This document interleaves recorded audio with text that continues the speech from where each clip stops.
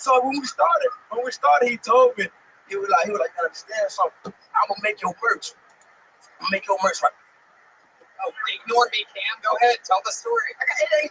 So I'm gonna make your merch, but we're gonna split it 50-50 for the rest of your career. That's what we're gonna do.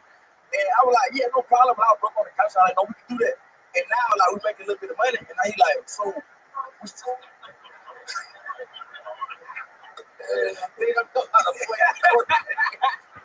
The horn players are immune to the chord music, I guess. Okay. So he took care of you. Yeah. And then there's a little. So you guys give each other reparations. It's incredible how things are changing. It's absolutely amazing. I love the looks that I'm getting from Sam J tonight. I got back up now, nigga. We're having fun here, Sam. Yeah.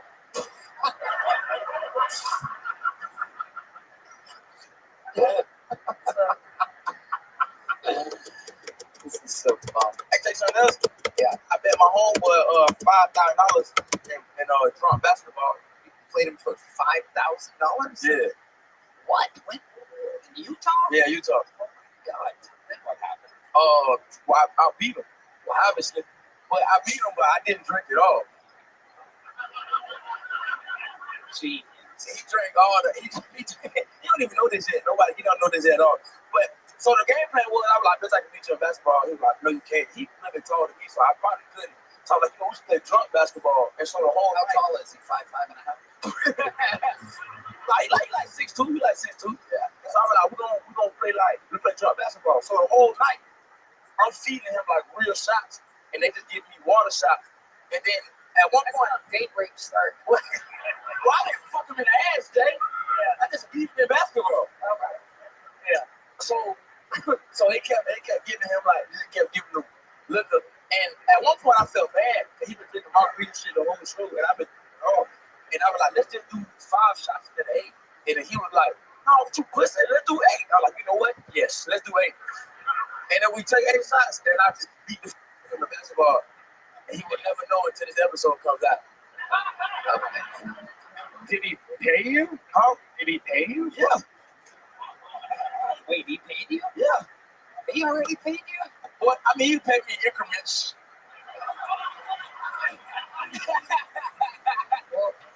He should only pay you if you can spell that. I can spell increments. You better start spelling, boy. I can spell increments. I almost said. What? You spell increments? I didn't claim to. Oh. I can spell increments. They're saying increments. But I know big words and shit. I know big words. I can spell increments. What? Now we gotta fight for our race. What? That's what shit. Somebody gotta spell something. Okay. Please. Spell increments, nigga. Increments. Okay, I'll give you $500 if you can spell it. We're not doing it right. No, we're not doing it. Yes, we are. Welcome to Texas, CJ. This is Black Spelling Bee. $500 on the line. The word is increments. You can ask any question you'd like. Its origin, This is crazy, bro. if you could ask me to use it in a I'm gonna go home, bro. No, there's no home. In fact, we canceled your flights for tomorrow. Increments. Can I phone a friend? Nope. There's no phoning a friend, and we just got word none of your friends know how to spell it either. Would you like a definition, perhaps? I know what it means. Yeah. An increase or addition, especially one of a series on a fixed scale. Yeah. The inmates' pay can escalate in 5-cent increments to a maximum of 90 cents an hour. I'm not kidding. That is the example they give in the Oxford Language Dictionary. You cannot make it up. I'm gonna take a shot at it. Okay, be like if I'm starting wrong, can you please let me know I'm starting wrong? Wait, are you guys both spelling it? Yes. No, I'm gonna go by myself. We're going together. Yeah. Thanks, me. We got it. Wait, you guys. I believe in us. It's automatically down to 250. I'm so upset. All right. It's splitting. I only have Wait. I got it. Wait. What? Wait. C-R-I. Wait, that's not how fucking spelling bee works. You guys, listen, white people, listen. You don't get to tell them. Shut up, you're done. You are done. Put that fucking mic down. You are done. Now, ladies and gentlemen, to definitely not spell it correctly, I present to you. This is Black Spelling Bee, Cam Patterson, ladies and gentlemen. INCREN.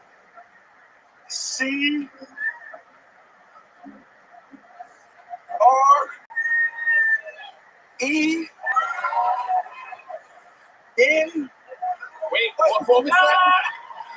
What did you just say? No.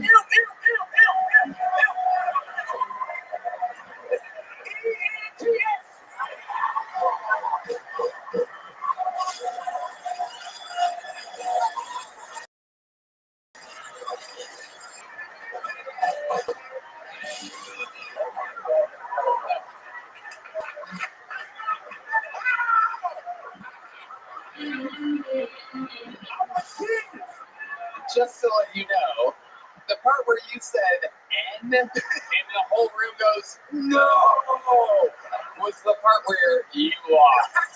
And that was another segment of Black Spelling Bee, ladies and gentlemen. Who wins? All of us.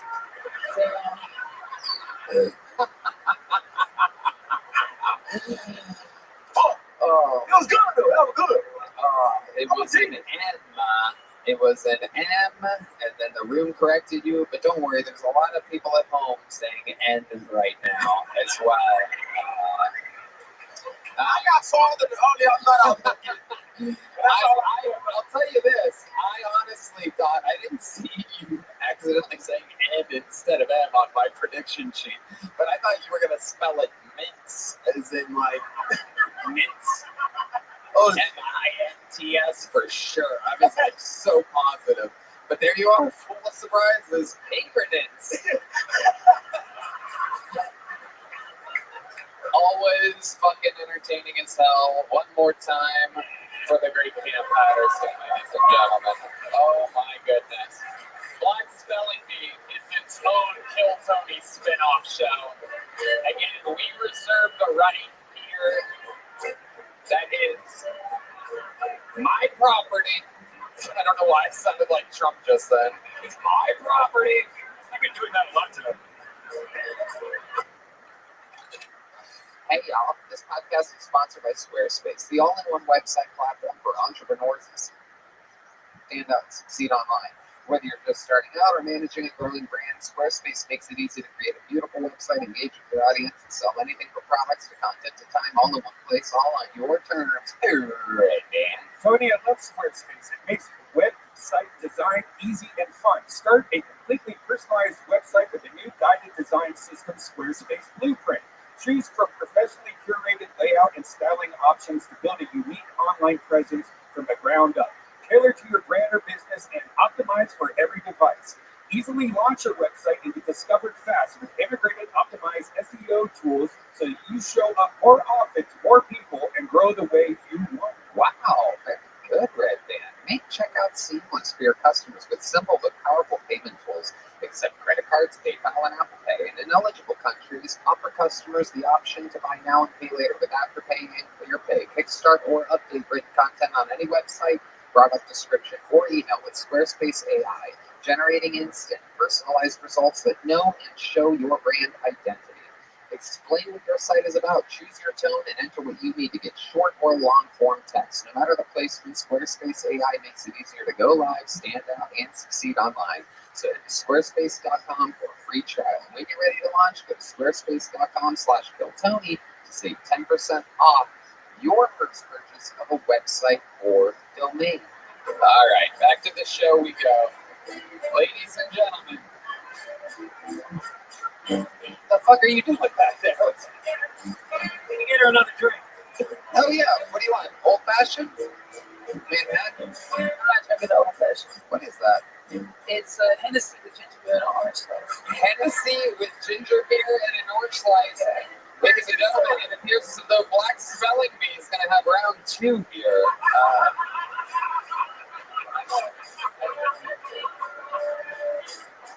Ladies and gentlemen, your next bucket full. We're going to meet them all together. Make some noise for Jake Hayes, everyone. Jake Hayes.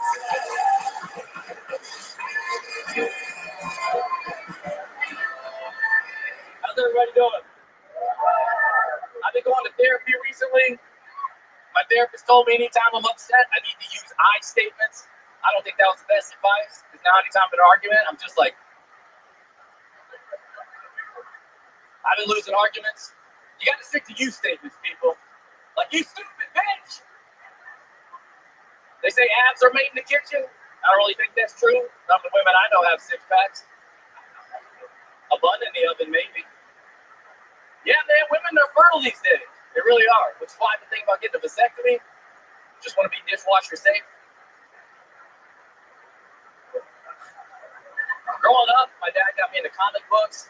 Turns out Spider-Man's my favorite superhero. Because he reminds me a lot of my dad. Not only is my dad my hero, but he also hung himself from the ceiling. Coincidentally enough, he was black. Which I wasn't upset about the whole situation. I was more so appreciative of the fact that one of the few black guys whose dad actually hung around. Thank you. That's my time. Jake Hayes with his Keltoni debut. Is that correct, Jake? Your first time here? Yes, sir. Okay. How long you been on stand-up? Like a year. Where at? Houston. Luke McKenzie, he was just on, right? Yeah. Yeah, for sure. Secret group. Yeah, definitely. There you go. Represent secret group. Okay, so about a year in the secret group. You have a black dad? I do, yeah. Is he alive? Or? I honestly don't know. You really I just think, I fantasize about wherever happened to him. I don't know. I don't know if he is or not. But he is black. Okay. Checks out. Yeah. Oh, Sam's on to who does the sound effects around here. Okay. Now you have a black beard and a different color hair. This is the second time someone like this has been on the show. Are you aware that your hair does not match the color of your beard? I am now. You didn't notice that ever? You kind of have reddish hair.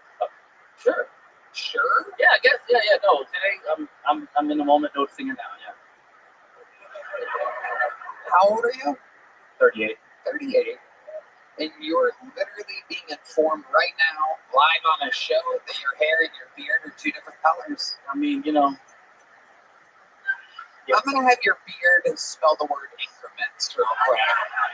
We're going to find out if it's actually black or... Sam J, let's check in with Sam here. What's your name, sir? What's your line, sir? D-Bad is, he said 38. D-Bad is said, goddamn. And that's what making me laugh a lot. Yeah.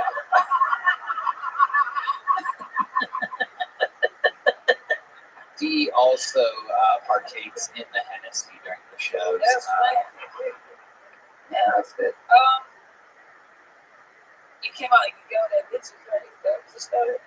What do you therapy. Therapy? No. I've been going to therapy, and my therapist is yep. A bitch or something? No, my therapist is immediately. Well, let's not stay around that. You walked out and it was like, some bitch. And I was like, oh. Yeah, no, I was saying, my therapist was teaching me I statements, right? And then they're not working, so then I said, you got to stick to you statements. You stupid bitch. Oh, yeah. That's the part I didn't like. It wasn't directed towards you. I like that. Jake, Yes. what do you do for a living? I'm a nurse. Oh, okay. What kind of nurse are you? I used to work in like trauma ICU. Now I'm working like prisons and jails.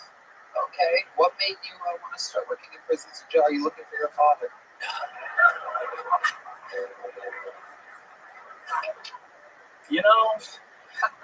the looks Sam and Jay are giving me. If I could get a compilation of all the looks I get from Sam after this, that'd be great. Honestly, I just saw the opportunity. I was in the military for a while, and it kind of seemed like similar. Yeah, they're very similar. Okay. What'd you do in the military? I was a special operations medic for the Navy. Wow. Amazing. An American hero. I love it. You saw some crazy stuff over there? I mean, just regular stuff, I guess. Okay. You just went through a PTSD moment right there. That was pretty wild to see. Jake, what do you do for fun? For fun, skydive, scuba dive, like shooting guns, skateboarding. I started comedy a year ago, so it's kind of fun. Yeah. What made you want to start comedy? I think it's just like after I got out of the military, I just wanted something to continue to do, like work towards and continue to grow. There's no real cap on it. So I just wanted to continue to work towards something with no like real ending, just to get better at something and work on. I've always liked comedy, so it seemed like it would be a good idea. Right. I like all that. I like all the hobbies. Like you made up for every fucking loser that's been on tonight. That literally does nothing with their life at all. And you're doing all of it. You'd be shocked how few hobbies we have up here. Oh, okay. Yeah. Hell yeah, you keep yourself distracted. Yeah. Shrooms too. Yeah. Okay. Let me see your abs. You look fucking. Oh ripped. no, I'm not in shape. Let me see. Pull up your shirt. Uh-oh. Whoa. He's Pull it up. Oh, no. 38. Not bad. There's no six pack or anything. I'm just All right. There you go. I'd fuck myself. That's about it.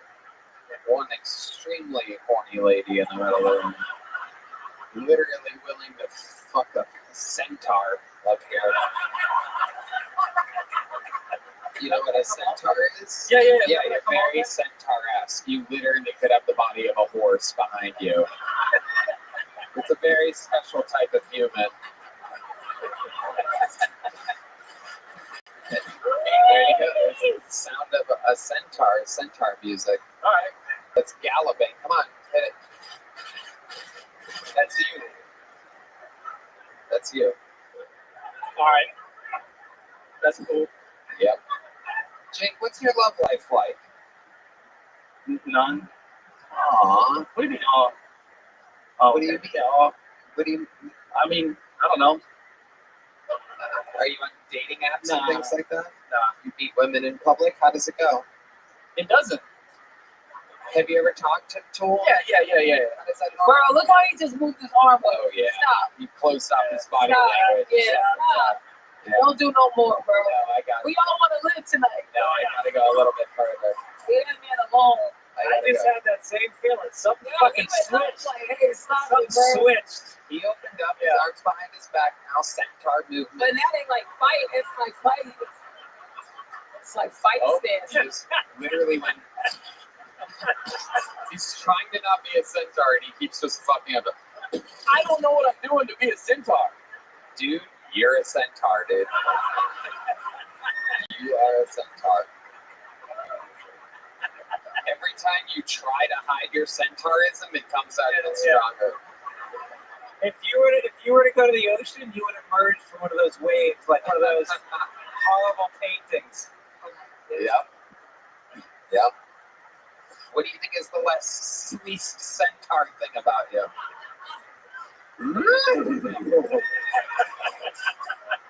I don't eat hay. That is the worst.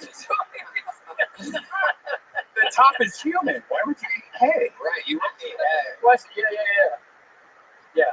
You gotta like, I'm not a centaur. Like I'm not half a horse, but you're like, I don't like the food.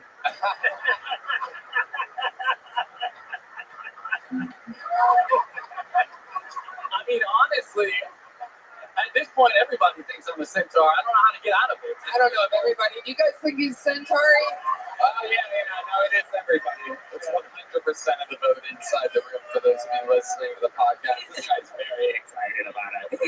He just described who he is. No, centaur. Yeah. I not have a horse. Stop it! I got bullied on Kill Tony. What was it? Was it your race? What was it? No, he said I was gonna have a horse. They insisted. The room went crazy.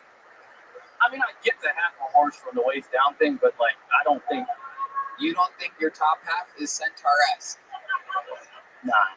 And he's Coming around here. I galloped right into that one.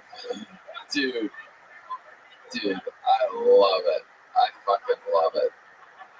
Absolutely amazing. And you've never been in a stable relationship. Nay.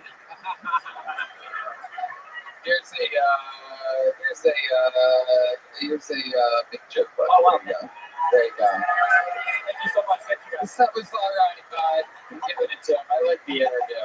Oh, there he goes. Listen to the sound of him walking away. Very interesting. Oh, wow. Oh, my goodness. All right, another bucket hole. We're flying through. You guys still having fun out there? Make some noise for your next comedian, Joe Filey, everybody. Here's Joe Filey. Make some noise for Joe, everyone. These people wait all day. Some of them travel from around the world and fly here for this. Kill Tony, how we doing? I like that reaction. That's good. You know, I've been talking to a lot of my friends about having to talk with my dad. And my talk went way different than all their talks. Because, like, I sat down and he's like, son, we both know what you look like. A lot of girls are going to say no. And that's okay. You just got to get drunk enough you can hold them down with one arm and cover their mouth with the other. No, that ain't true. I would never rape a girl. I only half raped a girl. Like, I had a conjoined twin. And this bitch had two heads. Well, no, these bitches had one body, I guess you would say. It was definitely the best of both worlds. Like, one head was yelling yes, and the other one was saying no, and I was like, what more could I ask for? The only thing I could ask for more in that situation would be a nugget. The people laughing, you got fucked up Reddit. A nugget's a chick with no arms or legs.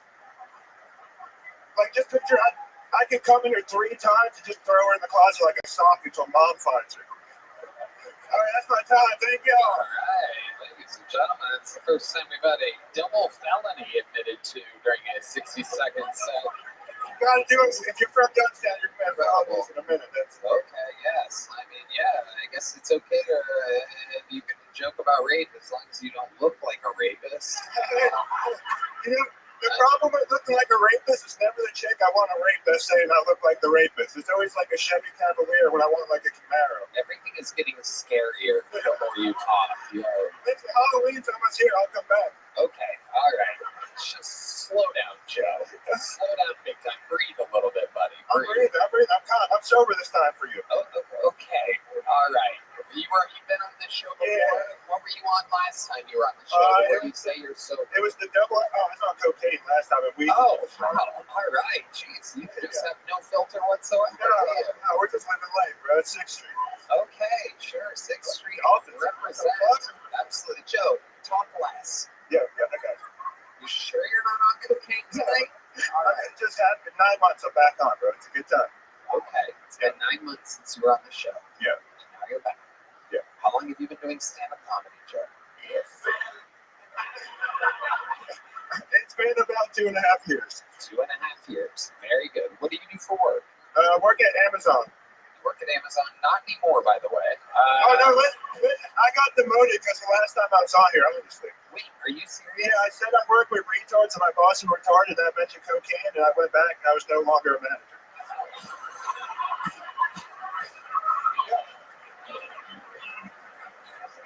It was worth it. It was worth it. So, Joe, let me ask you, what do you think's going to happen this time? Fuck it.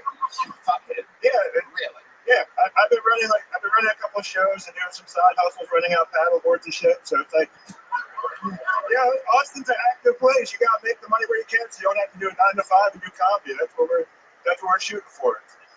And one of those fucking packages get here overnight. The managers are all down. When it absolutely positively has to be there overnight. This is Someone got to get it there, all right?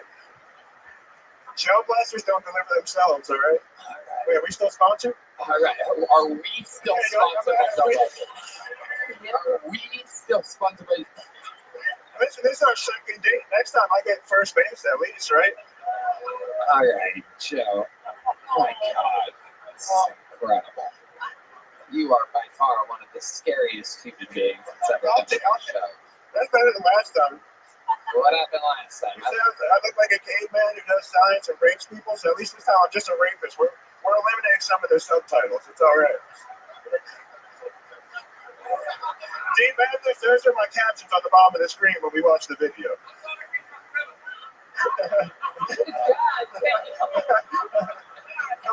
Even he didn't see that punchline coming. Joe, you are wild, dude. Are you on a little bit of Adderall, perhaps, right now? No, honestly, no. I'm on, like, no. What are you on right now? I smoked the joint. I did 2 shots at Port Choice. What were the shots? Tequila? Yeah, I can tell. That's an upper. And the weed was a sativa? 6th Street. That's where you are. Yes. Wow. I mean, just an inconceivable fucking situation where you are uninterviewable. It's better than some of the people I heard on here, so I'll take it. All right. I do some hobbies. I heard the last guy had hobbies. You know what I mean? I go fishing. I'm not just throwing people. We don't want to know. She said, "Oh hell no." Okay. Joe, I'm just going to get you out of here. There goes Joe. You got a little joke book last I time? got a big joke book last time. You did? Yeah. Well, you fill it up with jokes, Joe. Thank you, boss man. There he goes, Joe, finally, everybody. There you go, everybody. You can recognize him from future trials of some kind. You saw him here first. We're going to do something fun right now. This guy, not a regular, not a golden ticket winner. He's different. He's a special little fucking Austin freak. Ladies and gentlemen, the long-awaited return of Uncle Laser.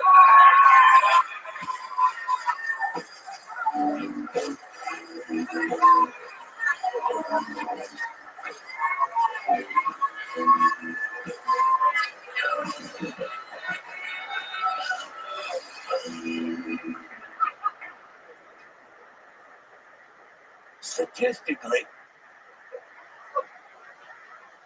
we've all to some degree been sexually assaulted with a stranger near Netflix and chill. You're one of the few. Yeah, I mean, sometimes the guy from Christian Mingle that you met ain't so chill, you know, and starts off as a butt massage.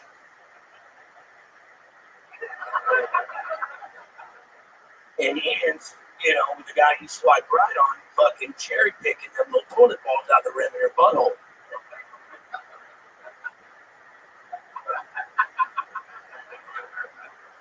Oh yeah, I had COVID. I lost my sensitivity to smell. You can still get strep throat, you fucking idiot. But I smoked crack with a woman the other day during Netflix and chill. I said, call me old-fashioned, but I don't think Netflix and chill is a crack activity, darling. I'm trying to watch the House of Dragons, not chase a fucking dragon. My name's Uncle Laser. You look great. Okay. House of Dragons is not on Netflix, but we'll accept it anyway. Welcome back. Wow, dude, that's where you're gonna start off. Wow, dude.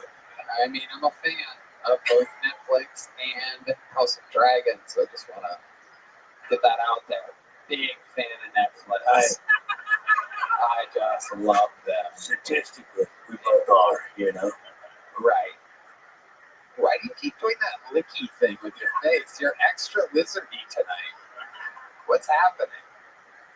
Whoa. Here's the sound of lasers. Not feeling well. What's going on with you? I gotta apologize. Okay. It's a red man. Oh, shit. What happened? Oh. Well, we went out to the Madison Square Garden, and Oh, I threw up everywhere in Red Ben's bathroom, and I blamed it on some girl that was in the green room. And I'm gonna be honest with you. They're like, I was like, if I tell them it was me, they're gonna think I'm on drugs again, you know. And so, But you are. You have been the entire time. I've known this the entire time. no, but I went in there because I was actually poisoned by Aaron Rodgers, and That's because he was back there, and I saw them drinking that Bud Light, and I'm like, hey, I gotta drink that gay beer because NFL watching y'all. You want to come back and go and jet pop and get tequila with me, you know? And I tried to be really badass because he was dipping those looses, and they're 12 milligrams. Usually I could zip, and only 3 milligrams. Well, I put 3 of them in the top of my lid. right. Trying to hang out with Aaron I'm Rodgers. trying to be cool. They're telling war stories Yeah. about, you know, fucking avoiding the sack from Myles Garrett. And I'm fucking women that look like defensive line men, you know what I'm saying? And, yeah, I was trying to be one of the boys, you know, and I fucking had to burn off and threw up everywhere in his bathroom. The Red Band got off stage at that moment in time, started banging on doors. I'm Tony, you're back here. And I go, and I just took off running. So I'm sorry, it was me. And I got to give it. And I will tell you this, let the record show that I never forget anything. And, 2 packs of Parliament's amazing. You invested $12 into this segment of the show. Amazing. But I will tell you this, that there was indeed a moment of the second night of Madison Square Garden. There we are. I mean, I am just in the zone, going down the plans that I had, just executing moment after moment of what many people that were there in attendance said the biggest 2-night event in comedy they've ever seen before. And halfway through the second night, indeed, I look over at Red Band and he does this thing where he huffs and puffs a lot sometimes, just go. And I go, what the fuck? I go off mic, but I'm going to do it with a mic this time. But I was like, so I go, what the fuck is wrong with you right now? And he literally goes, fucking Uncle Laser threw up all over my fucking bathroom. And I'm like, Red Band, we are live at Madison Square Garden right now. Let's fucking talk about it later. So the conversation, if you ever wonder what conversations we're having off mic, they're all retarded. 100%. It's never anything where I'm like, oh, thank you, I needed that information. What's That interesting? helps the flow of the show. What's interesting is that he didn't just puke in the toilet like a 12-year-old. He puked all around the toilet, so I had to piss like an arch just to go to pee. I understand. I understand what happened there because Laser thinks he's a man. So what happened was, like, Oh, you're going to throw up. I just ain't feeling so good. right? You're trying to lie to yourself. So you didn't puke in the toilet because you didn't think you were good. You're trying to fight the puke. Explain to us how you puke all over a bathroom as a grown man. Even the last rapist retard guy would make it in the toilet. Deep Madness could totally get it all into the toilet. No, it's you fighting with your I'm a man. I ain't going to throw up. I can do what Aaron Rodgers does, even though I'm the same height as Mitchell MacArthur. I swear to God, I'm 5'7" and a half and 3/4. Get out the measuring tape, Tony. Measure it from the top of my mullet. Like I said, I was poisoned. You were by Aaron Rodgers. Poisoned by Aaron Rodgers. By Aaron Rodgers. No, you wish. Can I just bring up one thing? Laser said early in his set, said the word statistically. And in all fairness to the black comics we've had on tonight, I would like to wager $5 Yes. that Laser cannot spell statistically. Would you like us to use it in a sentence? Ladies and gentlemen, this is a very special segment we call White Trash Spelling Bee.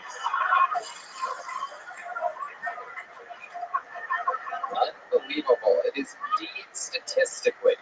It is an adverb according to or by means of statistics. All observation data were statistically analyzed, ladies and gentlemen, from the Oxford Language Dictionary. This is Uncle Laser with the word statistically. Origin is Greek or Roman? Hey, they're the same place. Don't worry about it, Tony. Listen, statistically, STATISTICALLY. ISCALL. That is incorrect. Yeah, I was ladies wrong. and gentlemen. White Yeah. trash spelling bee. The two L's are silent. Fuck. No, it was a very obvious T that you missed there. You What's said it a T? I don't dot them or cross it, you know. statistic. Yeah, you really miss it. A very odd letter to miss. A lot of comedians are just dumb as shit. It's just unbelievable. Top to bottom, left to right. There you go. You know your directions. Very good. Amazing stuff. Uncle Laser, what else is going on in life? Yeah. Trying not to die face down in a Motel 6 in Nebraska, you know, with Tom Bodett. You have been on the road a lot. You have been doing that. You lie continuously to me in order to get back on the show. Continuously says Tony, I haven't been doing any drugs or anything. No, actually, I've been doing cocaine. The fentanyl shit's been scaring the fuck up. I've done cocaine like 6 months. Dead ass. Not kidding. What about ketamine? I never really wouldn't use what for that. I mean, no, like, honestly, the ketamine's, you ever want to be in Lego land? Take ketamine. I mean, it's stupid. It's fucking, the hay is for horses and so is ketamine. You know what I'm saying? So, I never really got into it. How about any meth-like drugs? The fun now. Like chicken feed? Anything at all? Adderall? No, Adderall, but they get that for kids. Yeah. How much do you take? The kids' dosage? You know, basketball teams where it's kids start snorting. Yeah, well, there's no point. It just they like steal and snort it. You're teaching a lot of people different things right now that they don't know. This is still a part of white trash spelling bee. It's the part where we don't spell anything. It's the more white trash part of the bee. And what other drugs have you been doing? Oh, Laser, let's talk about it. Stem cells. Oh, wow. You heard? Amazing. How about anything else in life? What else is going on? Anything else? Trying to put my mom in a retirement home. Okay, how's that going? Terrible. Talk about it. Is she on Adderall too? Yeah, that's what I'm trying to steal out of my fucking Ladies and gentlemen, you know him. There he is, Uncle Laser. He's on tour. He's on the road.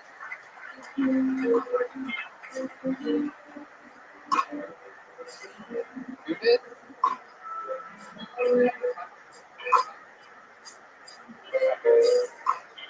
Okay. Has a girl signed up inside? Did a girl sign up? You have a minute ready? All right, come on up here, lady. Get your ass up here. You guys having fun out there tonight, huh? I promise you there's a couple more fun segments left, and then we'll get out of here. But a little conundrum. Ladies and gentlemen, here she is, everybody. From the inside. Hello. Start with your name. What was that question? It wasn't. Start with your name. I'm Alicia. Hello. It's news for Alicia, everybody. And the clock starts now. 60 seconds uninterrupted for admission. So, anyone been to an HB recently? Can I get some hands?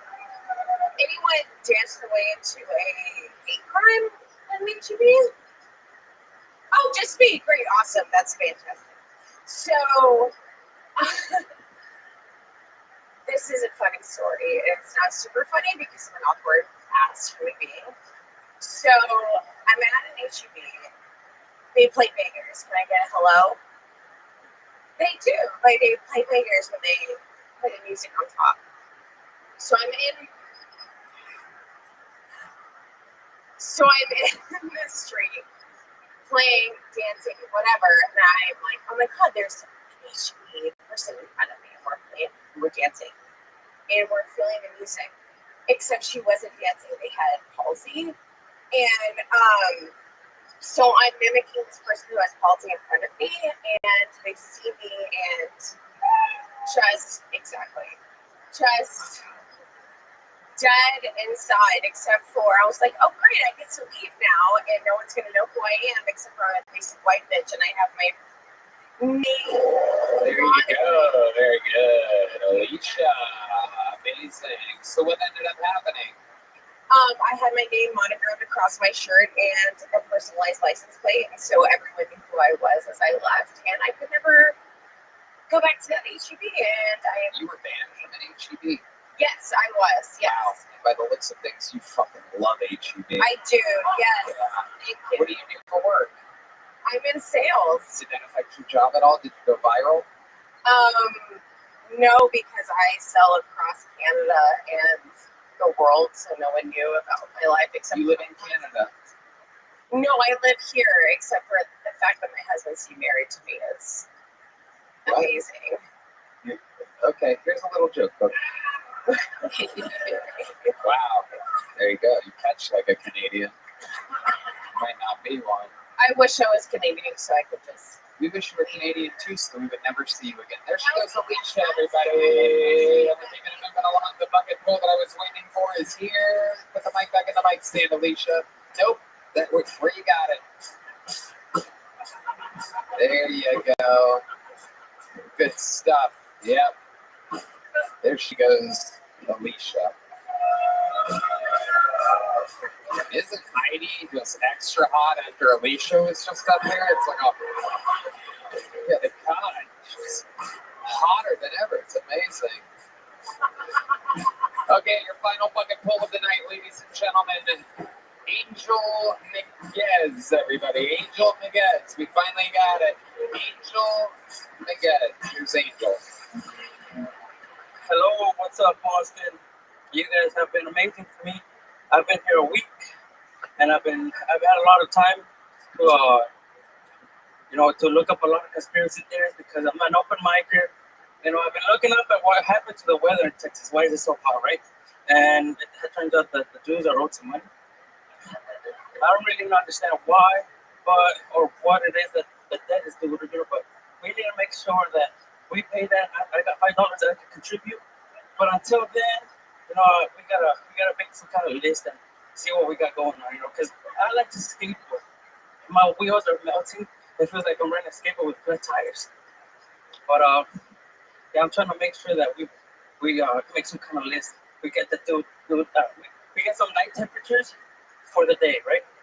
Because I'm coming from California where it's 80 degrees in the day, and over here it's 80 degrees at night. What the fuck is going on? But all right, thank you guys. That's all I got. Yeah, that man's job is so easy. Angel Miguez, amazing. Why do you look like you surfed across the border? Welcome, Angel. How long have you been on stand-up? My first time was episode 255. I can't remember what year that Was it what? My first time was on episode 255 with Dr. Choso and David Arquette on this show. First time ever on stage At the Comedy Store. at the Comedy Store. Wow. Is that in the belly room or the main room? The main room. I choked. Yeah, you did. I never could have guessed that would have happened 4 years ago. Yes, sir. You obviously haven't grown much since then. Yes, sir. What do you do for work, Angel? I'm not working right now. I just got here a week ago. You just moved here. Yes, sir. What made you want to move here? Really? Yes, sir. Amazing. Unbelievable. I've been touched by an Angel Miguez. Yes, sir. Angel, what do you plan on doing for work? What are your capabilities? For you, man. What can you possibly do for me? I already have a gardener. I'm pretty sure you got cameraman all over the place. I have a drone, but I can get you coffee or whatever, but whatever it takes, It's funny you mentioned that. I actually do need a new person to get me coffee. Nope, my team is saying no. You've been turned down by Yoni and Christie's immediate rejection. Normally they have a very open mind. Double thumbs down from Yoni, one of the nicest people in showbiz. But according to you, he controls the weather. So, you know what I mean? You may have fucked up with your opening joke there, Angel. I want to be a little bit nicer to the Jews if you want to work in showbiz. Oh, look who's back, everyone. Wow, back in the... Oh, wow, very agile for someone absolutely immobile. So, Angel, you just moved here. You're here because of me. You want to work for me. Other than a drone, what else can you possibly do? Work a forklift. You can work a forklift? Wow. Brian Redband. Yeah, you can feed Red Band. That's amazing. That's incredible. There you go. Wow. The alarm. The backup alarm button for the forklift. Sam J, what do you think about this? I think it's fucked up that Red Bear gotta make his own bad sounds. That's crazy, brother. We gotta get you free, man. I don't like that. I didn't like that. That is not the beat. That's him. He's a little piggy. He plays along. He knows the way. So Angel, how'd you get here? Did you drive here? I flew and then I bought a car like 2 days in and then I believe it. I flew in a car. Do you know how to play the horns, perhaps, Angel? I think you could fit it very well over there. But I signed a lease 2 days ago, so I'm here for a long time, I guess. Oh my! How long is the lease? It's a year, but I mean, I'll see how long I last. So. You're here until Greg Abbott is your accent. You can make Obama. It is a thick accent. How many brothers and sisters do you have? Shit from one side. Oh, you got Michael Gonzalez excited. Just give us a ballpark here. And by ballpark, I mean, are you guys picnic every weekend? 7. No, like 9. Oh my goodness. Absolutely unbelievable. 9 brothers and sisters. Los Angeles. Okay. That's right. Absolutely, Angel. Wow.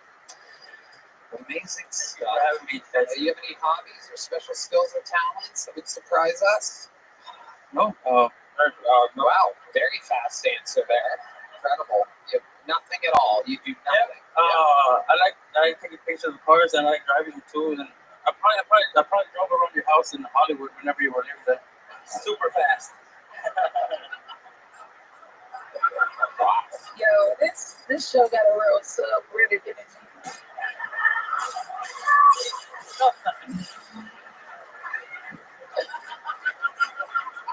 No, I like doing canyon runs. My bad. I like driving. I fucking love you, Sam J. It is amazing. You are just a sweet fucking thing. God damn.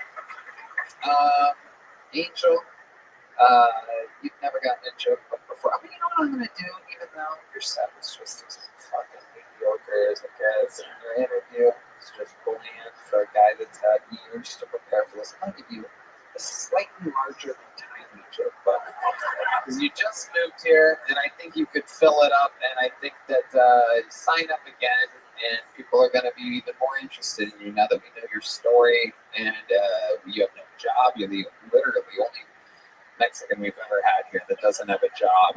It's incredible. It's absolutely unbelievable. But we want to get an update. Let's see another minute, and let's get an update soon.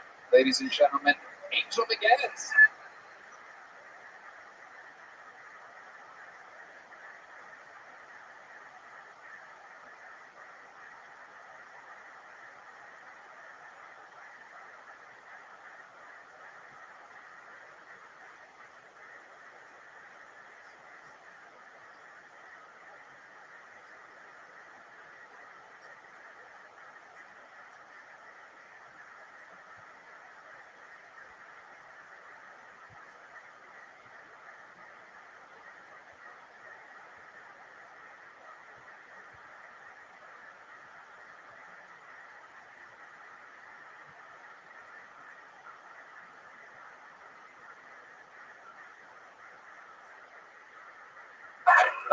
Laser just killed himself in the back. So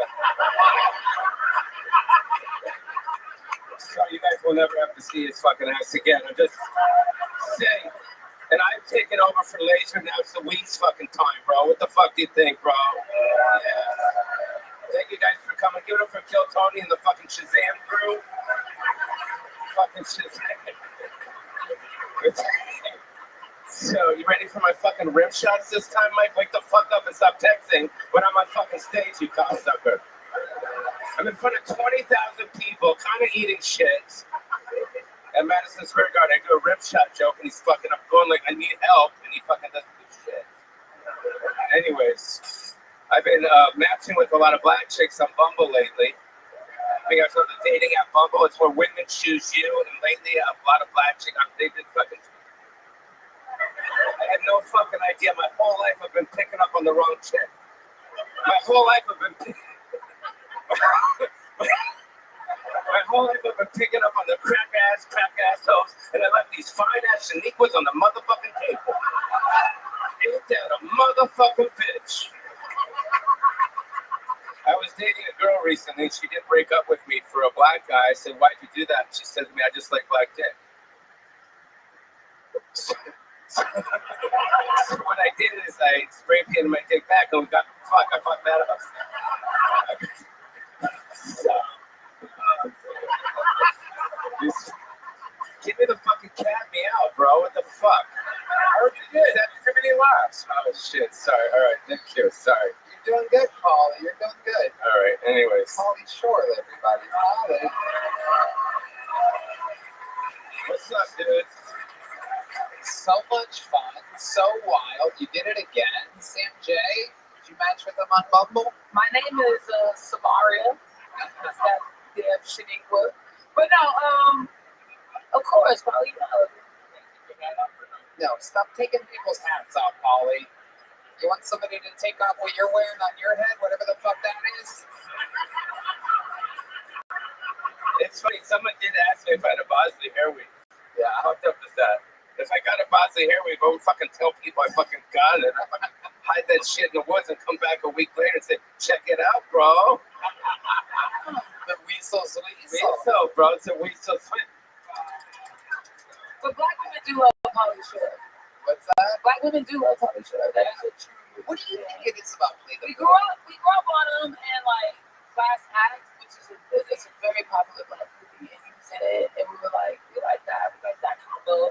And then, you know what I mean, you were like kind of like flavorful enough, but like weird enough. And I think we all went through a phase where we like dirty skater looking boys, and you were like a dirty skater looking boy, but it wasn't like lame. So it was like, yeah, that's what I did. I could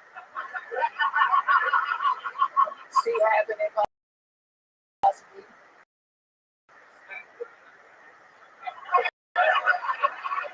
Solid. It's fun. There you go. Baby, come on. This is Elvis motherfucking Presley. Come on. Dude, I'm so proud of this fucking team. Give it for Tony and his fucking team, dude. For real respect. Thank you, Paul. Yoni. If there was no big kill Tony, there'd be no kill Tony if there's no fucking Yoni, bro. It's true. Yoni is the secret sauce. There's no doubt about it. Fought for a great many improvements and striving moments here. Paulie, you did great at Madison Square Garden.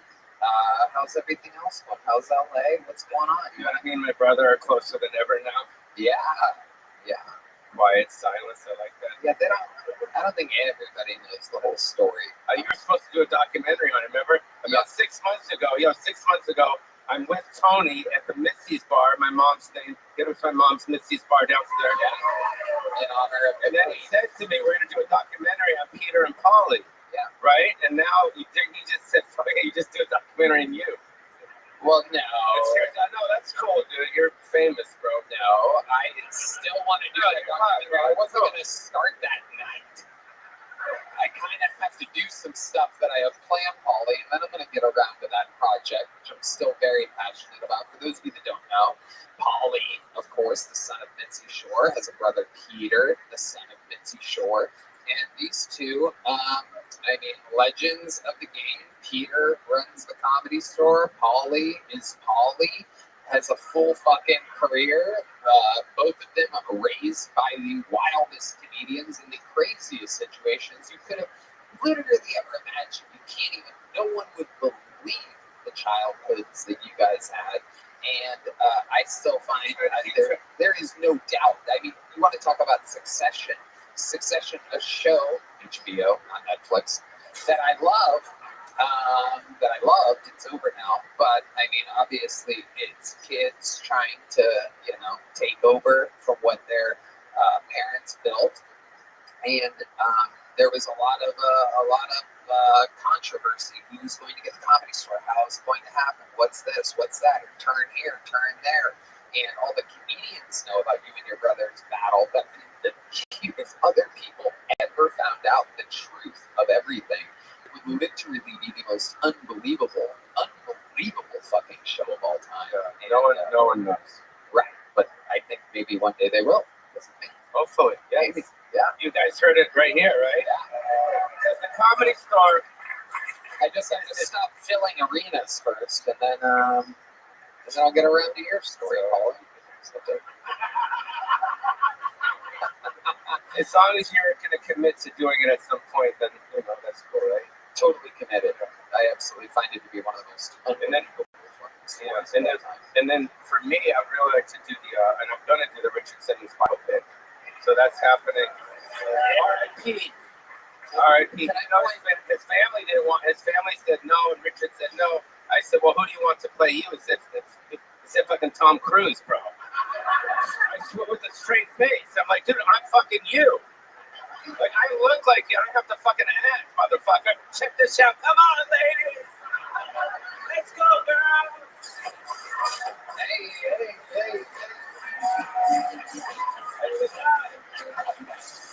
Yeah, look, you and Michael are back connected fully right now. It's unbelievable.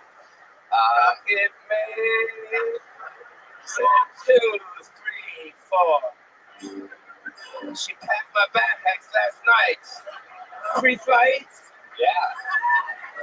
0 hours, 9 a.m. Mars ain't the kind of place. Okay, cut. Oh, that was good. How about Pauly Shore, ladies and gentlemen? You want to rock it, man? I'll tell you this, Sam J. That somehow doesn't know Rocket Man, but I must say, we were absolutely ridiculously jamming this white people 90s music last night on the boat. I love the night filter. You know some crazy white people music. You actually taught me a couple. I'm like, wait, what? I mean, it's nice alternative. Don't make it to that, but I don't know that. What's your favorite 90s white people music? Like Foo Fighters, maybe? You guys know Foo Fighters? We're going to have to just dim it for the YouTube or something, or cut it or something. Oh, this is my favorite one. Make some noise for the Kill Tony Band, Sam J. and Pauly Shore, ladies and gentlemen. You guys want one last special treat? As I mentioned earlier, the great William Montgomery couldn't make it, but I have a little something that I think you guys are going to love. Here to bring it home with the final minute of stand-up comedy tonight, I present to you one of the all-time very fast Kill Tony legends, growing and excelling in front of our very fucking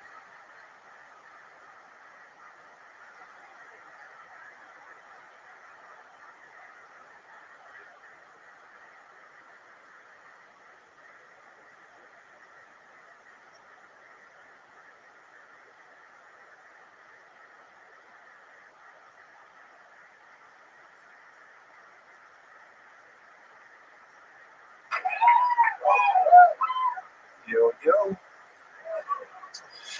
No bigger culture shock for me than the fucking American homeless. Because you have these erratic, fucking, hard to read motherfuckers out there. There's a guy outside of my apartment. I see him every couple of days, always shirtless, holding a bike. Just going off. She's not.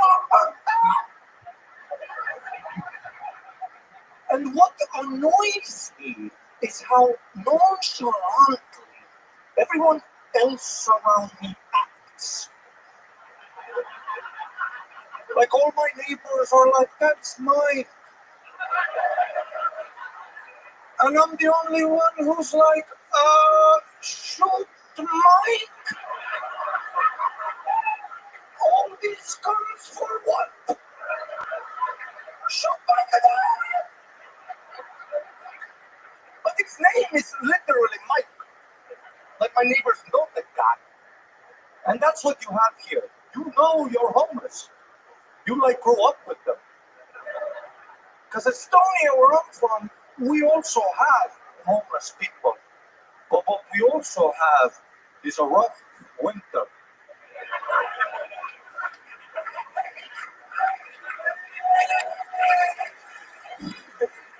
So it's not the same guy. Every year we get a new batch. Like butterflies. But here you just see Mike every year getting stronger. Thank you very much. Thank you very much. 2 minutes of thunder and lightning from the freak of Estonia, Ari Matti. My goodness, what a way to put a fucking ribbon on it. You are fantastic. Thank you. Unbelievable delivery, execution, fucking everything. The writing, you know, a lot of people that are as funny with delivery and moving as you don't, they automatically settle for the writing of that they can get away with. Yeah, they get their laughs from their voice, from their delivery, from all the other things that you also have going. Your writing is fucking incredible. Your perspective, making it about Estonia, the rough winter, unfucking believable. You work very hard at this, and it shows you're a natural, absolute freak. Where are we at with your citizenship? Thank you so much. I mean, it's going as well as you can, you know. I mean, I've been on Joe Rogan, I'm on here, so I guess I need to be president to get this fucking paper, huh? Well, Me running. It's almost a win-win for you at this point, no matter who ends up being president, because one of them lets everybody become a citizen, and the other one,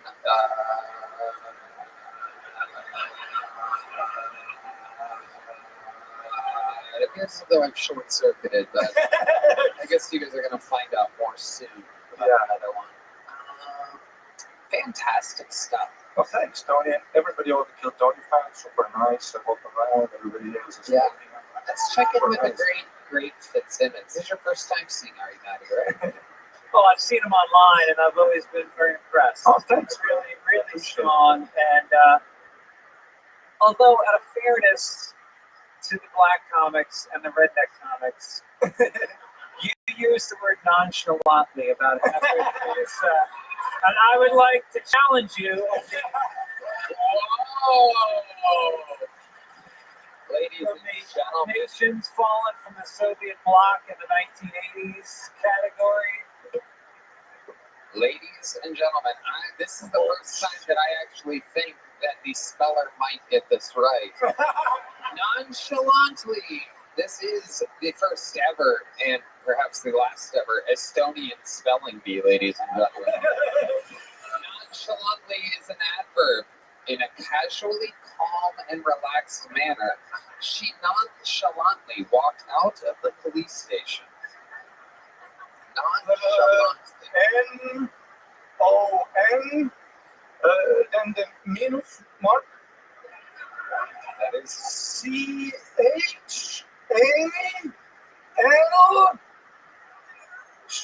Yes, you are correct. Bitch! I should have your fucking passport.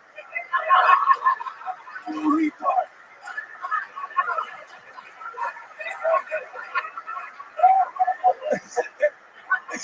Back to L. A-N-T-L-Y. You got it.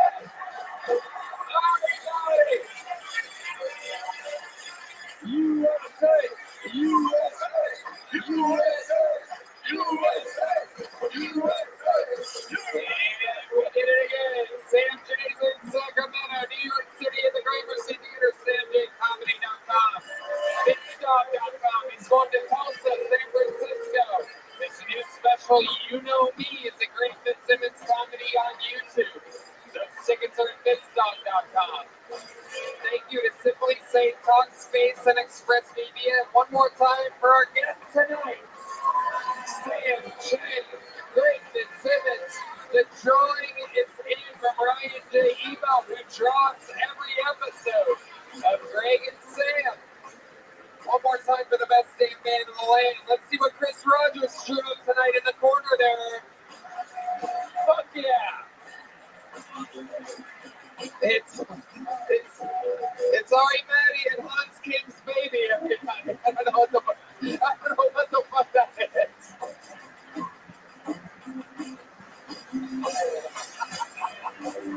What the fuck is that supposed to be? Is that Ari?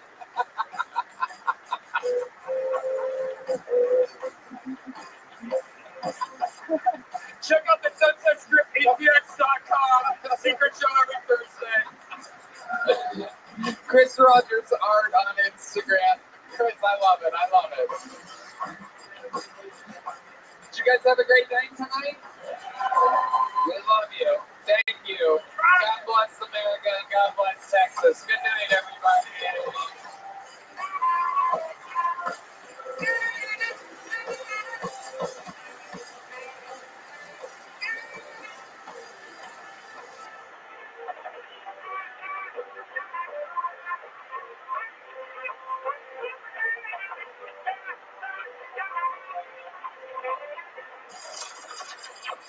Sunset Strip Comedy Club in Austin, Texas is now open. Check out Red Bad's secret show every Thursday. Go to sunsetstripatx.com for tickets.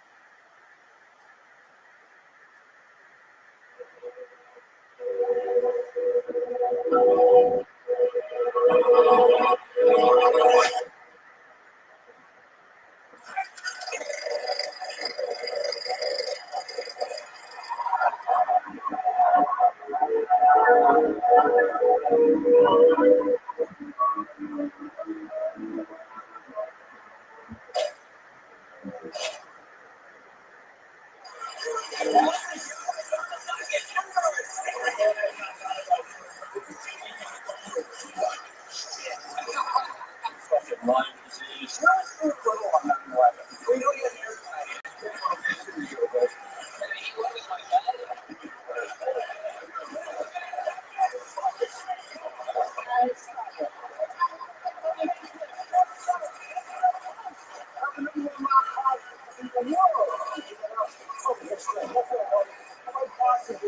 the greatest show on the internet, called Tony. I'm not having the secret show.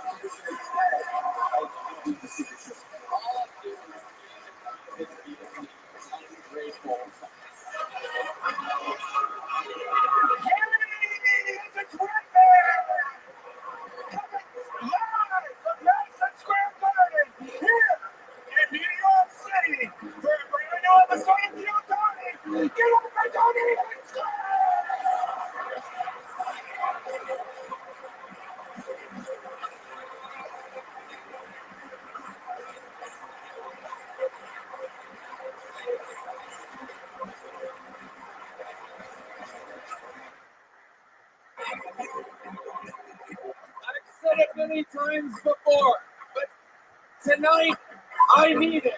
Who's ready for the best fucking night of their lives?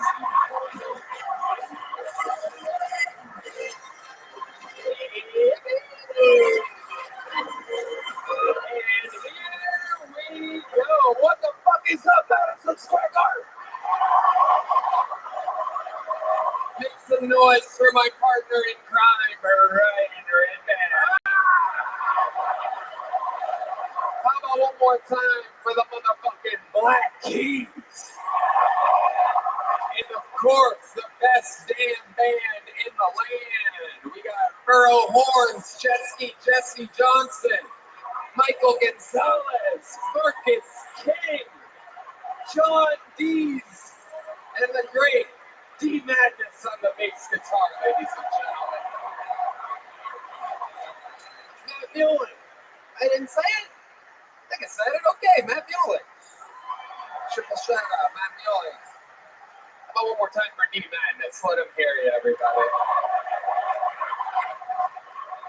And the man that puts it all together. One more time for John D's people. Unfucking believable. This has been the most magical weekend of our entire lives, and we're gonna put a big ribbon on it tonight. I promise you, from the bottom of my cold black heart. This was the first show that sold out. We were shocked watching it go in a few hours. You guys are truly the best comedy fans in the world, and I have this thing stocked bonkers for you here tonight. Before we start, here's a little bit more from the amazing sponsors that made it all possible. Hey y'all, this podcast is sponsored by Factor. Warmer, sunnier days are calling. Fuel up with it with Factor's no prep, no mess meals. Meet your wellness goals in time for summer thanks to the menu of chef-crafted meals with options like Calorie Smart, Protein Plus, and Keto. Factor's fresh, never frozen meals with dietitian approval ready to eat in just 2 minutes. So no matter how busy you are, you'll always have time to enjoy nutritious, great tasting meals. Red Band. Tony, I love Factor. Their meals are so healthy and easy to make. I actually enjoy eating at home now. Make today the day you kickstart a new healthy routine. What are you waiting for? With 35 different meals and more than 60 add-ons to choose from every week, you'll always have new flavors to explore. Crush your wellness goals this month with dietitian-approved meals and ingredients that you can trust. From breakfast to dessert, stay fueled with easy, nutritious options. Treat yourself to restaurant-quality meals that feature premium ingredients like filet mignon, shrimp, and blackened salmon. Factor meals are ready in 2 minutes. No shopping, prepping, cooking, or cleaning up. So to factormeals.com/KillTony50 and use code KillTony50 to get 50% off your first box plus 20% off your next month. That's KillTony50. At factormeals.com/KillTony50 to get 50% off your first box plus 20% off your next month while your subscription is active. Here we go. Madison Square Garden. It has me hard as a rock. Which reminds me, this podcast is sponsored by Hims. Your sex life is important, but your schedule is busy. You don't have time to go to the doctor's office or get treated for ED. Through Hims, you get a personalized ED treatment without stepping foot outside your door. Hims is changing men's healthcare by providing access to affordable sexual health treatments all from the comfort of your couch. Hims provides access to a range of doctor-trusted ED treatments, such as chewable hard meds, proven treatments like Viagra and Cialis, or the generics for up to 95% cheaper.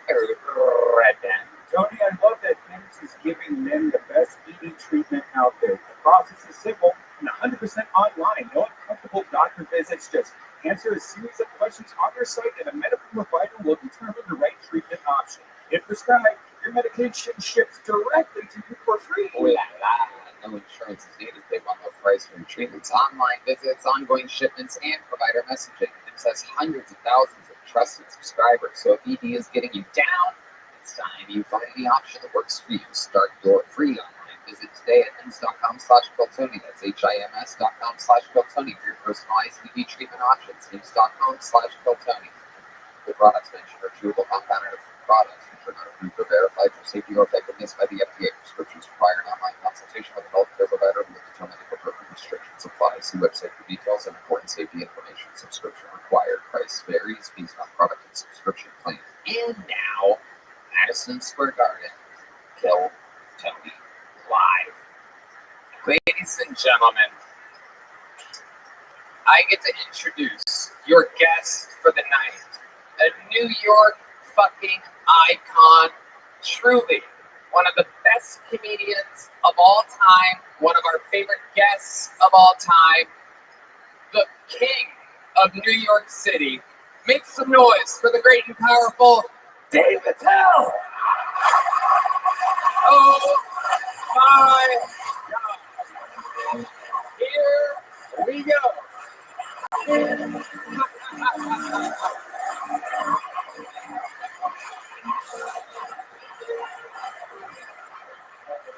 The myth, the New York fucking legend. Every night.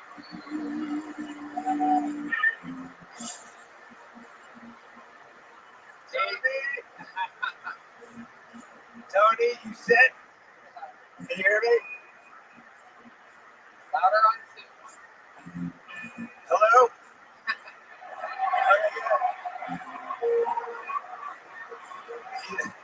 I guess you got that. You got the same sound guy from the debates. I got to say one thing about my man Tony here.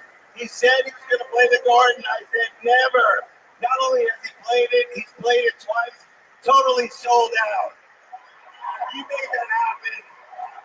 Tony, I owe you a blowjob. Yeah. I love it. What a fucking honor to have you here, Dave. I'm so pumped to have you. And you know what? Why don't we add one more person to this panel? Even though we could do it with Dave very easily, I'd like to introduce a man who made his Kill Tony debut only this year. He's only been on the panel one time before.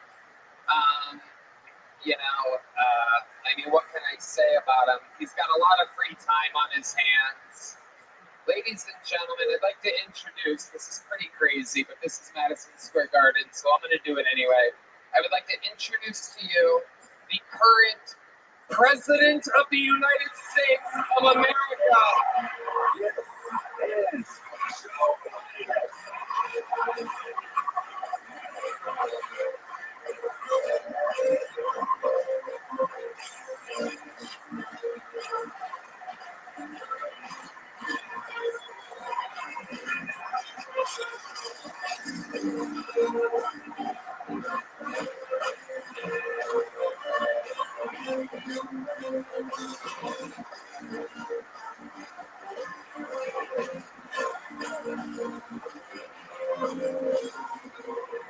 Joe, over here.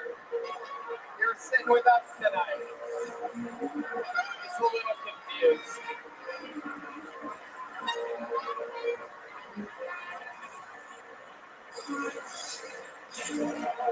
Wow. Ladies and gentlemen, he's back. Joe Biden. Oh, man. America, how you feel, America? America, USA, USA, USA. He's back. It's good to be here. I want to step down, Tony, but I'm stepping up to the streets like Jackie Chan in Mortal Kombat. Come on. I'm sitting up here in a legend right now. I got David Tell, I got Dave Chappelle, I got David Dell. Hello, it's a me. Come on. I got Kim Cattrall up there, Sex in the City. A couple of gals getting some drinks, getting our kicks looking for twinks. You know what it is. We're going to Jumanji tonight. We'll go up, down, A, B, left, right, select, start. Ba-da-ba-ba-ba. You're loving it. Come on.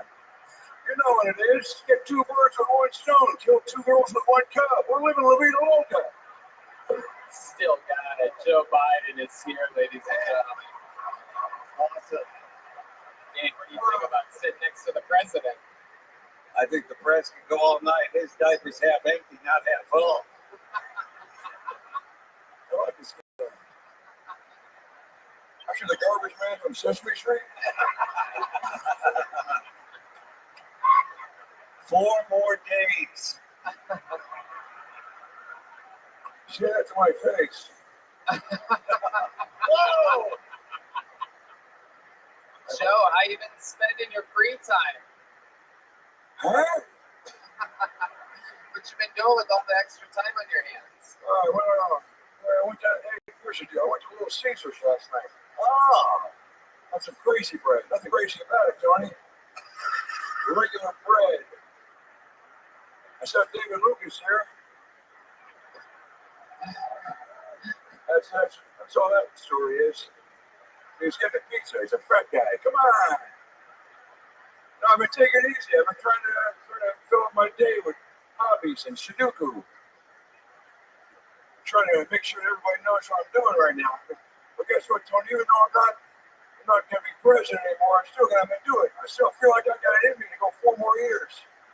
I feel like it. I thought just because I stepped down. Oh, suck my dick. Oh, suck my dick. Lick my dick. You're a sucker. You're a sucker. You're a sucker. I'll tell you this much, Tony. I got a lie. You shut the fuck up, you shit. I'll tell you this much. I feel good. I went to Curves last night. I did 2 sit-ups. got a membership to 38-hour fitness. Come on.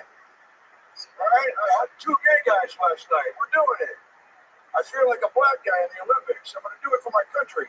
I got 4 more years in me. Here we go. Say it with me. 4 more years. 4 more years. 4 more years. 4 more years. Come on. 4 more years. Hear me. 4 more years. Hear me, Michael. Come on. 4 more years. 4 more years. 8 more beers. 5 more deers. You know what it is. Come on. We can do it. We can do it if we want to. Maybe if you try a little harder, maybe you'll be able to convince them. God, you know what it is. Say it with me. 20 more years. 80 more years. Come on. 80 more years.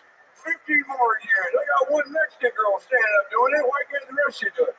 Now she's on a pogo stick. Look at those titties bounce. Come on. Come on. Do it for her titties. Come on. 8 more tits. 8 more tits. 10 more years. What the fuck is that all about? Wow.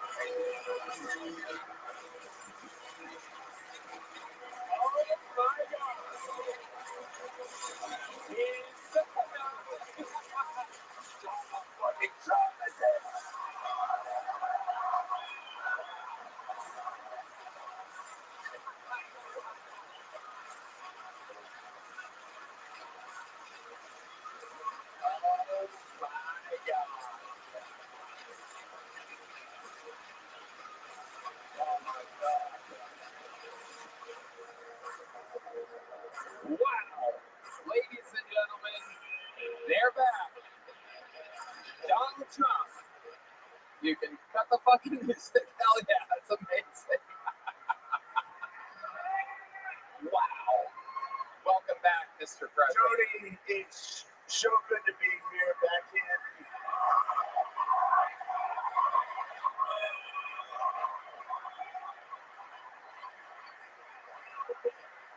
Back here in New York City. What a city. What a beautiful city. What an absolute disaster this city has become. White homeless. Do you believe it? White homeless. When I lived here, there were black homeless and nobody cared. Everybody said, that's fine. Now there's a crisis because homeless are white. Do you believe what's happening?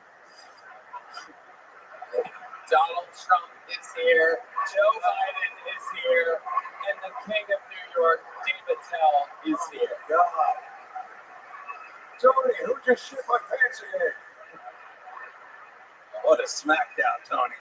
This is unbelievable. And we might as well get to it. And as you guys know, there's a bucket here of comedians' names. If they get 60 seconds uninterrupted, you hear the sound of a kitten. It's to wrap it up then, or else they bring out the Angry West Hollywood Bear. We have to wrap it up then. I interview them. They talk to our esteemed panel. We find out more about them. These people are performing live at Madison Square Garden, assuredly for the first time in lives. We have a bunch of regulars, a bunch of golden ticket winners, and we've also added, only in the show's history for Madison Square Garden, a special legends bucket. There is a plethora of unbelievable comedians. They're gracing us with a little bit of their ridiculously awesome material that they're way overqualified to do on a big crazy show like this, and we're honored to have them standing by, ready to shock us and surprise us and grace us with their presence. Let's get the show started with a bang. We are starting the show in a very special way because we are starting with the closer, ladies and gentlemen. To do the first set here tonight, I'd like to present to you the Hall of Famer with the most appearances in the history of the show, the most interviews in the history of the show. This is the Memphis Strangler, the Manila Gorilla, Big Red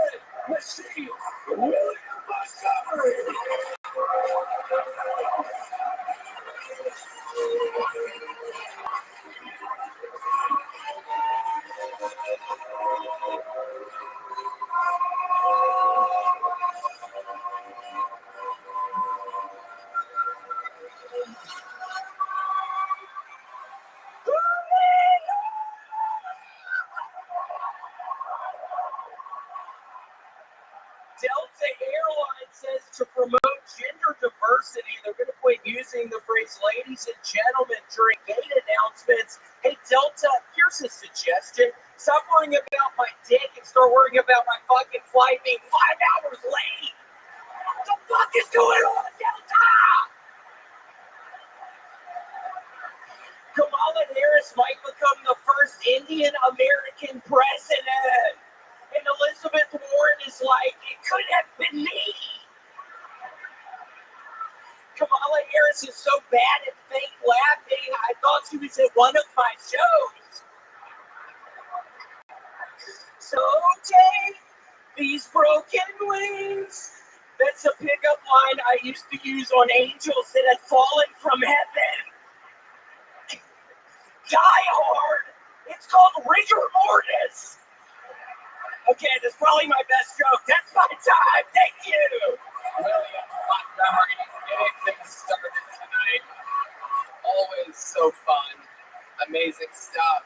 So nice to be here, Tony. I actually ended up going to the White Castle on 103rd last night, and I ended up getting into it with 3 vagrants, and I literally killed 3 homeless people last night. And I don't give a fuck no more. I'm dying of skin cancer.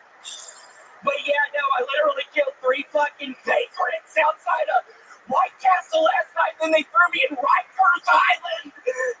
But yeah, I was able to escape from Rikers earlier. So it's so nice to be here. Thanks for getting me on the show tonight, Tony. That's why you're wearing a prison outfit.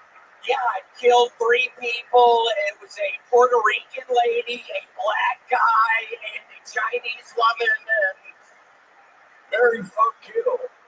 yeah, Mary fuck kill, probably marry the black person, kill the Puerto Rican, and Mary. What was the last one? I don't know. Yeah, neither do I. Sorry. Okay. But so nice to be here, Tony. I'm sweating like a motherfucker up here, but it is so nice to be here. Trump and Biden, so nice to see y'all tonight. It's great to see you, and what a performance from this guy. We love this guy. What he said about Kamala was so true. She'd be a disastrous pig. That's what she would be. What a loser she is. She should be a bucket pool. She could come up here and we could make fun of her. She's a pig. William, you look like a carpenter on Epstein Island. I was never there. Prove it. Show me your penis. Wait, and although you, what do you mean I look like a carpenter from Epstein Island? What the fuck are you talking about, Mr. President? I mean, are you fucking serious? You look like if Tom Hanks fucked the volleyball in Castaway. Okay, that was pretty good. Okay, fuck. You've seen William before, right, Dave? I sure he sold me some fentanyl on the way in. Yes, I will be out front selling fentanyl after the show. Actually, I overdosed my brother last night, so my mom's flying it tonight. The whole family's getting tonight. But yeah, I'm really excited. When's she in? Amazing. Why did you ask that, you fat piece of shit? You look as nasty as ever. I told you in Madison Square Gardens you look a little better, but you look as nasty as ever, dumbass. So don't say anything to me, you fucking idiot. Seriously. I don't know what your mom gets. That's it. What? Now that's how you talk to an opponent. You strike them down immediately. He tried to talk to you. You said, "You're a fat pig." Yeah. What a guy! This guy's great. You should be my VP. I Think about it. I would love to run it. Yeah, let's think about it. Have you ever fucked the couch? I actually have. I do it every week. I actually do. There's nothing wrong with that. But I agree. Amazing. It could happen, William. William, you're amazing. What a great way to get the fucking show started. So nice to be here. Congratulations on breaking out of prison. so nice to be here. Thank you. You're a true American. We're going to get to our first bucket pull of the night. This guy was actually pulled last night, and we ran out of time, so we had to cut it short. So this guy's had fucking 22 hours to think about performing in Madison Square Garden. There's the lovely Heidi, signifying indeed that this is bucket pull number 1. Your first comedian. We're going to meet him them all together, doing an uninterrupted 60 seconds tonight. Goes by the name of Michael Palumbo, ladies and gentlemen. Michael Palumbo. And here we go. Here's Michael, everybody. Make some noise for Michael.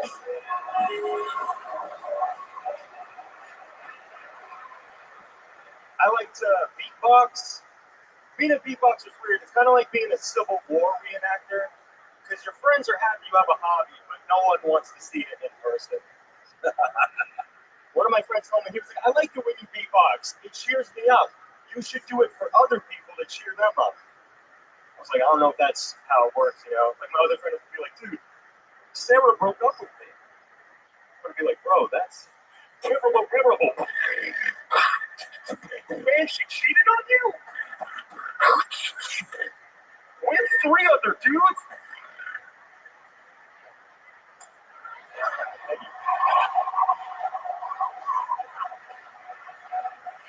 They were all black guys. No. Can you imagine doctors giving terrible news like that? You know, like, Mrs. Smith, your husband has cancer. It's terminal. And we don't take insurance. All right, thank you. Michael Palumbo. How's it going? Thank you. Welcome to the show, Michael. How long have you been doing stand-up? 2 years next month. Nice. Thanks for having me. We're on it, that's for sure. What do you think? Yeah, it's amazing. You have Thank you. like a weird baby head on a man's body. Appreciate it. We got Make-A-Wish. Thanks. I got more to grow, you know? More growing to do. We'll see if I get there. How old are you? I'm 20. Oh, that's awesome. Oh, that's what's up. Wow. Threw me off, dude. That's great. What are you doing at 20 years old? What are you doing for America at 20? What are you doing? Sucking resources, going to school, you know, that type of thing. You're going to school for what? I was going to school for neuroscience for a while, but Are you missing a tooth? I am. I'm missing a tooth. Nothing better than a neuroscientist missing a tooth. Yeah. That's why I went into it. I wanted to see if I could fix it, you know.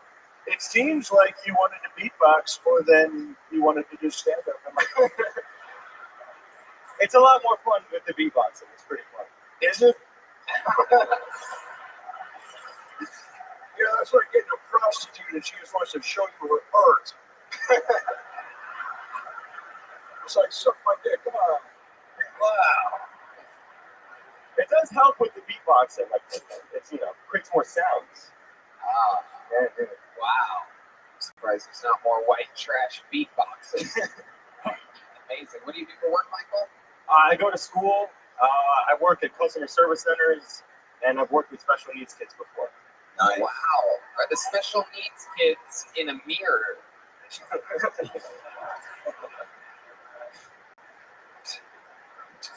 Working with special needs kids, that's what you call whacked off, isn't it? Yeah. It's helpful. It's helpful. Mike, where you from, buddy? Jersey, right across the river. First time? First time here? Yeah. First time being groomed? I mean, I grew up in the Catholic Church, so. Oh, my bad. Sorry. All right. Who was your favorite? I bet a priest loves fucking that little hole in your tooth, huh? Extra tight. Michael, congratulations. You just performed at Madison Square Garden. You got laughs. Here's a big joke book. Michael Palumbo, we're going to keep it moving along. All over Jersey. And so it has begun, yes. The rare tooth-missing Jersey resident. One day I'll be a doctor.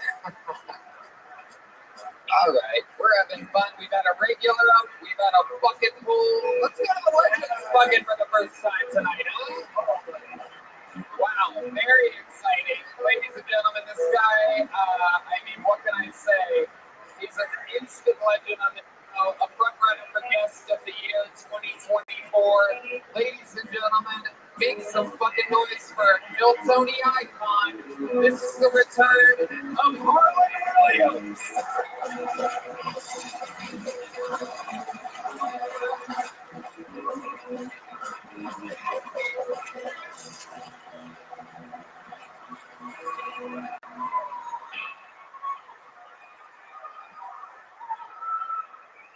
Thank you, Tony. This is, I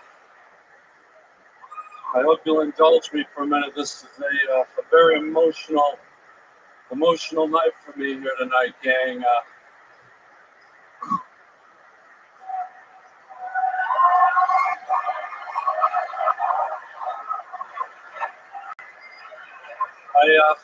I think most of you know that when I was 12 years old, I murdered my parents. And what sparked it was we were out in the garage one day. I was with my mom and my dad. We were a hockey family. I caught my dad making love to my mother wearing goalie pads. And we're out in the garage. 12 years old, I said to my parents, I want to be a stand-up comedian. My dad just looked at me mockingly and he said, What are you talking about, you idiot? What do you think, you're going to play a sold-out Madison Square Gardens one day?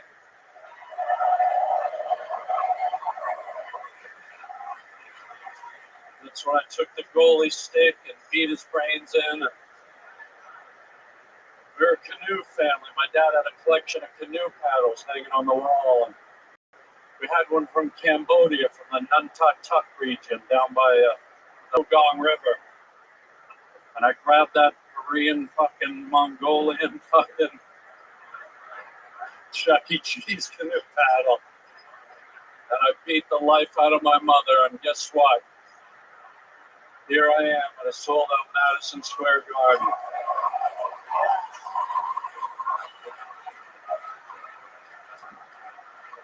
Give a hand to the retard. Give a hand to the retard. Harlan, you're an absolute fucking monster. Front runner for guest of the year. How many of you guys, Harlan, should stick around, join the panel with us tonight,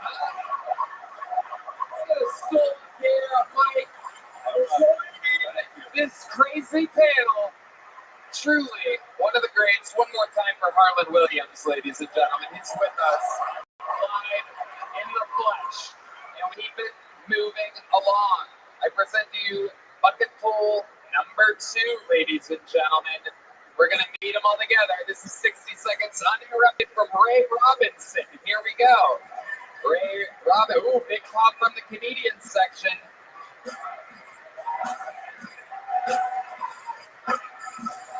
One more time for Ray Robinson. What is up? What is up? What the heck is up, New York? Make some noise! That's a lot of fucking noise. There's so many of you. Holy shit. I don't know if it's real or I'm still blacked out on the Metro North, but I'm glad to be here. Yeah, I'm an addict. Make some noise for addiction. Yeah, we gonna get fucked up after this. Yeah, but I think the addiction getting out of hand. Like, I was driving down the Bronx the other day, and I seen 11 people smoking one blunt. Do you know how insane that is for 11 motherfuckers to be on one blunt? 11 people looking out of 11 people, only 10 had $1. And the last motherfucker that had shit but rolled up and they still let his ass smoke. Worst part about that whole case was I got out of my car, took $1 out and started smoking with them niggas. It was 12 people on one blunt. Ain't no one got high. We barely got a centimeter. A little bad crackhead joke. You guys got to pay attention. You got that, Biden? Thank you for your time, everybody. There it is, the Kill Tony debut of Ray Robinson. Ray, welcome to the show. How are you? Grab the mic there. How long have you been doing stand-up? 8 years. 8 years. Nice. All of it here in New York? New York, Connecticut, DC. Okay. Nice. Yeah, a lot of New England. Yeah. What do you do for a living? Unemployed, yeah, give me $1. And that is a problem. There is very high unemployment amongst the... The what, the tall?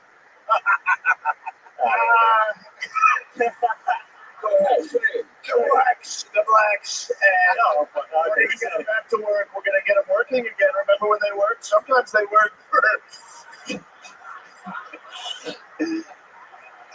We got them working. You get a job tonight. We'll get you a job at Radio Shack tonight. Let's do it. I know Radio's going to have one. Did I take one home? You're already fired for stealing. I asked. All right.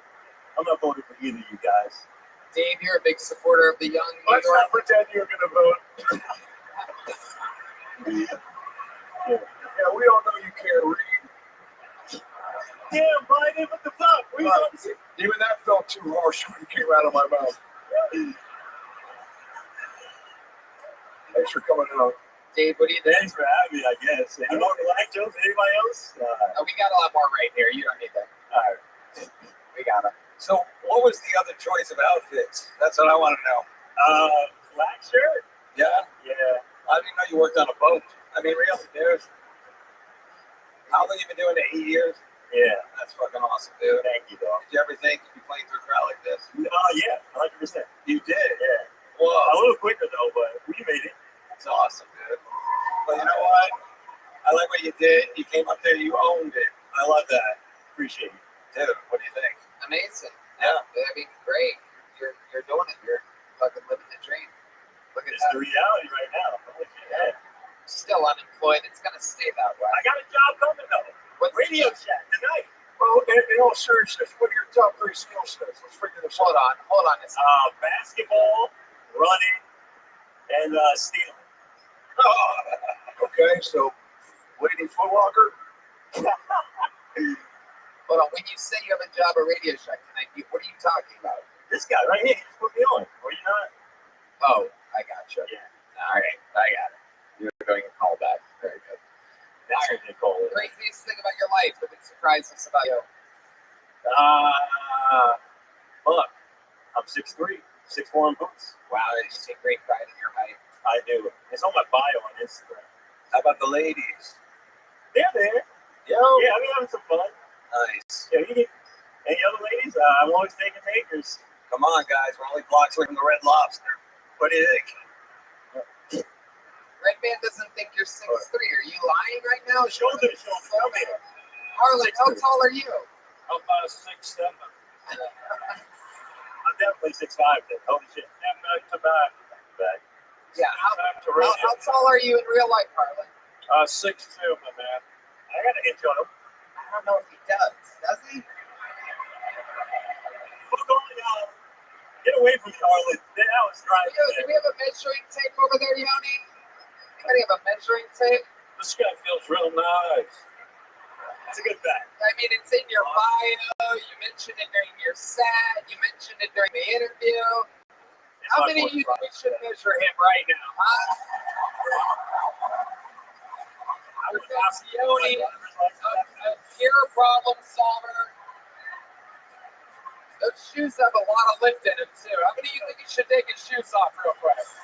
Take those shoes off. Yoni, hold on. Hold on. Socks are pretty dirty. We doing this, guys? Yeah, I'm doing it. You wanted to be Mr. 6'3". That's your identity. We're going to find out right now. Yoni's measuring. I'm 100% confident. You were right. Those socks are completely fucked up. Oh, yeah, there's no holes in them, though. They're not completely. They're like half. Fuck out of here. 6'1", ladies and gentlemen. This is not the rule. This is not the rule, y'all. Let's measure that measure. Let's measure that shit. Wow. Who would have thought that a black man would have to add a couple inches? An unbelievable fit. Has been very humbling. All right. Can you tell? Did we just really measure a person of color? Is that what happened? Absolutely. Is that even legal? So the bidding will start at $28. All right, ladies and gentlemen, there he goes, Ray Robinson. Congratulations, Ray. Here you go. Awesome, Greg. Keep it up, buddy. There he goes, Ray Robinson, trying to keep us on schedule here tonight. We have a golden ticket winner, ladies and gentlemen. He was born and bred on this show, hailing from Toronto, Canada. This is without a doubt the Madison Square Garden debut and a dream come true for Aaron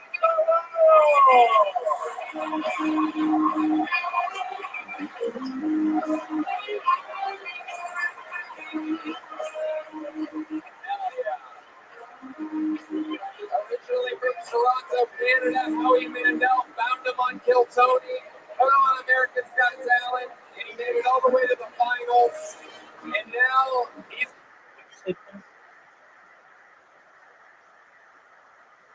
What did you say?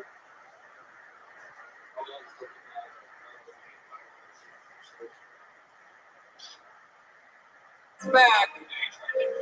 Here. A new American citizen, Aaron Belial.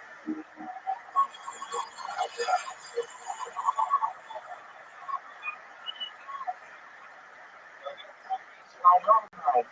I was a man trapped in a women's home.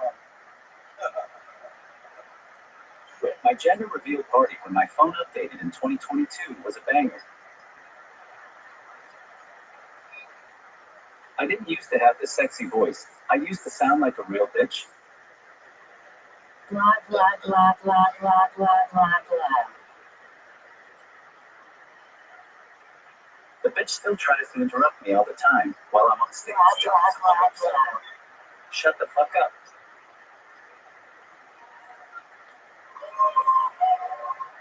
I've always been able to go in the wrong bathroom. Nobody says anything. They just look around for my mom.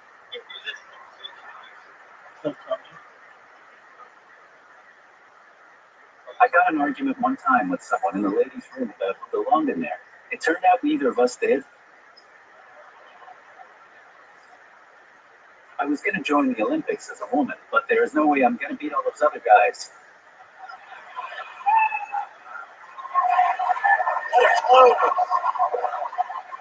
Aaron Belial, without a doubt, the first comedian without a voice to perform here at Madison Square Garden. A new American resident. How does it feel, Aaron? Uh-oh. He's looking up something here. I'll be honest. I thought there would be more people here. It's worth the wait. It's filled, Aaron. This is the only time in my life I've ever felt bad for skinny white people. How's everybody doing in the back? Wow. Way to turn the less fortunate people against you. Wow. Was he doing it? I think he was giving me directions. I really, Turn left. now, Aaron, let me say this. Aaron was totally healthy in 2020 and normal guy, big guy, great guy, and this disastrous administration has crumpled him up. Now he's crumpled. A lot of people have been crumpled here. No more crumpled, please. I will take responsibility for that. We took some Teenage Mutant Ninja Turtles ooze and we dumped it on Aaron's head when he was sleeping. Aaron, how do you feel about being here with all these grades? Can you all fuck shut up? Slam. I admire Trump. One day I hope I have the chutzpah to cheat on my wife at my golf club with my floppy orange cock. Wow. No. Crumbled and liberal. What a Canadian disaster you are.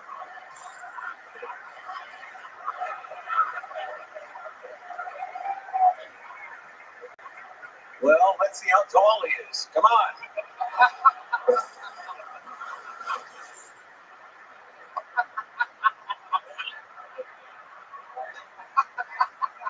I've been practicing impressions again, and I have one more for you. This is my Kamala Harris. Okay, here's his Kamala Harris impression, ladies and gentlemen. Here we go. Here it comes. Blah, blah, blah, blah. Oh, yeah. Aaron, we fucking love you. You're a monster. Watching your unbelievable fucking growth on this show is absolutely incredible. He's got one more thing. Okay, I'll give you the thanks you deserve. Hey, Tony, I'm a big success because of Tony. I would never be in a stadium without you, Tony. I wouldn't be stressing out so bad I have hemorrhoids without Tony. Crazy bitches wouldn't poke holes in my condoms without you. So much.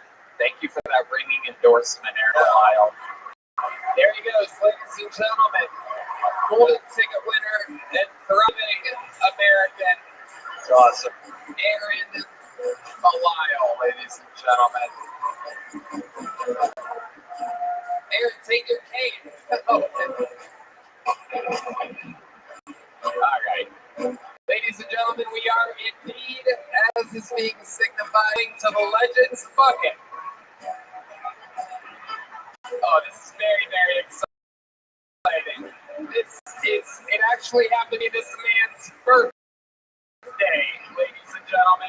He is a true one of my favorite comedians in New York, a true friend of mine, makes some noise for multiple time guests, and fantastic fucking comedian. It's his birthday. This is Joe DeRosa, everybody.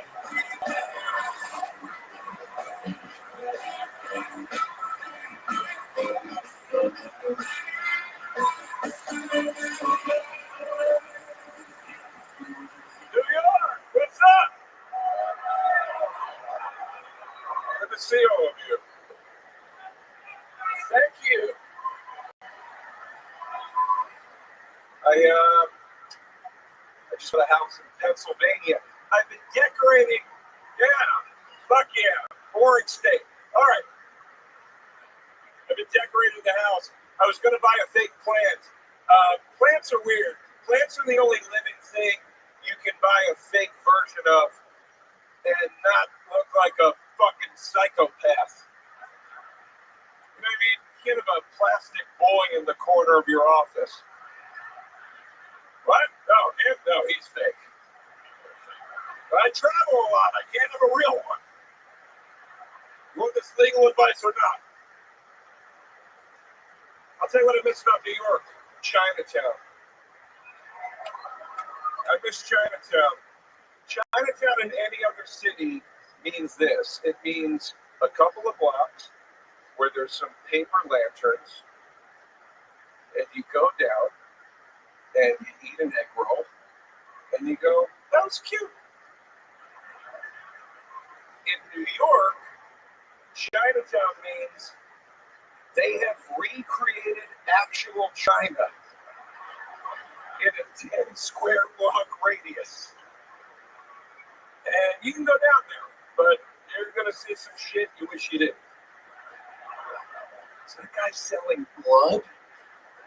Oh my God. And while we're on the subject of race, black people, stop explaining racism to us. We're the racists. We get how it works. You're not teaching us anything we don't know. We wrote the book on it. We wrote several, actually. Black people, racism is our jazz. We just want you to listen to it. All right. I gotta go. Thank you. Fucking unbelievable. Happy birthday, Jojo. Make some noise for New York's own Joe DeRosa, everybody. Happy birthday, buddy. We're gonna keep flying through it. Back to the actual fucking we go. Ladies and gentlemen, representing Section C, Row 18, Seat 1. This is the Kiltony debut of Brian Oyola. Brian Oyola is next, live around the world on Kiltony. Wow, MSG. Guys, before I got into comedy, I had a little bit of a mental breakdown. All I did was sleep. I stopped taking care of myself. I stopped eating. No one really talks about the positives of severe clinical depression. I lost so much weight. My acne went away. My allergies, they went away also. It's crazy. But then they put you on the meds. Again, they went right back. And then a little bit more. Yeah, your Google Maps makes Taco Bell a shortcut on your phone. Yeah, it's right between home and work. The marvels of modern day technology. My girlfriend and I, we always try and do weight loss competitions, to motivate each other. But they always turn into weight gain competitions. Who can gain the least amount of weight? Oh my, guess what, babe? I won. Only gained 5 pounds or something. Only 98 calories. Nice, guys. Okay, Brian Oyola, welcome to the show, Brian. Fantastic. Yeah. Now this is what's coming up through the border under this guy. And this isn't just one of them. He's a coyote. There's about 3 or 4 in there. They're real banana. He's going to break open, and a family of 5 is going to come running out. He's a Mexican nesting dog. They've got a lot of them coming right up. I hope he's Mexican and not Indian. I could be wrong. This is one thing Donald and I agree on. Show us how many kids are in your dance right now. Ryan, are you Mexican? I'm Puerto Rican and Ecuadorian. Wow. What do you think about a Puerto Rican Ecuadorian, David Tell? Whoa, dude, I'm afraid to say the wrong word. He might grant a wish. What do you do? Oh, yeah, go. I was going to ask, what do you do for work, dude? I test software, primarily first responders. Wow. 911 agencies. I love it, dude. That's great. True American right there. You test them? What do you just call in, and if they come, they pass? Like, what happens? And if I do my job right, people lose their lives. Okay. Wow. Appreciate you doing that, buddy. Sorry with all the back and forth with the lady there. How's it going at home? Good. She's not here. Actually. You think so? You know,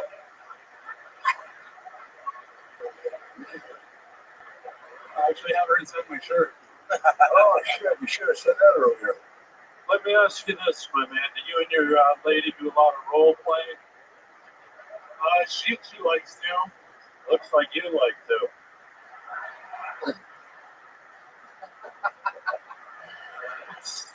Jelly role playing, am I right? Like roll down the hill playing is what I'm talking about. What do you do for fun? Do you have any hobbies, Brian? The hobbies, besides comedy, I haven't had fun in a while. I'll tell you what he doesn't do. He doesn't own an iron. That's for sure. You're coming to Madison Square Garden, that's what you're wearing? This isn't that guy thing. If you sit down, it just creases. This isn't family court, all right?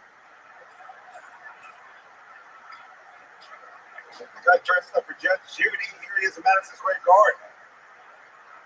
Red Man knows what I'm talking about. Oh, shit. That is the biggest insult I've ever heard land on you. Red Man. You look like King Koopa's agent. You play video games? I used to, not anymore. What happened? What happened? I'm too busy. For what? Trying to make it. Make what? Make it in this tough world. Make origami? Make what? Make what? Make pasta? Make some rice and beans, you know? Oh, my God. Okay. There you go. Your scrambled eggs are ready. That's good. That's good racism. We like that. You should have done that during your set. Be very racist, and these people will love you. They will reward you. Brian, anything else crazy we should know about your entire life before getting you out of here? Well, when I had my mental breakdown, I spent a few weeks ruined with a paranoid schizophrenic. Okay. What was that like? Can you describe that for us? Like, what was the craziest thing that happened? Well, the guy, he slept 23 hours a day, and he'd mumble in his sleep things like, I'm going to kill him, I'm going to kill him. I told you not to tell anybody about that. But, me and him, even though we never exchanged words, we had an unspoken understanding. Every breakfast, lunch, and dinner, I'd give him my shitty hospital food. And in return, he'd tell the voices to let me live another day. Wow. This is one of the most psychotic fucking pulls in the show's history. It's amazing. I love it. But you feel good now. Yeah, I'm doing great. They got you on like medicine or something? I got off. Oh, okay. It's not all good, though. Right. Yeah. What are you doing to replace? What brings you great joy? What's the food that you really scarf down to make the pain go away? I'm a big chicken parmesan guy. Nice. I had that for lunch today. Keep talking. Absolutely. Keep talking. Well, Brian, congratulations. You just performed at Madison Square Garden. Yeah, It's a big joke. Ryan, Loyola. You are a true warrior, brother. Keep it going. Time for another golden ticket winner, ladies and gentlemen. You're about to witness history, as of course, these guys, this is their first time performing at a place like this. Perhaps one of the funniest golden ticket winners in the entire history of this show. This guy always fucking kills it. Make some noise for the MSG debut of Martin Phillips.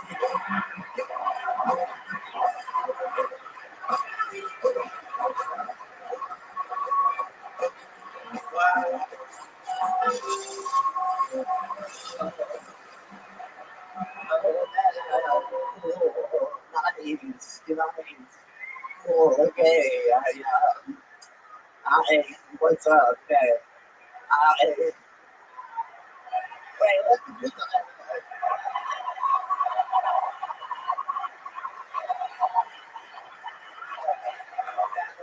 That's the limit. I want to pee, and there's the one divider between the urinals. That's the word. So now the guys can see me look at their dick, you know? I think that's great. There is, they had wheelchair rugby, which is crazy, because that's how they ended up in the wheelchair. I went to a funeral, and the guy who sadly was an atheist, and I don't care, I just don't know what to say, you know? I was going to be like, oh, we'll see you again. Guess not. Or he's in a better place. Guess not. So I just said, the end.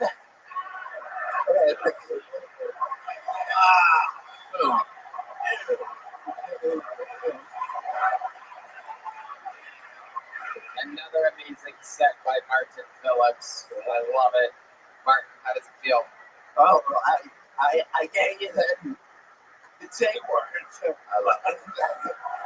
We're just kind of hard. So cool. Dude, coming all the way from Austin, right? Give it up for whoever sat next to him on the flight.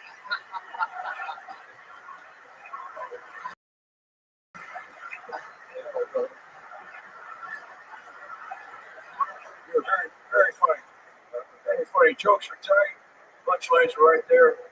You're the only guy though who's tougher to understand than me. But I love it. I got it all. How old are you? My birthday is in 2 days. I'll be, true American. It's 34. 44? 34. Oh, no, yeah, 34. All right. What are you going to do for your birthday? Well, this is good enough for me. Well earned. Joe, I knew you'd like it since you both have the same fear, stairs. No, come up here. I got to down. Oh, that was tough, right, Joe? Yes, got it down. No, geez. Yeah. You want to race someday? I think I could beat you. I know I could beat you. Let's fucking do it right now, you piece of shit. Of course you're going to beat today. Wow. Are you guys having a race? Oh my God. They're figuring it out. That's how crazy this show is. You're about to watch the President of the United States race a man with full-blown cerebral palsy, ladies and gentlemen. This is what you paid big bucks for. Shout out to Master Platinum. And here we go. 1, 2, 3, go.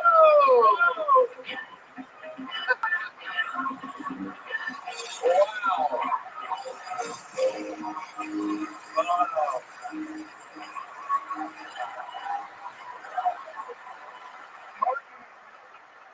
Martin, make sure, even though you've won the race, he'll say he won, and it won't matter that happens sometimes with this guy. Now, real drug race. No. Can I ask you a personal question? And this might be too intimate. You don't have to answer if you don't want to. Do you have a vibrator? Great answer. Unbelievable. Well, maybe this guy can use it when he tries out there. I'm down with that. Or not, it's just a suggestion. Tony? Martin, you did it again. We absolutely love you. Congratulations. This is Madison Square Garden, and that is Martin Phillips. You're watching these monsters in front of your very eyes. Let's go back to the Legends bucket, huh? Ladies and gentlemen, oh my God, this guy actually performed last night, and he absolutely fucking destroyed. Truly one of my favorite comedians in the world for a very long time, an absolute New York icon. Ladies and gentlemen, make some fucking noise for Jim Norton.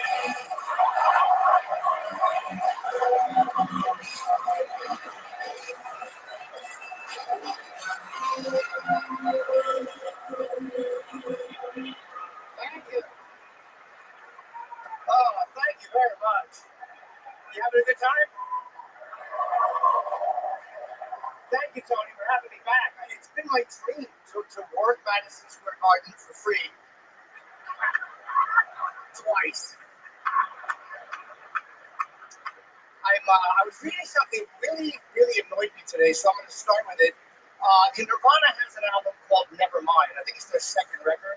On the cover of that record is a nude infant floating in a swimming pool reaching for $1. That baby is now an adult, and he sued Nirvana because he said being on that record cover ruined his life. And I'm obsessed with asking him, who recognizes? How humiliating for an adult male to step out of the shower and have a woman go, oh my God, you have not changed.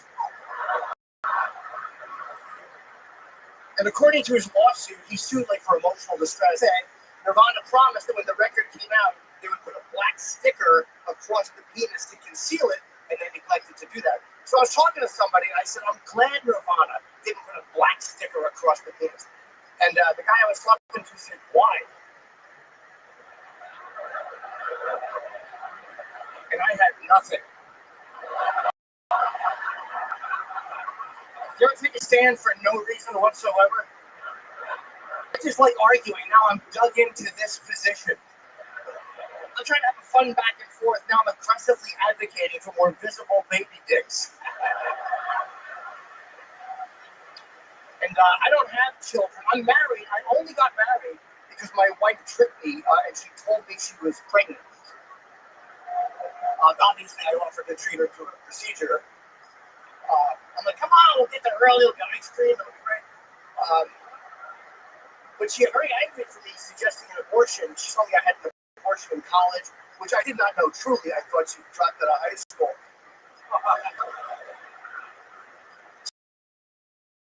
So we get married. 3 days after, she goes, hey, great news, I found out I'm not pregnant. Which was fucking, I was more mad at myself for being so stupid. I don't know how I felt for it. I know she can't get pregnant, she's transgender. I don't know how I felt for that. How did I forget she has a dick? That's what I loved about her to begin with.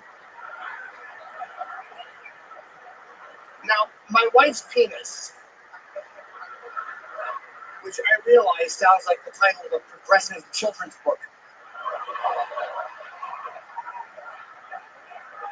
On the cover, there's a married couple. The woman has a little tent in her dress, and they're surrounded by a diverse group of accepting friends. It's a pop-up book.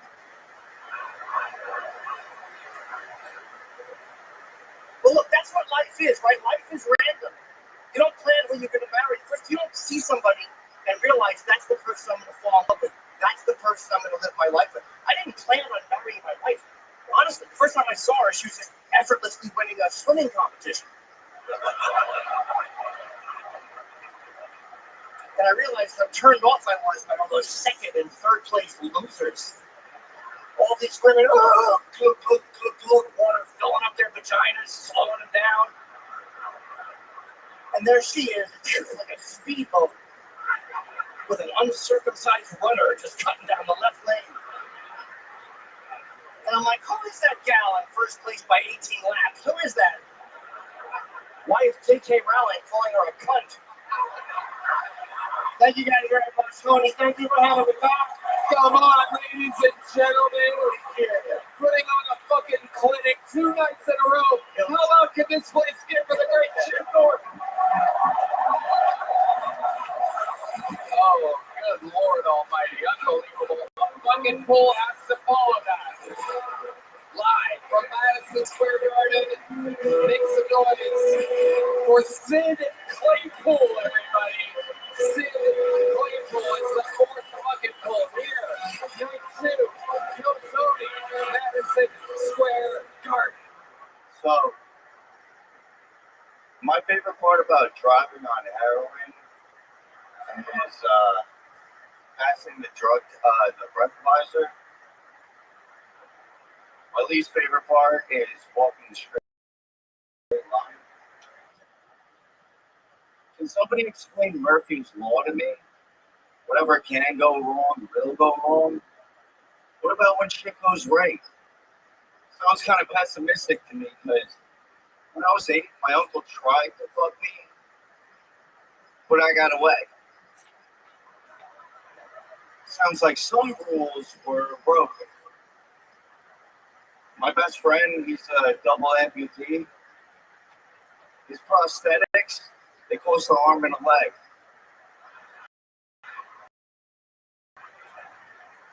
Who's charging an arm her?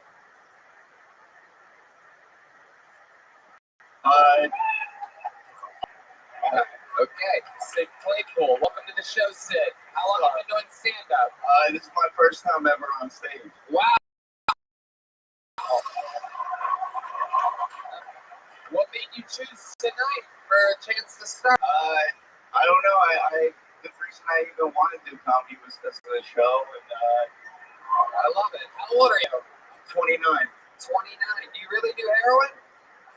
I used to. Okay. How'd you get off? How'd you quit?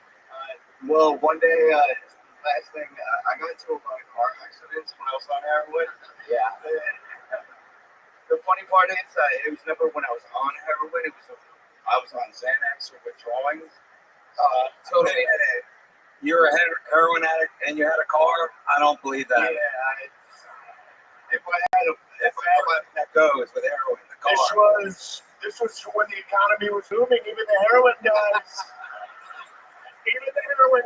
had cars and they were driving, and we liked to have them drive. They fell asleep. They fell asleep at red lights, and we got to wake them up and say, "What are you doing here?" I'll tell you what, we're going to make heroin more affordable for you. You can get off your bird scooter. You know, you kind of look like Johnny Manziel. Maybe Johnny can't sell a punchline, though. More like it. Somebody actually said that earlier. The funniest part about when I got on heroin was it was like 3 months right before COVID. I just decided, fuck it, I should start doing heroin, and I got on it for a while. What's the best part about heroin?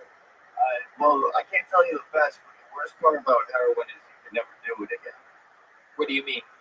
Like, I can never do it again. It's the best thing I've ever had in my life. Right. Have you ever had a Capri Sun? No, but I've had Sunny D. I think that's way better. Oh, man. Wow. Oh, man. So, you really have a friend that's a double amputee, or was that just...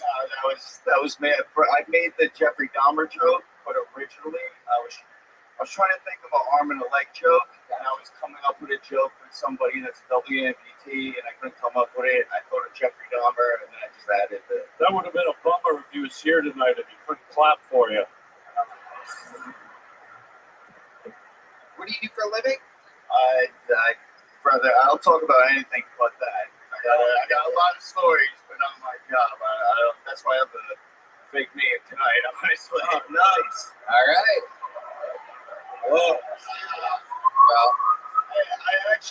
have a story about last night. I was here last night in the comedic section. I didn't buy a ticket. I got out of here. I was pretty fucked up. I was hanging out with a bunch of people. I was drunk as hell. I ran into some homeless woman. She was over $20, guys. I got pretty fucked up. And then on my way home, I don't know what happened. I think I was checking this guy's girl out. He started arguing with me. I started arguing back. We got into a fight. I threw him on the floor. I punched him in the face. And then his girlfriend started choking me out. Well, here's the good part of the story. So she bit me. And then I spent last night in a precinct after the show last night. Awesome, dude. All the fun of, all the trouble of still doing heroin is not any of the fun. Wow. Does this sound like somebody you know? This sounds like Little Hunter. Little Hunter, man. He's fat and he's getting bitten by whores in the night. Hey, he paid her $50 on PayPal to find him. He took care of it. Yeah, but Bonnie invites you all the time. But you don't have to get it.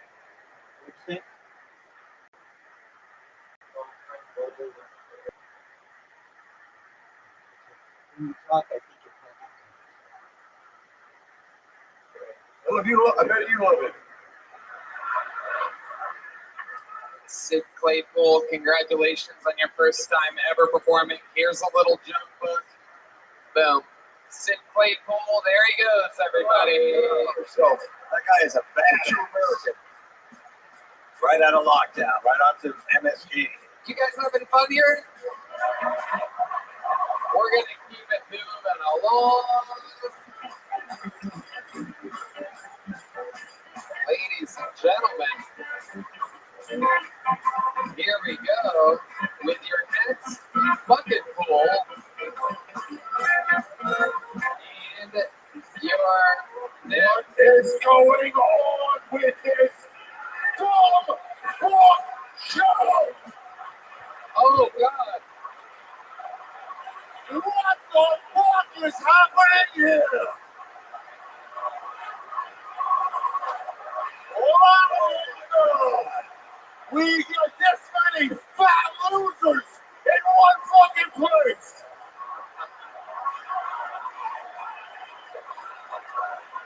New York goddamn city.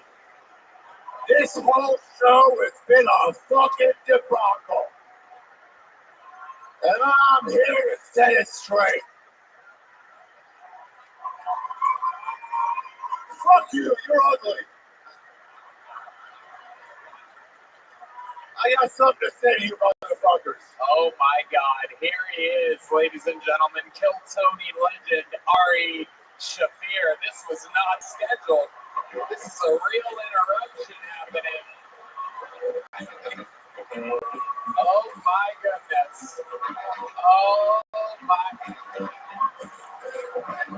You got graphics, viral.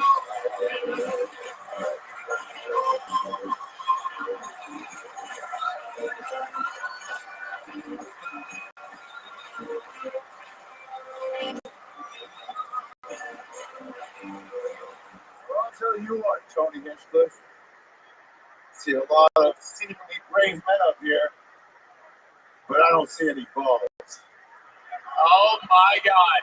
Ari, we are under direct orders, and I told you this. Ooh. The entire show is under orders. There cannot be, if they specifically researched the show and they said Ari Shafir cannot show his dick and balls at Madison Square Garden. No, I don't think you guys understand. I'm not kidding. There is literally a $100,000 penalty that I literally have to pay if he shows his genitalia. They have very strict rules. This is the number one arena in the world, and it's written in a contract. Why do you guys want me to pay that money? What is wrong with you? I thought you were fans of the show. This is treason. This is real shit. Don't do it, Art. This place is in a ruckus.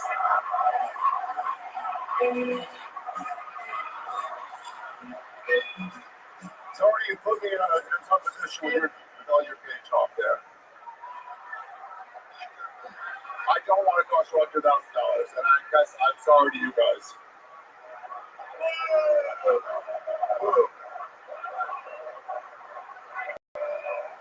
Your booze make a good point.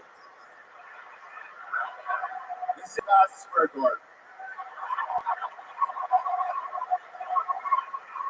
When Jalen Brunson comes here, he doesn't bring his fucking volleyball, does he?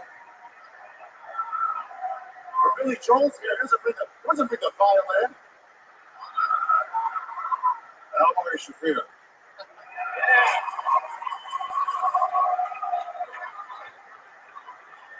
No. Sorry, buddy. I literally have no choice. They're fucking.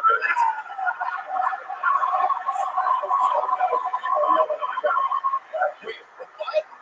I'm the president of the United States and I can't deny shit. Wow. Think about the children. Oh no. Oh, that's happening. Ari, no. It's in paperwork. My agents and everybody work. It is. No. No. Oh no. No, Ari, please.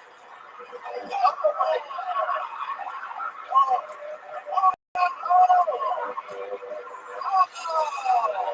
It just hit me. Oh shit. Slug everywhere. Oh my God. Oh my God. Yes. Wow. Whoa. Jordan, yeah, I'm a changed man. You're a changed man? Yeah, and I know I need to come from Austin. But over here, the men are a little bit different. That's the fastest transitioning I've ever seen in my life. That was like a drive-through transition right there. Oh no. Sorry. Oh no, I just saw Sorry. No. it's outside. Sorry. That's a vagina. Ari has a vagina. It's all over. You wouldn't have gave up. You wouldn't have gave up. By the way, I still see a little bit of your balls. By the way. If I get charged this fucking money, I'm gonna kill you. Oh, oh, now he doesn't want to grab it. Wow, he changed his monkey bars. Oh, that's it. Right in front of you. They're real. Oh, man. Oh my God, Jim Norton is gonna fuck the shit out of you. Awesome. I think it would be a real shame if nobody stuck their finger in that. Oh my God. Oh, Harlan, the old canary in the coal mine. Oh my God. Oh, the old Winston of the Willies. Oh my God. This is Kill Tony. Please make some noise for my big brother, Ari Shafir, everybody. What a fucking presentation. Oh my God. Wow. I love that, man.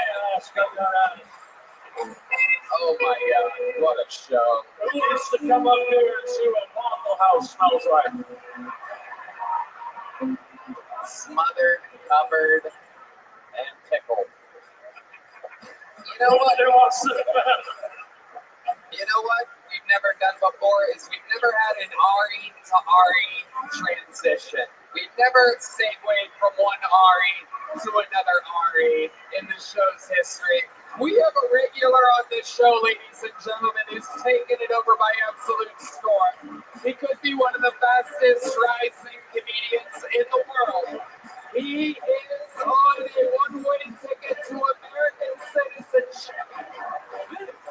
This is the Estonian assassin, Lord Matthews.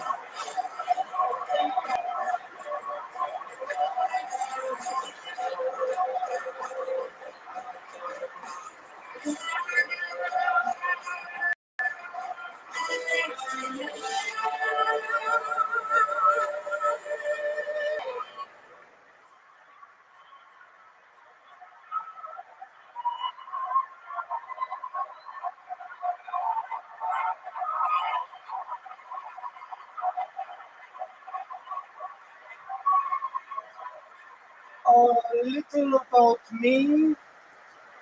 I am a chubby chaser. I do have to say it's not too much of a chase. You have some snacks, you're good. I love fat women, you know? And let's be honest, what really happens when women get fat? When men get fat, we lose our dick and then we die. When women get fat, you get more tits, more ass, more delicious. You can never put too much syrup on a pancake, you know what I'm saying? I love fat women. I like an Adele 2016, you know, with that juicy pussy. I don't want no skinny Taylor Swift pussy. Dry. You can tell Taylor has that rice cake pussy. You eat Taylor's pussy, it feels like you swallowed cinnamon. You need a glass of water. I love fat women. They're fun. They fart, they giggle. They don't have any stupid rules. I don't eat after 6. No. A fat bitch, you put a donut in her mouth, a dick in her ass, and c'est la vie. Thank you very much. Oh my God. What a fucking star. This is unbelievable. Thank you. Just unfucking believable. Thank you so much. It's crazy trying a joke for the first time in front of 16,000 people, bro. And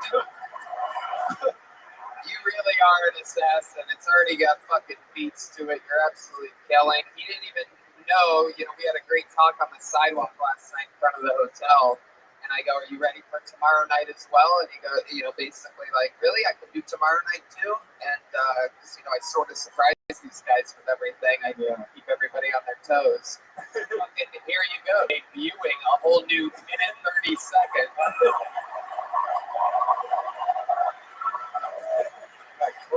He's Estonian. Is he? Yes. And who do you drive for, Uber or who?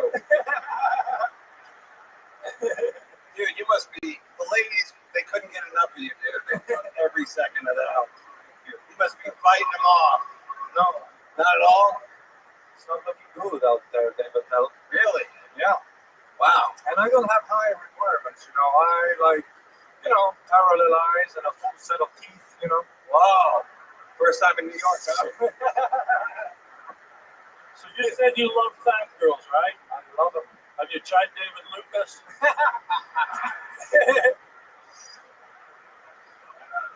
I could fuck David Lucas.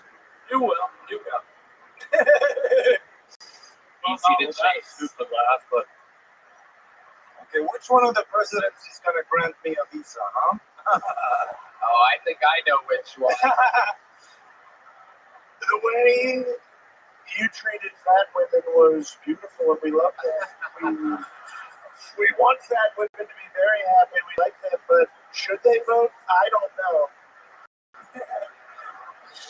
What are your thoughts on women voting? Well, it's an interesting concept. What's the biggest? What's the fat? Get it out, Joe. What's the fat? I feel like that's what the fat girls say to you after they eat your sandwich. What's the biggest girl you've been with? I've been with a few times myself,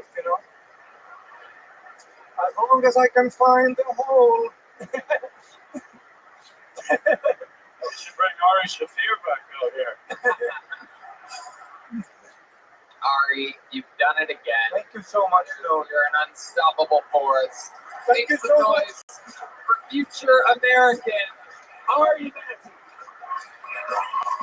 And back to the bucket we go, ladies and gentlemen. Again, this is crazy. People having their first sets.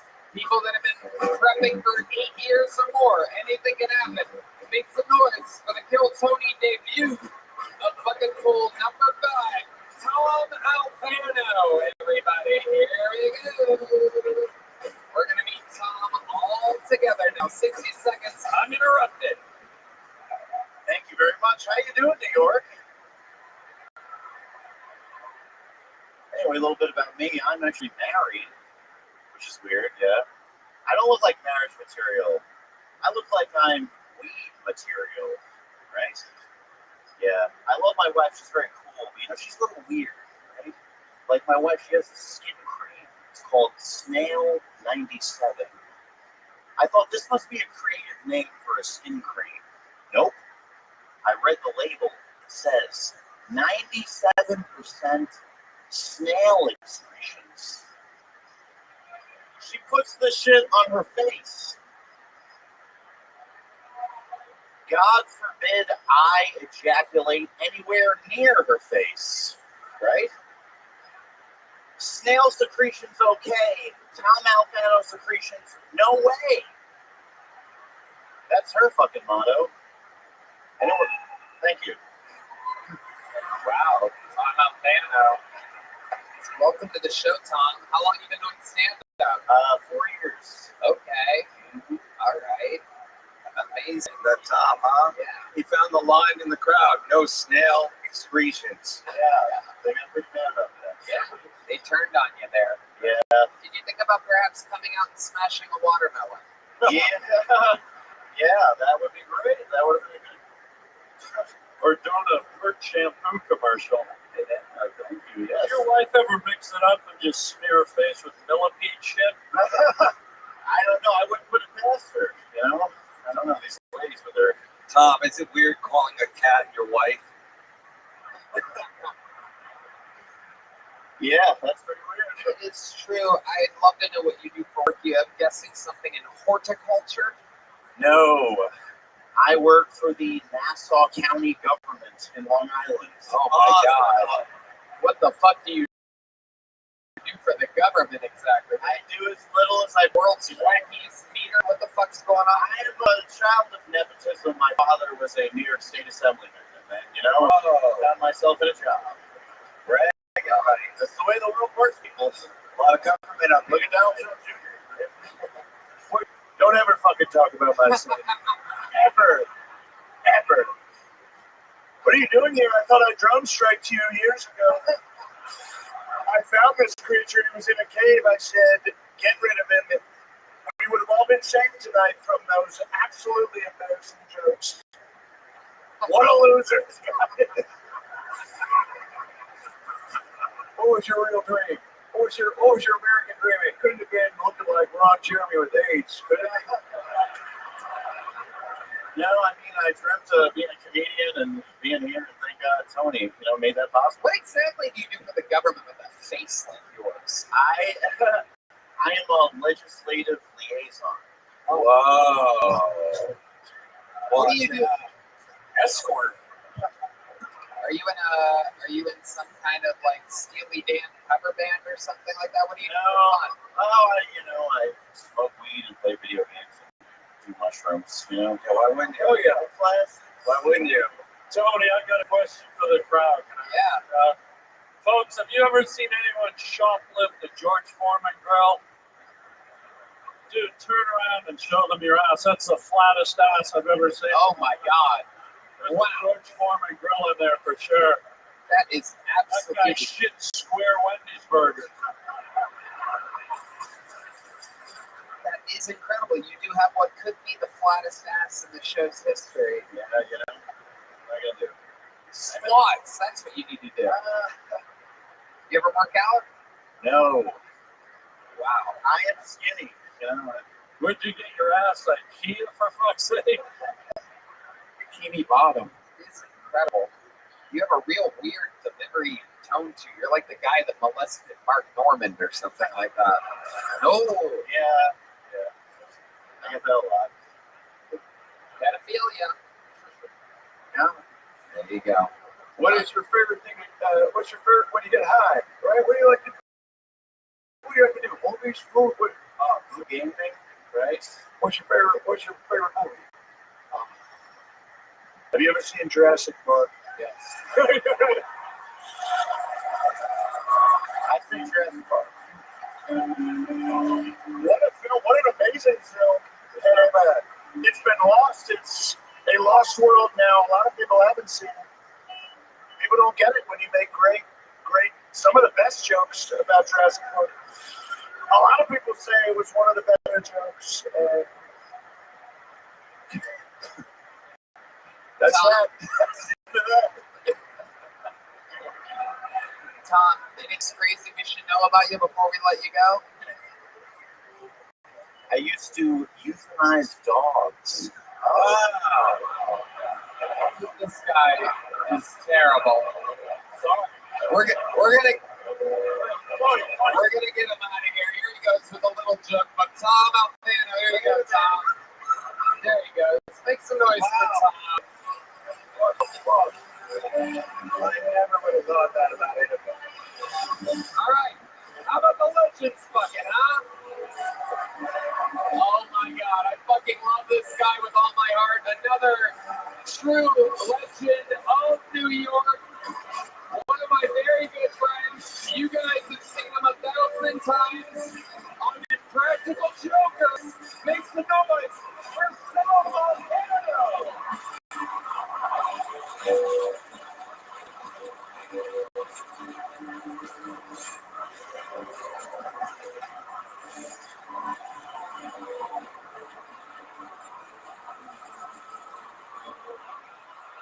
What's up, everybody? Give it up for Joe Tony!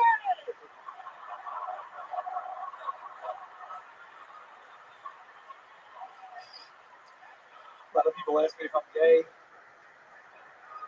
That's not the fucking punchline.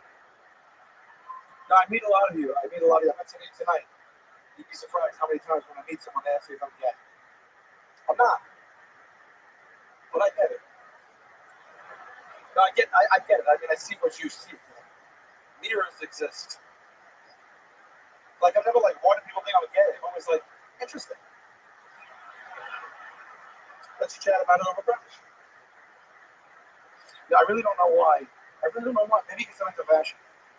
But I don't know, I'm really into men's fashion. Like, if I saw a guy walk down the street in, a beautiful tailored suit, I'd have no issue being like, should I sit my guy's dick? Those are some smart slacks. Should me and this man share a life together? Let me lighten the mood. The death penalty. The way I see it, I do have some thoughts on the death penalty. People don't expect that from me. They're not controversial, though. It's not like, do we have the right to take a life? Do we have the right to play God? It's more about the last meal. We'd agree that this is a murder. A murder is about to happen. Why are we catering it? Why does food even come into play? It's not even the fact that they get the meal. It's the fact that we give them anything they want. That's insane. Anything they want. It sounds like we feel guilty. Let's look you down in front of these few folks what you did. But we're great people. So if you fancy a bite to nosh, give a holler. Anything they want is crazy to me. There were nights when I was younger at the dinner table. My mom was like, "You're gonna act like that? Go upstairs." That's it. I didn't get dinner for light horseplay. This guy goes down a half a dozen at a St. Tanta bank. We owe him pumpkin ravioli? Who's running the gun? My grandmother? You can kill him, but you gotta feed him. I just took a 23andMe test. Couple surprises. Got back a couple surprises. First one, 1% French.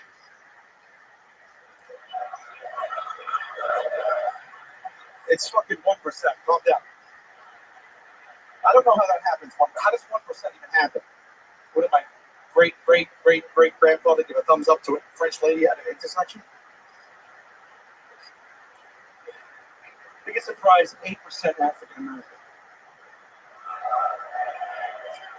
8%, that's significant. 8% to live 40 plus years and not know that? That was a shocker. And before you get ahead of me, I'm not going to make some... I didn't hear what he said. Well, all right. Here, look, before you even get ahead of me, no, I'm not going to do that, okay? I'm not going to make some hack joke about what African American trait I inherited with the 8%. That's the low-hanging fruit. You guys are comedy fans. You didn't come in for that. I didn't come in for that. I'm not going to make that hack joke. I don't care what you say. But if I was going to make the joke, I tell you guys that I have sickle cell anemia. Only in my large black penis, though. Thank you, MSG. Appreciate you guys. Guys, how fucking cool are these legends coming in? Make some noise for New York's own Sal Volcano. Unbelievable. I love you, brother. The great Sal Volcano, everybody. And now we move to a regular. Ladies and gentlemen, perhaps one of the most powerful regulars in the entire history of the show. Oh my goodness, hey, it's my assistant, Andrew Dice Clay, everybody. Whoa! This guy did such... Yeah, Tony gave me the assistant job because I did really good last night. Right, Tony? He did such a good job, I gave him a full-time job as my new assistant. I mean, you were a little mad that I didn't do some of the poems. I don't know if this crowd would know the poems. Can I borrow a cigarette real quick? Because I got to get it. That way, just if I could remember them.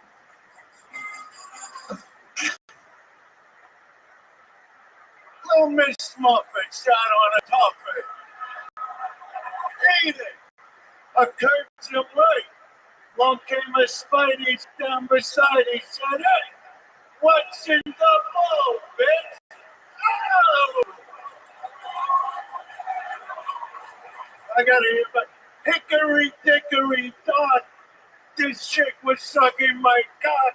The clock struck 2. I dropped my go. I dumped the bitch on the next block. Oh!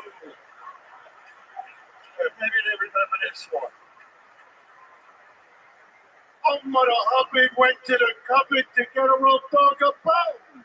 She bent over. Rover took over. Oh, she got a bone of her own. All right, I gotta get out of here, Tony. Thank you for the job. God bless. Thank you, everybody. Fucking New York. No fucking York. Ladies and gentlemen, the first ever comedian to sell out Madison Square Garden. Make some fucking noise. Yeah, really. One of the best to ever do it. Andrew Dice Clay. What an unbelievable fucking cameo. Jesus Christ. What a show. And again, it continues with a regular. You know, it's a big stage here at Madison Square Garden. There's a lot of space to be used. A lot of comedians, they stand in one spot. Some sit on a stool. Some leave the mic in a mic stand. I present to you someone that knows how to use this stage to its fullest. This is Casey Rocket.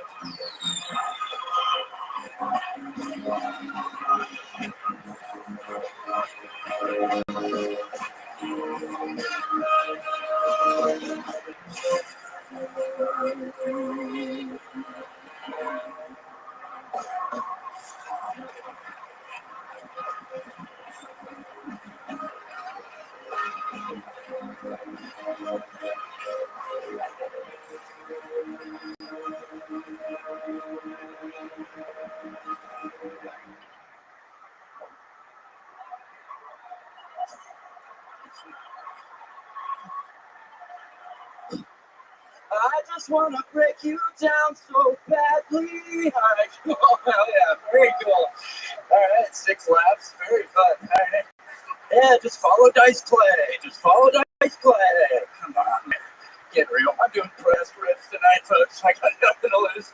All right, we're having fun. Protest riffs. I'm like Bob Dylan when he went electric. Checked up pregnant, addicted to air duster. Couldn't happen to a nicer guy. I'm not even a comedian. This is a fucking Goodwill Hunting situation. Tony found me outside Yankee Stadium just riffing in the alleyway earlier. Who's the crab guy? I just wanna. What if Zaboomafoo was by? Oh yeah, the big Zaboomafoo crowd. It's funny you bring that up.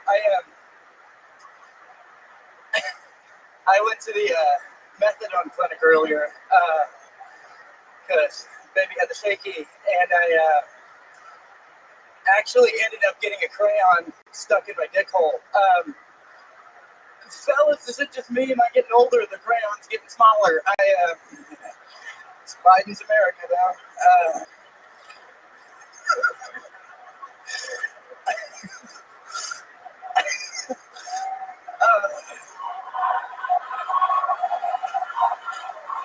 Thank you, Rocket. We got it. Casey motherfucking Rocket, ladies and gentlemen, has done it again. Appreciate it. Big riffs, big laughs. Dave, you ever see anything like a Casey Rocket before? Oh my God, I'm still taking it all in. You know, years ago when you were with the Wiggles, I was going to ask you. You were musical, correct? Yes or no? I am musical. Yeah, I'm musical. you can sing, right? Yeah. I could sing you something. I could sing you anything if you wanted. That's all right. You have any requests? Let's get back to it. Do you know the Pepto-Bismol's theme song? Yeah. It's not just for kids. It's not just for guys. It's for girls too. Got it. Yeah. That was the Pepto-Bismol theme song. Yeah. By the way, if Kamala wins, we will make crayons big enough to fit inside your cock comfortably. Yeah, my word. It's got my. What a guy. What a disgusting promise. We don't want this. No one here wants this. We want colored pencils in this guy's penis. We need that. You can't say colored pencils anymore, Donald. Black pencils, the blackest pencils. Pens, we call them pens. We call black people pens now. That's a new fun racist thing I came up with just now. And please don't actually do that. I regret this. My bad. Hey, Casey, can you hold those gloves out for a second, man? Hold those gloves. I picture you later in an alleyway giving Spider-Man a glow-in-the-dark hand job. Major Dice Gay. Tony, tell me stop. Casey Rocket, you're a fucking sensation. What can I say that I haven't said 1,000 times before? The crowd is with you every goddamn time. A true live performer. One more time for the rising star, the shooting star. That was Casey Rocket. We love you. One more time for Casey, everybody. And a bucket full has to follow it. Representing section 108, row 5, seat 13. This is the Kill Tony debut of Andrew Parker. Andrew Parker has been selected from the audience. Here he is. How's everybody doing today? I took the bus here today because there's no point in driving. And I got on the bus, it was super crowded.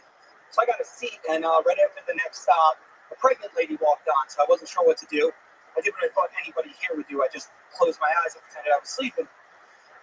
Yeah, but it didn't work out like that. The lady bent down and was like, I saw what you did, you fucking gimme. So, as a prideful Italian, I did what I thought anyone would do. I looked at her and said, hey, lady, fuck somebody with a car next time. Yeah. So, thank you. I only got a minute. Give me a second. So, I don't treat pregnant women like this. I have 3 kids and a wife. But about 2 months ago, my son called me in his room at like 4 in the morning. He was like, Daddy, I'm turning into a skeleton. And I'm like, you're not, Luciano, calm down. And he's like, look, he pulled his pants down and said, there's a bone in my pishy. So I said, all right, let's go to the bathroom. I took him. That was it. We go to school the next day. The first thing that says to the teacher is, I had a bone in my bitch and it turned into a skeleton. Don't worry. Daddy showed me what to do in the bathroom to get rid of it. How long the dad at school who parties with P. Diddy? That's my time, guys. Andrew Parker, rock solid set coming from the audience. Holy shit. I got a question, Tony. I got a question. Yeah. What time does the frisbee golf start? 12. Or B, what time are you massaging Russell Crowe? C, what time do you have to get Andrew Schultz's weed? A little later. He likes it like 2 in the morning, you know? Perfect. Dude, that was like an emotional trip to Staten Island. Thank you so much for that. Thank you. Thank you. Awesome jokes, well delivered. Yeah. How long have you been doing stand-up? Since January, so like 8 months. Whoa! That's impressive. Impressive. What do you do for a living? I own a mitzvah, like Botox and filler. Okay. That makes sense. It's got great cheekbones, Tony. Look at that. Great cheekbone. Nice. It is incredible. How many kids do you have? 3. How old are they? 5, 3, 1.5. Oh my goodness. Wow. Red Man is hard as a rock right now. You dad. You're a true American. Thank you. Hey, you got some tattoos. What do you got? A lot of random ones. What do you got? What's the Who's the guy on your leg? I got a couple of guys on there. Yeah, who? That's a question. Oh, they're gangsters, like mobsters.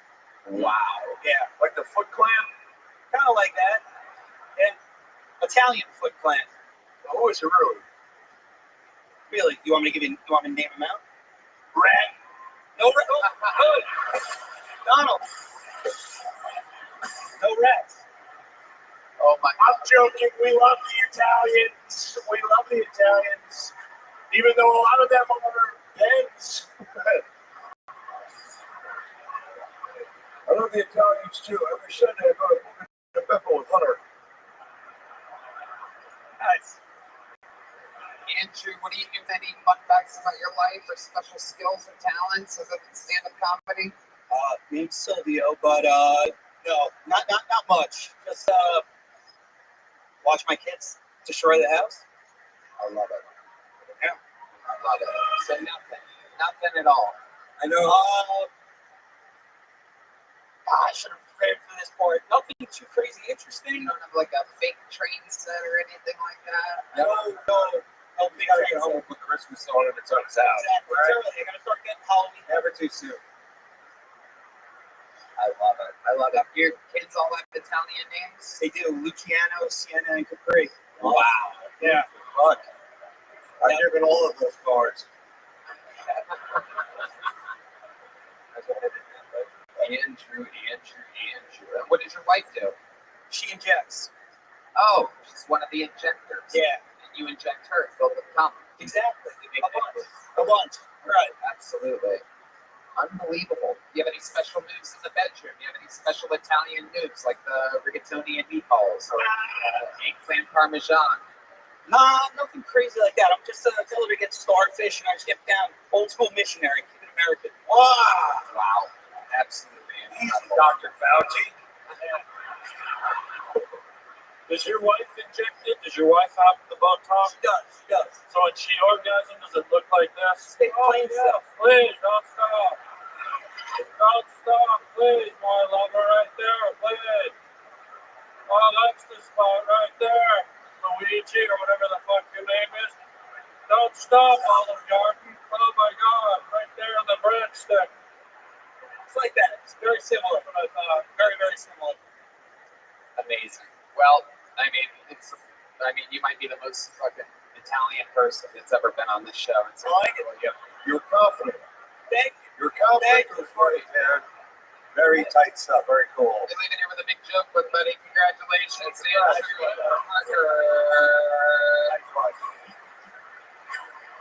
It's time for another regular. Ladies and gentlemen, it's about to fucking go down. I present to you perhaps one of the all-time great regulars of the show, You're watching him become an international superstar in real time. Made a regular after his first appearance, went viral on his first scheduled appearance, and has been absolutely murdering ever since. Madison Square Garden, I present to you Austin, Texas' own Cam Patterson.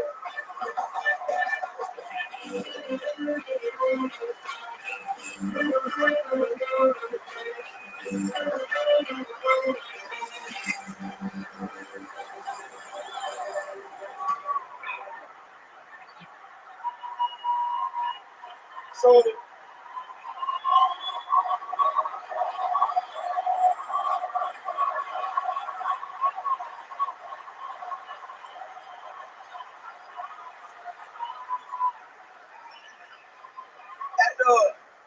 the forum, I had been talking about having an abortion, and then they got really mad at me.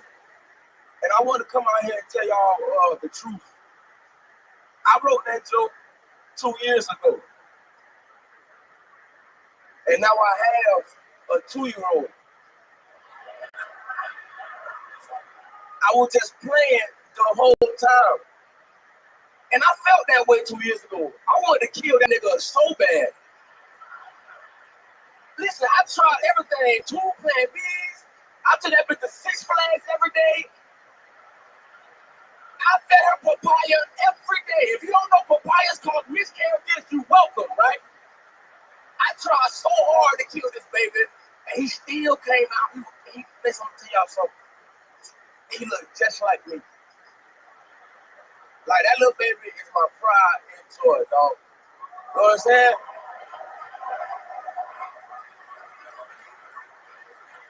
I do all this hard work for my son. Like, every day watching him grow up and shit, he just like me.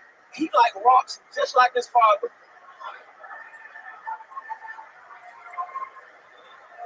And when I made that joke, people got so mad. They're like, you a fucked up person. I'm talking about, well, that's how I felt. But I was childish back then. And now that I'm a grown adult, I really understand the errors of my ways. You know what I'm saying? And before I got here, I'm gonna tell y'all one real thing. I just like dead to y'all face. Fuck that baby, nigga.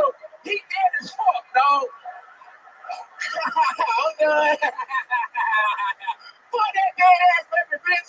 Kill them dumb ass babies, nigga. Ah! Ah! Perhaps one of the most pro-abortion sets I've ever seen. Hey, I think we found our new mayor. Absolutely incredible, Cam. You've done it again. I'm going to go to our presidential presidents here. What do you guys think about that abortionist sect? Abortion is absolutely disgusting, and I've had several. And when someone else does it, I go, hold on a second, that's illegal. When I do it, I go, hey, what would you do? You do it. Everybody does it. We kind of all love abortion. I don't. It is disgusting. It's a sin. Me neither. I hate them. But if you have to do it, you do it.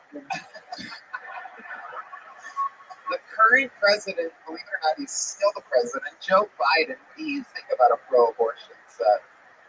Well, first of all, I only understood about the first 6 seconds of Cam said. I heard something abortion, and word abortion. I'll tell you this much. Here's the deal, folks. I like your style. I think you're making good choices. I think sometimes the baby's not supposed to be here. Sometimes you gotta kill them niggas, dog. That's not what I said. That's what you said.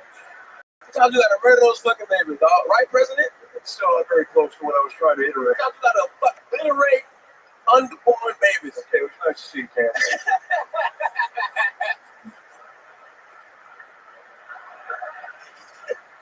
Cam had a full night in New York. Anything crazy happening since you've been here? Nah, I went to the team, the baseball team. The Yankees? Yes. Oh my goodness. Wow. Yeah. I went to the game. I had a good time. I liked it. Hell yeah. They got mad. I forgot the name of the Yankees. Fuck y'all, nigga. I enjoyed it. It was cool. Hell yeah. go Yankees, man. Tony, I did not hear a word of your set. Here's why. No disrespect, but the whole time I have a perfect view of your pants hanging down. Turn around and show them your undies. You don't even see it? Look at these undies. You gotta see them. I'm not showing that girl right Come on, Cam. I want to see. Just turn around real quick. No. It's not gay. There's a lot of women out there, Cam. Oh, come on. Look It's gay facing that way. It's only a bunch of dudes on. That's a third of the long Brokeback Mountain sunset right there. Red man. Wow, that's like Baskin Robbins Skid Mark City right there. Fuck you, no. I don't even know this. Fuck you, honky. Oh, fuck you, old ass white man. Fuck you. Yeah. I'm not a good roaster. I just want to test people out. Fuck you up. Wow. That one, you know what that one means? Put a ring on it. What does that mean? I want to marry you, then murder you. You know, Kamala and I had this exact same fight 2 days ago. Cam, you're an absolute fucking sensation. I've said it 1,000 times. You're a superstar. You're a rock star. Great job, buddy. Great job. Ladies and gentlemen, one more time for Cam Patterson. And now back to a legend that I actually scheduled today. He was in LA yesterday. I gave this guy a call because I've been thinking about him all week because he's the first guy that ever brought me to New York, put me on shows in New York, took me around New York. One of my first ever mentors in the business. Him and I worked on about 11, 12 roasts together. A true one of the great kings of New York, a mentor of mine, one of my best friends, flew in and surprised me at lunch today with his presence. The executive producer and creator of the GOAT roast of Tom Brady and all your favorite roasts. Ladies and gentlemen, this is the Roastmaster General, Jeffrey Ross.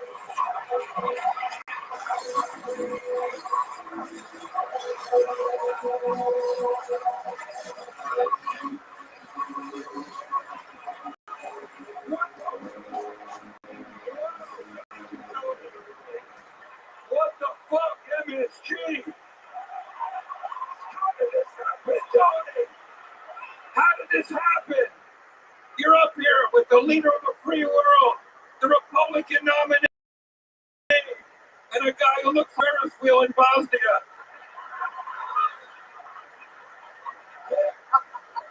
David, tell my brother. Great to see you, Dave. Yeah, really, I can't believe that you're up here with, you look like you're here to assassinate the impressionists. No, it's great to see Biden, Trump, and Vladimir Gluten coming together for a powwow. Dave, The Bombay Mike brothers have been reunited. Dave, that alpha makes a statement. Yeah, what is it? These kids were dead when I got here. Oh! Come on, you can do better than that. Dave, Dave looks like he sells used respirators. Look at this crew. Wow. Dave looks like the scab on Trump's ear. We all know Tony's voting for Trump, but his vest collection is voting for Kamala. I love you so much, Tony. This means so much that you're doing this. I couldn't miss this. I haven't been on stage in a few months. I've been going through a health thing, and you called me yesterday, and we got emotional talking about our old days when we first came to New York. I got on a red eye. I couldn't miss this. You are fucking doing amazing things. I'm so proud of you. I'm so proud of you, buddy. This is incredible. Thank you. You guys know my oncologist, Dave Attell, everybody. Dave looks like the tumor they took out of my colon. This is incredibly fun. I feel so lucky to be a comedian. I really do. Tony Hinchcliffe, MSG, make it stand up great again. Yeah, it's literally the fucking in itself. the Roastmaster General, Jeffrey Ross. There he goes. One more time for Jeff Ross.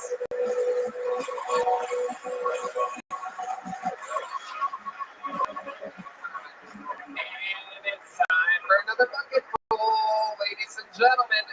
I do believe this is going to be our first female comedian of all the Madison Square Garden shows. Make some noise for Alexa Samino. Alexa Samino or Camino.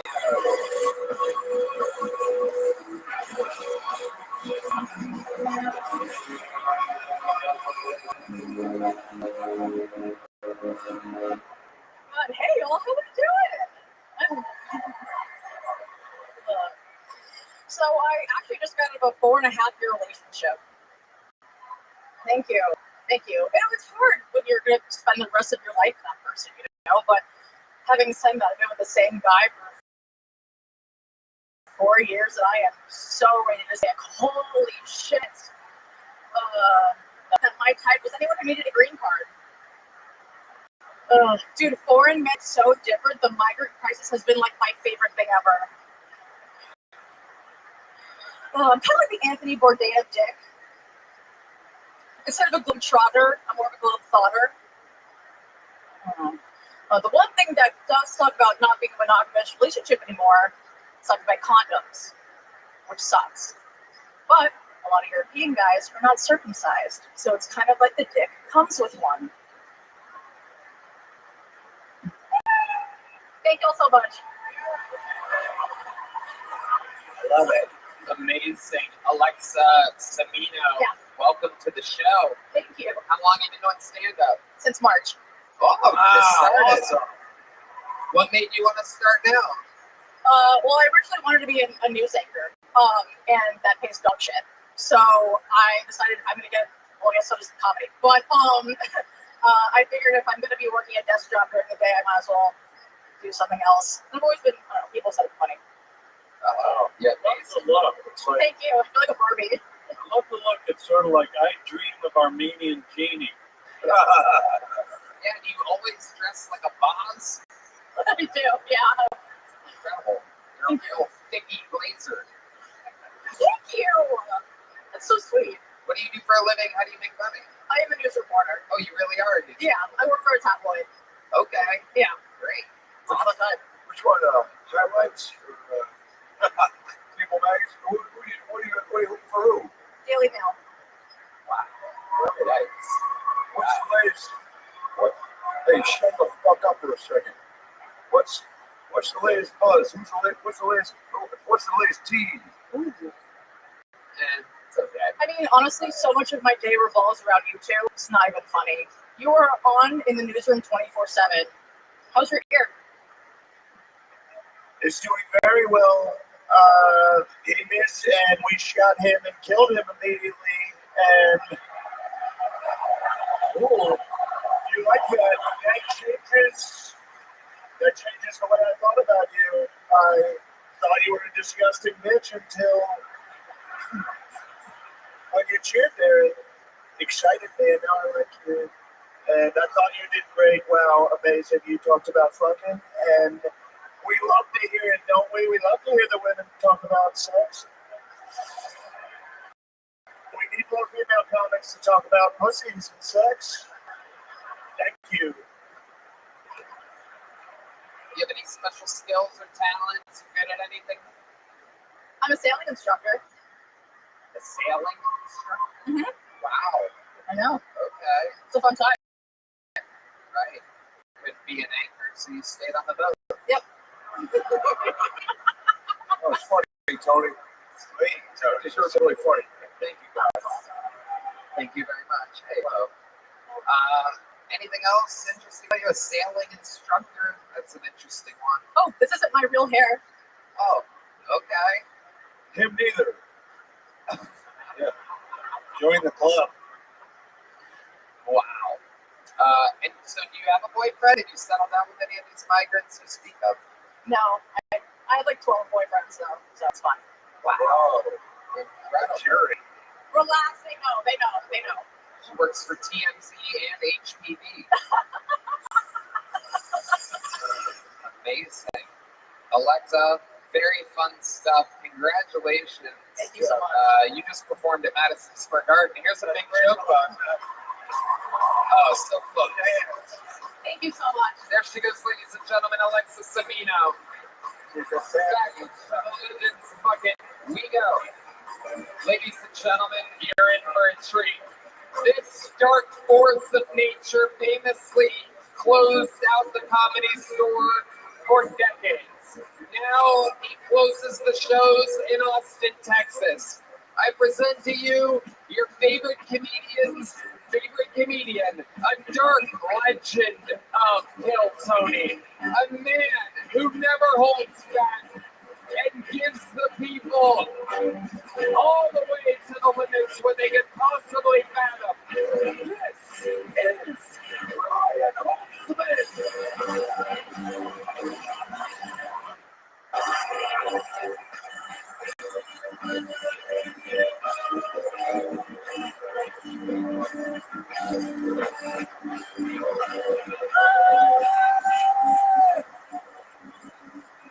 I just wanted to fit in with the rest of the retards on this fucking show.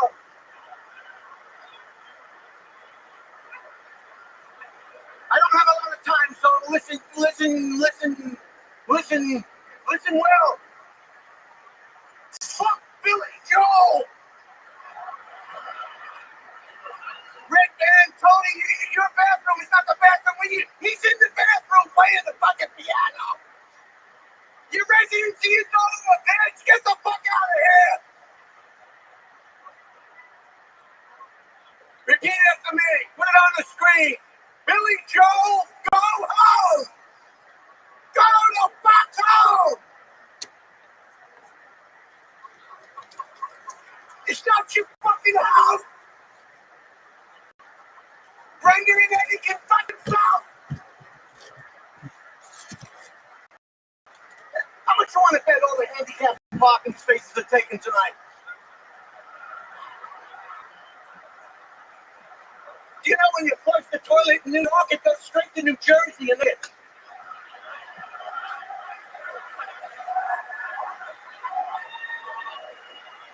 And when they're done with it, it goes to Philadelphia and they bottle it and sell it to California. Texas is shipping so many illegal aliens to New York City that the Yankee Stadium has a green card night. Oh, you don't think that's funny, you fucking asshole? Did it go over your fucking head?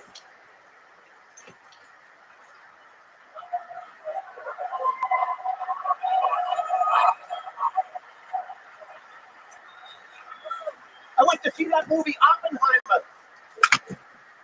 Can't these fans in Hollywood tell a story in an hour and a half? 3 fucking hours I'm waiting for them to drop those bombs on those flat-faced jets.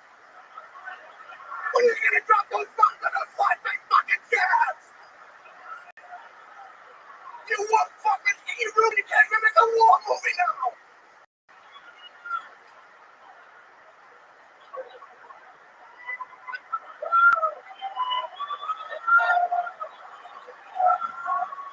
So everybody's gonna say it once. Put it up on the screen. Everybody, make believe I'm Billy Joel and sing along. Billy Joel could kill somebody on Fifth Avenue, and you'd still want Billy Joel tickets. You know how many ushers have quit because of Billy Joel being here for fucking 10 years? Police officers are retiring because they don't want to work the fucking show. There was a guy who was an usher, he went home and he heard a Billy Joel song on the radio and he drove his fucking car off the bridge. How much do you like Billy Joel? Fred? You don't even jack off when you sweat. Do we really need women's basketball? Some flat ass, skinny fucking bitch throwing a fucking basketball. We got nice basketball. It's like buying an air freshener for a convertible. What do you do after you see a women's basketball game? Go to the parking lot and kill yourself? Women's basketball, give me a break. Why'd you learn how to cook first, bitch?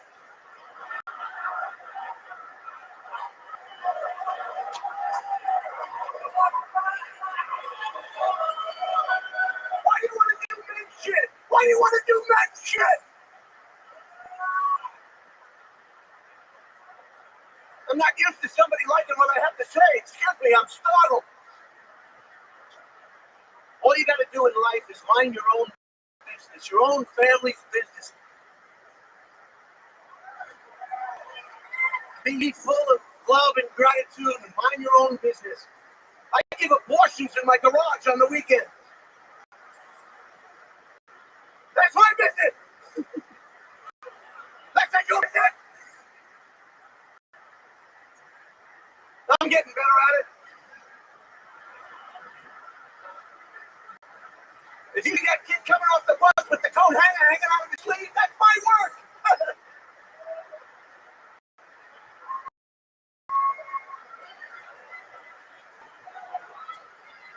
Shouldn't be doing sports. It's like that bitch who was driving the race car. What was her name? Dackety back. Every time she got in a race, there was a fucking accident, that bitch. 110 pounds driving a big engine. What the fuck?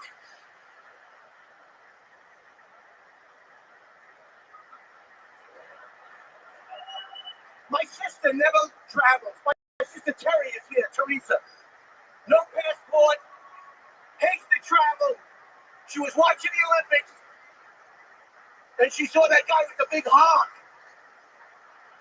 Now she wants to go to France and suck his dick.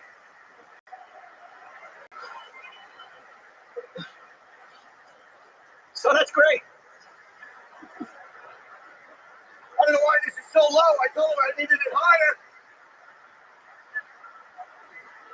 I don't want to touch it. I don't know how to do anything with my hands. I don't want to fucking touch it. You want to see my impression? This is my impression of Robin Williams.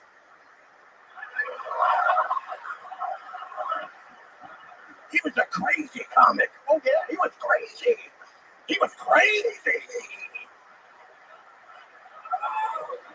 Yeah, that's for the real comedy aficionados.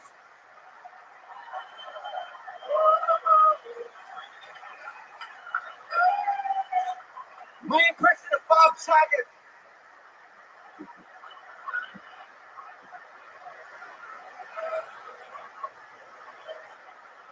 What did you expect to kill Tony Show, you motherfuckers?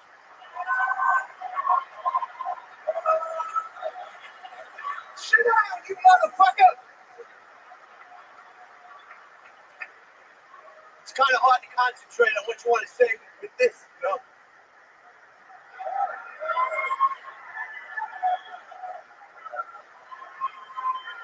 I am so sick and tired of recycling. You're not going to say fucking Blue Planet. It's fucking over. Throw it away. Just throw it the fuck away. I need gasoline. I need fuel for my car. I need hot showers. I don't give a fuck. How are you going to stop cows from farting? They say the temperature's rising in the ocean. What do you want me to do? Go down to 7-Eleven and buy ice? What are you telling me for? I don't have an oil company. The water level is good. Oh no. Who's on the right side over there? Hey, fuck yourself.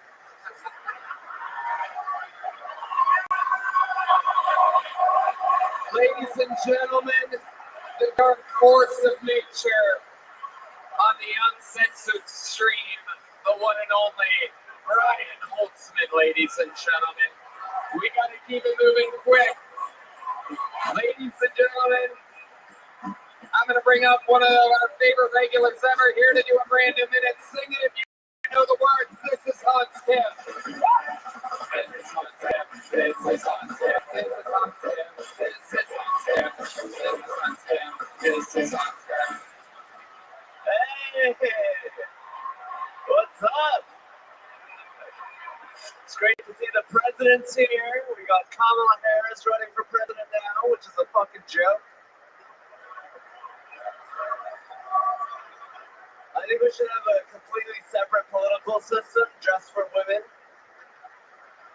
We can call it the WUSA. You can do all the layups you want over there. We're fighting for oil here. I think a president should be able to stand up when he pees. I don't even know how women pee. I think they just soak their flaps and wait for it to drip down.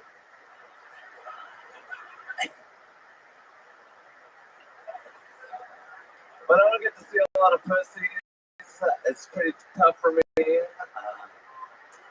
Sometimes I wish I could take a time machine back to your ancestors before they left Africa and be like, stop moving right now. If you keep going that way, your dicks are going to get smaller. All right, thank you so much. Hans, we're running in overtime. I have to get the show over quickly. I'm going to send you on your way. There he goes, the great thing. Thank you so much. Another regular. Actually, let's bring a legend on. Ladies and gentlemen, we're moving fast. You guys having fun? You enjoying this?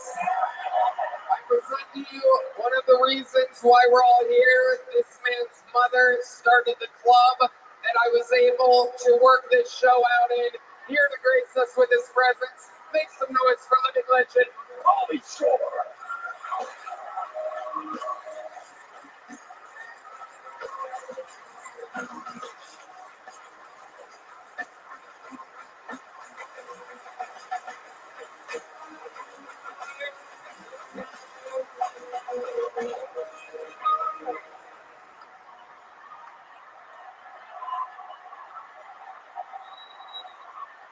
I know we're in New York City, you're not supposed to say this, but thank God there's not a fucking another New York fucking comedian on the stage. I knew that wasn't gonna get a laugh. You're supposed to give me a rim shot right there anyways. So anyways, thank you guys for coming out. My name is Pauly Shore, and this is what I look like now. Thank you. A lot of people ask me every day when I'm going to do another movie. I'm like, fuck, you fucking tell me, bro.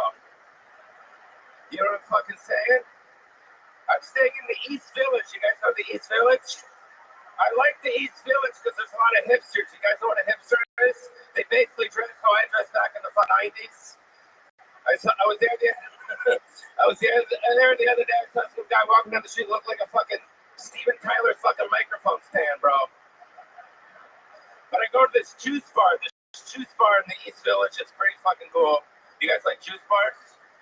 You walk in, it's like carrots, apples, ginger. The cool part about the juice bars, the dude working there can look at you and tell you what juice he thinks you need based on the pigmentation of your skin. So I walked in last week. I'm like, what the fuck should I get? He goes, bro, you can use a face melter. I'm like, what's in it? He's like, cayenne pepper, oregano, lemon, ginger. It'll build up your immune system. You have AIDS, right? My name's Pauly Shore, not Tony Hinchcliffe, bro. Good night. Ladies and gentlemen, make some fucking noise for Pauly Shore. We are in the speed round of Kill Tony. Ladies and gentlemen, keeping it moving, I present to you one of the greatest regulars of all time, Kill Tony Hall of Famer and Dark Roast God. This is David Lucas.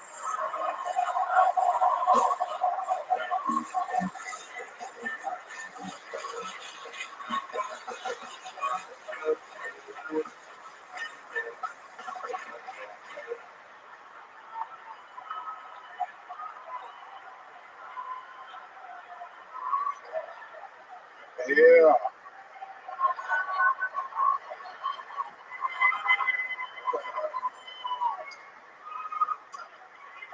I think racism needs to make a comeback.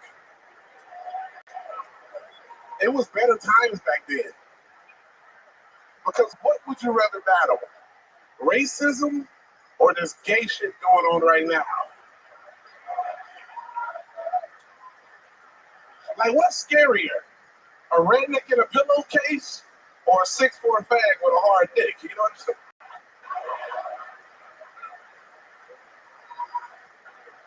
Like, if LeBron James wanted to fuck you, what are you gonna do about it? You gonna outrun this nigga? You gonna outjump this nigga? No, you're gonna be a tired fuck motherfucker.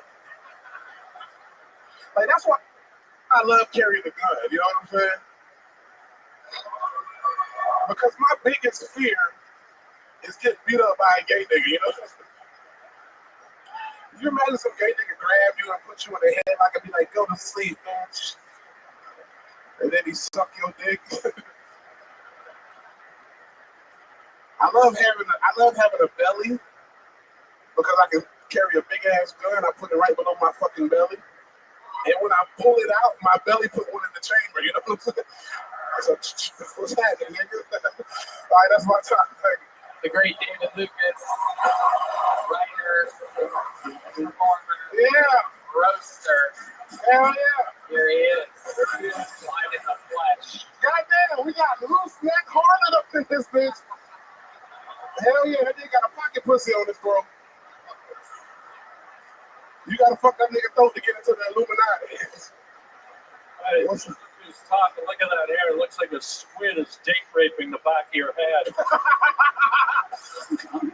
I mean, the kids love this guy. There's a guard nose up his ass, and his hair turns into a water wig.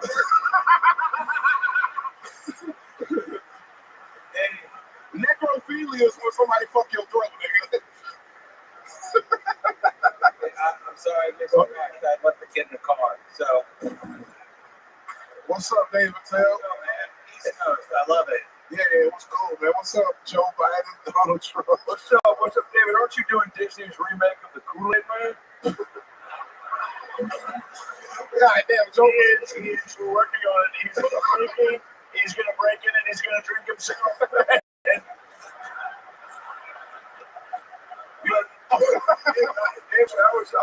I spent billions of dollars on climate change research to try to get sea levels to stop rising, and David fucked that up with one cannonball in the ocean. Joe Biden, you look like Mrs. Doubtfire's husband, nigga. Shut your fuck up. David, I know you're on tour. Is that why all these Boeing planes are crashing?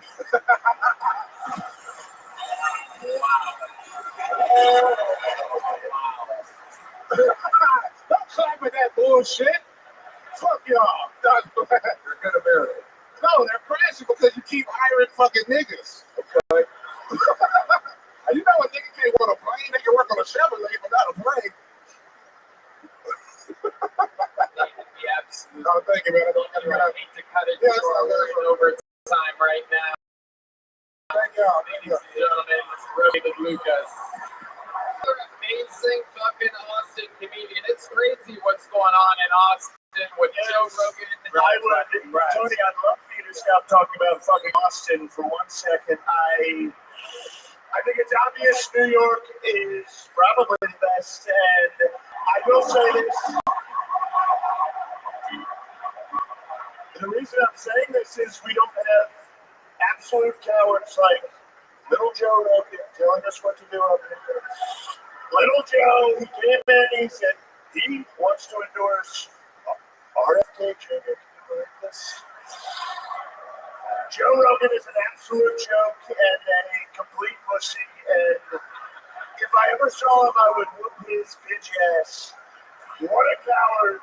Joe Rogan, complete coward, and it's, frankly, it's an embarrassment to this country. He used to be such a powerful.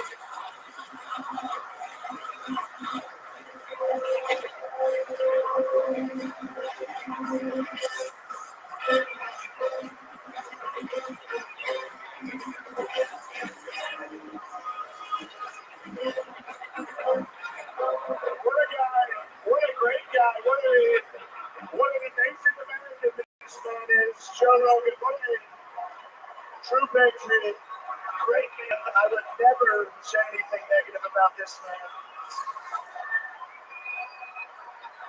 What a guy.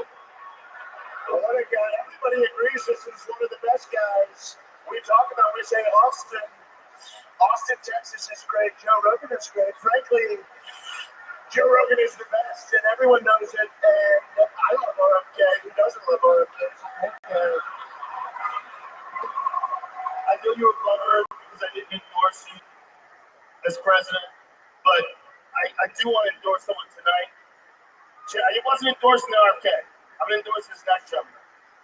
One of the greatest people that's ever lived. Ladies and gentlemen, Joey Diaz. Oh my God!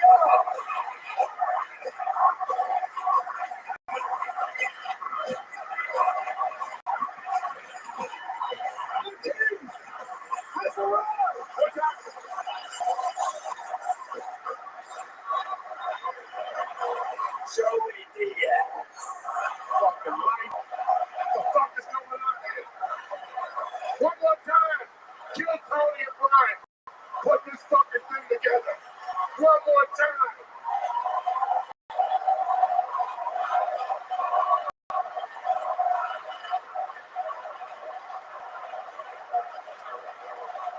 If I'm your president, we're gonna get down. We're gonna bring New York to what it was. We're gonna blow the fucking migrants out. Anyway, I love you motherfuckers. I grew up in this bitch. Understand me? Grew up in this bitch.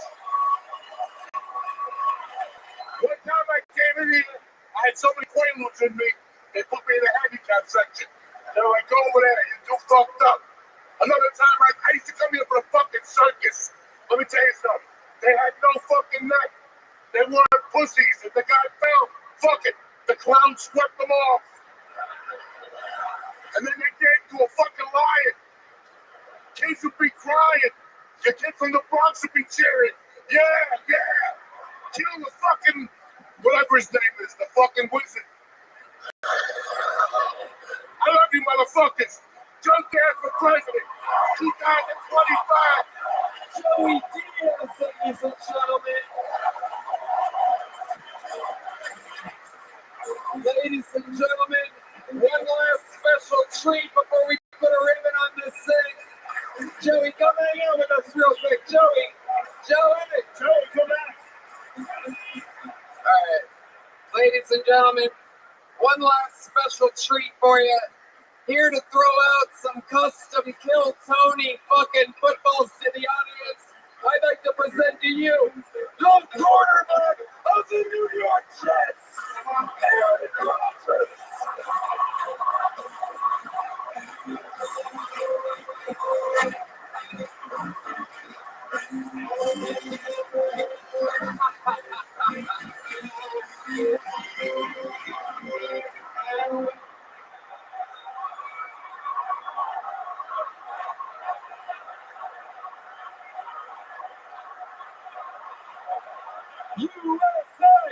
USA!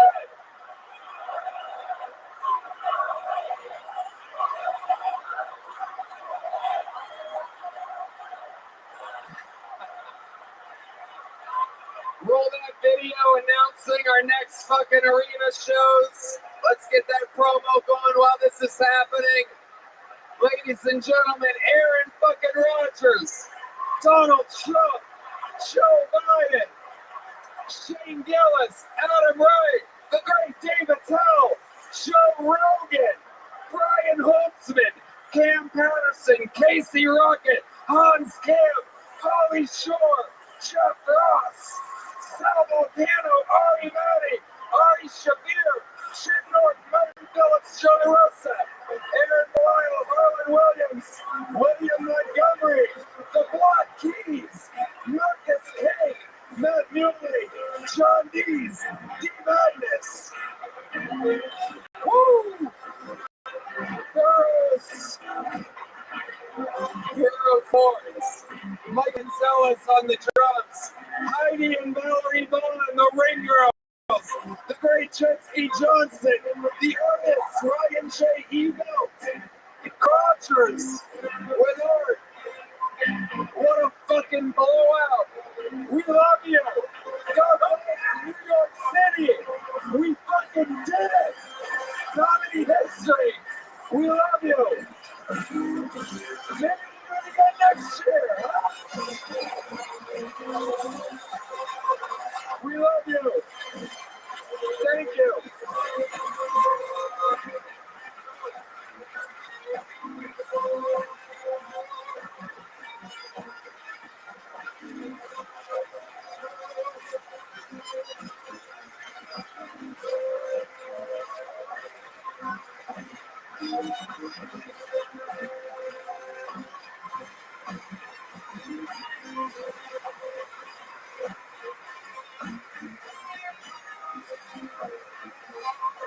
Yeah, we're going to the HGV Center again. Tickets go on sale next week, New Year's Eve in Austin, Texas. Thank you to Notorious Productions, the Comedy Store, the entire Shore family. What time for Hall of Famer Adam Reddy, Shane Gillis, the Rothschild General Jeffrey Ross, two amazing nights from Jim Norton, Brian Whitman, I'm Tony Hinchcliffe. Thank you, good night.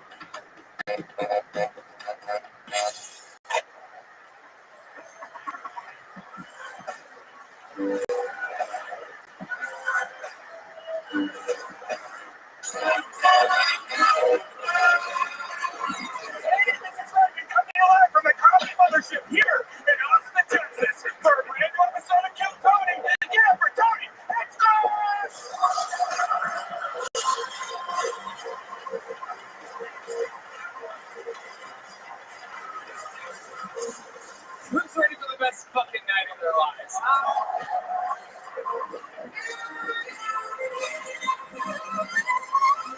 Fuck yeah. It's noise for Brian Redband, ladies and gentlemen. How about some noise for the best damn band in the land? Is that some diabolical shit or what? My goodness. What an amazing show. You guys made it to the #1 live podcast in the world. This is Kill Tony, brought to you by HelloFresh, Squarespace, and Game Time. A lot of fun stuff ahead. Here's a little bit more from the amazing sponsors that made it all possible. The Sunset Strip Comedy Club in Austin, Texas is now open. Check out Red Band's secret show every Thursday. Go to sunsetstripatx.com for tickets.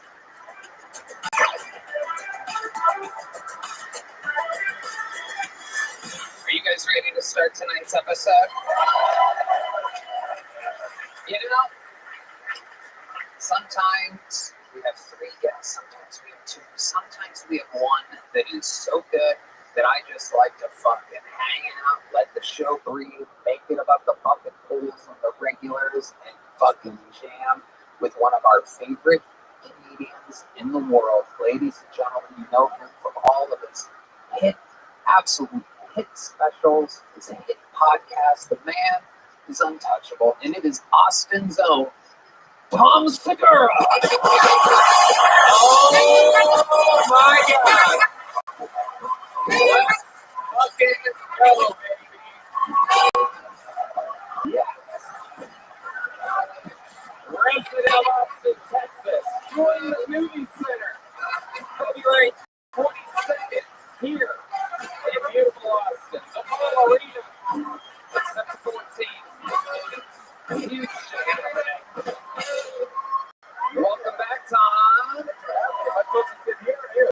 Let's sit here. Oh, okay. Stay cozy, just in case someone hangs in and joins us later.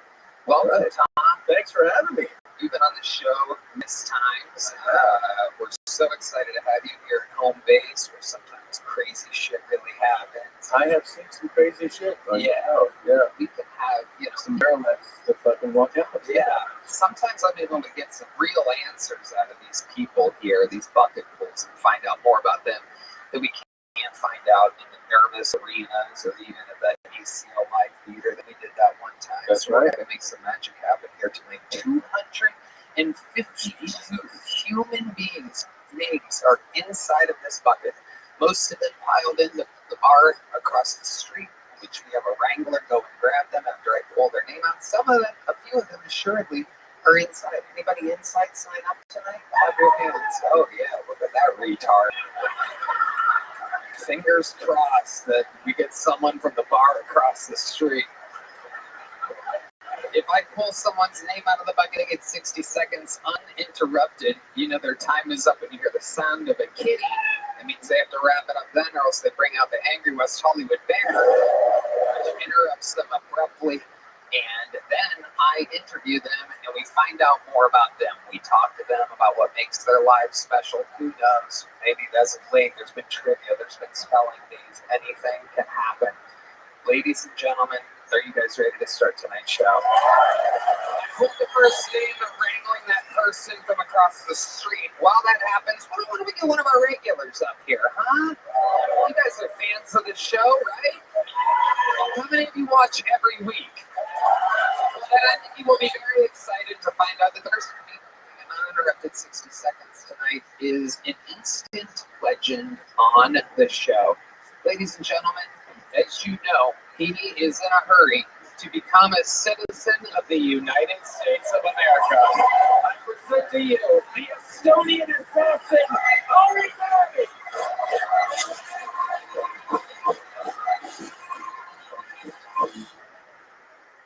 What's up? I just moved to Texas. I love it. Bucky's all day.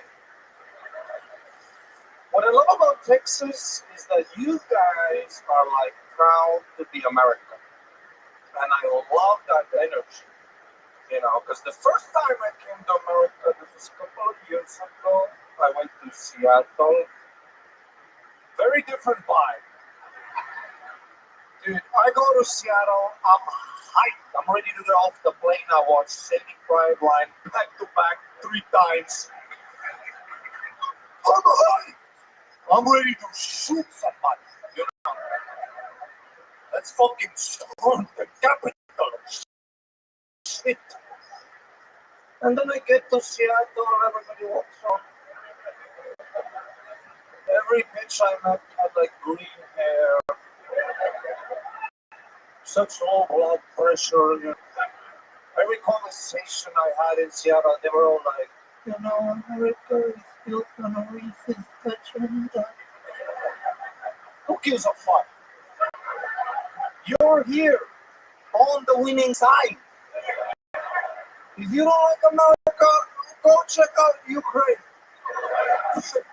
Try to get an oatmeal latte in downtown Kiev. You ungrateful bitch. If you don't like America, give me your passport. Thank you very much. Oh my God, he's done it again. The full flex, 1 minute, 45 seconds. The bear is afraid of Ari Matty. He goes in hiding. Tom, this is your first time? That was my first time Yeah. seeing it. Yeah, it was great, man. And you know you're proud. Fucking ate that shit up, bro. Way to go. Hell USA. They fucking USA. USA. Hell yeah. Ooh, the lights are wild for USA. I love it. Very good. Fucking fun topics the whole way through. You mentioned Buc-ee's. For the people around the world, a huge part of our listeners are global. I went there today for the first time. Oh, how would you explain your first impression of Buc-ee's? There was a rubber boat, burritos, jackets, condoms, guns, a holster for fish soup, whatever you want. We got it. What do you want? I think there was a hooker in the back for $50. Yeah. It is truly unbelievable. I was there yesterday, coming back from College Station. I went to the A&M Notre Dame game with our good friend Shane Gillis, friend of the show Johnny Manziel, and I came back and I was so excited about this Buc-ee's stop in Bastrop, about 35 minutes out. I get a Texas cheesesteak burrito. Has anybody ever tried that from Buc-ee's? It's unbelievable. I had that too, by the way. You had it? Yes. I mean, my European belly can't handle. My little European asshole trying to squeeze out that American turd, brother. If you can fuck me tonight, easy, dude. My asshole is all stretched out, dude. Yep. Holy shit, I still have diarrhea currently right now. Yeah. A little piece of shit in my pants. It really is one of those things. The Texas cheesesteak burrito, while being perhaps bite after bite, one of the most delicious things, it is truly risk reward. That should be next to that in the dictionary. A picture of the Buc-ee's Texas cheesesteak burrito, because even my stomach, full of Italian red sauce, my entire life men's cum. I beat you to it. I could tell the wheels were turning there. Son of a bitch. Tony's gay. There you go. Tony's gay. Tony's gay. All right. That's enough. Okay. But even me, and I have a furiously strong digestive stomach. Like, it's one thing I just never have problems with. But even me, that Texas cheesesteak burrito fucks me up 100% of the time for a few hours. And I learned yesterday that if you do a minute and a half in the cold plunge after having one, you're good. That's what it takes. It takes 45 degrees Fahrenheit at 90 seconds, and it cures all your problems. The diarrhea goes away? I beat it to the diarrhea. It doesn't cause diarrhea. I didn't diarrhea in the cold plunge. That would have becomes a popsicle story. Yeah. A little fudgesicle, if you will. I love it though. It's great stuff. You can do a Buc-ee's. Oh God, yeah, of course. It's an experience. It really is. If you come to Texas, you have to go. Absolutely. You have to go. It's useless shit, but it's so fun. Yeah. I shoot shit. I like the fucking swag. Like that It's like a hat. It's a fucking boat. It's a cup. And you're like, okay. Like, And also, I don't know how the payment works there. Like, I could have stolen the, hey, Americans, steal shit. Nobody fucking looks at shit. I have a conspiracy theory. I probably obviously shouldn't mention it on this show, but I have a little theory that they purposefully don't bring everything up. Did you notice this at all? I mean, yeah. Did anybody else notice this? Is that a thing that they do on purpose? Like really? Yeah. Wait, what do you mean? Pretty sure. So like, if you get a ton of shit, I think they like go like. I've had it happen a few times. Have some of them. They don't say that, but they're like, your total's $32. You have like a ton of shit and a jacket like that. Well, you got the whole fucking jumpsuit. The whole shit. How much was that? $12. It is the most magical place on earth. Hot nuts and yeah. And I've never seen so many fat people in camo. Dude, that deer is gonna see you. With your fat fucking face. This is big red fucking Alec Baldwin head.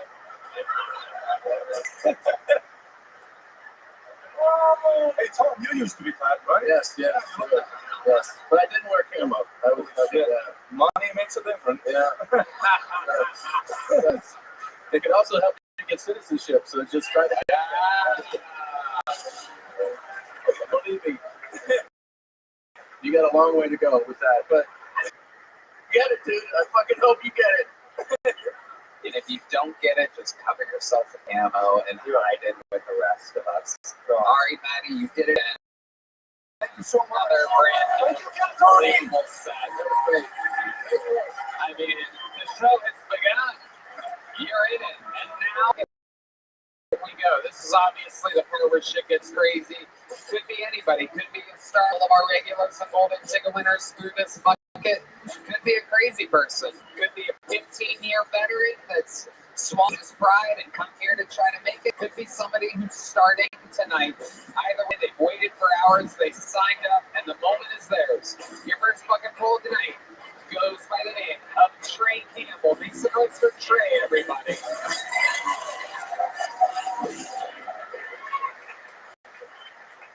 Hey everybody, I just moved to Austin recently. I'm really excited. The other day I was driving on the street and I saw a bumper sticker and it said, "Silly boys, trucks are for girls." But I looked at the bumper sticker and it was on a Nissan Altima and I was like, oh, that's cool. This city's so progressive, even the cars here are trans.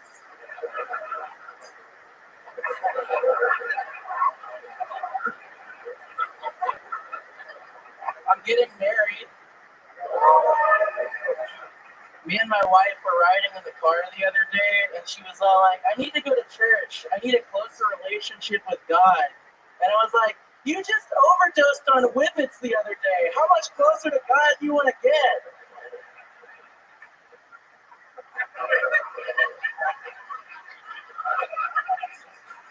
Any Kanye West fans in here? Kanye just released a new album on Vultures. One of the lines he says, "Beautiful big titty, butt naked women don't just fall out the sky, you know." And I heard that and I was like, damn, those are bars. But clearly Kanye West wasn't in New York City on September 11th, 2001. Trey Campbell looking for validation throughout his entire set from Tom and I, paying no attention to the Tom's the girl. 350 people in front of him. Did not care if you guys were laughing whatsoever. Oh, I care. Was fully focused on him and I after each punchline. We had that fun. Okay. No, Yeah. I was just trying to. That was very funny, man. That was very funny. Thank you so much. Absolutely. Did you happen to be wearing camo at a Buc-ee's earlier? Ari Patty described someone that looks shockingly like you. It might have been me. It depends on which Buc-ee's you were at. Wow. Because we were at the one at Bastrop. Whoa, look at that. Might have been me. Might have been you. You were there today? No, it was like a couple weeks ago. Right. Looks like you had a few cheesesteak burritos. Hell yeah. I like their pulled pork sandwiches. Their pulled pork sandwiches go hard, man. Red Band agreeing. They go hard going in and coming out. Wow, they made you go soft. That's true. I don't know, man. I've been doing pretty good. Yes, more. What has your diet been like lately? What exactly is it? That is true. Back when I was a kid, I would only eat the marshmallows out of the cereal. Dude, we fucking know. Thank you. Come on. You would be correct. Tell us some more of the wild fat boy things that you've done. Marshmallows only out of Lucky Charms. Can you give us some more examples? Well, I would take some of those honey buns and I would put them in the microwave, and then I would take them out and I'd put syrup on the honey bun. Oh, fucking hell, dude. Pretty good. Oh, can you believe somebody's gonna marry me? Is someone married? Yeah. You're engaged? Yeah, I'm engaged. Yeah. Who are you engaged to? Her name is Lindsay. We met in line for your show. Unbelievable. There you go. Kill Tony, making miracles happen. Where did you move from? I moved from Houston. Oh, okay. I was going to guess Oz. Houston. That is incredible. And what does Lindsay do for a living? She sells like apartments to old people. Oh, she's like a scammer? Yeah. Depends on who you ask. Okay. Why? It's really specific. Yeah. Are you old? You want to fucking buy something? Like, yeah, for real. Just come on down. I'll get your information. What makes her target old people? I don't know. I think she just works in one of those senior facilities where she, you know, I don't know. It's a senior home. It's pretty much, yeah. She's like the director of sales. Okay. Yeah. So she gets people not apartments, but in nursing homes. That too, yeah. Okay. Absolutely. And you guys met. What was your big line with her? What was your open? She came up to me. She was like, "Hey, you're really cool. You're really funny." She's like,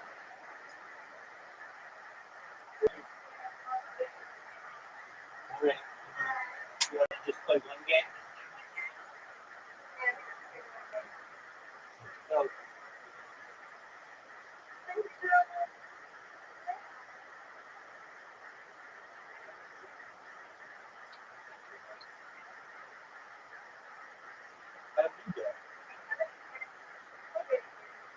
We can do yesterday. No way.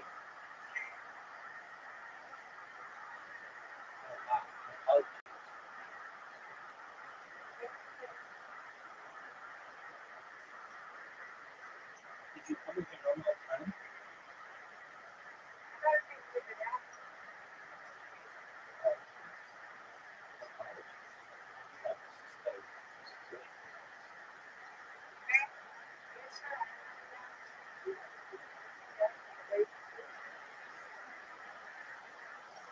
Hey. What's that? Oh, come on. I got this. No.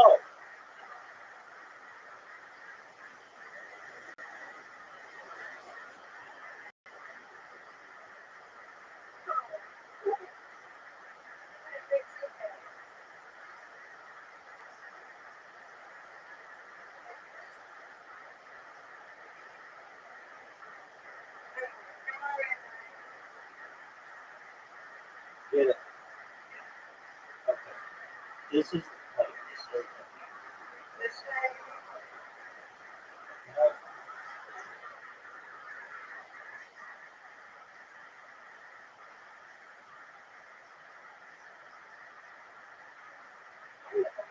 That's what you're doing.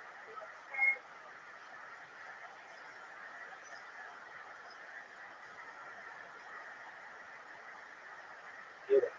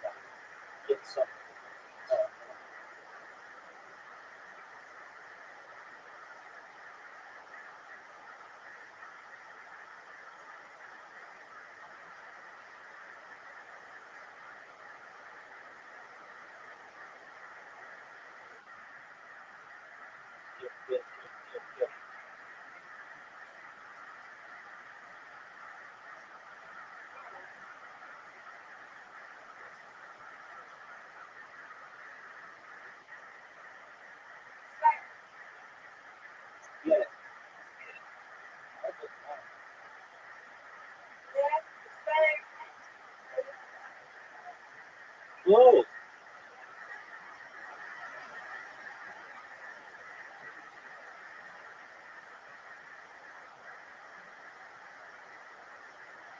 I get it. Nice strike, Mr. Cornelius. Big time. That was big time. That was big time. Bro. Get another one. That's all right. That just gave me a huge lead. Get these two. Thank you.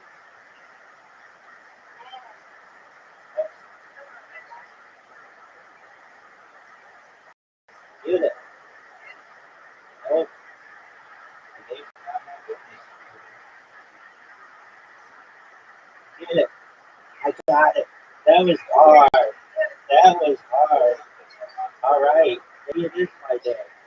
Get it. Did I get enough? I did.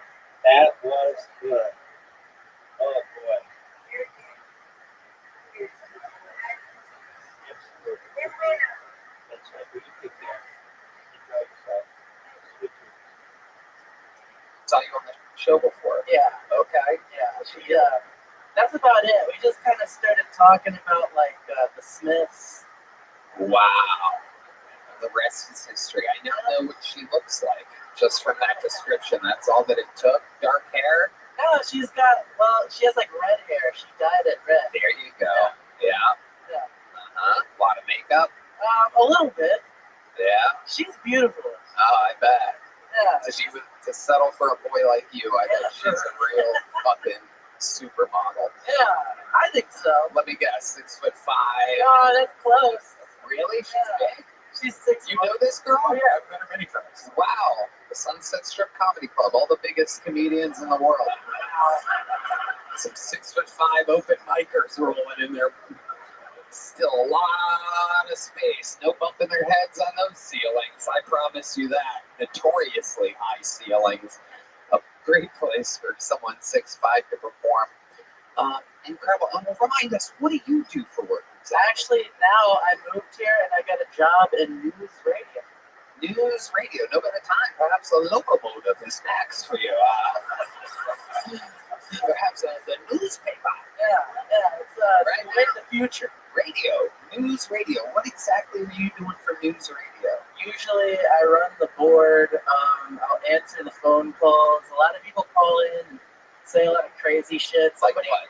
It's a political talk show. So oh, yeah. Somebody called and said Biden gave his dog cocaine. That was pretty cool. It's not impossible. It's not. I mean, they found it in the White House, so it's not the craziest. Do you make a living doing that? Yeah, I make about $15 an hour. Okay. All right. So I guess it depends on what other. She's got to sell a lot of apartments. Living is. Yeah, that's relative. I got it.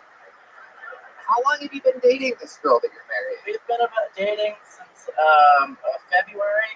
This February? Yeah. And when did you get engaged? We got engaged in May by the Hi, How Are You mural. Okay. And what made you do it so quickly there, Trey? When you know, you know. And we just fit together. That's not true at all. I love her. Yeah. Well, I bet you do. I bet you do. Do you have any inheritances or anything? Yeah, I got some inheritances.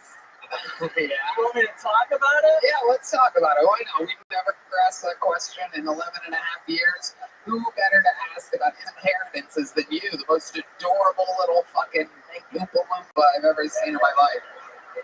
Incredible.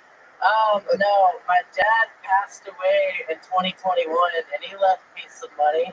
Yeah, ballpark it. How much? About $350. Oh, that's pretty nice. About $350. Oh, you're being silly. Was it 350,000? Maybe. Okay. Any other inheritances? Let's go through. It's a little segment we call Trey's Inheritances. No, that's about it. He left me 2 trailers, and he left me some 4-wheelers and a boat. Anybody who wants to buy some 4-wheelers and a boat, you want to buy a 4-wheeler, Tony, or Tom, or Red Band, or No, I want one where the shocks and struts aren't used by you. I haven't rode it in like 10 years. You're getting a bump on that. That's funny.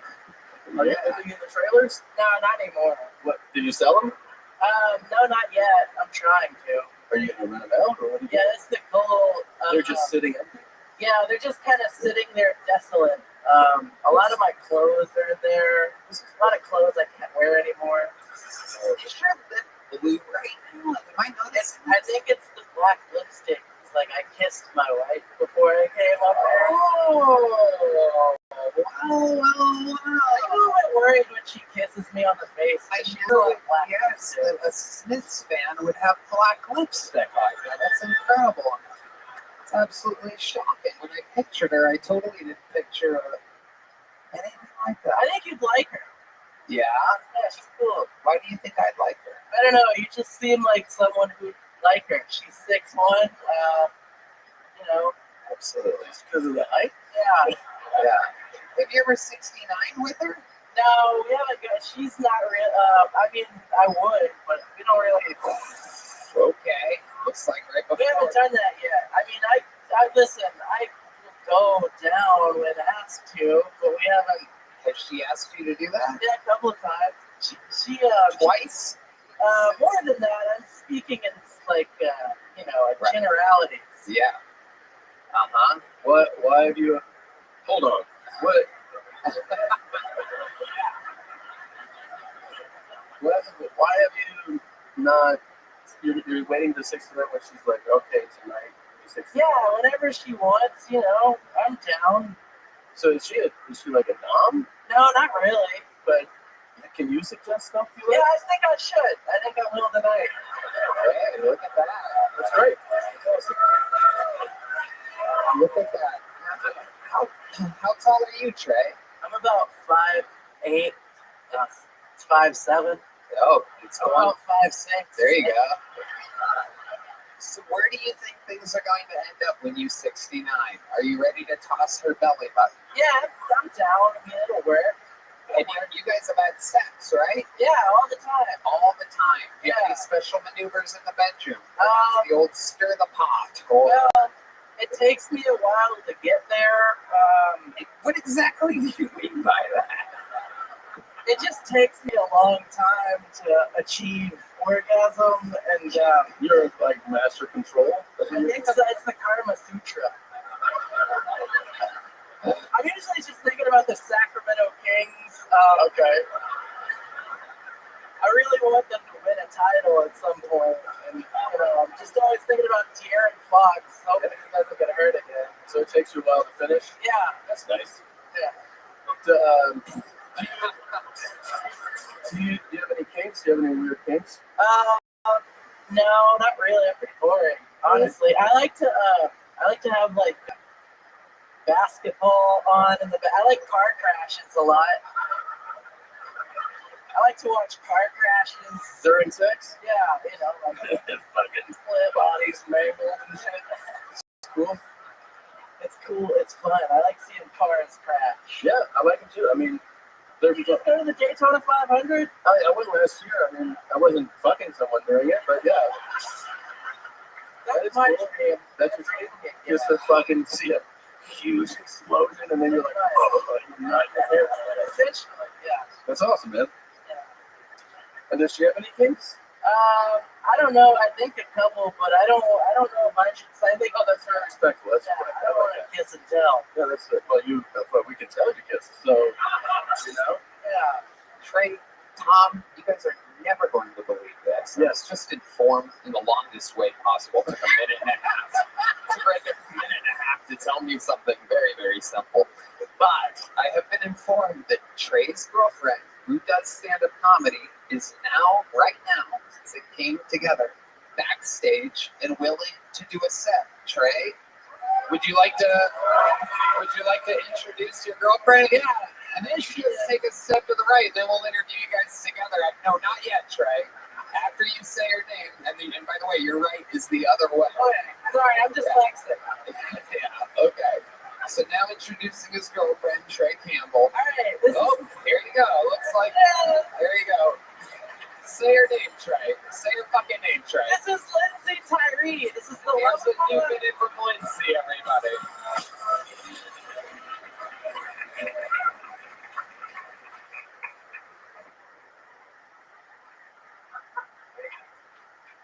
Already getting laughs. My name's Lindsay. My pronouns are fee, fi, fo, fum.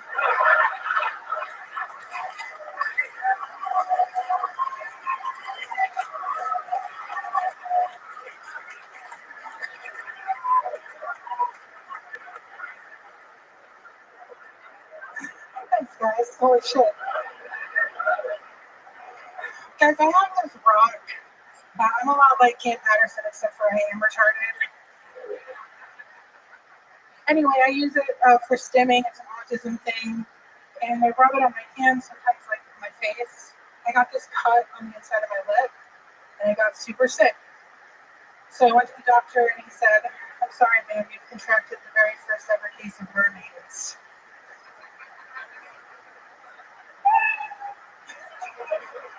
Thank you.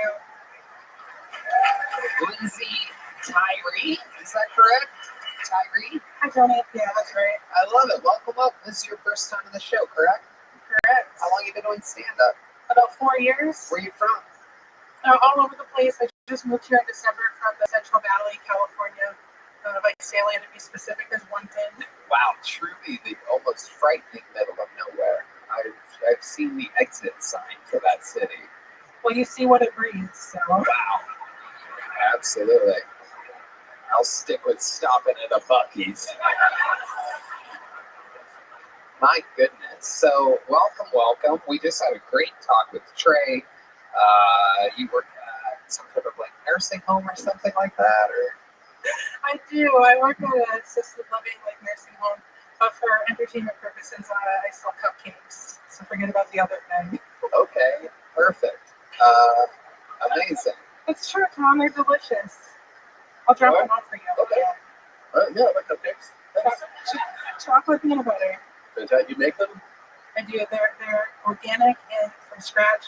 You know, they're not really organic, but don't tell any of my customers that. So you just threw the label on there? That's cool. A small business, baby. Yeah, that's cool. Wow, I like your style. So just to be clear, she is a scammer. Like, wow.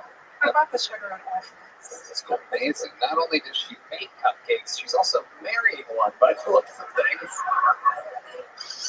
You specialize in cupcakes and muffin tops. This is great. Lindsay, what do you do for fun?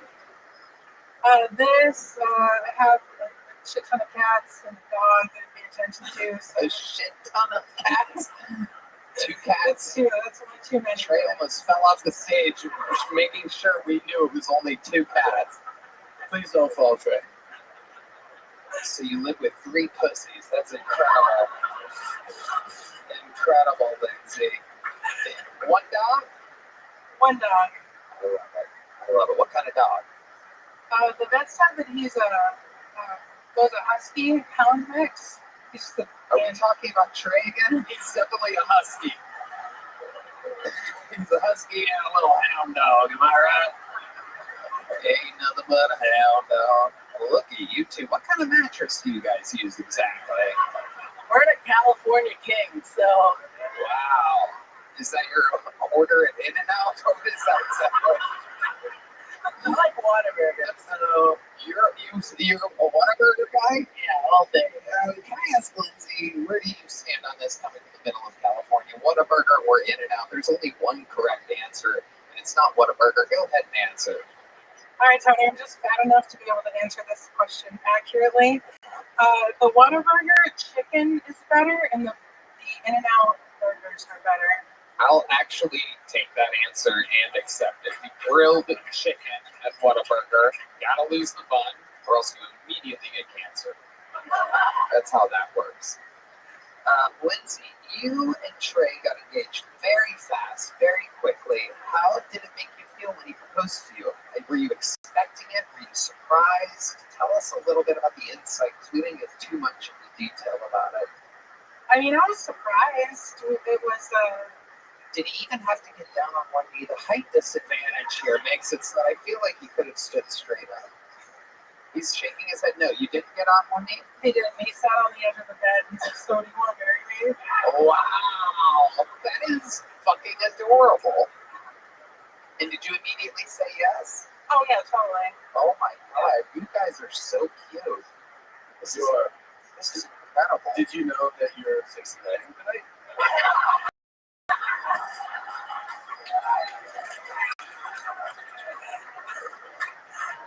Well, when you're into the height differential, it kind of always is that.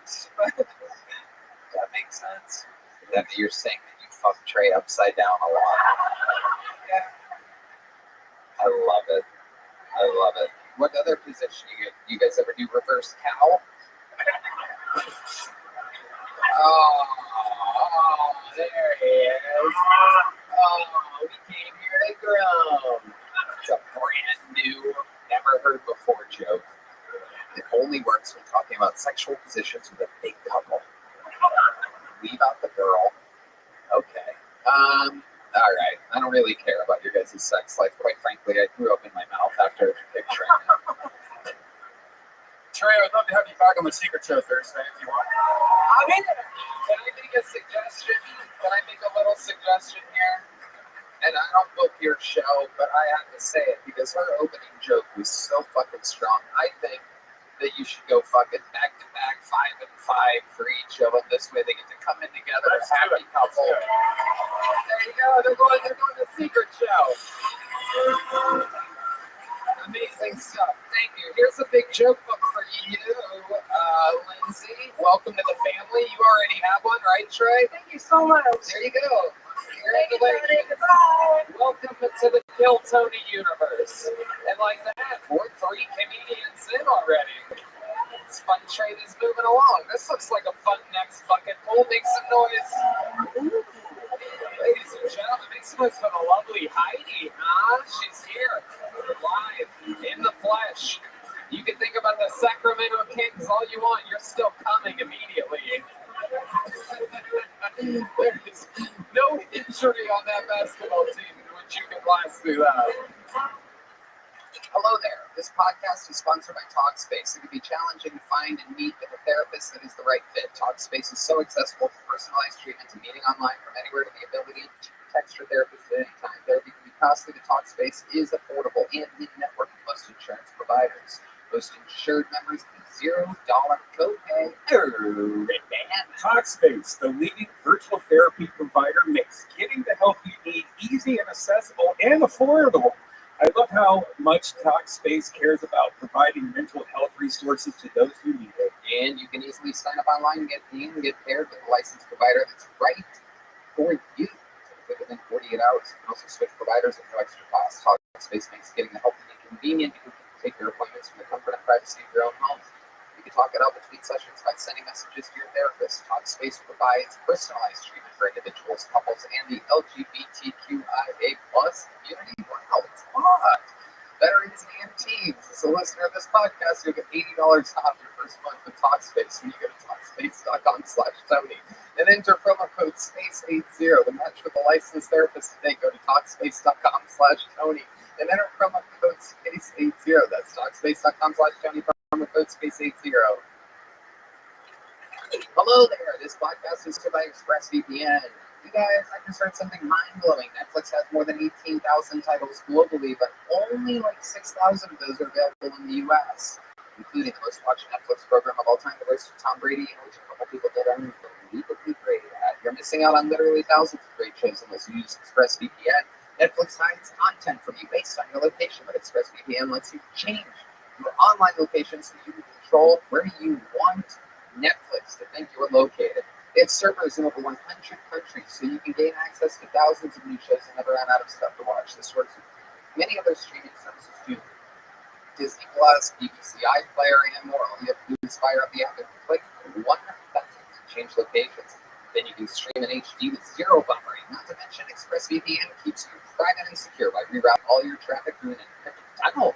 Speaking of encrypted tunnel, Tony, I love ExpressVPN. It was so incredibly easy to unlock my favorite show, Black Mirror.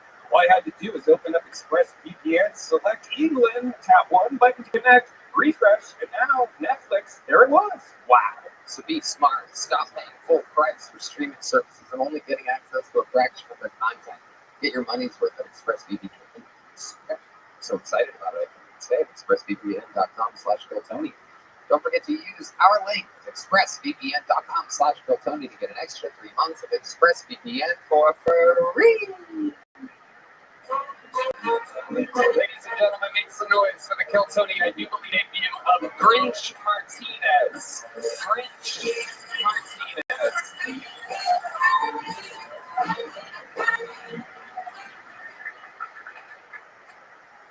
So there I was this morning at breakfast with my children watching InfoWars. When I thought to myself, what would it be like if Alex Jones started reciting Ice Spice lyrics? It would probably go something like, "You think of the shit, bitch? We're not even the fart. Stay tuned, we'll be right back." I think Alex Jones is right, you know. I think we should have a problem with gay frogs. If you're a gay frog, listen to this. I don't hate you. I love everybody. Just keep away from my young tadpoles. You know what I mean? I got young fucking tadpoles, fresh. So I was at Chick-fil-A the other day, right? With my wife and kids, which is when you don't have the abortion. And I was thinking to myself, why do they call me? All of those you don't know, it's just like an old white guy, they golf. But Arnold Palmer, the drink is a mixed drink. It's a half and half. We shouldn't call it an Arnold Palmer. We should call it a Tiger Woods. You know, he's half Thai, half dirty. All right, that's my time. Chris Martinez, ladies and gentlemen. British Martinez. Wow. I mean, absolutely unbelievably terrible. That is incredible. How was it? Shut up, zero laughs. Calm down. Come on. You come up here with 0 laughs. Come on. Wow, look at you arguing whether or not that was a good or bad set. That's almost never. There's a guy losing his mind in the middle of the room right now. They laugh though. All right. Oh my God, this guy's crazy. What's going on? Oh, he's getting in trouble. Forget it. Grinch, hello, how are you? It didn't stop, I promise. Sorry, okay. People weren't laughing exactly at the things you think they were laughing at. Do you think that Alex Jones impression is good? I've done better. Let's hear you do better. Try to do better. Globalist.com, ladies and gentlemen. I would bet that Red Band does a better Alex Jones than you. Come on, Red Band. Come on, join us. Notoriously doesn't do impressions. Ladies and gentlemen, this is Red Band doing Alex Jones. Black helicopters. There you go. No doubt about it. I was right. I was right. Famous non-impressionist Brian Redband, who's even an impression on. Do you really watch a lot of Alex Jones, Grinch? Yes, sir. How long have you been doing stand-up? I moved here this December 21, so February 22, so about 2 years, 2.5 years. You named 5 different dates. 2 years is the answer there. And how do you think it's going for you? Just open mic, try my best at open mics. I work. Do you love it? Does it make you happy doing it? Yes, sir. Okay. What do you do for work? I work at a pizzeria on Secret. Sorry about that. Did you hit the bass drum there? Accidentally touched it. Was that your irregular heartbeat or the Really bass drum? nervous up here. Sorry about that, Mike. Sorry about that. Amazing. Stay right here. Absolutely. I work on 60 pizzas, or what do you do? I'm in the front of the house. That's right. Okay. Absolutely. Yeah. We've hung out. Is that what you're saying? You served me before, and we've hung out. Explain this hang out. Did I grab the pizza and then leave? Is that so my autograph? I what? You signed an autograph for me. Oh, the bill. Yeah. They had me sign what bill was that? Is it a 5? $2. It's a $2 bill. Yes, sir. There you go. Yeah, they asked me to sign a bill. I fucking did it. And you took care of my pizza. I got 1 slice of pizza. Do you remember what kind it was? Yes, sir. What do you say? Go ahead. That is correct. Ladies and gentlemen, Rich Martinez absolutely nailing. I'm very mad that I had pineapple on pizza. Yeah. Don't knock it till you try it, people. It goes great with pepperoni and sausage and peanuts. Yep. Grinch, tell us about your love life. You look like you could be the 3rd member of the Trey and Lindsay was in that room on the thing. Oh, the 3rd part. Yeah, nothing but throuple. I'm married. I haven't had the wedding yet, though. Yeah. How's that? Just the pandemic. Or the pandemic, I had 2 kids in the middle of it. I got married. But it's on the to-do list. Yeah, okay. Have you done like this? It's hard for me to say that for a lot of people, honestly. What do you mean? It's just, I don't know. So I've been dealing with it for 4 years now. I've been trying to get married, Oh. But can you go to a courthouse? I can. I should. You're right. Well, you said that like that. I just gave you the idea of ideas. Like, yeah. No, it's just hard. It's just moving over here from California. I got you. Where do you live? You live here, though. I do live here. Yeah, you can. I mean, you can just pick an afternoon. Like, it's not that fucking crazy. What's been stopping you exactly? You know how to get on a plane, right? You go to the airport. So if you want to get married, you go to. Yeah. Okay. All right. What's held you up until this point, Brent? Just hip deep in my 2 kids. Just diapers and just how old are the kids? 2 and 4. Even Red Band scoffing at you saying hip deep. The man famous for kids will saying, what I mean? Wild shit. No, I know. So the kids are what? 1 and 3 or so? 2 and 4. 2 and 4. Absolutely. And they're both with the same woman. You've been together 4 years. 6. You always do stand up in shorts. It's very hot outside. I hear you. I'm just asking. I don't know. Okay. It's a thing. It's a choice. All right. Sorry. Yeah. It is a thing. Stand up in shorts. They say in the Italian mafia, they say that Don does not wear shorts. And in stand-up comedy, they say a comedian does not wear shorts. I remember one time at an open mic at the Laugh Factory 17 years ago, I wore shorts. And I remember thinking to myself, yep, this doesn't feel good. No, I'm never doing this again. And it's almost like a sure sign that the person's a fucking lunatic. Yeah, no doubt about it. In fact, I was wearing a hoodie with my shorts that day. Ohio State hoodie. I specifically remember khaki cargo shorts and where I was, the day of the week and the time, and I haven't done it since. That's how traumatized things change for you. Exactly. I put the shorts away, found Red Band, and my life changed ever since. William Montgomery, famous wears shorts and all that. He is a different type of soldier. He's an unorthodox weapon. He can wear shorts. He can also look at notes. 2 things that I refuse to do in a big Where do you find, like, where do you get up? Do you try to get up on stage?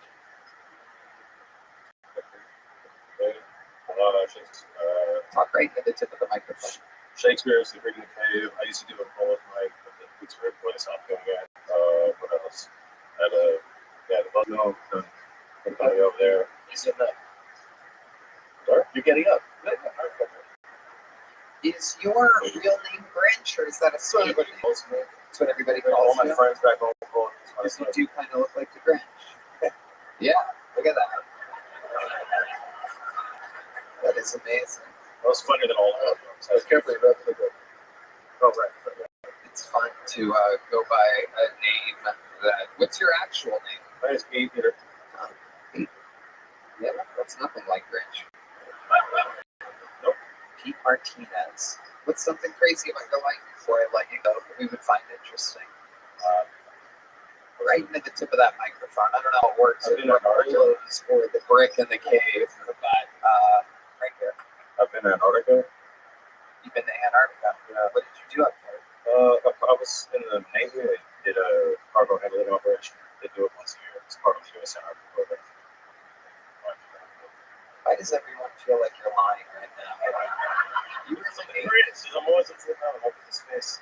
Yeah. Something's nefarious all the time. Yes. All right. You've been on this show before. No. That's it. Really? No? Okay. Well, welcome. Here's a little joke. There he goes. Grinch Martinez. I'm going to count that as a bomb. He might not think that he bombed. I'm counting it as a bomb. And when somebody bombs, I have a special soldier I bring in. We're watching him grow in front of our eyes. A very polarizing figure. Made a golden ticket winner just a few months ago.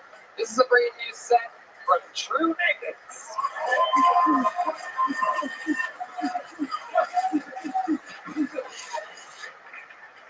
Having a TV on in this platform want you to know, if you work hard and stay kind, you can achieve any dream you want. Right? Well, I want to accomplish like the ones before.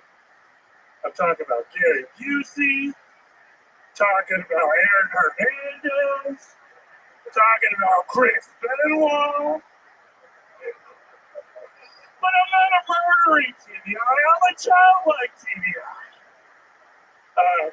If you can't tell, I've stayed in mental health facilities. It's the one place where I'm the most normal guy in the room. I like the ones that are mixed with drug rehabs, because it's kind of like a Taco Bell and KFC. And plus, druggies gotta eat 24/7, so I get all the way to the brain crunch. I never had a girlfriend, but I did date a multiple personality. Lola, she hated me. Carol loved me. I had a girlfriend 4 hours a day. Until Carol, I got healthy.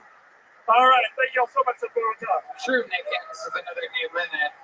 You know, one of the main things, and you know, sometimes people say that my hearing's bad. I mean, I don't have great hearing. I've been listening to loud music my whole life. But, you know, sometimes they're listening to a cleaner version of the audio than what we have here. And they go, how did they not hear it so blatant?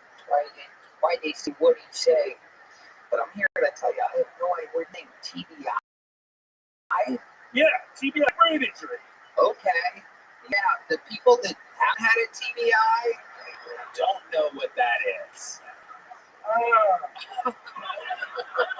We thought you said TV guide, and it was making no sense to us. I literally thought you said TV guide. And the people that haven't had a TV guide, I want a TV guide like Aaron Hernandez and Chris Benoit.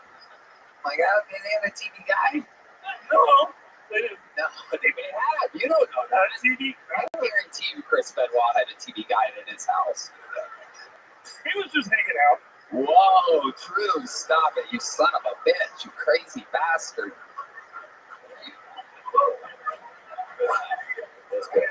So, you know, one of the things I would say is make sure when you're the setups for your jokes, you know, that people know what you're talking about. Saying TBI, and, you know, like, you have to make sure you say, I've had a traumatic brain injury.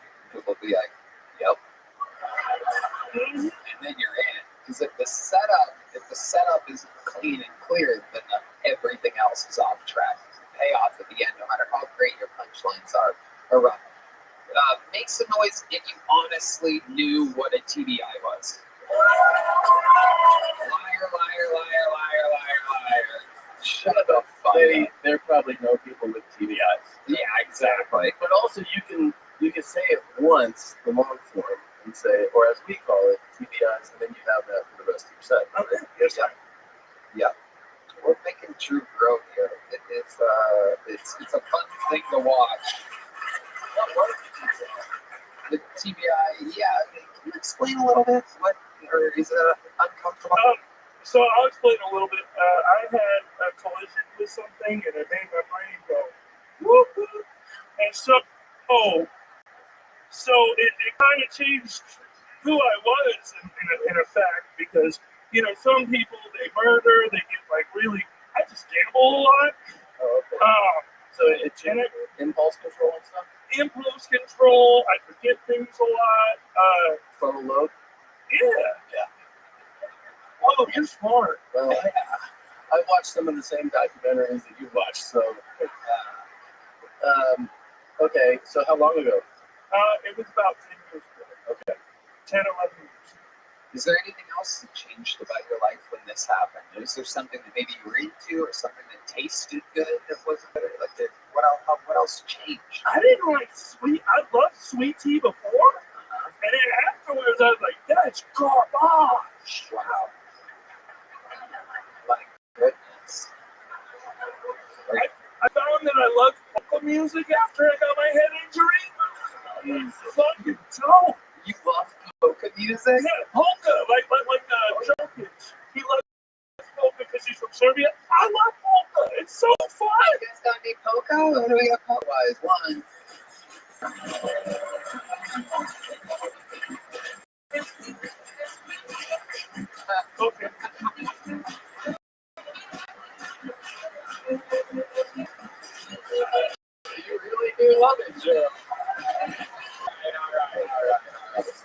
What's up, like? So, Sorry. Look, man. no, it's not scary. I'm just, I got the sweet tea, and I got the polka. Okay. And they don't like, they're not, like they're not like, oh, what am I gonna fucking do now? I don't, is there anything of negative consequence, like a more severe thing that, but I don't mean like severe as in, I just mean a negative behavior that is a trait rather than impulse? Yeah, it seems like you got a lot of good stuff out of this brain insurance. You're an international comedy superstar. You're out here dancing to polka. I deal with depression a lot. That's why I was in the mental health facilities, and I deal with like suicidal tendencies. Please dial 988 if you ever have a problem. You can also shout on the 988. Is that a hotline? That's the suicide hotline if you ever have trouble. Also, you can do hell yeah, dog. Yeah, tell us more. Tell them what to do. And you can also use the chat line so they don't have your information. I also use a fake name when I use it. I'm always Mickey. Mickey? Yeah, that's me. How many times have you called the suicide hotline? Not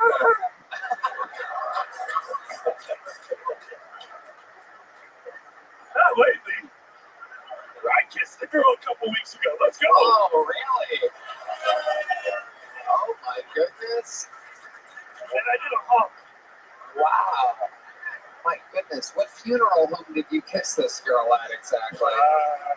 Now, where were you when you kissed a girl? On the back of her car at a cider cave. Wow, in the back of her car? No, on the back of her car. She had like a 15 Cruiser, so I was like leaning back. I had her right here. I thought he was about to play the sad music again. I was like, damn! Yeah. Wow. Did you take her to dinner? Did you go to... Yeah, we went to church. TBI Fridays? Oh, man, you're so good at this shit. We went to Terry Black's. Oh. And they hooked it up, dog. It was good. She didn't like banana pudding. That was a red flag. Oh, my goodness. Big red flag. Who cares about sweet tea? No, if you drink sweet tea, you might be boring. I don't know. Unless you're in the audience, I love y'all.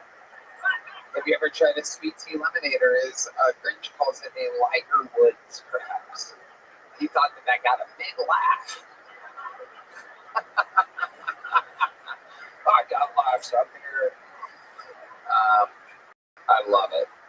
So sure, you kissed a girl on the back of the PT Cruiser, and then what were you like? You want to take this back to my place? And we're gonna just end. How did that night end for you?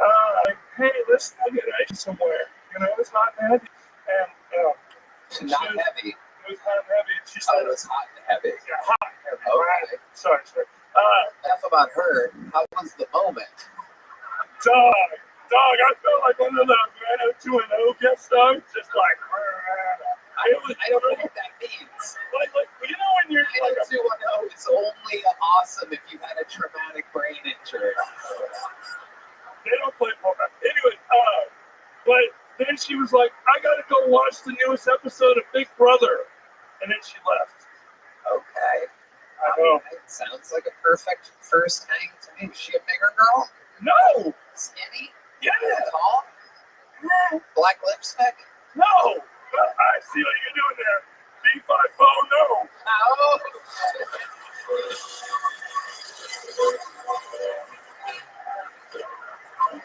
Yes, that's how we get them out. True Dickens, ladies and gentlemen. Out of the big one.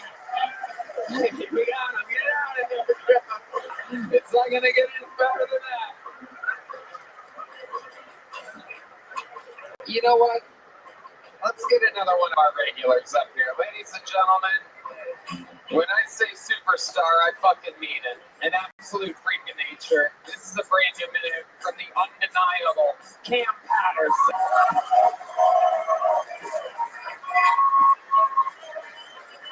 You know what? We're going to wait for that. We're going to do a bucket pull.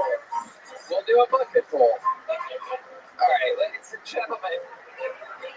Reset your expectations because this is 60 seconds it's for Roman Schmidt. Roman Schmidt.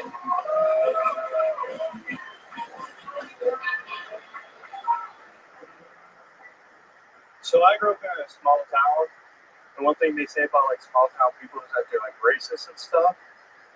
And like I can't say I remember a moment of racism, but I also grew up Catholic, so I'm pretty good at ignoring obvious problems. Not too Catholic though, never done anal, so with a woman.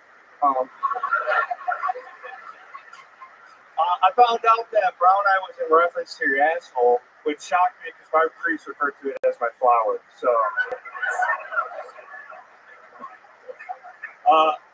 living in Austin, this is my first like real experience with like homeless people. And I don't know about you guys, but I get called a faggot a lot by the homeless.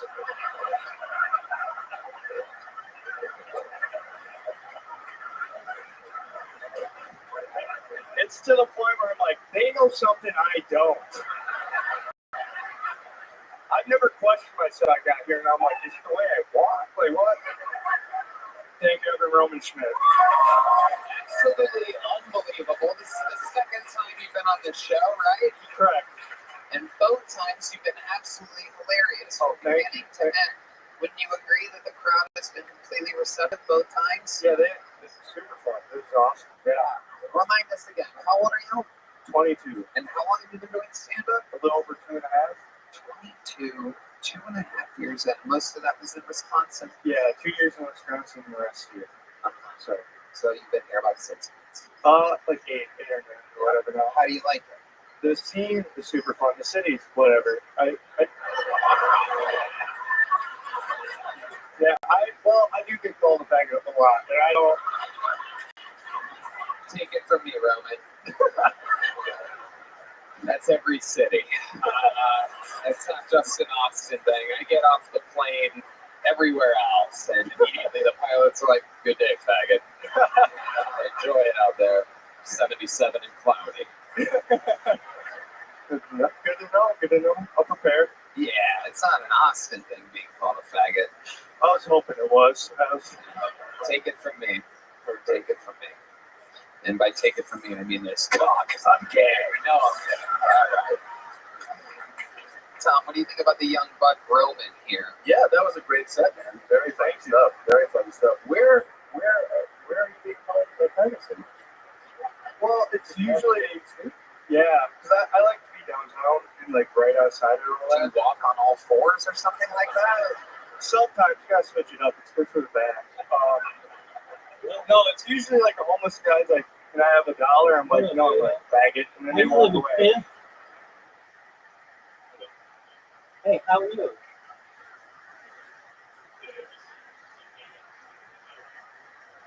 Just watching Kill Tony. How about yourself?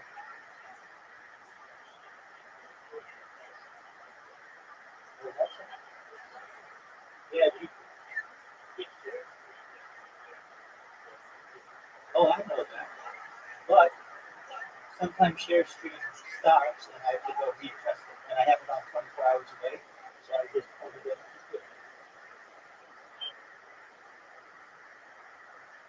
How'd you find out about me?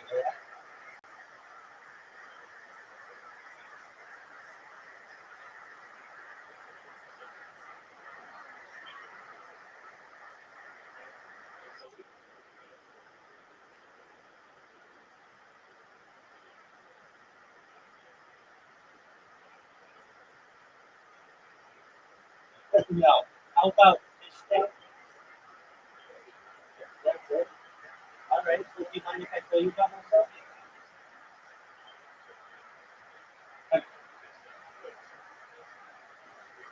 No. Have I ever told you about myself before? No. Excellent. Well, thank you for the opportunity. I'm Rabbi. I stream my life 24 hours a day, 7 days a week, 365 days a year for world peace. I've been doing so for more than 3.5 years. This stream goes back to the pandemic, which is the death of a king, the birth of AI, the coronation of a king, and everything in between. Yeah, exactly. We have more data on that than person ever. And that make me an influential person someday. The Economist magazine stated that data is stronger than resource, more valuable than food, water, gold, air, petroleum. In 2018, the Economist stated that data had overtaken petroleum as the number one resource. And I have more data archived online than any person ever. I talked about some things that I think are important to society. Have you ever seen the movie The Truman Show, or Big Brother? Excellent. Yeah. Yeah, it is certainly not easy. I talk about things that help the world, like ending world hunger through the use of technology such as agricultural drones, floating greenhouses, saltwater greenhouses, vertical farming, hydroponics, cloud seeding. I want to help end world thirst with the use of technology such as life straws, desalination technology. I'm actually sponsored by cryptocurrency. It's known as $75 It's a long name, which will come to millions of dollars. And we've built wells in Nigeria. I want to help those types of projects. We talk about other things that aren't commonly discussed, things like anti-gravity, antimatter, quantum computing, classical light travel, classical light communication, alien disclosure, de-extinction. We recently had news about de-extinction on the dire wolf. People don't know this, but the first successful de-extinction occurred in 2003 with the Pyrenean ibex, which was a goat located in northern Spain, southern France. Fast forward to the year 2021, a company out of Dallas, Texas, known as Colossal Bioscientific, they're the ones who did the extinction of the dire wolf. They've made it their goal by 2028 to reintroduce the woolly mammoth into the Arctic Circle, utilizing African elephant surrogates. I think this is mind-blowing information. I really do my best to cover it as best we can.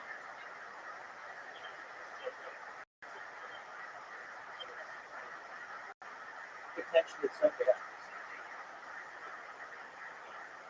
I talked about and then what else they want to do after the test after the bully mammoth, the tiger, followed by the dodo, which I think would just be incredibly exciting to be able to witness.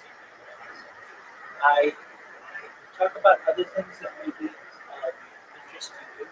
And this is when you're said, I don't want anything to be done to you that you don't want, but essentially, if you want, eventually I may have enough data to be certainly monetized if you want to go to certain people on Earth. Give you all the money that you need and you need your family needs to be able to start charities, philanthropic organizations, to be able to better causes good in your heart. And then eventually be able to use those finances for life extension technology. Things like oxygen therapy, human growth hormone, stem cells, things like perhaps cryogenics, nootropics, and ambrosia therapy, cold shot therapy.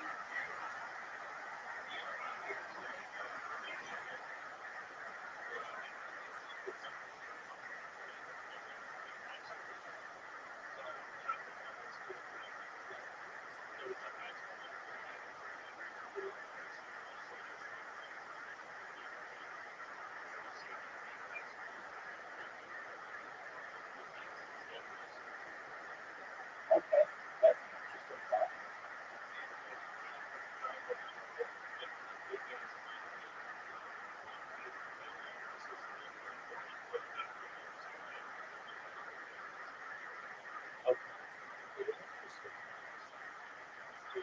Well, those are some of the things that I discussed. When you were born, average life expectancy was probably about 8 years. I want to increase that to 100. Eventually, we get to be 120 years old. And they say, Rabbi, okay, what's the next plan? And yeah, this is all your consent that we made, what we may be able to do and utilize that type of technology and just fund it with. Where, yeah, with your consent, we scan your brain, so there's like a dead scan on your eye, remember every avenue in your central nervous system and your peripheral nervous system. So lay it down, like an Android, an Avatar, a cyborg, a cybernetic being, a clone of yourself, a robot, a figure being, whatever you want to do. But essentially what I'm saying to you is that there may be an opportunity for you to be on the cloud. What are your thoughts on it?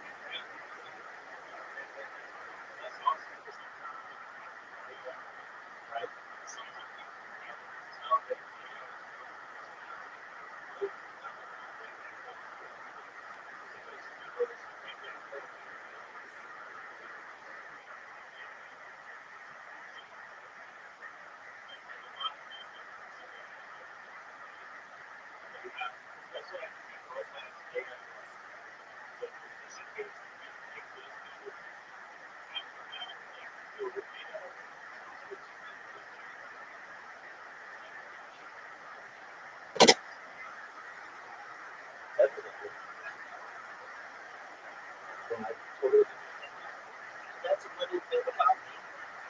again, I'm always here, always live, 24/7. If you ever need anything from me, I'm here to help you. I'm here to be a positive person in your life. Don't go out, give people hope that there are people out there who care. So if you ever need anything from me, feel free to reach out, okay?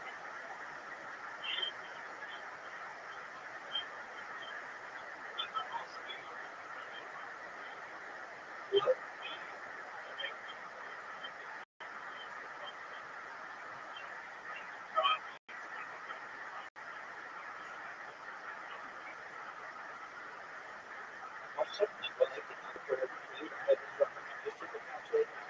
I'm live on 16 simultaneous YouTube channels.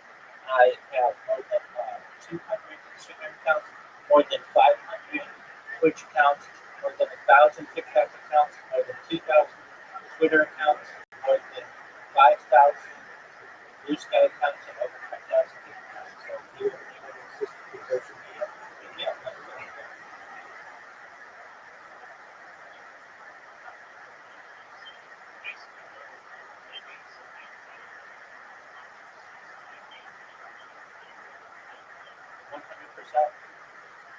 AI already knows who I am. ChatGPT knows who I am. Rabbi knows who I am. Gemini knows who I am. You know, so I've already become something within the cyberverse. And eventually, my consciousness may create what they do.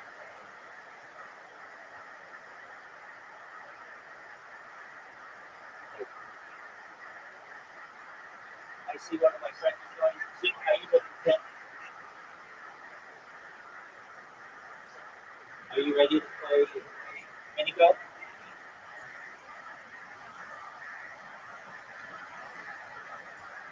Zoom.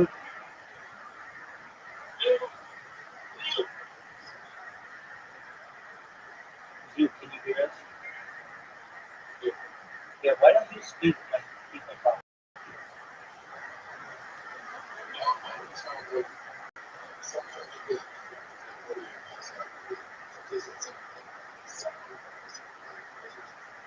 Okay, well, I sent an AO setting, so are you ready to play mini golf? Yes. Excellent. AO, if you want to play, you use an app that's really easy to download. It's Play-Doh, PLATL, and it has all kinds of games on it, including these pool, skee-ball, table soccer, mini golf, backgammon, cribbage, Scrabble, all kinds of games. Darts. So feel free to download it if you want, and we can continue to play if that's of interest to you. If not, feel free to chill. I'm just going to be, as we play, I'll be playing Kill Tony. So feel free to enjoy, okay?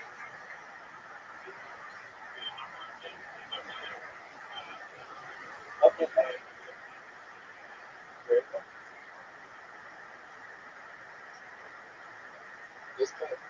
All right, have you played since we last played? Okay. Do you think you're going to do well? Why not?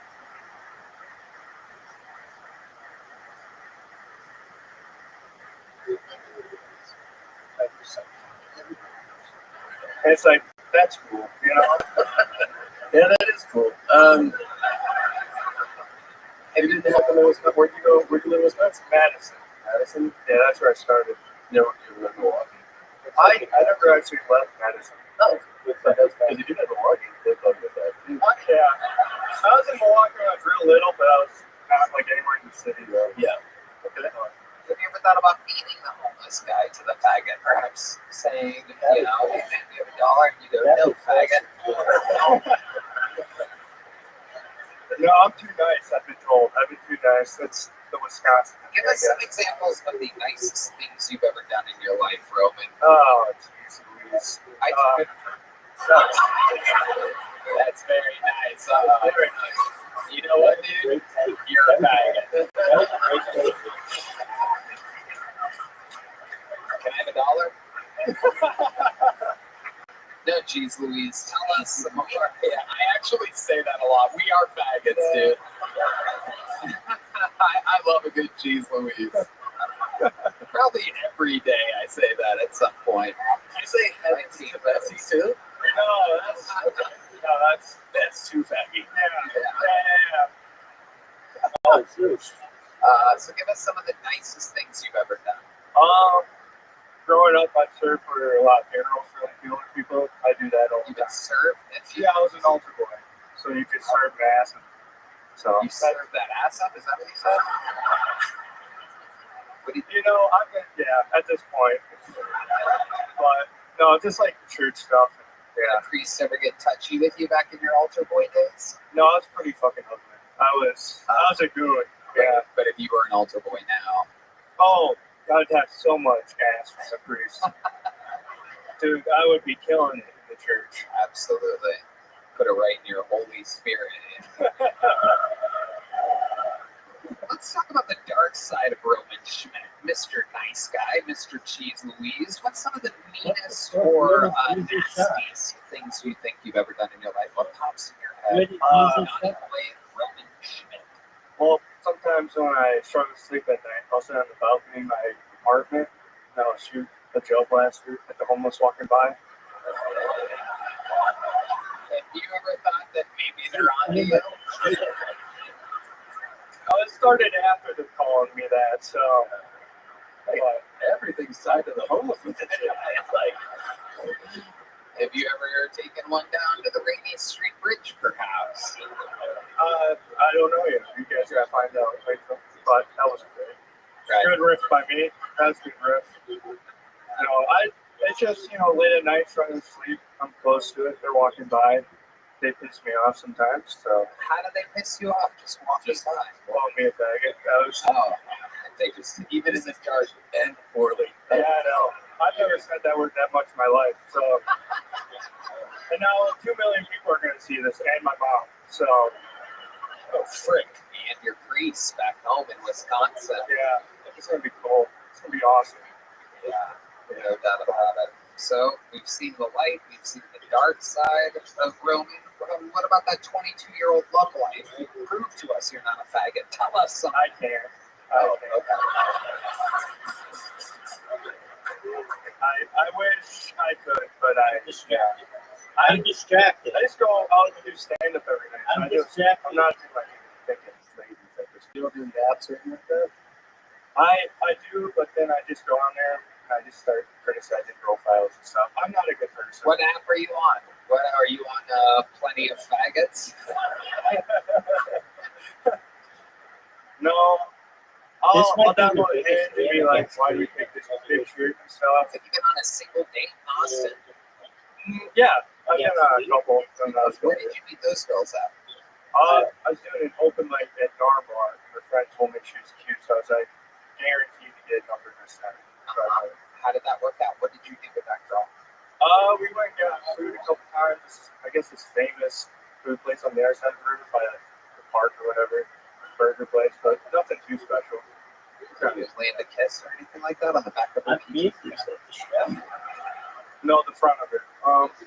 But no, not with her. I guess some other chick, but that was. Yeah. It's not that interesting, man. Who was the chick that you did? Some blonde random girl. Yes. Which is pretty rad. Where'd you meet her at? On 6th Street. It was just walking down the street. Yeah, we made eye contact, and she just kept me. I was like, well, I guess she's interested. I'll try to get a number. And then, same thing. I fucking feel like you're looking at a future serial killer. Yeah. I wish that was the first time someone told me that. I really do. Because it's a nice facade, and there's some real darkness in there. No, everyone thinks I'm such an innocent person, and then I show them like my TikTok reels, it's just people dying all the time. Whoa, dude, there it is. Yeah, it is, dude. And the problem is, it's not that it's them dying, it's me laughing. This is the good stuff. Keep talking. Yeah.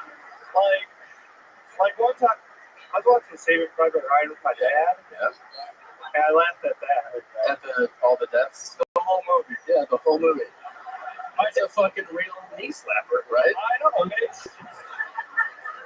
My dad. When they storm Normandy and shit. Well, what really got me is, I don't know if anyone watches the background, But one guy had lost his arm and it was just casually looking for it. Yeah. That's funny. That's funny. Yeah, like no one, you know, it's like, that's hilarious. And I was laughing a little too hard. Just don't forget how fucking dark you really are, okay? Yeah. All this nice fucking Madison boy bullshit you start with, let it go, because you are a sick, demented person.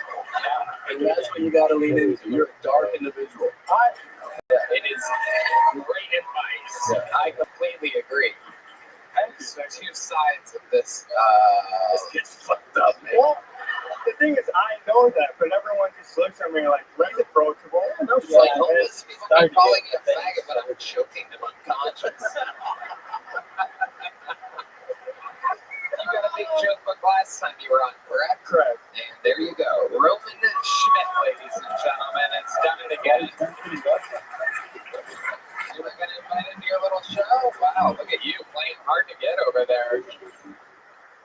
Hello there. This podcast is sponsored by Simply Safe. Have you ever felt the sense of unease? You'll be safe on your way. I know I have. But it wasn't until a friend of mine got his house broken into that I realized how urgently I needed a security system.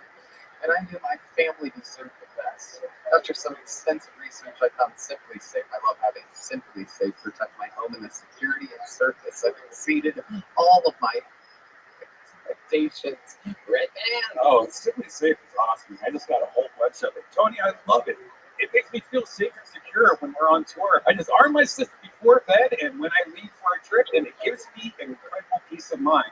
I also love that I can check my camera recordings to make sure all my valuables are safe while I'm gone. That's right, Red Band. With Fast Protect monitoring and Live Guard protection, Simply Safe agents can act within 5 seconds of receiving your alarm and can even see and speak to intruders to stop them right in their tracks. You'll never be locked into a long-term contract, so you can cancel anytime.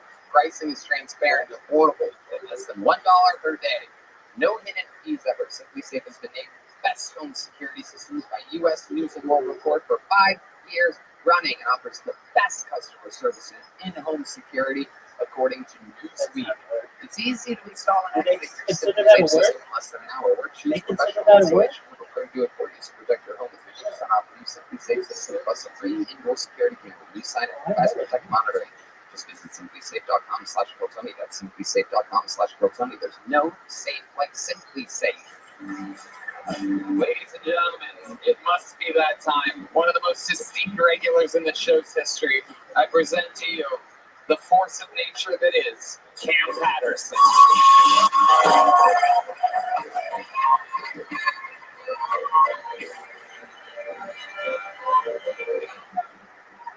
I'm trying to act this shit. I've been going on business. I ain't got shit yet. They don't want me. They want a different nigga. Every time I apply for roles, they always, I just can't be nobody but myself. I applied to be a British nigga a couple of days ago. That didn't go good at all. I was like, pimp, cheerio, fuck it up. Like, don't do that. Can't drop his pussy. It wasn't a good time. I also don't make good decisions. I recently told you I bought a 2002 Acura, and that was a dumbass choice. I should have did that. I do like my car, though. My car dope. I like it a lot. My car is pretty cool, but my car is like a thug. You know what I'm saying? Like old cars are thugs in my mind. My car there with Tupac got shot. It's seen a lot of shit. New cars is pussy. Real shit, like a 2024 car, pussy as hell, dog. If you get like in a Tesla, it probably beep a lot before you put your seatbelt on. Please. Put your seatbelt on, you gonna die. And that 03 Acura, if I don't put a seatbelt on, fuck if you wanna die, let's die, brother. I've been trying to die a long time. Let's go, nigga. There he is. He's done it again. It is true. Everything you said is true. Cars is pussy. Notes here. They be beeping. They beep for shit. They be beeping. My car don't beep for shit. Don't even tell me when the gas getting low. Like, you see the sound, nigga. You see the needle, bitch. I want to eat pussy feed you. They don't tell me nothing. I like that, dude. I like it a lot, bro. It just broke down a couple days ago. It probably pissed me off. But I got to start that bitch with a screwdriver now. But I'm having a good time. Wow. Yeah, I like it. Is that because you stole it? No, stole. Nobody steal it. It's not a stolen car. I bought the car. It might be stolen for somebody else. That's true. But it's my car now. I love it. That's a newer car? No, it's an 03 Acura. The same one. It really is. Oh, my God. Yeah, you think I'm playing? It's real shit. Wow. You think I was playing? I bought an 03 Acura. You stay true to your roots. And by roots, I mean the boot. The guy, I don't know, that's a slave movie, white people die and watch it. A lot of y'all that was pretty funny. That guy was like, oh, what's going on here? Who is a slave movie? You understand that, Tyler? Hell yeah, you good. That's a Tyler right there. That's a definite Tyler. Like a damn show Tyler. I know a Tyler when I see one for sure. Hell yeah. And that's Armando right there. That is Armando. Yeah. Hey, you're close. What is your actual name, sir? Oh, shit. What's your middle name? Clemente. Oh, shit.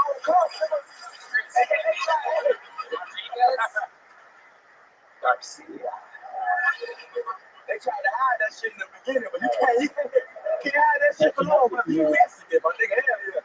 That's all. Hey, good. Chris. Clemente Garcia. That old switch was real, dude.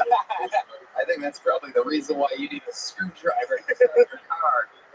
Old Clemente Garcia in there trying to get it started. I love it. Man, that's an amazing. Have you really been going on auditions? You have to send them on tape out here? Yes. Yeah. I've been trying to do. But I just sound like me. That's the problem. What? I just sound like me, so I can't. It's hard. It's tough. You shouldn't have to audition. I mean, I don't know, nigga. This is crazy. What they gonna be doing, man? We're gonna talk after. He be like, man, do this shit. I be like, all right, say less. I try to be a waiter. Like, what's up? Please take on your food. You wanted a cheese wings, nigga? Here you go, son. You are a superstar. They shouldn't have you auditioning. I don't be knowing. They should be writing roles around you or nothing at all. You should not be wasting your time for these fucking Hollywood nerds. We need a urban character looking for a young Kevin Hart type. It's just crazy that your fucking stupid manager has you doing stupid shit like that. It's unbelievable. Here's a little behind the scenes for you guys. It's fucking Cam's a superstar. He's a draw. He can sell tickets at any point in any city at any time. So these managers and agents, they fucking cling on. They go, I can help you. I can give you a super deal. Just give me 10% of your ticket sales and I got you. And then they have you exhausting yourself sending in tapes. Who's video recording these? Which friend on your couch? Dude, I got a front bodies. See, you're doing it yourself. Yeah, how long is reading with you? Oh, what's on everybody? Bro? Doug, I'm not gonna fucking answer these fucking questions that you ask me every single fucking day. What's like the? Is it mostly just that? Is it like, what are the characters doing that you're reading for? I don't know. One of them I was trying to do a moose in the show. A moose? Yeah, but I couldn't do a moose voice. It was like for an animated. Yeah. Oh, good. Either pay attention to the answers that I give you, or don't ask me Well, I questions. don't know. Tyler Because Perry's it's just like you're bored and you just want to give your fucking answers. And so you're just like, oh, I'm bored. I'm going to ask another question, and another question, and another question. I could really be like a brown act. I feel that shit. Yeah. Okay. Yeah. Let's do some lines. Yeah, let's do some lines. What the fuck was that, Red Man? What's that long holder nigga? This is a Hollywood detective. Let me be a doctor. You want to be a doctor? I'm a doctor. So, you guys got the doctor music on there? I'm the patient. Okay. Oh man, I've just been waiting for this doctor. Why do they always take so long? It seems like some kind of scam or something. Hey, what's up? Are you talking again? Oh, you gotta be fucking kidding. Oh shit. What? No way you're the doctor. Yeah, I went to a lot of medical school for this, man. It's been a long time coming. Where did you go to medical school, sir? Don't come here, man. I will die before you talk to me any longer, doctor. Wait, hold on, wait. I got your results back. Oh, okay. And you got cancer for it, nigga. Oh,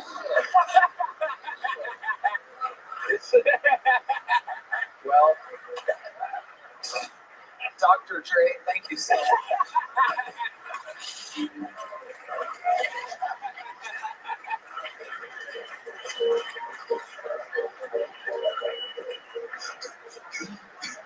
That was exactly how Christina found out.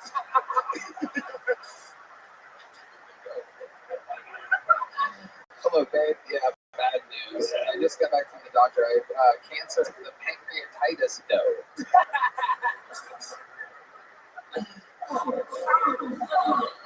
Oh, hey, you know what that stuff is? The fuck? That is you after breaking your arm. I had tendon, bro. Oh, yeah. Double whammy. Oh my god, it is unbelievable. One more time. We sometimes use it when the topic of gay sex comes up, But it sounds really good. I guess I can't. thank you, doctor. So unprofessional. Yo, that shit gay as fuck. That shit gay as hell, dog. That was fucking, it felt gay, too. Yeah, I know. Cam, You're you too are busy over here unbelievable. flapping your fucking legs, After not week, paying your attention to energy, your your ass sense of kicking. humor, it's off the fucking charts. One more time for Cam Patterson.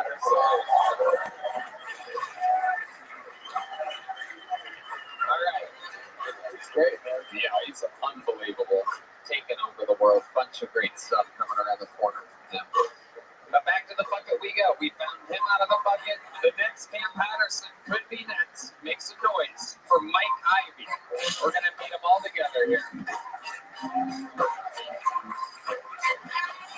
Hey, comedy mothership. Oh my God, Austin, Texas, new home of stand-up comedy. Love it. Great to be here. Only way this place could be better if there was a Chick-fil-A here. Love a Chick-fil-A. Chick-fil-A. Oh my God. Religion has done some bad stuff, but Chick-fil-A is not one of them. All right, huh? Oh yeah, I love it. Why can't there be more fast food restaurants based on an actual cult? Come on. Get some Scientology tacos. Yummy. Huh? How about a Jehovah's Witness DoorDash? Come on. Oh, fuck, the food's here. God damn it. Fuck, the Jehovah's Witness DoorDash is here. This burger tastes like Jehovah. Shut up. Nobody wants that. I like to go to Chick-fil-A and tempt the faithful. Welcome. How about we open this bitch up on a Sunday? What do you think? Yeah, all right. How about, let me get a number 6. Number 6 and another number 6. Oh, make my sandwiches upside down. If you do that at a Chick-fil-A, free holy water whenever you open. Thank you very much. My name's Mike Ivy. Thank you. So stupid, but it did make me laugh a lot there at the end. The possessed Chick-fil-A customer. Mike, Redman had a real fucking, just abruptly, just furious, because he is our senior fast food correspondent, and it is an extremely well-known fact, and I think you know where I'm going here. You're looking like you're trying to think or be curious, but you know exactly where I'm going, don't you? Wendy's? No. No. There's a Chick-fil-A 2.5 blocks away from here. Oh, I know. In fact, breaking news, Michael Gonzalez, will you hold that up? The entire crew ate Chick-fil-A. You goddamn right. You goddamn right. Because Jesus is Lord. That's right. I'm sorry, but no, you're right.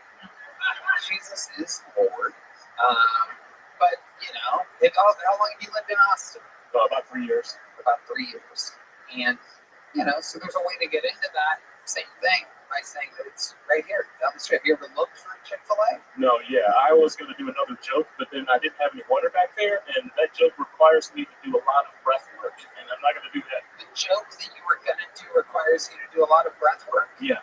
There was no water back there? No water. Really?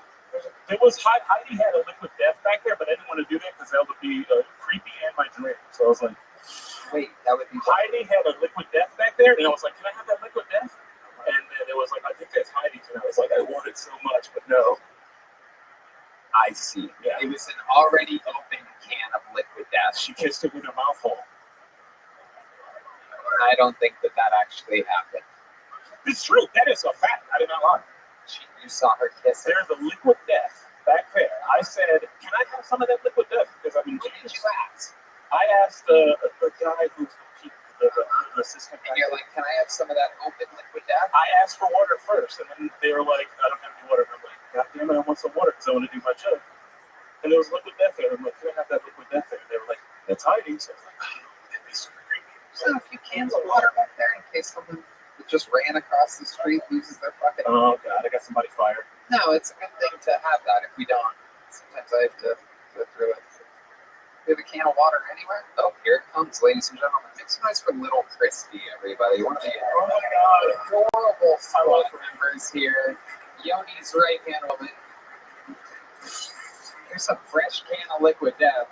We had Heidi scored in it right before. Go ahead, drink some water there. Oh, might want to move that tab back a little bit. Got caught on your very normal-sized lips. Totally normal. Nothing different about those lips. Oh my God. Red Man, you've outed us. Okay. So wait, are you saying, because I was trying to figure this out here, you're saying that you did know that there are the Chick-fil-A here? Oh, well, I couldn't think of it at the time. I was like, I changed my joke at the last second. Oh, okay. And the Chick-fil-A joke is I'm doing well, so I was like, I'll do the Chick-fil-A joke, whatever. That's what I would do. You normally do that joke in a city that does, because your setup was, you got to have a Chick-fil-A. They should have a Chick-fil-A. I was trying to make it in the moment, right? So I was like, oh, hey, how's it going? Good to be here, because it is good to be here. And I take a second for them to get used to my fucking cadence, because I'm a fucking weirdo. Because, You don't need that. Okay. You said you did the Chick-fil-A joke because you were doing that? Is that what you said? No, I did the Chick-fil-A joke because it was my backup joke. I called a Peyton Manning audible. I was like, Omaha. I fucking pulled out. Peyton Manning didn't. I did okay. That was a 7. That was a solid 7. It's a fun episode where the people are arguing about how good they did. That's a very rare treat. No, Tony, I did good.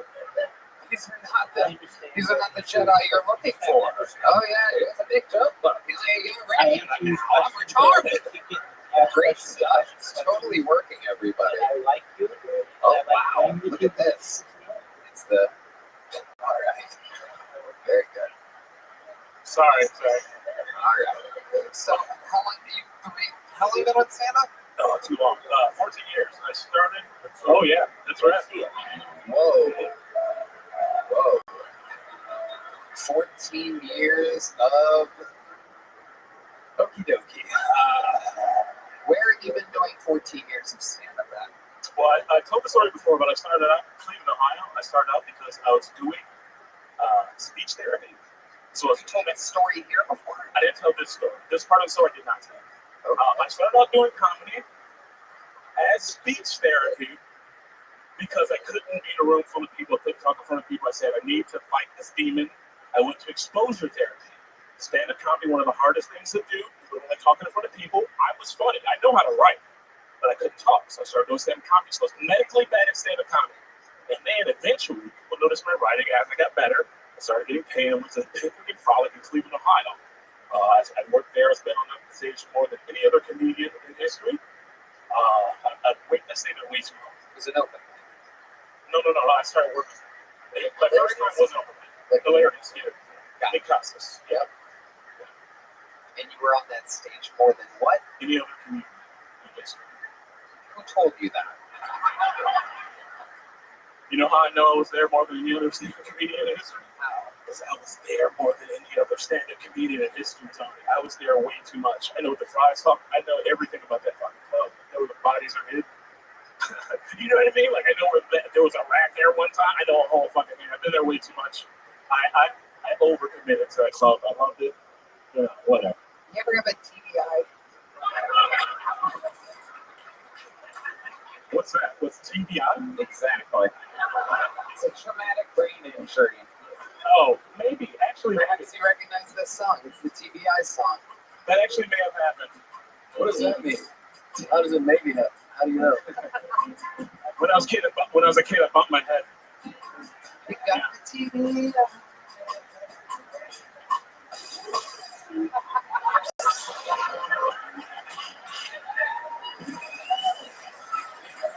The best damn band in the land. Oh, yeah. Their skills. How did you two just do that at the same time like that? You guys like wrote that?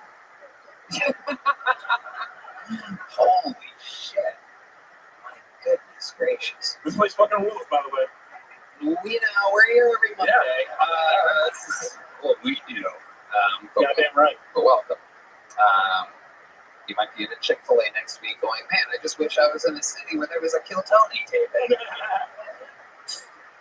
Mike, before I let you go, anything else crazy about your life that would surprise us? You ever do anything nuts? You have any special skills or talents other than being the most comedian of hilarities in Cleveland ever? Which is very highly up for debate, but we're going to show people know that you have it.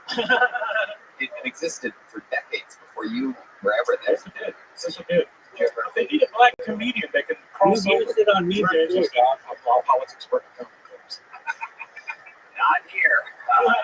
You're the person who Please like me. Oh my God, please. Okay. Yeah. I didn't get a little joke book. Can I get a little one? Please. You don't get to ask for it, but you know what? Since you asked, we're going to give you an extra tiny one. There he goes. There it is. Mike Ivy, ladies and gentlemen. He did indeed put it in his mouth. I saw it, but I'm just not going to give it the unbelievable attention that he craves. One more time for Mike, everybody. Oh la la. Heidi's trying to get me liquored up over here. We got another bucket full, ladies and gentlemen. Make some noise for Patrick Cassidy, everybody. Patrick Cassidy. Here we go. Here's Patrick. What shit? What is up? So happy to be here. Anybody else ever walk in on their parents having sex when you were a kid? 17 times?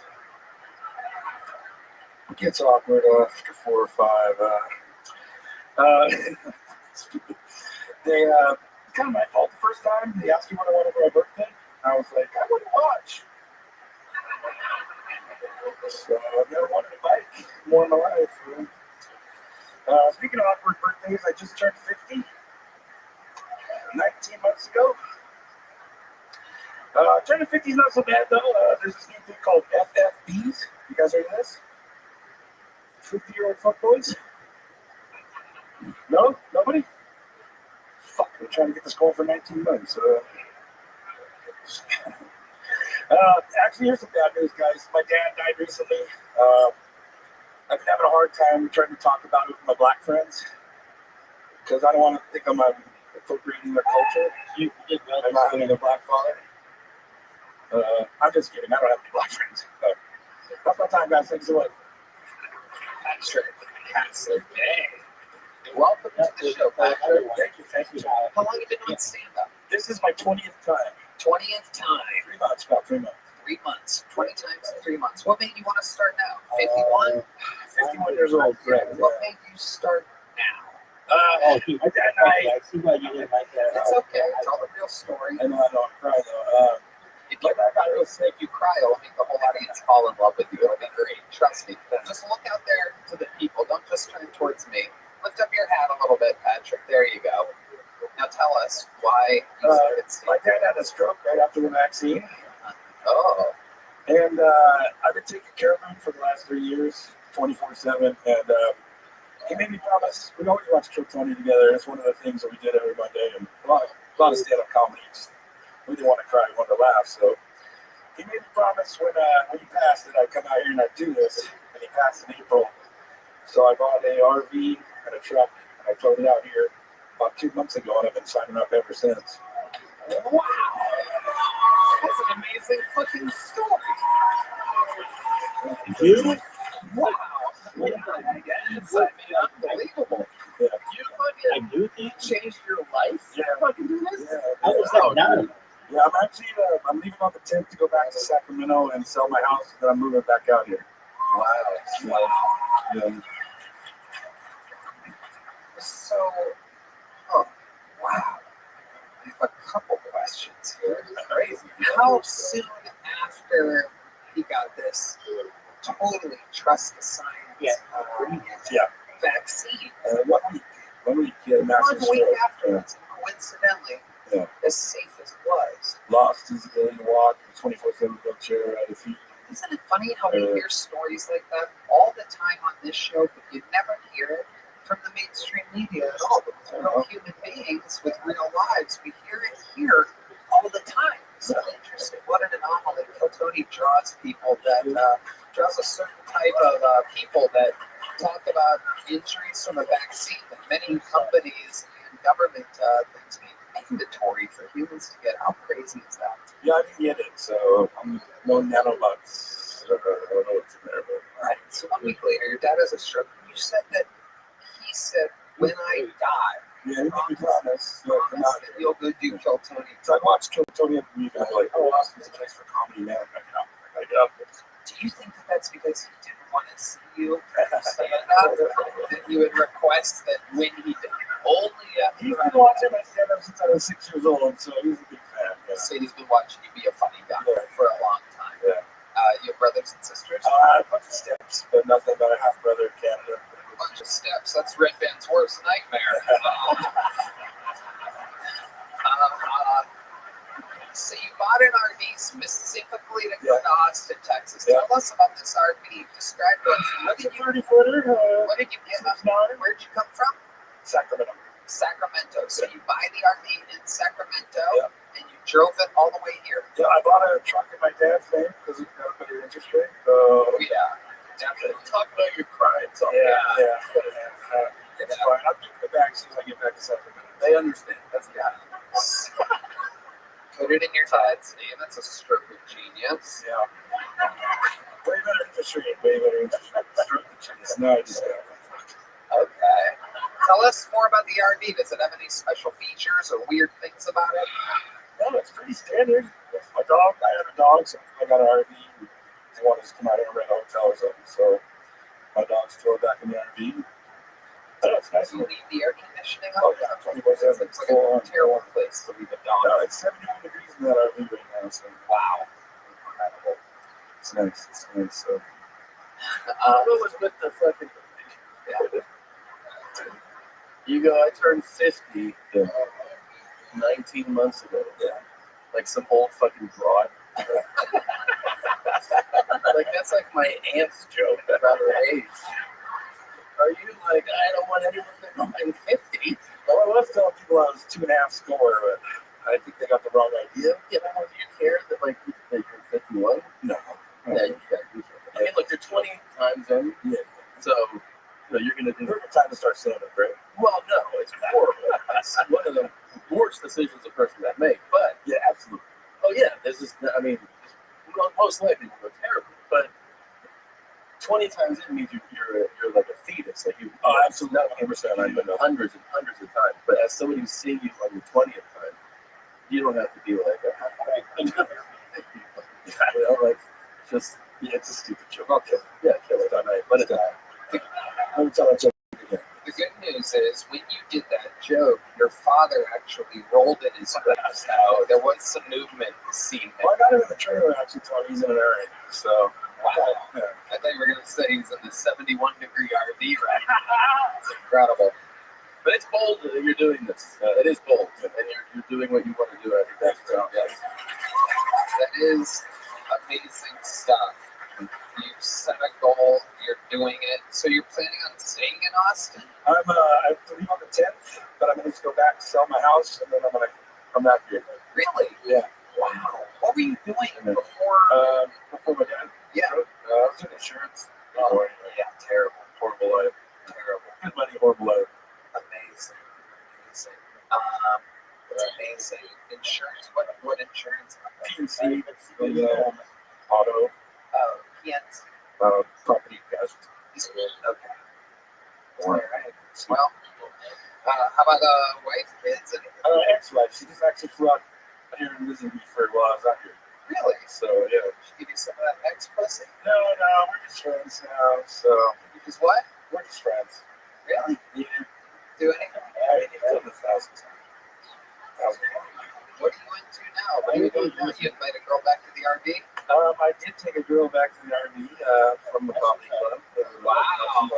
Your dog. On the back of my motorcycle. What the fuck? Yeah. She came off on the way home on the motorcycle too. It was pretty embarrassing. Wait, what did you say? So she was a little bit girl, so Oh yeah. yeah.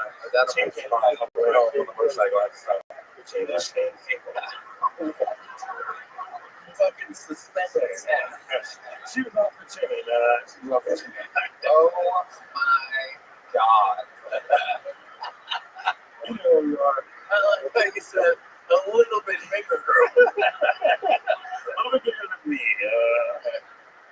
Really? Bigger than you? No, I was kidding. Oh. All right, Patrick. Well, you know what? I love the fucking story. The set was very, very, very okay, but not bad for 20 times. But all the amazing stuff that you said, I'm giving you a big joke, but made by the great Bones on. It's real Texas leather, the lifetime guarantee. We're gonna keep it moving along. You guys still having fun out there? Let's get a couple more quick sets. Make some noise for this fucking fool, Scotty Heim. Scotty Heim. Scotty. How we doing, Austin? So I'm from the Midwest, and senior year of high school, I had a buddy of mine move from Compton to Iowa. And, you know it's tough in Iowa when Compton's just a little better. He moved back after 2 years battling potholes. He decided to go back and fight the Bloods. He's a Crip from Compton, and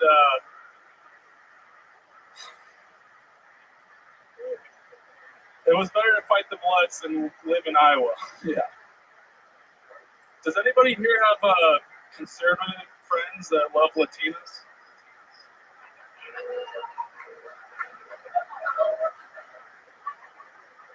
It would make you think the border situation is a little less than a crisis. Like the ideal situation would be like a Mexican glory hole. Like I'll fuck you, but stay on that side of the wall, you know? Thank you guys. Scotty Heim. There you go. Hi, Scotty. How are you? Good. How you doing, It's Tony? your first time on the show, right? It is. First time in Austin. I love it. Where are you visiting from? From Quad Cities, Iowa. And how long have you been in town? Since Friday. Okay. You done anything fun? Anything good happen? Most fun thing we've done is go to a gay bar. So Okay. What happened at the gay bar? it was a great time. Okay. What, No Tony jokes. He wasn't there. Promise. I was. But it was all. No. Okay, go ahead. Why don't you tell us what actually happened at the gay bars? I can't tell you. I don't remember the name of it, but You had so much fun that you don't remember. I forgot. I mean, you know, you do all that. What did you do? Dance. I hopped in the dance circle. What song did you dance to? You remember that? All of them. All of them. Yeah. Do you want to tell us something else? I got tons of loads of stories to tell you, Tom. Nice. Very nice. Loads of stories. Yeah, we heard that. Yeah. We heard that. So, you go to a gay bar, you dance. How does the night end? In a hotel room with my best buddies, sharing a king-size bed. He organized it.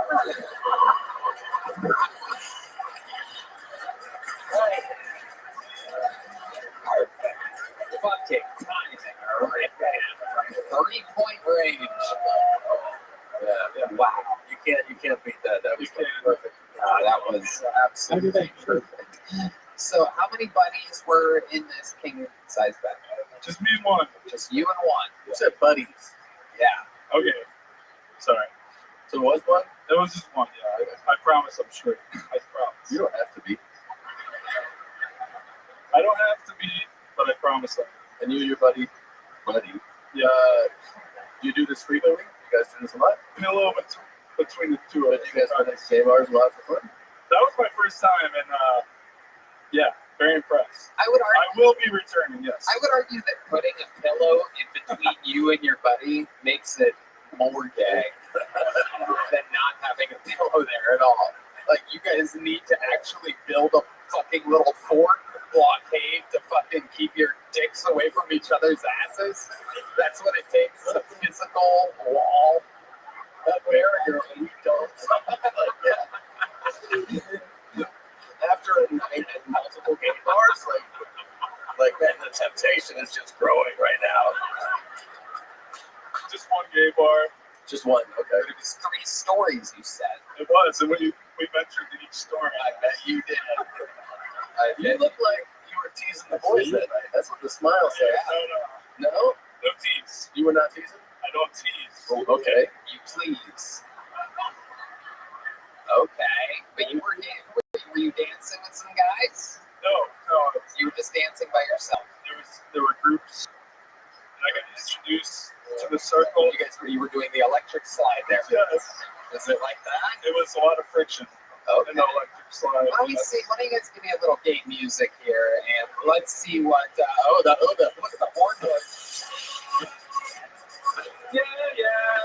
No, don't sing, dance. Don't sing. They got the music. We conquer. No, stop singing. Listen to me. No, keep playing. Keep playing. Don't sing. Just dance. Okay. Here he is, gay dancing, ladies and gentlemen. Scotty Hyde. Oh, okay. Oh, wow. All right, Scotty, that's enough. That's enough. Wow.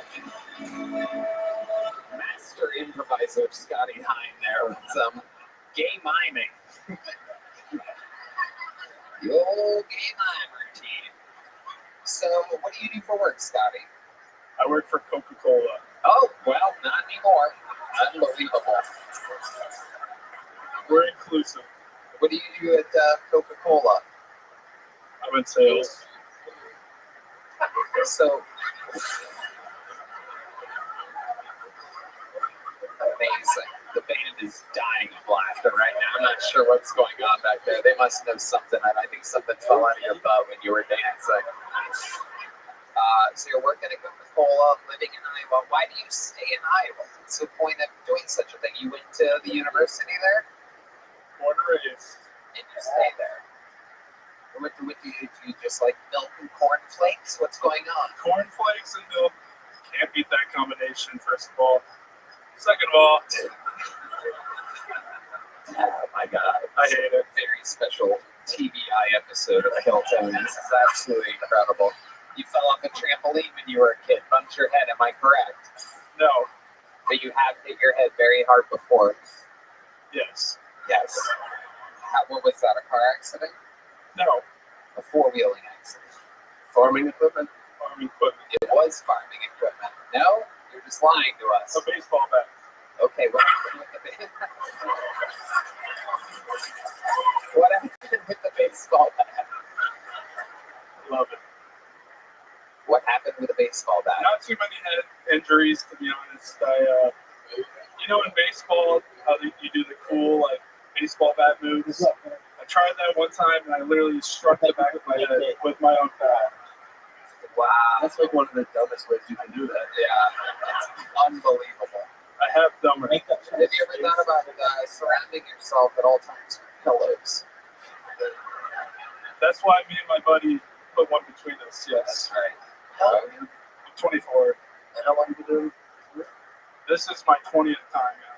Wait, that's a second 20th time. That is unbelievable. I did hear that.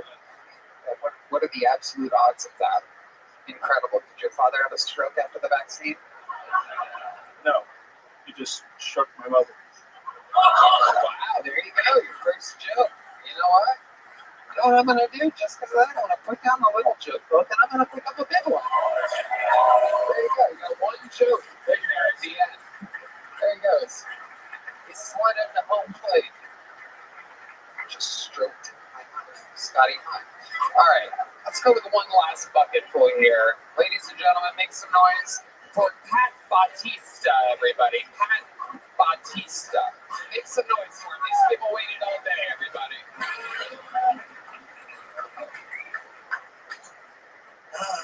I just moved here 3 weeks ago, and I like it. It's great.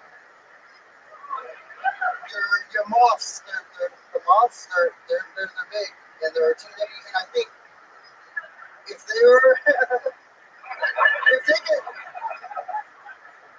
if they can speak like English, they'd say bro a lot, and I I don't get along with the moths here. They're just way too big and they're just too much. Okay, so look, I came here to cleanse my the LA out of me. I grew up in LA and it's gonna be a rough road. But when I was third grade, my teacher used to force us to watch his acting film, and he did not have any lines. He just he had like a thick mustache and hair plugs, and we just kind of looked where he does. Ladies and gentlemen, Pat Bautista here with the Austin Moth Report. We're pretty sure what you're seeing are bats. Pretty sure those are bats. What's up with that way? I saw a big moth. You saw a big moth. Perhaps a butterfly? How do you know it's a moth? Talk into the tip of that microphone. Okay, it could have been like a baby owl, but it was big. It looked moth-like, you know? It was the same color. There's huge moths out for sure. There's some big moths? Yeah. I see one, like one like this big, looked like a little hummingbird. Where do you see these moths? Up north, yeah. Up north. That's great. On the outside of your window? They come on the patio, they just sit there and stare. Wow. And they got big guy energy too. They just don't move. They don't like. Are you getting bullied by moths, dude? This fucking guy. It's unbelievable, these fucking people. What do the moths ever do to you? What do they do? I don't know. They just don't. I don't like their attitude. They just don't move. They're just like they're there, and they don't even like get scared. They're just like, yeah, I'm here. I don't like moths. I kicked the heck, but they look like a blood, like a murder scene. You've killed one before. No, I don't think it's crazy. They're big. I don't. You know, killing a moth is bad luck. Yeah, it's 10 years bad luck, especially if you're Filipino. What ethnicity are you? Filipino.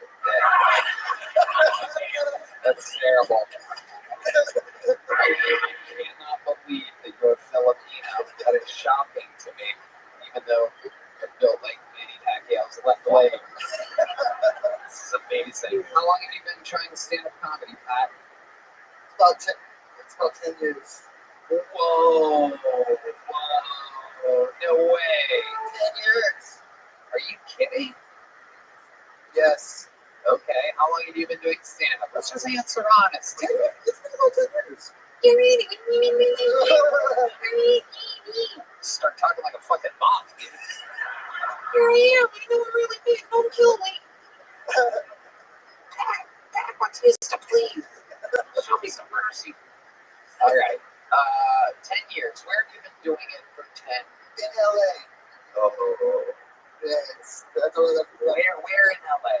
Comedy store open mics? Where at? Yeah, for all we know, you could be a major regular at the comedy store right now. What's that? Okay, that's only funny to us. All right. Kill Tony. Yeah. That's how you kill Tony. You did kill Tony? 5 in a row. And then the fourth time I was too.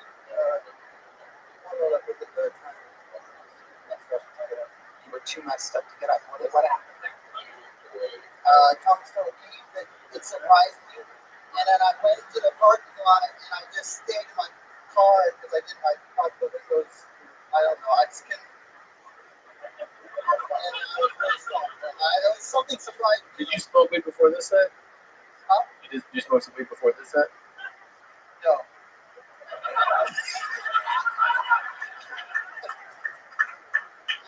You sound like a. Yeah, I just want to, answer.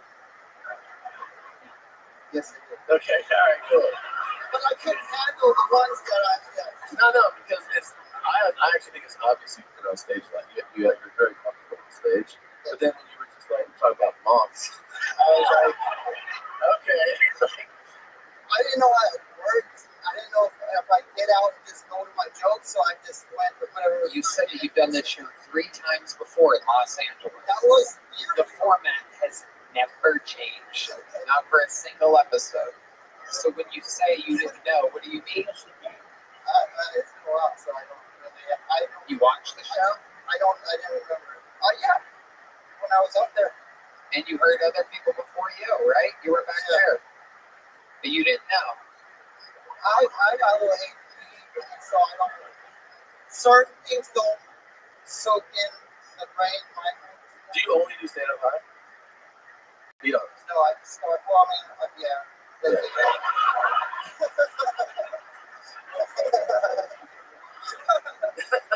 I'm trying to stop. That's the reason why I'm like. You're trying to stop what? Comedy? No, we doing comedy. We doing comedy. I believe Kim said that earlier. Too much we doing comedy. We be doing comedy. So, Pat, it's so many questions. The longer this interview goes, the more questions I have. Why is it so hard for you to wait until after your set to smoke marijuana? Why not do your work and then reward yourself? It's stressful. Oh. But I'm going to change because that's the plan. Definitely. No, you gotta channel some of that nervousness and anxiety into the performance and don't nothing with anything else. You just do the set and deal with the nerves and the anxiety and all the stress. And then when you get off, you'll probably find like it's way different. Yeah, there's no question about that. Yeah, taking it head on. Well, you have a clear head about like the set you were gonna plan out for this, where you stay focused on it, and you come out, do your set, you be tight. It's obvious, you can tell you've been on stage all day. I can tell like other fucking lunatics that were out there. I could tell they came from the bus stop, and I could tell that you've been on stage a lot, but that's the problem. Like, a lot of the guys we start with, like, they would always be like shots and drink. If it becomes like a crutch for it to deal with it, then eventually it becomes too much. It overwhelms the performance. So you're a savvy guy. You're fun, naturally charismatic. You're very funny. So just smoke weed when you're done, dude. Yeah. When do you start smoking weed? No doubt about that. You must listen to what Tom just said. You've been doing it 10 years, and I literally thought when you said I've been doing it 10 times, I thought you were going to say times. Because the last 2 guys have done it 20 times, and you're worse than them. Hey, sorry. I know lots be scary and all, but you just didn't have the really... But the weed is why you're like, I'm not like, fucking these bosses are crazy. Like, yeah, exactly. That's why I wrote that. What the fuck? Oh my God. And then you didn't even get to your set, because like your set was starting to go. When do you start smoking? First of all, can I take a guess here? I'm a long-time stoner, but I tend to wait at least until after I'm done with work. Can I take a wild guess here and say that you smoke out of a water bottle? Am I correct? No, that's what got me addicted. Right. During lockdown. That's what got me addicted. Okay, what did you smoke today, for example? What did you smoke today? The joint, a blunt? Yeah, it's a very easy question. Okay, the joint. So I was like thinking about Strand. It's okay. Where were you when you smoked this joint? Stick with me, your pal. Very easy questions. Literally couldn't be an easier question. Where did you smoke the weed today? Were you in your car? Were you out back? Here. You were just out back here. Did they already tell you that you were going up and then you smoked? No, okay. Yeah, no, I know. Yeah, sign up started 4 hours ago. Yeah, I know. That's when you started smoking.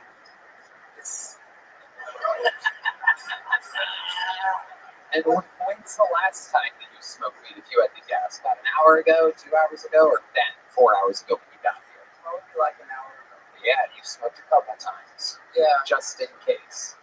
Yeah, it was just not. I did not like nothing else. I did not think I was going to get that. Yeah, I hear a little bit of that Filipino. What do your parents do? What nail salon do they work at?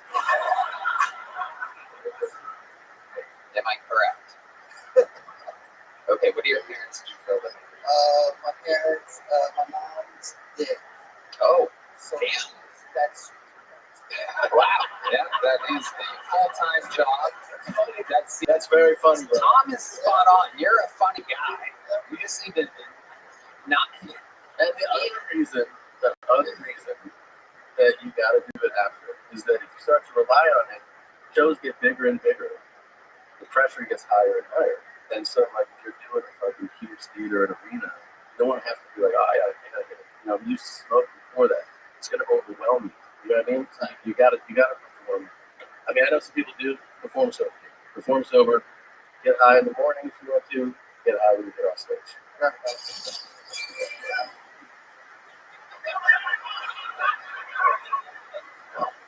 you go. That's why I've been telling Red Band to not drink before the show for 11 and a half years, everybody. Swears he needs it. Can't go without it. He told you, Mom? Yeah. Mom's dead. Mom's dead. She died from nail polish poisoning. there's no nail polish. How did Mom die? I'm Vietnamese, I think. Wait, what'd you say? Vietnamese? Doing nails. What'd you say? Nails, like the world Vietnamese. That's right. Your mom was a nurse, right? No, my mom was like a white American mixed. Okay. She was a secretary. Oh, that makes sense. A white woman job. White woman job. Your dad? How's your dad? My dad works for LAX. LAX. Okay. Okay. What does a Filipino man do at LAX? Baggage? Oh, traffic. He does the baggage. Yes. There's a fucking Filipino guy in charge of directing the traffic at LAX. No wonder I'm stuck on the jetway for an hour and a half every time. Oh, we're going that way. No, this way. This way. No, that way. Shit, I fucked up. Oh my God, is that a bomb? Oh no, it's airplane. I'm sorry, airplane. I thought you were a big lady mom. If your mom is white, your dad has to be 180% Filipino, by the way. How you ended up looking like this? Yeah, that's my dad. Yeah, my dad. Oh, God. I kept you up here. Wait, how long are you in town for? Oh, no, I'm staying here. I live here now.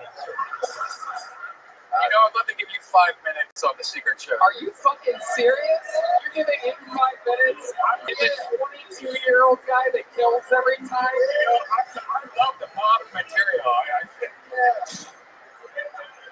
There you go. I'm looking to check his eyes first before we get to his event.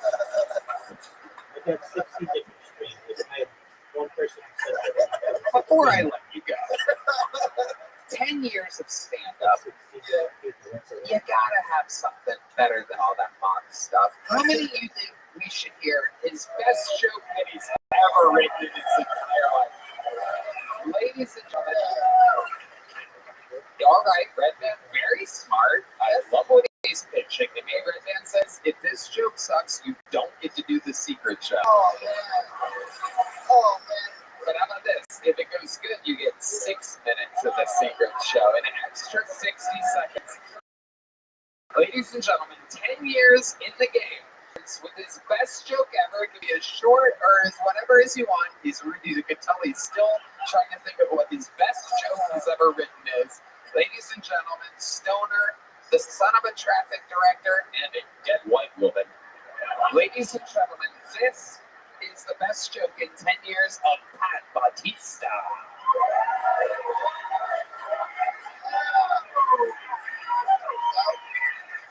That one was my top one. Okay. I'm gonna need some money. If you go to onlyfilipinomonkeyfeed.com,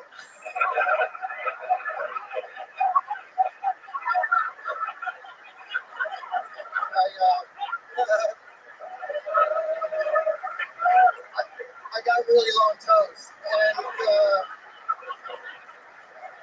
I got some figures. We got the one where I got a holding a banana with my big toe, and then me climbing a tree, right? And then since it was tax season when I wrote this joke, You know those cute little calculators in the 99-cent store? I got that on the big toe, and then my W-2s on the next, and then the rest receipts with the caption "I came prepared." So if you got that monkey feet money, I got you. I'm pretty sure this guy's doing 6 minutes on Thursday. Good enough. The crowd laughed. You should have ended it a minute sooner. But there he goes. What do you? All right, Jesus Christ Almighty. He's got little monkey hands too. Pat Batista. All right. That was fun, huh? I think there's only one way to end an episode like this, ladies and gentlemen. This is a long-awaited return. This guy was out of commission last week. I'm sure he's back, just a bundle of energy. He is a Kill Tony Hall of Famer. He is the record holder for all-time appearances and interviews in the history of the show. Fresh off of more sold-out shows, the man is an absolute machine. In fact, he is a big red machine indeed. I present to you the Manila Gorilla, the Memphis Strangler, the Tijuana Tornado, the Vienna Vaginal Vortex. This is Lights Out, William Montgomery.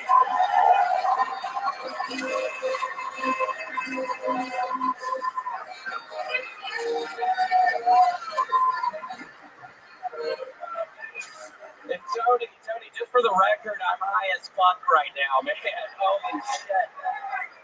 Big congratulations to Lizzo. She is now focusing on her health and has lost half of her body weight. You think Lizzo, Lizzo is a game that we could have played that I could have told you, dog, I'm going to beat you 100 straight games. You're not going to get one of them. Yes. What game would that have been?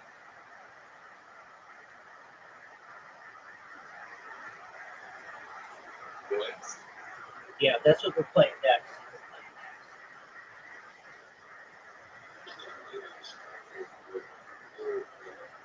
I beat you like more than 15 straight times.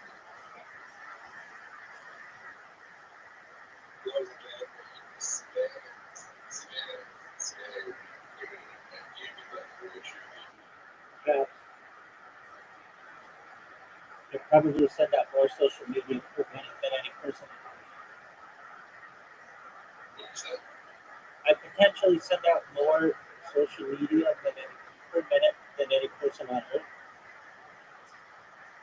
Really? Well, anyone who's not using like a big server, I guess those people probably send out for one individual on individual accounts. Perhaps.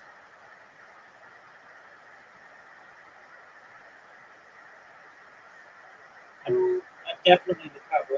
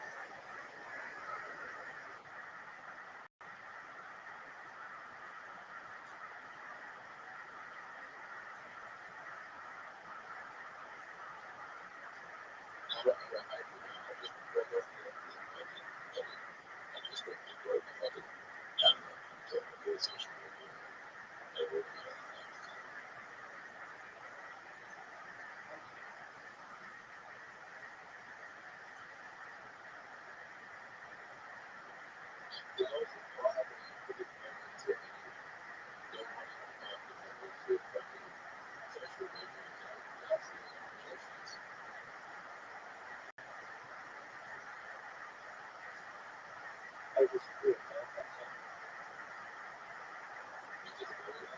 Yes.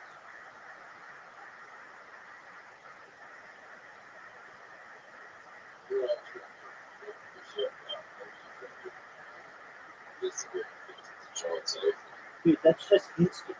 There's YouTube, which is way bigger than Instagram. There's Facebook,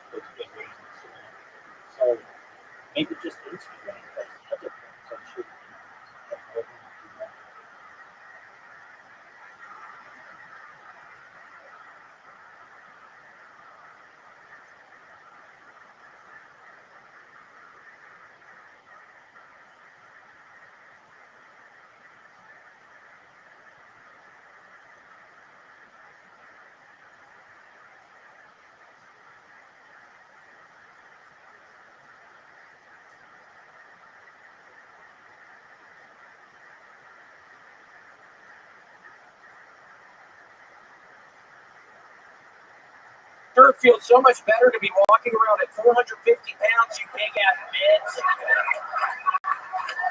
It's that, you bitch.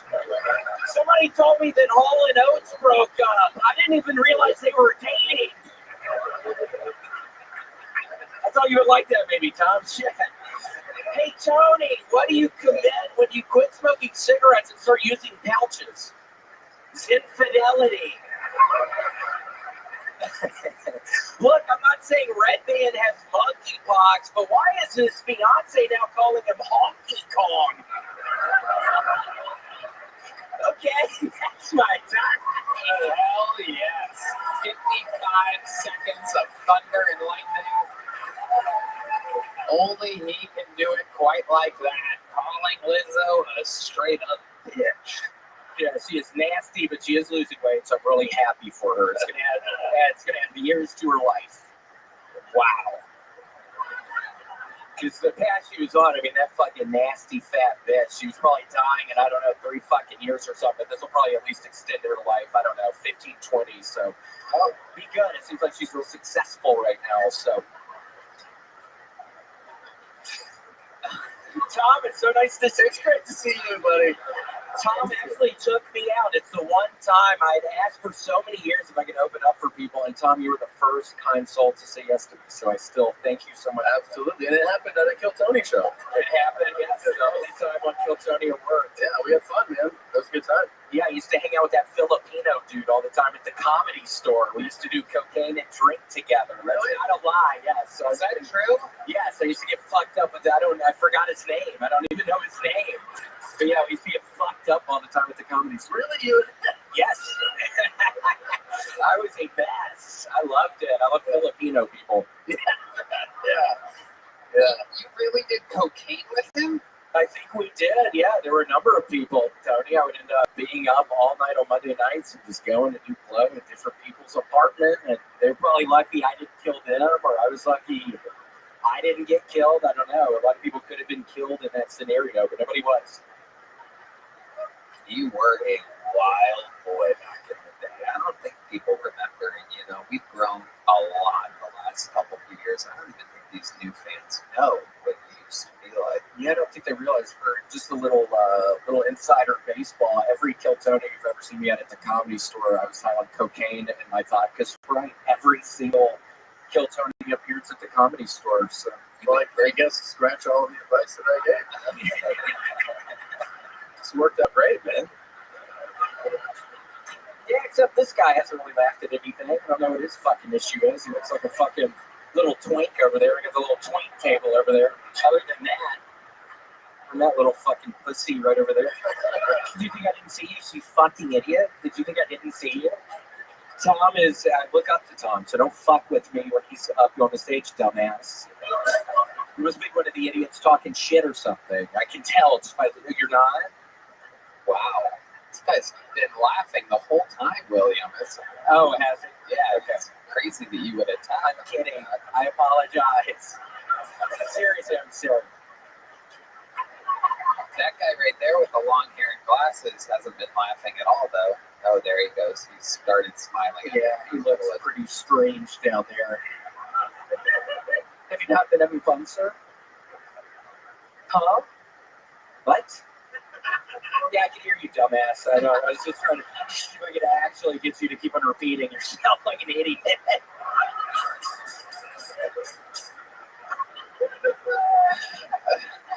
But yeah, Tony, it is so nice to be back. Yeah, I'm sorry I missed out. I wasn't feeling it. My voice even right now is totally wrecked. So we'll see. I'm at Mall of America this weekend, Tony. So really looking forward to Mall of America. What are your plans at the Mall of America? I'll probably get on my rollerblades and skate through that motherfucker like Mighty Ducks. I think I'm going to go through it like the Mighty Ducks. That's my goal. So is that where they were set out of? I think. Is that true? Were they in Minneapolis? Yeah, I think, right, Red Band? Yeah. Yeah, Red Band, our senior Mighty Duck correspondent.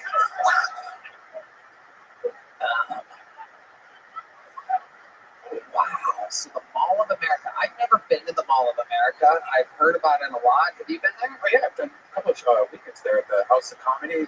Awesome. You did? Yeah, there's roller coasters in the middle of it and stuff. Some people showed up. When was this? When were you headlining the Mall of America? Like 5 years ago. Wow. Shit. Oh, that's I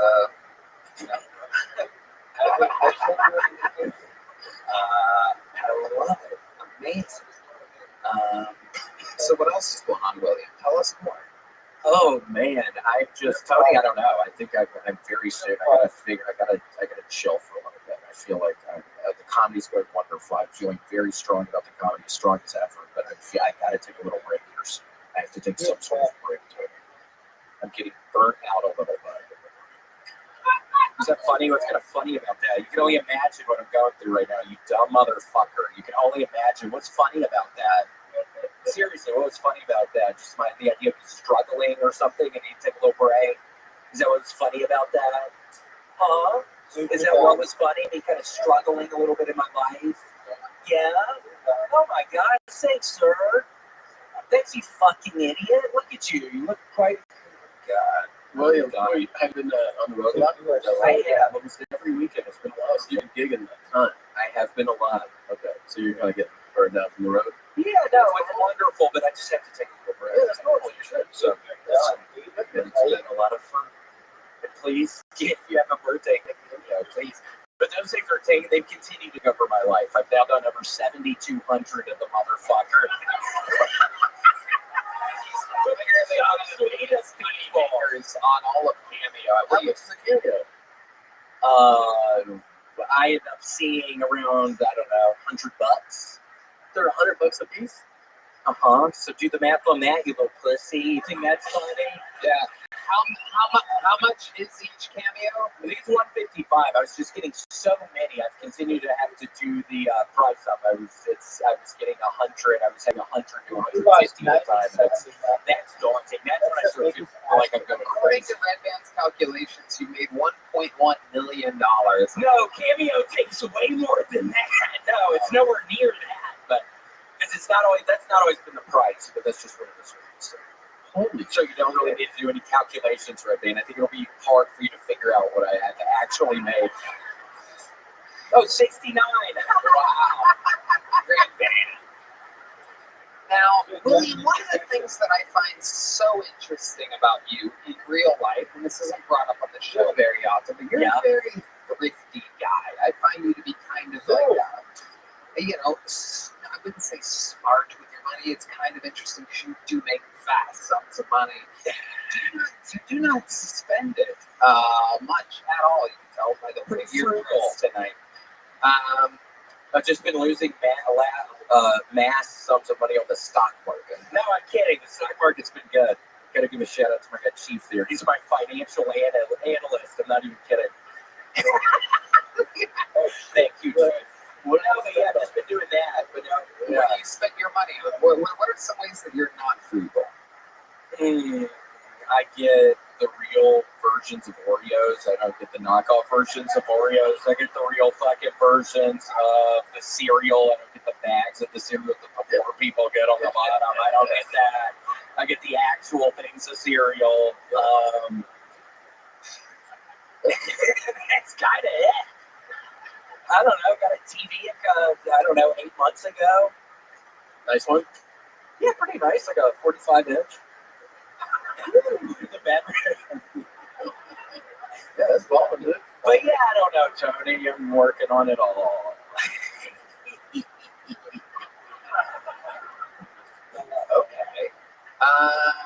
Well, I love it. And you fly. Do you fly first class? No. Do you have a preference in where you sit on a flight? I like to sit at the very back of the plane because I want to watch everybody screaming and crying as the plane is getting crushed up forward. So if I'm at the very back, I'm going to have at least a second of just getting the absolute carnage unfolding in front of my fucking face. So I sit at the back. William, you have absolutely done it again. The only way to end a show like this is with you. Is there anything you want to do to take us out, William? Had fun this week.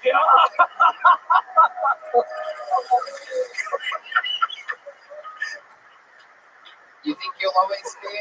You think you'll always be in the back of the plane? Shit, I think I probably. William Montgomery, ladies and gentlemen. Tony the Ranger Evo is in.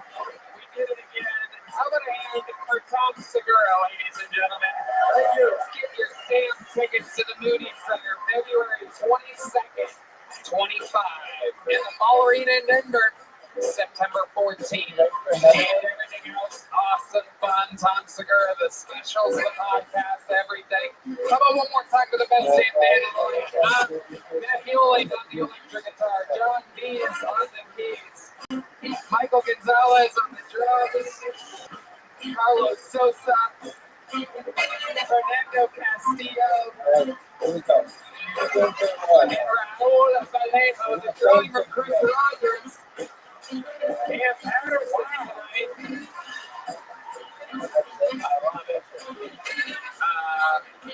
Thank you guys so much. Right there, you want to say something? Thank you again to Tom Segura. Thank you, live audience. Good night, everybody. Thank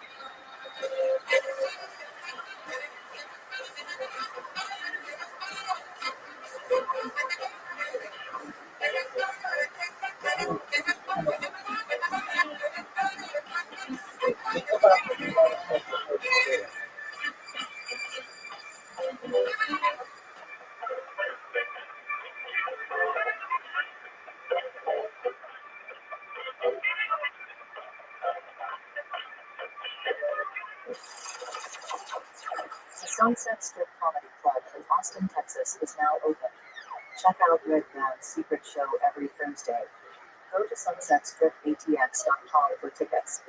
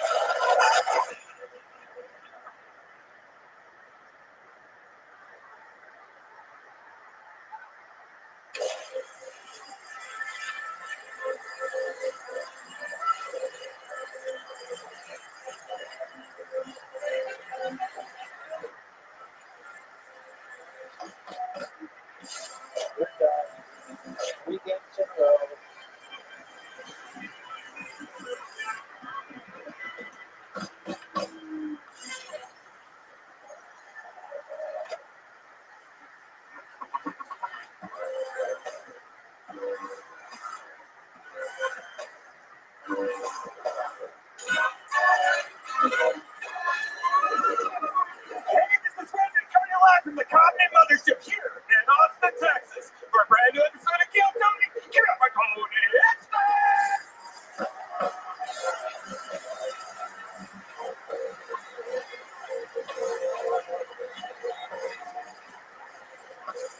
Who's ready for the best fucking night of their lives, huh?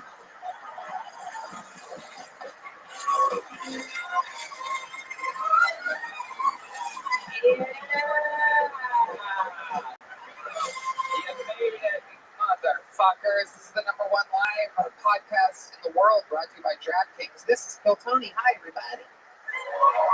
How about one more time for the best? Oh, this is Red Band, everyone. Here he is. One more time for the best damn band in the land, huh? Come on. That's Groove Horns, the great Carlos Sosa, Fernando Castillo, Michael Gonzalez on the drums, Raul Vallejo on the horns. Look who else is joining us on horns tonight. Kill Tony legend Jet Ski Jesse Johnson, ladies and gentlemen. Over here, the great Matt Mueling on the electric guitar, John Dees on the keys, and this is D Madness on the bass guitar, ladies and gentlemen. Live in the flesh, the real deal. A fantastic episode planned for y'all. Before we get started, here's a little bit more from the amazing sponsors that made it all possible. The Sunset Strip Comedy Club in Austin, Texas is now open. Check out Red Band's secret show every Thursday. Go to sunsetstripatx.com for tickets.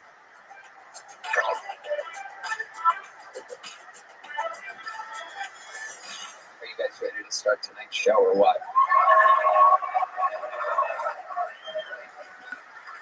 Ladies and gentlemen, tonight's guest, it is his first time joining the show.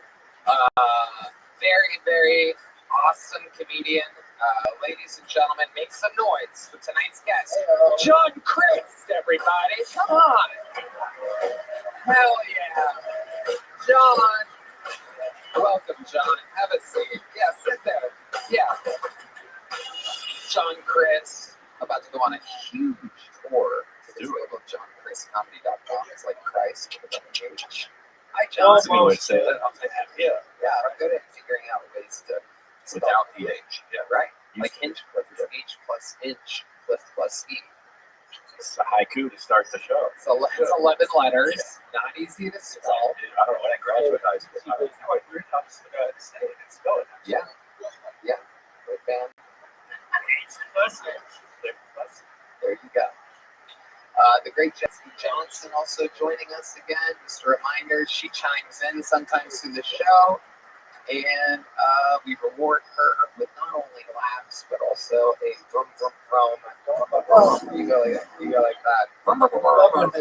You guys do that. Do it.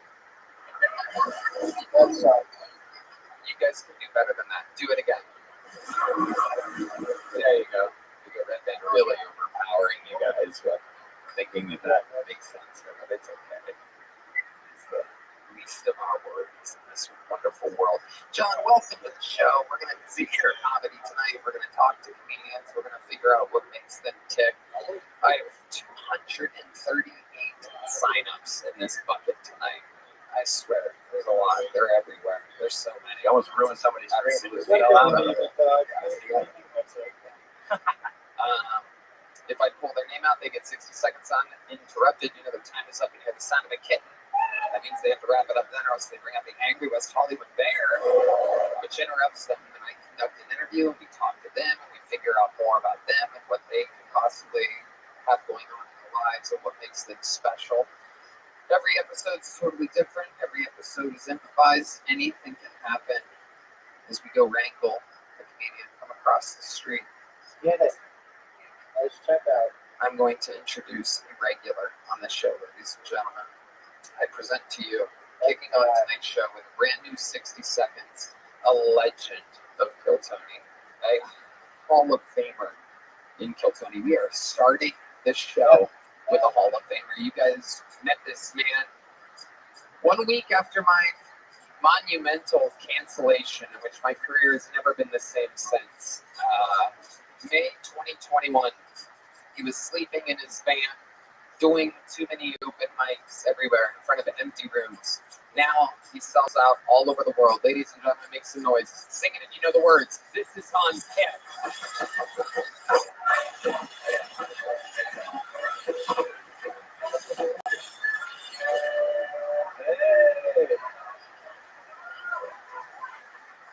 So China recently landed a rover on the moon, so now there's fentanyl there.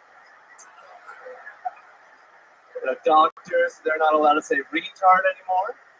They're going to go up to the mother and say, congratulations, sir.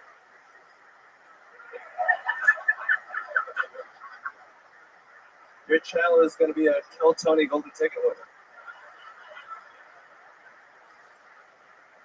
A lot of women love drag shows, which I think is hilarious. Drag is where men dress up and pretend to be women.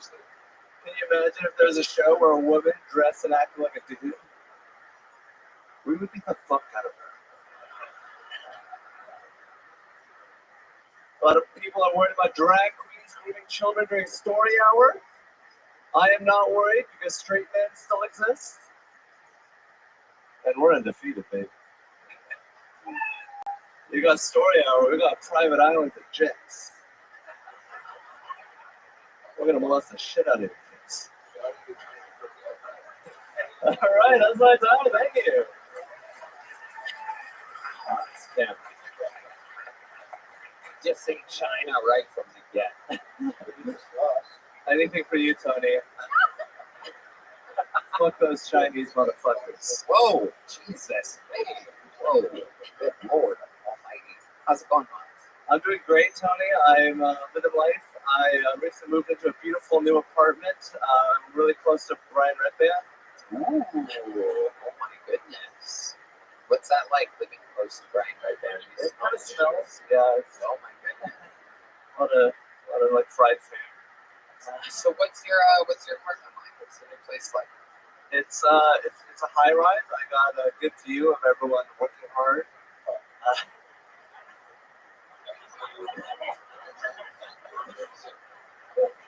Just in my apartment, writing about drag and children getting molested. What else is working? John, you ever seen Hans before? Yeah, there you go. Very attractive woman. Yeah. No, he does have a hot white girlfriend. Yeah, she's wearing a little black dress tonight. You can see a lot of her white skin. I don't know what to do with that. It's great. No, I know. He doesn't give us much to work with. It's an incredible shirt you have. Teal is almost a collar, but not really a collar. Where do you get something like that? Amazon.com. Amazon.com. Not even the app, ladies and gentlemen. It goes through the Safari. And who pressed it for you? I actually iron all my clothes myself. It kind of runs in the family. Yeah. That joke deserved more than that. I feel like I was right. That was good. Honestly, good. What else is going on in life, Hans? Oh, What episodes we've seen? Tell us more about your. I've recently incorporated. I'm a proud proprietor of Low Effort Content LLC. That's the name of your company. Wow. A lot of podcasts and live streams. But yeah, I recently went on tour with the Great Jets. We're the Killers. We killed it. Where'd you go? What cities? We did Denver and Omaha. And it's sold out. Tony, you're so amazing that you're selling out theaters when you're not even there. I completely agree. It is unbelievable what we've been able to do with our little universe. Well, I love it. Anything fun happened when you were on the road in these places? We went to a restaurant. They closed it out for us. David Lucas has the inside scoop. He's familiar with the lower of the game records. What kind of restaurant was it? Right. It was like a Korean restaurant. Hans also took us to a gay bar, and then Cam and David and I did the cover, and we were looking for him, and he was waiting outside because he didn't want to pay the cover. Hans is a notorious miser. Very, very thrifty man, thus the Amazon shirt. How much was that shirt on Amazon? This is $25. Whoa! This is actually a lot more than I thought it was. Is that Easter clearance sale? What was that? It's pastel colors. All right. Well, that's like the headliner. I thought Tony doesn't. I thought he pays the cover for all the other. I will say Cam did pay for me and David, and I was like, you don't have to. He's like, I got you. And then, Hans, where are you? We're texting. He's like, I'm by the entrance. And we thought he was by the he was outside the entrance. What happened, Hans? What was going through your mind? I was standing out there. I went in, and the guy touched me. Very weird.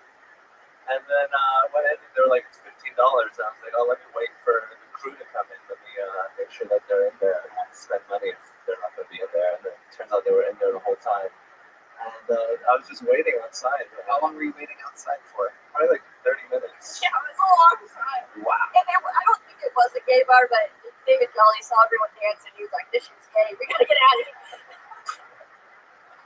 Any bar can be a gay bar if David Jolly says so. So Hans, when you went in the gay bar, anything cool happened in there? I got it and I left immediately. I really didn't get to see any gayness. I mean, Did you ask for a refund? Like, I was like, hey, I gotta pay for Amazon shirts. Give me my money back. Oh, all right, Hansi. Fun times. Way to get the show started, ladies and gentlemen. A new minute from Hans here. Solid minute. And here we go to the bucket, ladies and gentlemen. This is where shit gets wild. This is where we meet somebody. Could be somebody's first time ever on stage. Could be somebody that's been doing it 20 years, hoping and waiting to get a chance to make it on the show. Could be the next star of comedy. Ladies and gentlemen, I present to you your first bucket full of the night. 60 seconds uninterrupted, going to Duncan Stone Street, everybody. Here comes Duncan Stone Street. What's going on?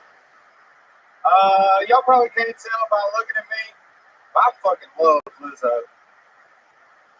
I do. Most of my friends, they tell me all the time, that's disgusting. You shouldn't like big girls like that. I can't believe you admit that. I'm from Mississippi. We don't brag about catching the smallest fish. You know what I mean? No one thinks of it that way. But I do. I fucking love Lizzo. I get the same feeling seeing her as when I see like a fresh rotisserie chicken at 3 in the afternoon after day drinking, and I got $18 left, and you know that one you need to survive. Yeah, I love her, man. I was on her side when she got all that negative press too. You know, I don't know if y'all heard she shoved a banana in a stripper's pussy and tried to make one of the backup dancers eat it. Y'all hear about that? Allegedly. But I was on her side. I thought we should point out the positives, you know. At least her big ass is eating fruit now. It's the wrong lips, but it starts to start, you know. Hey, my name is Duncan Stone Street, y'all. That's my time. Thank y'all. Y'all are so kind. Stone Street. Well, Duncan, is this your first time on the show? Yes, sir. Absolutely. You're so polite. I love the service comment. Where are you from? I'm from Star, Mississippi. Star, Mississippi. What's Star, Mississippi for? Faith Hill's from there. If you ever heard of her. Yeah, is there a lot of people in Star, Mississippi? No, actually, if you Google it on the Google right now, it'll take these 0 people live there. If you Google it on the Google. Yeah. How far are you from where Forrest Gump was raised? Not too far. I bet. 2 hours. 2 hours. No, it's just one arm.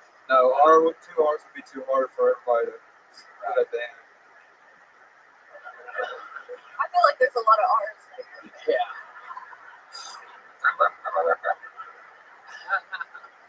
Yeah. There's also a lot of R's in dirt. What do you do for work, Duncan? Well, this last month, man, I just been road tripping. I went and crashed with a buddy and did comedy for like a month in Phoenix and hung out to see what the scene was like out there. And it was fucking rad. Yeah, what was rad about it? Man, it was wild. I woke up one night with a bag of cocaine. Whoa. And I don't do cocaine at all. Wow, how did you know it was cocaine if you don't do it? Well, I was at this bar and I saw this dude doing a lot of cocaine and he offered me some. And then, like, we hung out. I said no, we're shooting pool. Too many drinks later, you know, you hit that point of the night where you just don't remember a lot. And then I just woke up the next day and it was in my pocket. Isn't that an amazing, magical story?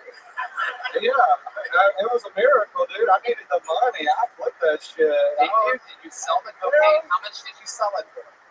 Oh, man. My mom's watching. I'm going to watch this.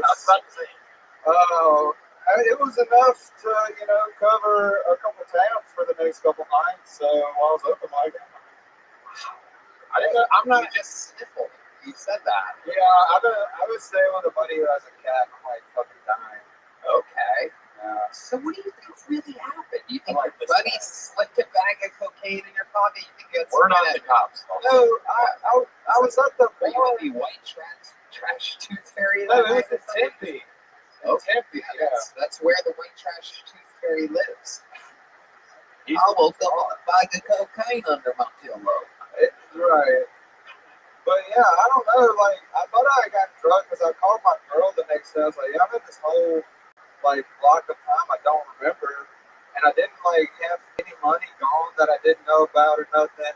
And I was like, jokes on him. I mean, he put a drug in my drink. I had a good night and I got his cocaine. You know, so fuck that guy. Absolutely. You said you have a girlfriend? Yes, sir. How long have you been with her? October coming up will be a year. Okay. She's still in Star, Mississippi? No, she's in Hattiesburg. It's about an hour away from Star. Yeah. Goodness, how did you meet her? Well, she works at a tattoo shop that my dad used to work at in Hoboken, and yeah, just years ago in there, stopping by. Just what do you mean stopping by? Yeah. Well, like I've had a lot of weird jobs, so like I travel from the top of Mississippi to the bottom, so like I'm always just fucking stopping by. I don't even know what the. Say, you had a weird job? You had a weird job? I've had a lot of them. What was the weird job where you would go from the top to the bottom of Mississippi? I used to deliver seafood, gumbos, biscuits, and pies for this. Wait, can you name all the types of seafood that you would? What types of shrimp was there? So you got barbecue shrimp. There was cocktail shrimp, brine shrimp. There was everything. Wait, please tell me your girlfriend's name is Jenny. I'm gonna lose my fucking mind right now.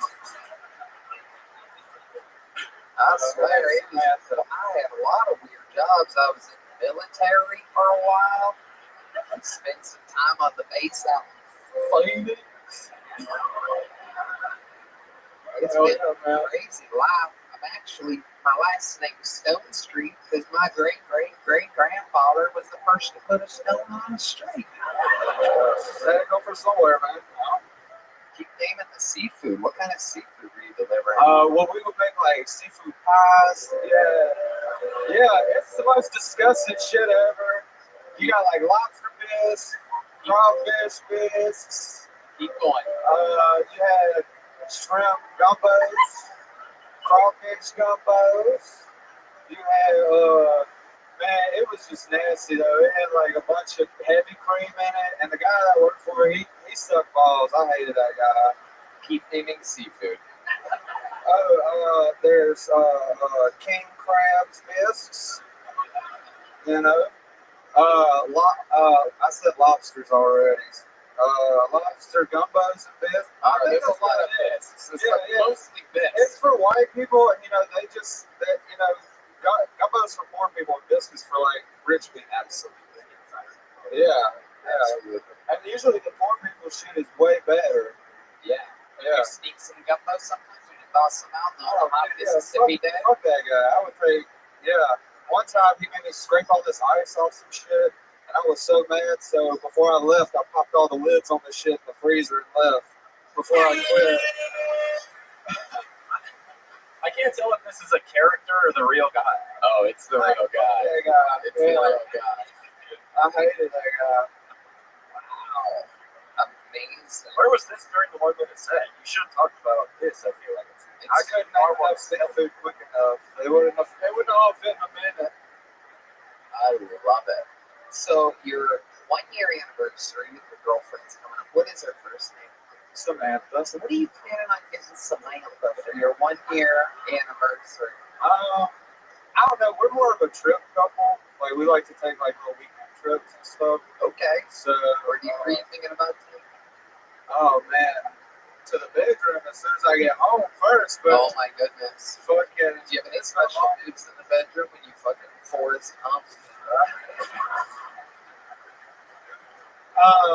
No, not really. I just, you just eat it for a while, and then. Is hers more of a bisque or a gumbo? The best bisque. The best bisque they got. That's amazing. Yeah, best bisque on earth, Definitely. Just an elaboration on the mic to the chin. Oh shit, sorry. No, that's a nice one. Yeah, keep it there. Yeah, I don't want to. Put it back. No, put it back. There you go. Keep it there. Keep it there for the rest of the set. If you remove it, we're gonna fucking super glue it to you. Last thing before I let you go, craziest thing that you can think about, that you can find intriguing about your entire life. My entire life. Jeez, we learned so much just from your seafood chat. Man, I've seen some wild shit. I grew up in a tattoo shop. My dad was a tattoo artist most of my life. Is he passed away now? No. Oh, you talking about? He's close to it. He's got like diabetes and shit. I bet he does. How do you think he got diabetes? What's his sitting in a chair for 20-something years doing tattoos, eating pizza and wings every fucking day. Just Red Dad.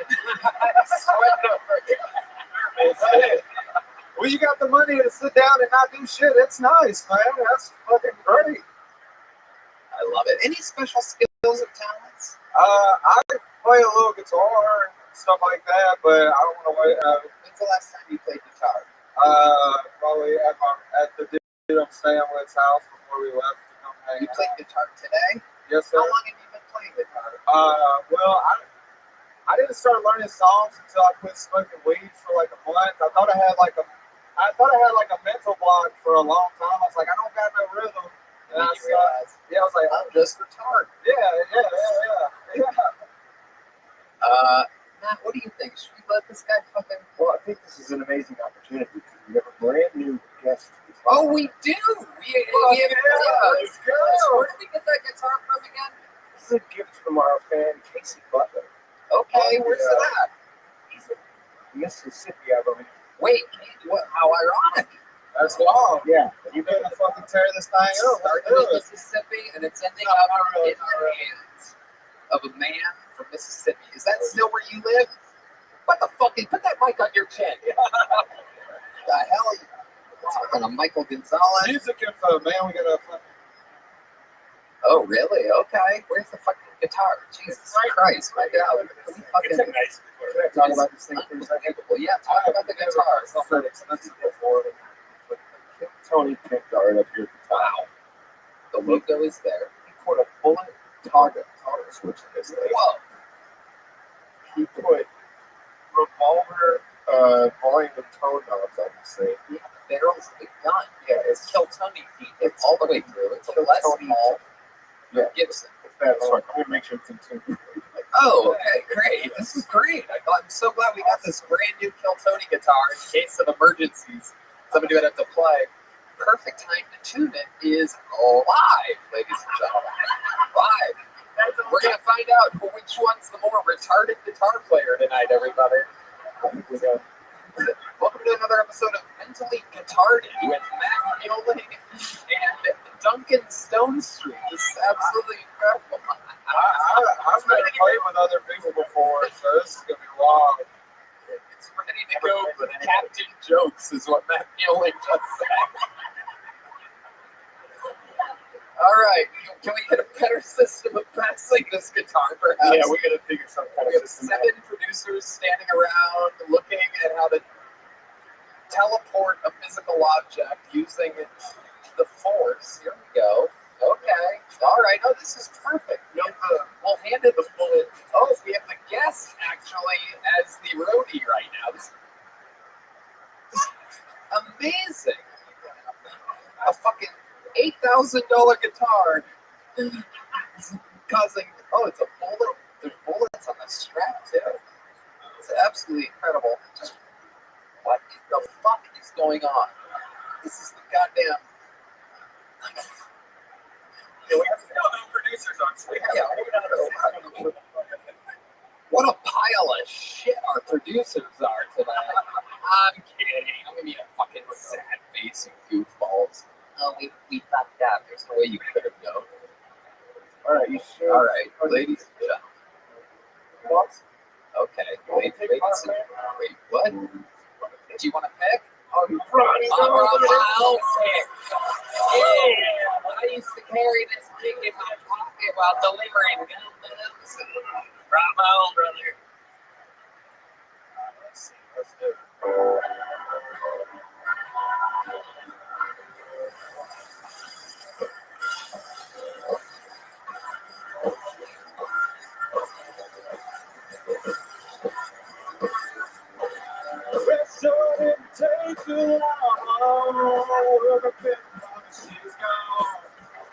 look as you wrote to say it down. Let's goodbye, sucker down.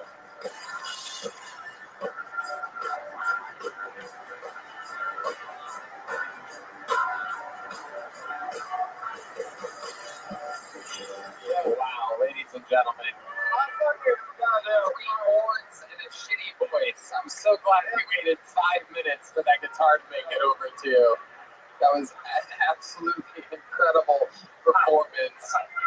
This is one of the worst interviews I've ever handled in my life. I take the blame completely. No, not you. You did great. I should have milked you and turned it into bisque. You know what I mean? Oh, yeah, brother. Oh, there's the lovely. See, this is what I'm talking about. Wow. Ladies and gentlemen, the lovely Heidi, everybody. Wow. And Duncan, you know what? Yes, even though you just talked about Lizzo for your 60 seconds, and I'd love to hear you talk more about you and about your life, I'm still going to give you a big joke book. There he goes, Duncan Stone Street, ladies and gentlemen. All right. We got another bucket full. By the way, I was kidding around. How about a hand for the amazing producers here at Kill Tony? Yoni, Christy, everybody. It's amazing. The greatest team on planet Earth. Good day, y'all. This podcast is sponsored by Game Time. You all know I'm a big fan of live events, from music and comedy and small clubs all the way to theaters and the bigger arenas. I love it all. That's why I use Game Time. Game Time has a new feature called Game Time Picks that makes getting tickets for concerts and events even easier. Game Time Picks built this out with love to show you only incredible deals on great seats so you don't have to waste your time searching through thousands of tickets. Tony, I love Game Time. They make buying tickets so easy and affordable. I just found a super deal with Game Time Picks for Weezer at the movie theater. It's so easy to pick your seats, add them to your cart, and check out. I personally love the seat views before you buy, plus the lowest price guarantee. That is amazing. Remember, Game Time Picks curation makes it easier to save more on sports, concert, comedy, and theater. Plus, they're all on pricing that shows the total upfront use price fees at checkout. Game Time also has the best ticket coverage. Your purchase is covered. The most flexible customer service policy in the ticketing industry, so take the guesswork out of buying tickets with Game Time. Download the Game Time app, create an account, use code KILLTONY for $20 off your first purchase. Terms apply. Again, create an account for code KILLTONY. $20 off. That's why. Download Game Time today. What time is it? Game Time. All right, your next bucket full. I love one-word names. This should be exciting. Make some noise for Jeremy, ladies and gentlemen. Jeremy.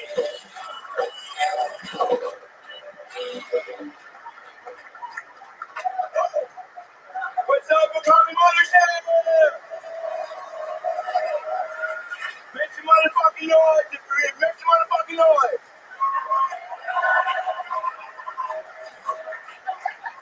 So, I can't wait to lose my virginity. The toughest part about losing your virginity is saving up all the money to pay for it. And that's what's up. I already know what flavor I'm going to get. It's going to be black. That's the freakiest flavor according to Siri. Siri, who's got 2 nuts and got a bad case of jungle fever? Yeah. And that's what's up. All right. Austin's got a lot of homeless people. You should just stay with your mom like me. It's way cheaper. Worst part about staying with your mom though is her fucking boyfriend Jerry.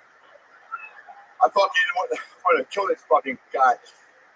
I legit thought of that. Here's my impression of my mom's boyfriend Jerry fucking her. Oh, I'm fucking gay. I'm gay. I'm gay, but I'm fuck pussy. And that's what's up. I know a lot of people say, "Oh, you look like a guy that goes to the Paralympics just to heckle all of them." It'd be like, "Oh, I can give you a standing ovation. You can't even get up and give me one." But no, it's all good.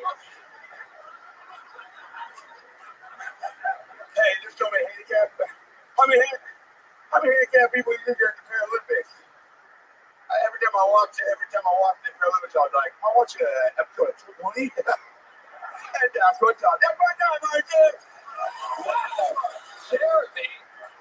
Thank you so much. Unbelievable. Thank you so much. You're welcome. You're welcome, Jeremy. Jesus. Wow. I gotta tell you, this is your first time on the show, right, Jeremy? Oh, first time doing stand-up, man. Wow. I talk a lot of shit on Xbox Live, but that's not. I feel pretty funny, but it's one of those things where you just gotta. Fuck, I'm sorry, I'm too fucking nervous right now. I'm so fucking nervous. Is Joe Rogan here right now? No, he's not. Don't let him watch this. This is my first time. That has to be one of the best first time sets I've ever seen in my entire life on the show. Yeah. This is incredible. So I don't even know where to begin, Jeremy. Jeremy, how old are you? Let's start there, because you are a deceptive figure. There's a lot going on there. You have the face of a man, the hair of an older man. Yeah, it's acne. There's a lot of acne. There's some snot coming out of your nose. Braces. Braces, yes. It's even. Oh, good man. Fuck you, Red Man. Sorry. Amazing. Unbelievable stuff. Are you a big Joel McHale fan? Is that who that is? Oh, fucking dude. I fucking love. Yeah, so is Michael Gonzalez. Joel McHale, you ever watch Matt Singer? Or he's on a show on Fox called Animal Control, where he's always trying to help out animals and stuff. I'm a big animal guy. And there'll be like a raccoon coming in. The raccoon is like, I'll fucking save you, man. I'll put you back with your family. And yeah, but it's not my favorite. Naked and Afraid is my favorite show because fucking freak tits. Who loves freak tits? No, but it's all good. I'm 38.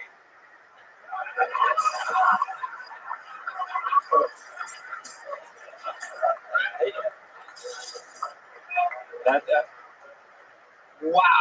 Jeremy, what have you been doing with your life up until this point? What's going on over there? I just got new feet. Oh, yeah.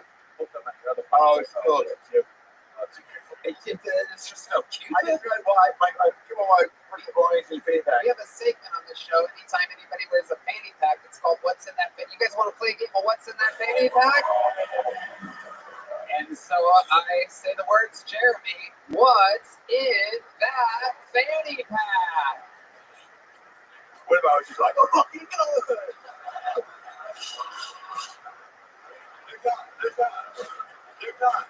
There's not.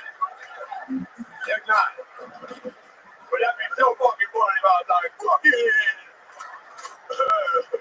try not to come to the show. So it's a pretty standard fanny pack in pocket.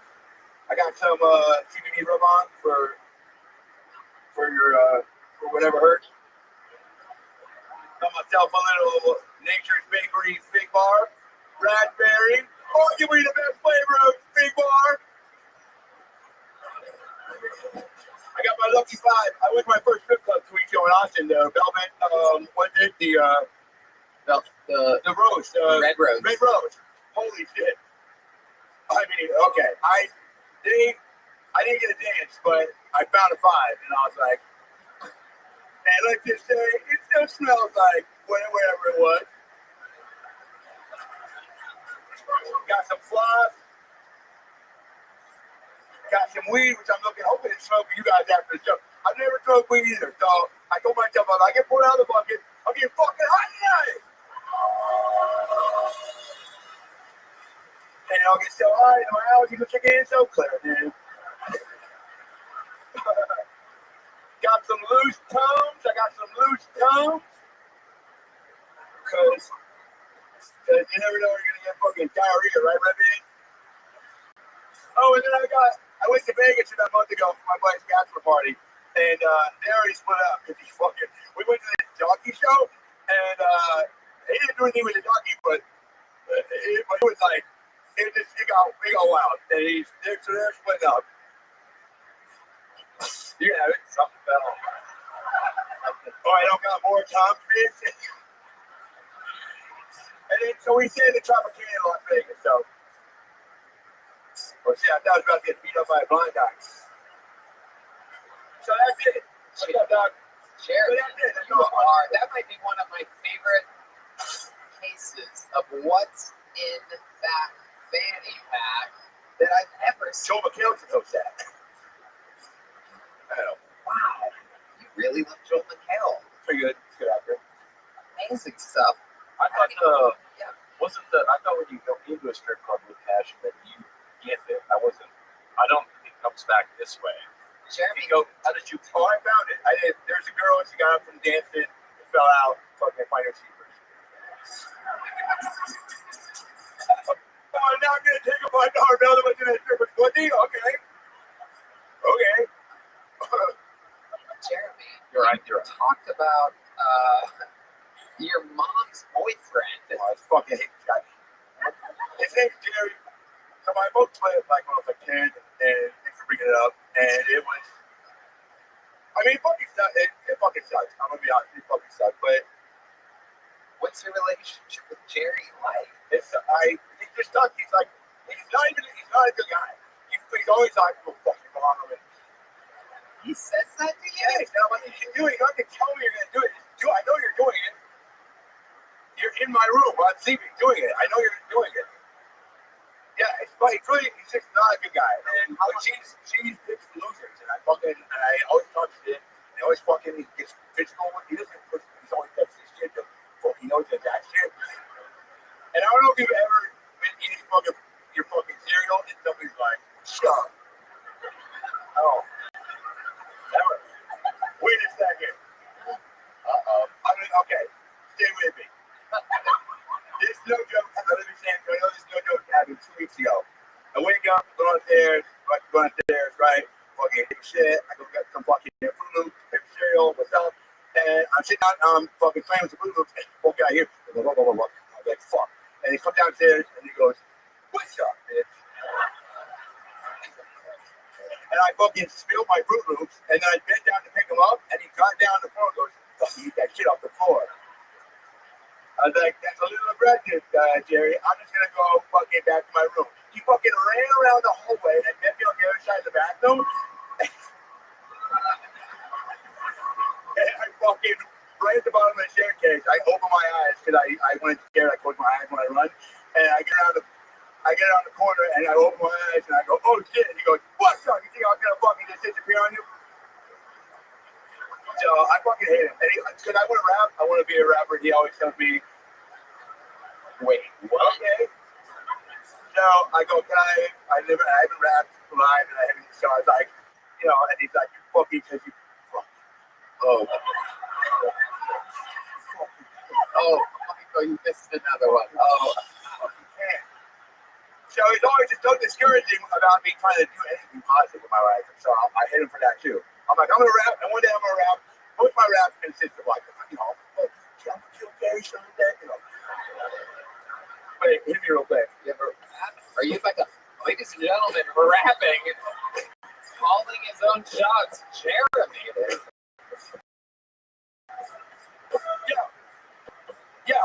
Yo.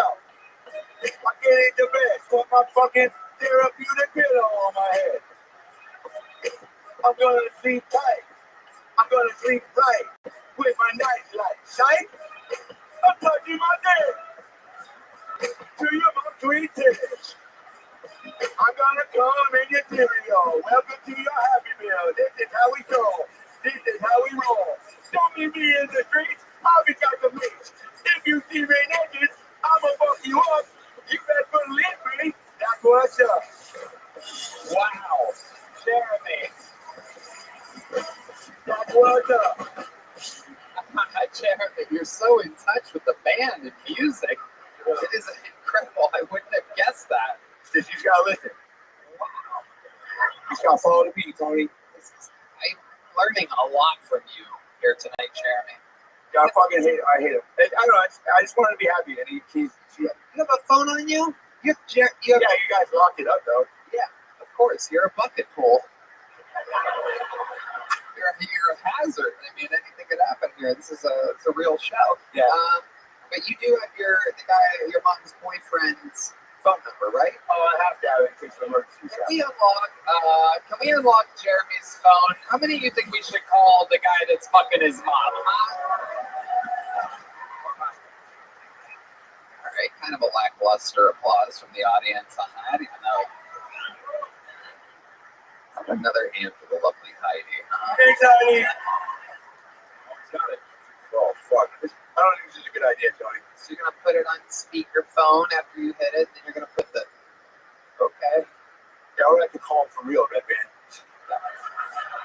Yeah, the phone doesn't ring when you call somebody, Red Band. I've been meaning to tell you that for 11 and a half years, but. Okay. I talked to him in like a week, so it's gonna be fine. Here we go. There you go. Piece of shit. What's up, little tits? Fuck you, Jerry. What's up? What do you want? I don't know. I didn't want to show it, and he had to call you to say what's up. Oh, yeah, we already said what's up. So what else do you have anything new to say? Just don't know. You better fucking watch when you stupid. Hey, boy. What, you think you're going to be able to do something about it? Yeah, I'm going to do something about it. What are you going to go cry to your neighbor? The little 14-year-old neighbor you got? Fuck, his name's Tanner, and he's fucking wise for his age. It's fucking dude, Tanner can fuck my mom better than you should. That's not what she said yesterday. Stop telling me that you fuck her. She has needs, bud. I've been telling you that. You'll never be my fucking dad. Why do you keep calling me that other way? I am your dad. Your other dad didn't want you. I barely want you, but at least I'm here. Yeah, well, that's your kid. I got 500 friends in County Mothership right now that would love to suck you, or they would love to. Let me take that again. They would love to fucking fuck you up, dude.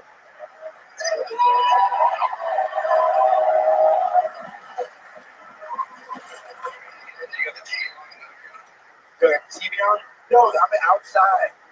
I got 500 friends. You don't have 500 friends. You'll never have 500 friends. We all know that. Oh, yeah. We all know that.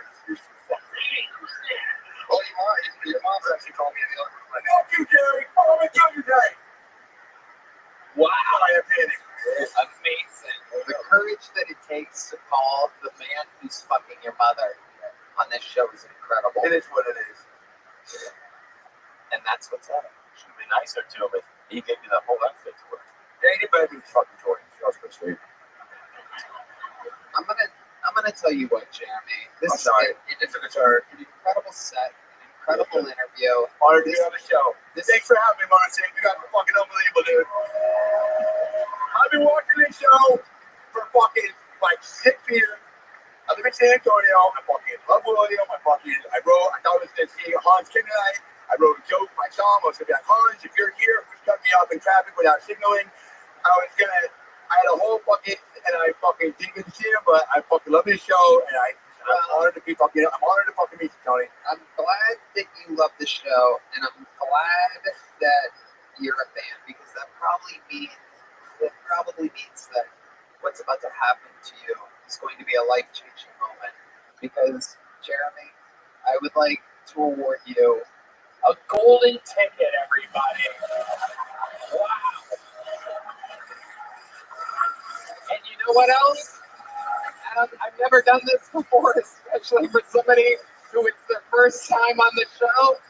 But you know what, Jeremy? Why don't you come sit right here and join us for the rest of the show on panel? Oh, hey, Jeremy. Jeremy has joined the show. Hey.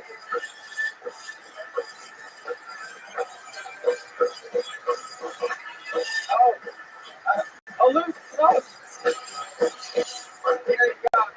Whoa. Come here, Jeremy. Welcome to the show. Amazing. It's a big day. Wow. What? What? For the lime? For the lime? Oh, it's a tongue. Our fan base is so stupid. Thought it was a lime. Actual lime. You got a tongue with the fucking fruit, though. Yeah. It's absolutely. It's a singular Tums of Tum. It's great. Yeah, I think more than 2 tons of tums. Oh, wow. I'm only an Uber about to get how in the world? How in the world did I even know what Jeremy's drink is? How do you know what? Well, I have a blog, www.jeremydrinksthis-on-Mondays.com. So, how do you subscribe? Jeremy, we're going to get back to this bucket with you. How about one more time for Jeremy, ladies and gentlemen? And we're here with John Chris and the panel debut of Jeremy. Your next bucket poll. We're going to meet them all together. Ladies and gentlemen, make some noise for Chris Diorio. Chris Diorio. All right, so growing up, I had a very weird senior prom, and my date, she did not have a good night at all. Now, to be fair, she wasn't the prettiest girl in the whole world, but man, her body still has to be found.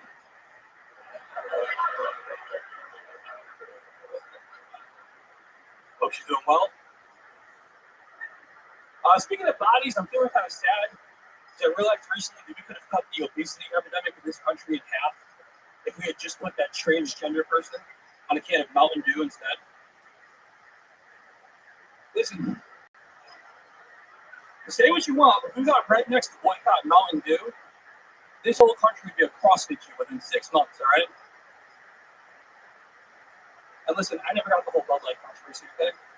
I just thought they were trying to promote safe drinking, right? Like, you go with your boys, drink your Bud Lights, you look down at the can, and as soon as Dylan Mulvaney looks fuckable, time to go home, boys. Time to go home.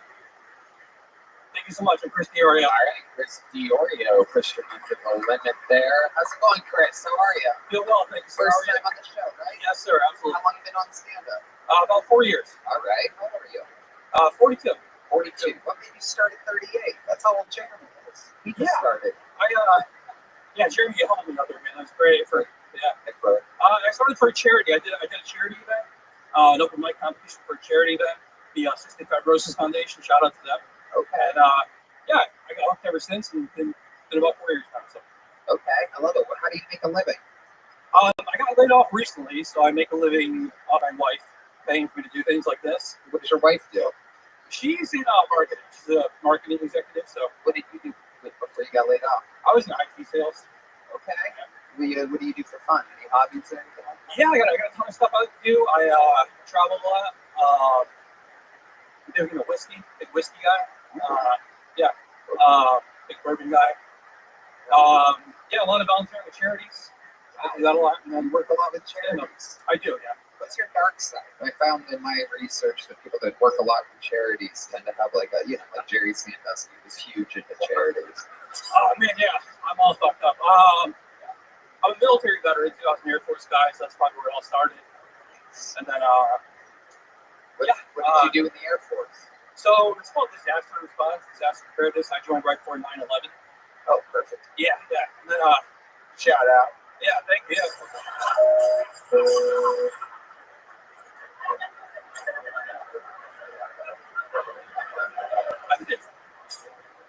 Shout outs to 9/11. You have open wounds on your face, Jeremy. They're open sores. This is absolutely incredible. Yeah, COVID really took a toll on everybody.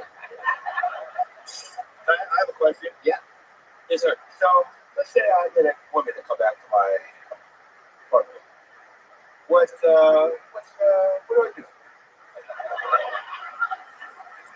Now we're going to the super hypothetical here. We're talking things that may probably won't ever happen, but theoretically, or you're probably trucker, to be honest with you. Now, what give your What real else sort of advice do you have other than that?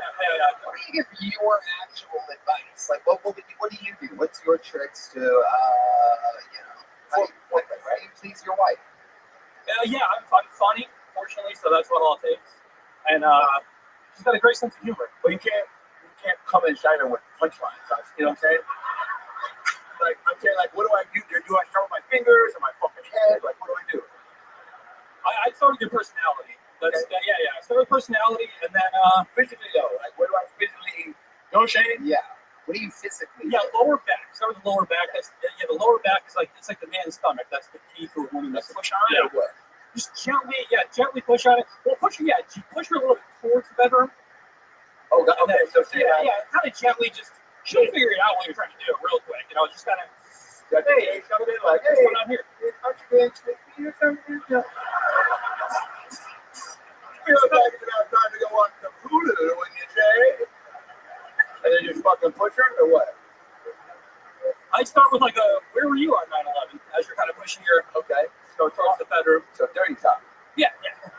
Chris Fiorio, what's the most interesting thing about you? Let's see. In addition to being a veteran, I'm a certified firefighter and a Scottish Lord. So you're at it.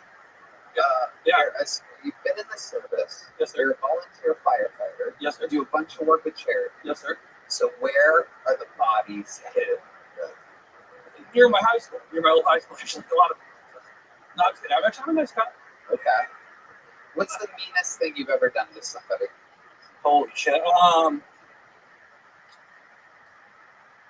It's like killed a guy. A lot of it.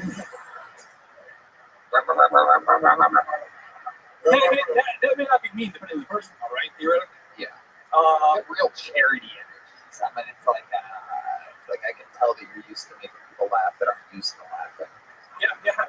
Like the people here are used to laughing, and it's kind of like they're really good at it. Yeah. You come in your socks and then you wear them.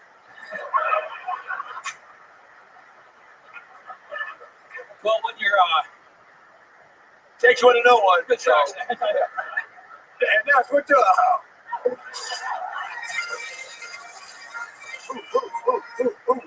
I'm bringing that back too. Chris, do you figure out? Yes, sir. Yeah, figure out. Well, I just when he goes like S's and D's, I get split on that. So it just kind of gets right here. Yeah, same here. I'll turn this way. You have a. You're in the spot show, bitch. You chose to come to this show. So I'll try to. Sorry, no. Yes. That well, maybe I'm good. Maybe change your last name, Christ. It's really tough for you to fucking say. Maybe give it John Connor from Terminator. Is that Terminator soundtrack? Wow. Sorry, I'm really sorry, though. Yeah, don't say sorry, though. That's all okay.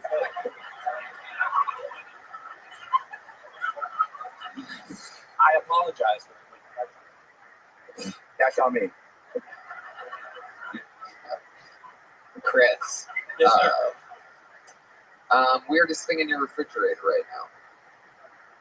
Ooh, probably some of those probiotic little bottles.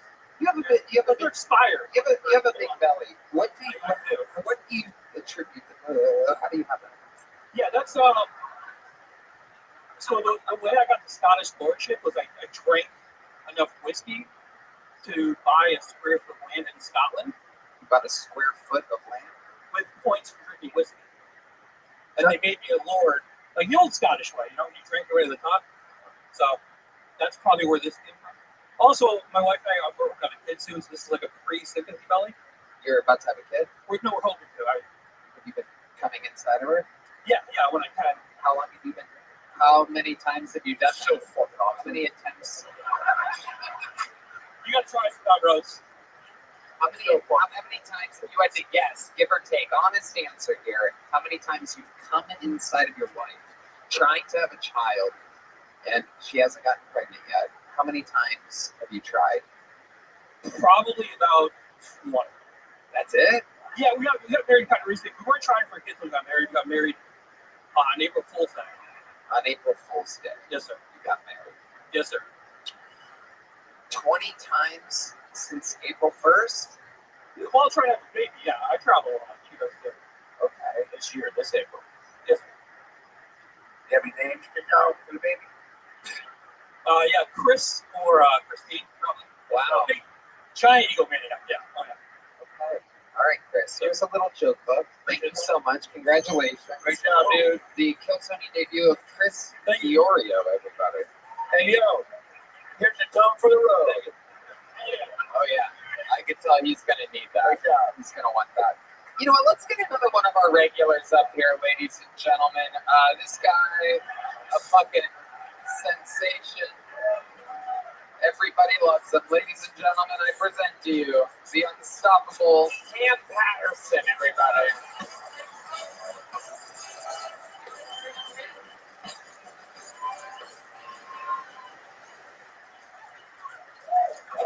So, right this minute was kind of hard, and I don't really got nothing, but I got too much right now, but I got something in my notes, and I'm trying to figure out, so they got that. I just put, you gotta really be gay to like men, because women got assholes too. I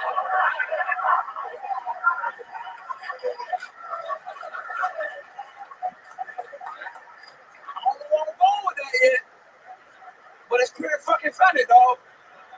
Cause you just want to go to hell. That's on you, brother. They got the same asshole. You could have closed, you could blindfold a gay nigga and show him 2 different assholes. You wouldn't know the difference. There'll be no way. It's like when I first fucked a girl when I was 17, and she told me to fuck in the ass, and I said no, that's gay, right? And I went to work the next day, and all my coworkers was like, "Why you ain't do it? When you get older, you gonna still know that's not gay." And I'm like, "You get older, you just become gay. That's crazy, right?" That's pretty fucking sad. I don't understand. I would tell you this, though. I like lesbians. Lesbians is cool. Lesbians is pretty cool. Cause like, what's better than 1 pissy? 2. You know what I'm saying? That's fine. That'll work, nigga. I'm done. All right. Hell yeah. Amazing. That'll work. Comes out, says he doesn't have it, and then has it. Not really. I had the beginning of something. That was just bullshit. But it's all right. That's okay. Oh, yeah. That's great. It worked. It worked. Hell yeah. Cam, the man, Jeremy, you see Cam, you're a big fan. I can tell you can't even make eye contact with him right now. Oh, yeah. Yeah, you're so fucking funny, dude. Yeah. Well, yeah. I want to say all that right back here, but I can't do it. And it doesn't have any acid in it either, so it's double. It sucks. I really want to say that one. So, but you're so fucking funny, dude. The two butthole thing, I've actually thought about that too, but I never thought about the joke. But as a show, and what? Because I always make up shows that Joe McHale the host, and whose butthole was that? It's who is everyone is saying what Joe McHale? You know what that is? What do he do? How many white what he do? What? Oh, okay. The Shoe, Animal Control, Mad Singer, fucking Community, the Shoe, yeah. What? The Shoe. What? Where'd she go? Where'd that girl go? Uh-oh, June, go take it. Stay with me. Shit.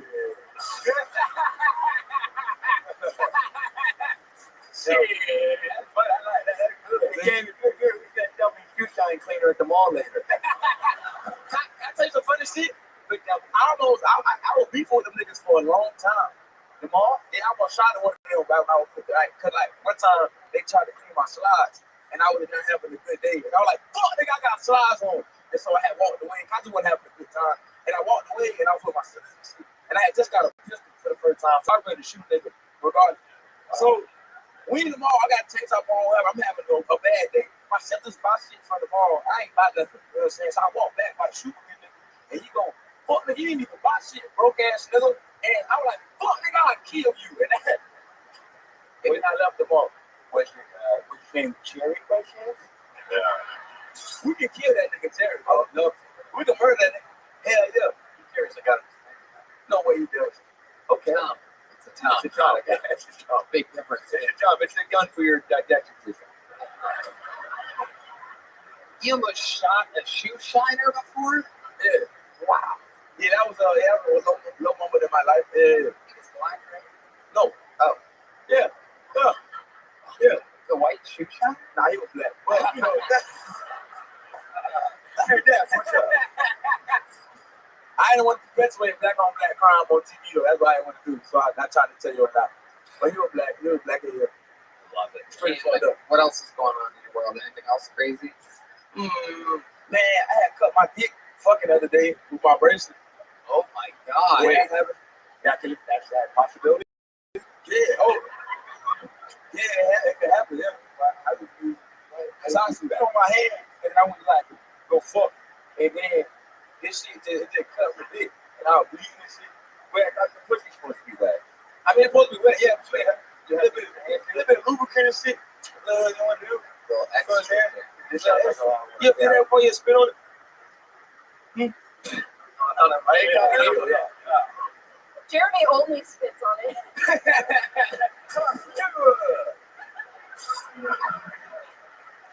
You should start a podcast by the way.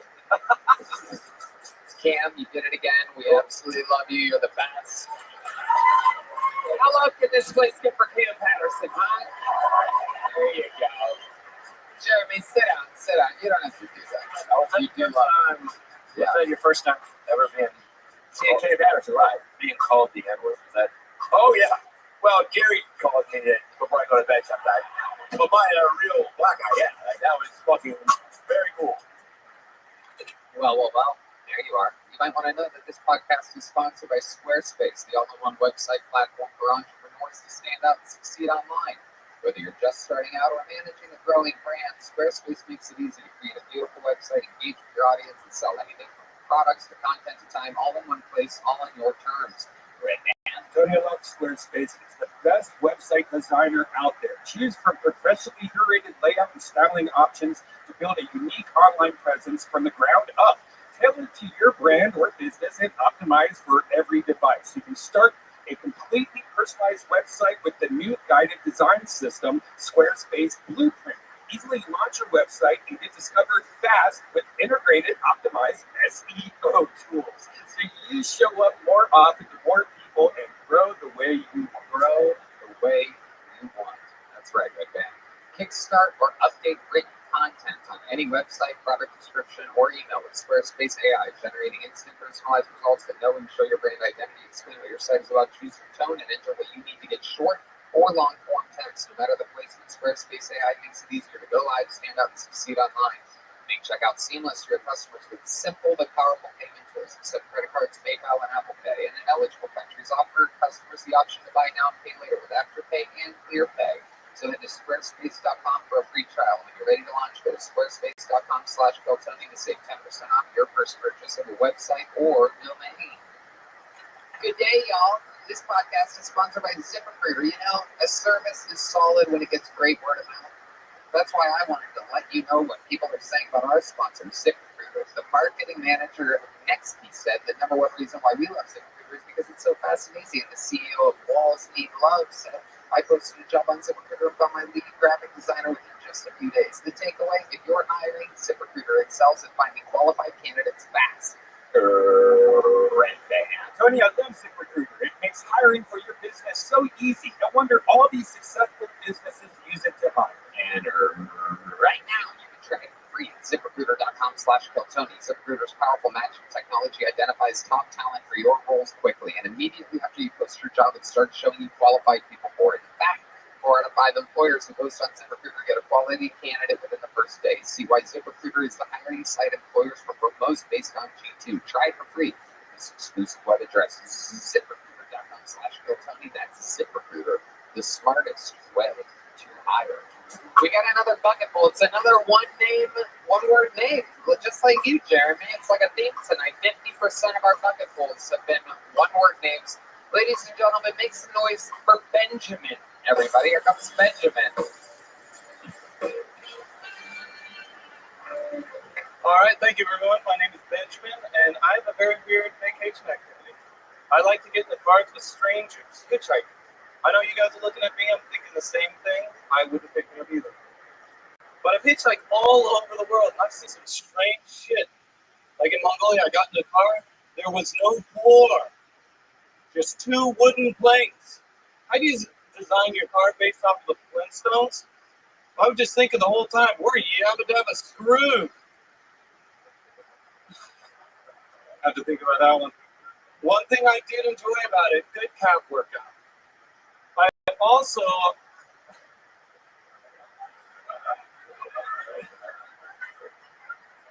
I also speak another language. I speak Chinese. A lot of people look at me, they're like, "You're American? How does that work?" I only thought you spoke freedom. But I do speak Chinese, very difficult language. Like, for example, take these two words, "kou jiao," "kou jiao." Sounds the same, very different. One of them is face mask, the other one is blowjob.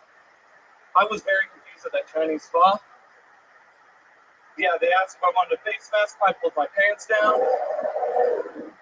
No happy ending. There you go. Thank you. Benjamin. Wow. Hello, Benjamin. Hey, what's going on, sir? How's it going? What's going on? That's a great question. So let's talk about it. How long have you been doing stand-up, Benjamin? About 3 years. 3 years. Where at? Lithuania.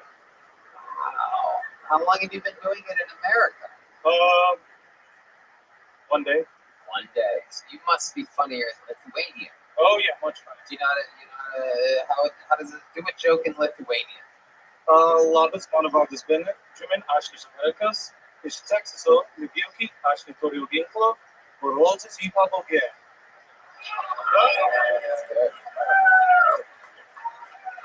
Was that yabba dabba do? Exactly.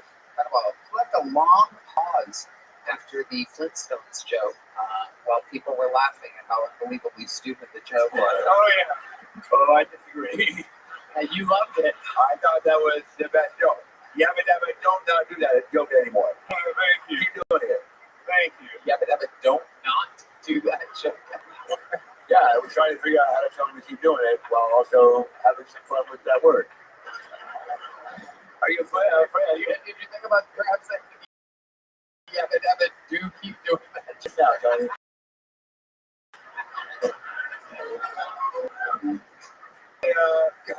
Are you Flintstone? Love the Flintstones. Would you? Okay. Well, Flintstone trivia. Ladies and gentlemen, it's Flintstones trivia. Here we go. I'm probably gonna fail this. Well, what's up, guys? My name's Jeremy. Welcome back to Do You Know the Flintstones?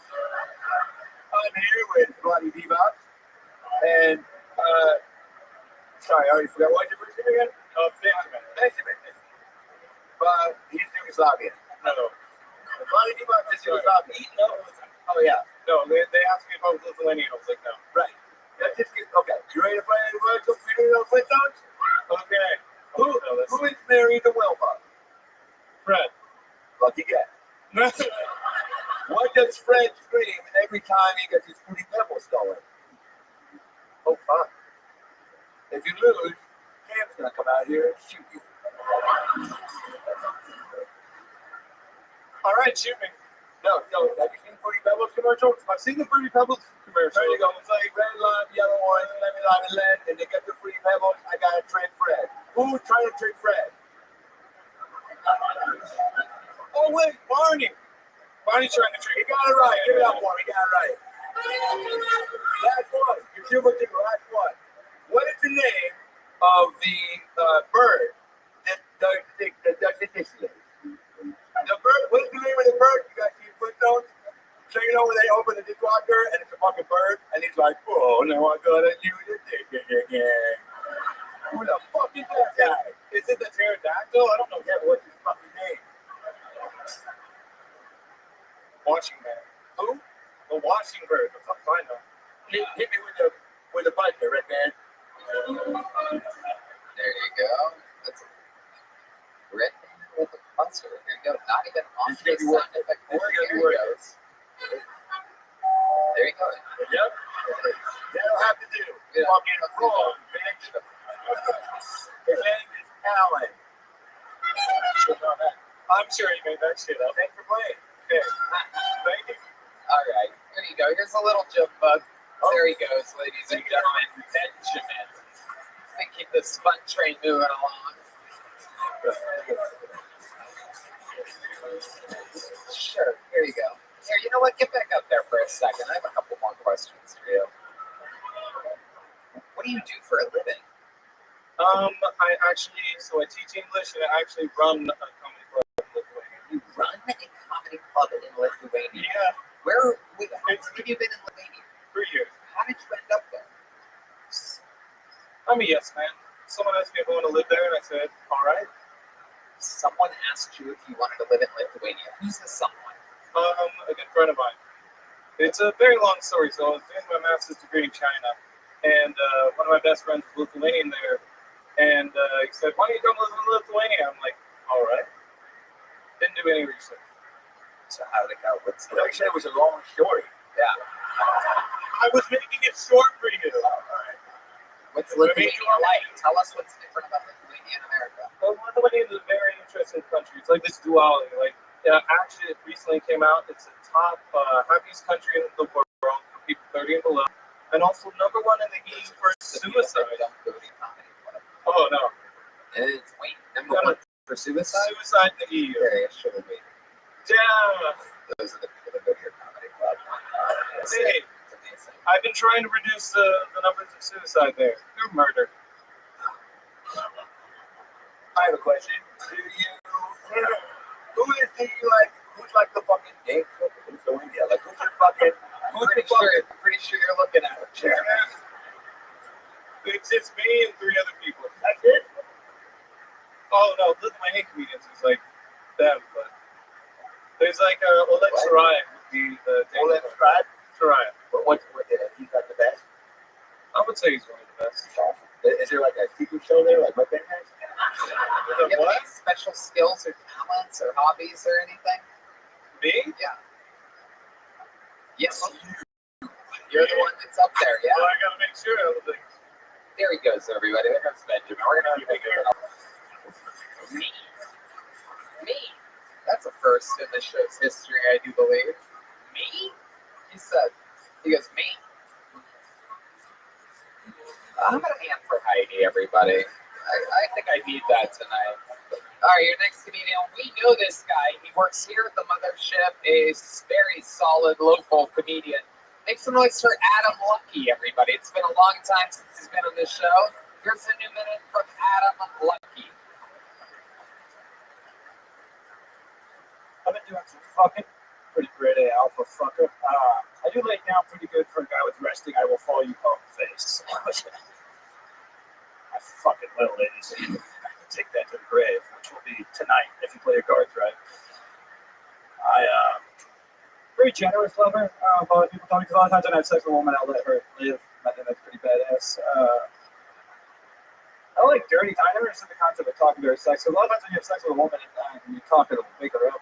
It's just ooh, gross. Just mad about that. I don't know. I guess nobody's no. I'm all about that. But if they can't say no, Kobe, right? It's fine. You can make jokes about Kobe. He wasn't as perfect as everyone thought. I was a real trick parent, real helicopter dad. So it's fine. You're allowed to do it. He's black. Okay. Fuck yeah. Is that out of it? Oh, there it is. Oh, yeah. Okay, Adam Lucky. Welcome back, Adam. What's up, guys? It's been a long time since you've been on this show. You've been on many times, Vulcan, here, everywhere, right? Yeah, I think 4 years ago. I just moved to Austin. Sounds about right. How's life been going for you? Tell us about it. I'm working here. My wife ended up getting a job being manager of a cooking cave, so badass. Nice. Okay. We have a daughter. How's your daughter? She's 5. Incredible. So you're a father. Yeah. You look like a grandmother. I look like an Adam Ray character. It might be me. Maybe it's me. Wild, dude. It actually is. Do you know how long he had to keep hair and makeup to look like you, Adam? That's exactly what I was just kidding. This is it's You're we'll edit this out. So what is your What is your favorite joke of yours? Because I really like your overall thing. You know, good energy. You're super likable. I have this one joke where I just I name off every word that rhymes with trigger. I really think that's pretty badass. Oh, okay, let's hear that. Go with it, Adam. How does that go? I can't remember it. I haven't done it in a long time. I forgot the punchline to it. Not bad. You ever seen the Flintstones? No, Jeremy. And Flintstones, everybody. All the things that rhyme with trigger, that could be a Joel McHale show. Should we call it Joe with me? Oh, wow. Uh-oh. Here we go. Adam, is your 5-year-old smart? I guess. I mean, she's a kid. She talking? Sometimes, yeah, she talks. Yeah. She doesn't fuck up. What's she talking about? Nonsense. She spent 40 minutes telling me that she likes Bluey, so that's pretty cool. I like that. What's Bluey? It's a show that like kids and like retarded adults watch. Okay. Do you watch it? I fucking love it. Yeah. What's it about? It's just like deep storytelling. It's like really kind of like, it's kind of hard to understand. How about when you're getting away from the lady and the kid? What do you like to do other than stand-up comedy? Anything else? Well, up until recently, I was doing a lot of drugs and booze. But I've cut back on that lately. So. What drugs? Cocaine, a lot of them. When did you stop doing cocaine, or how often do you still do it? You do? I stopped doing it, I feel like 2 months now. Oh, okay. Yeah. And how often were you doing it before? I'd say like a double month given out. Yeah. So what? If you had to guess, ballpark it. I don't know. I was doing it probably like 5 times a week. Wow. Yeah. Damn, off of a young comedian salary. I mean, yeah. Well, my wife wasn't stoked about that part. I'll be honest. Right. Yeah. What's the craziest thing you've done on a night of drinking cocaine? I'm bored, so I just go home and jack off for 7 hours. Wow.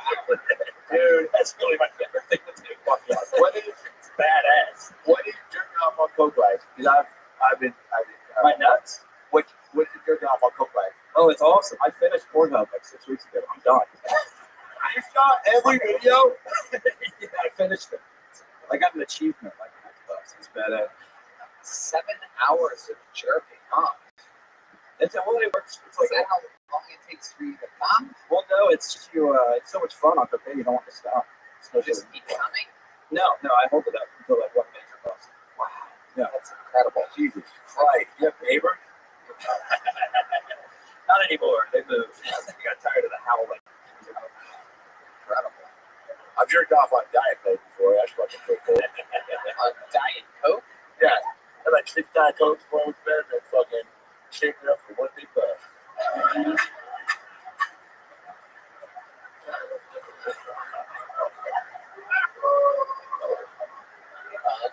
Unbelievable. Craziest porn you've ever seen? What are you? It's like the weirdest shit that you got into. You ever get into a weird phase with it? I mean, like not into it because I'm not fucking gay or anything, but I watched 2 dudes fuck each other in the ass at the same time. That was probably the craziest thing I ever saw. Oh wow! 2 dicks inside of each other. It's a lot of bending and flexing. Impressive as hell. That's where I normally start. That's a base. That's just how I get hard. Okay. Yeah, that's pretty wild. That's about as gay as it gets. You said right before you said you watched 2 dudes fuck a man in the ass at the same time. You said it's like not gay. I wanted to make sure. I wanted to see if I was gay or not, so I just tried everything. So still, I haven't fucked a black guy yet. So that's the only thing I haven't tried. Then I'll know. I'll know if I'm gay. Well, we got good news for you. Deep Madness, we have a beautiful woman who wants you to fuck her in the ass up here. Nice. My pussy's in the back, though. So That's going to be the name of your next special. My pussy's in the back. Unbelievable. Adam, if you 2 months off the hard stuff, if you had to give some advice out there to someone perhaps trying to get off of hard drugs, perhaps live in the middle of nowhere, Star, Mississippi, or something like that, what would your advice be? I don't know. You got nothing going on. I would just keep doing it. There you go. I have like a family, and I'm trying to like get better at comedy, so I stopped for that. But yeah, if I live right, nothing going on. I've done that until I die. I think it's a good call. Also, well, you're super fucking funny, man. Don't fucking die. Well, can't promise anything, but I'll do my best. All right, well, fucking die then. Adam, I'd love to have you on the Secret Show first. I love to. And it's been 4 years. I don't think we were even giving out joke books back then. So take one of those mamma jammas paid by the great Coneside, who also made me this sweet fucking crazy ass vest. Diabolical vest. There you go. All right, back to the bucket we go. Ladies and gentlemen, 60 seconds uninterrupted going to your next comedian who goes by the name of Noah Dassat. Noah Dassat. Make some noise for Noah, everybody.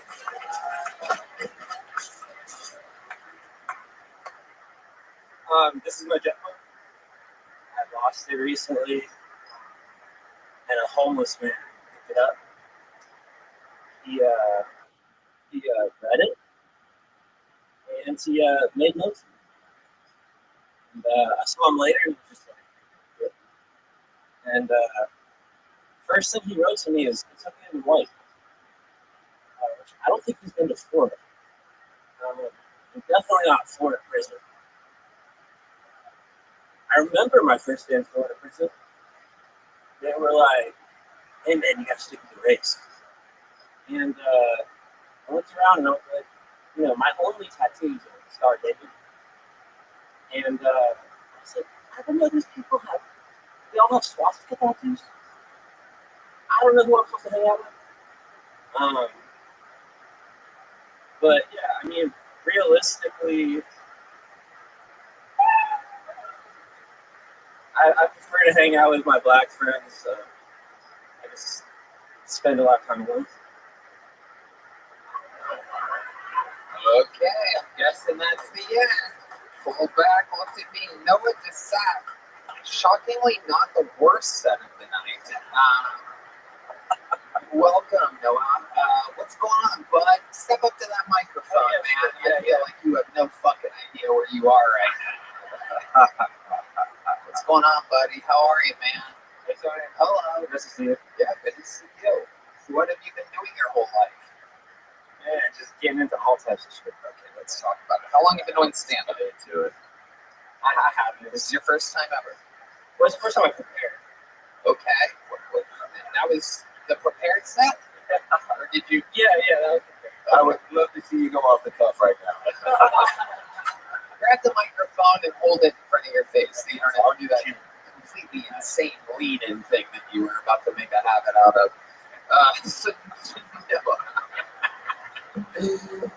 Wow, it's crazy when I get an applause break from Red Band. We've been doing this a long time together.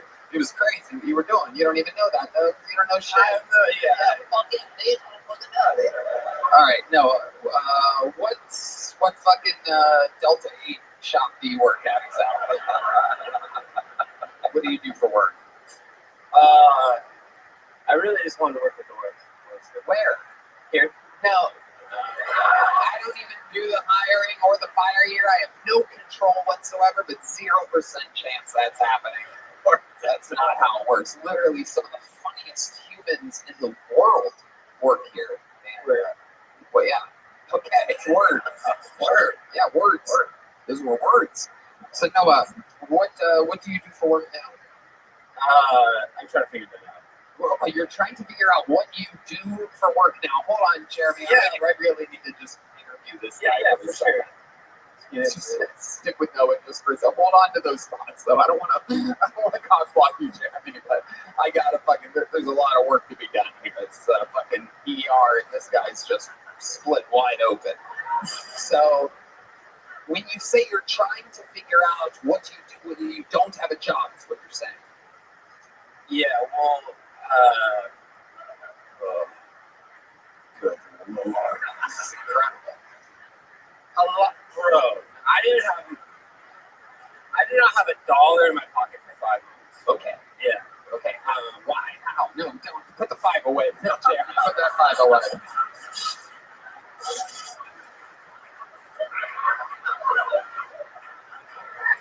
How did you end up broke, Noah? I've been struggling with interviews tonight, and then I come across this gold mine. I just feel like we're about to get in the zone right now, Noah. I'm an artist. Yeah, I'm an artist. What kind of artist? So I'll do like graffiti. Okay. And I just like. So the money in your life you have made, how did you do that? At times I hit licks. Hit licks? Yeah. What does that mean exactly to you? Like middleman, like exports, Like know, what? West Coast, East Coast, marijuana. Okay? Yeah. I was very close with my Delta 8 prediction. You have been part of transporting marijuana coast to coast. Yeah. Okay. Did you drive it? You feel like you don't have a license. Do you have a driver's license? Yeah, I do. Yeah. Do you use it? Do you have a car? I don't have a car. You don't have a car, right? You almost looked at me like, oh, look, yeah, I'll go, of course I do. But you don't. Okay. Let's talk about We're it. going to be interviewed for this Netflix documentary. 100%. Noah, how old are you? 41. 41 years old. Here you are. I love this. I love having all different shapes and sizes of people on. People get mad when somebody doesn't have a great set and I continue the interview, but I think there's something behind those fucking eyes. I see it. I see it. There's something there. It's not funny yet, but there's something there. What makes you in a million years want to work the door in a place like this? Oh, I'm just, just my life's just pretty chaotic. Tell us about it. What's the chaos in your life? Oh, man. Give us a couple examples here. Fighting. You get in the fights? Or there's fighting in your life? Yeah, I've gotten into a lot of fights. Okay. Yeah. When's the last fight you got into? I've been just today. Okay, yeah. Tell us about today's fight. Oh, shit. Jeremy, hold on. Tell us about today's fight. Oh, yeah, no, somebody, he said he wanted to spar, and then... Wait, hold on. Yeah. Where are you? Paint the picture a little bit, Noah. I'm down in the springs. I'm down at Martin Springs. Okay, so you're halfway in the river, you're in the river, I'm by the river. by the river. Yeah. Right. And this guy comes out of nowhere and he goes, I want to spar. No, it's been the last few days. I've just been kind of helping people train, I guess, up there, or So yeah. Hold on. So if I would have sparred, you'd be like, cool, meet me by the river, and then we just start fucking shadow boxing. Hold on, guys. Hold on a second. This is absolute insanity, and this interview is just beginning. That was like the part of Jumanji when the monkeys come out. Okay, hold on. Okay. So let me get this right. You hang out by the river.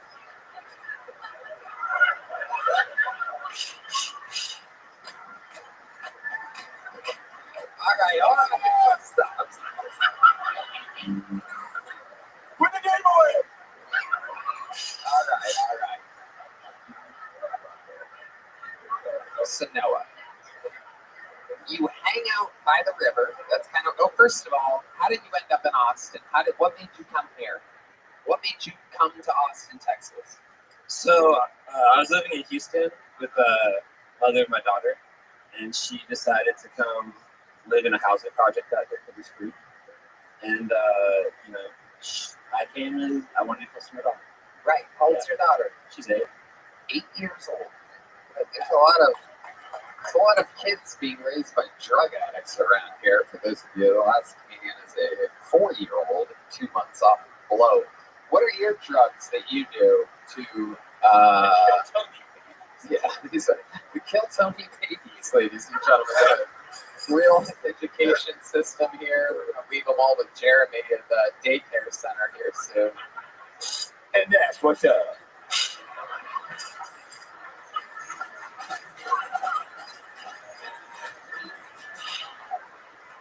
Okay.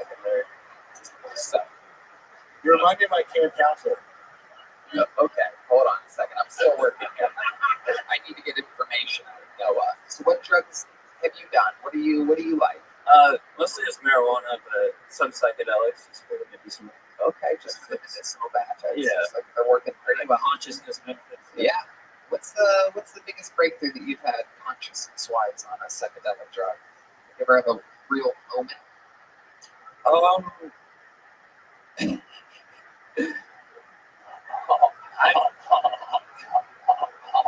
Honey beer bomb.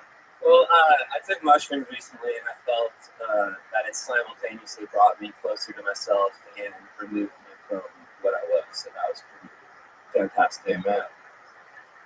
Okay. Yeah, the lady that thinks that Tum was a line is agreeing with you right now. An audible yeah for the exact spot that lady was in. What are the odds? Okay. You know, she goes to bars and she's like, "Yeah, can you put a Tum in my vodka soda?" Sorry, that sounded funnier in my head. So Noah, you have an 8-year-old. What does your baby mama do for a living? She's in graduate school to be a therapist. Oh, that's amazing. Yeah. Okay. Yeah. And who watches the kid when she's at school?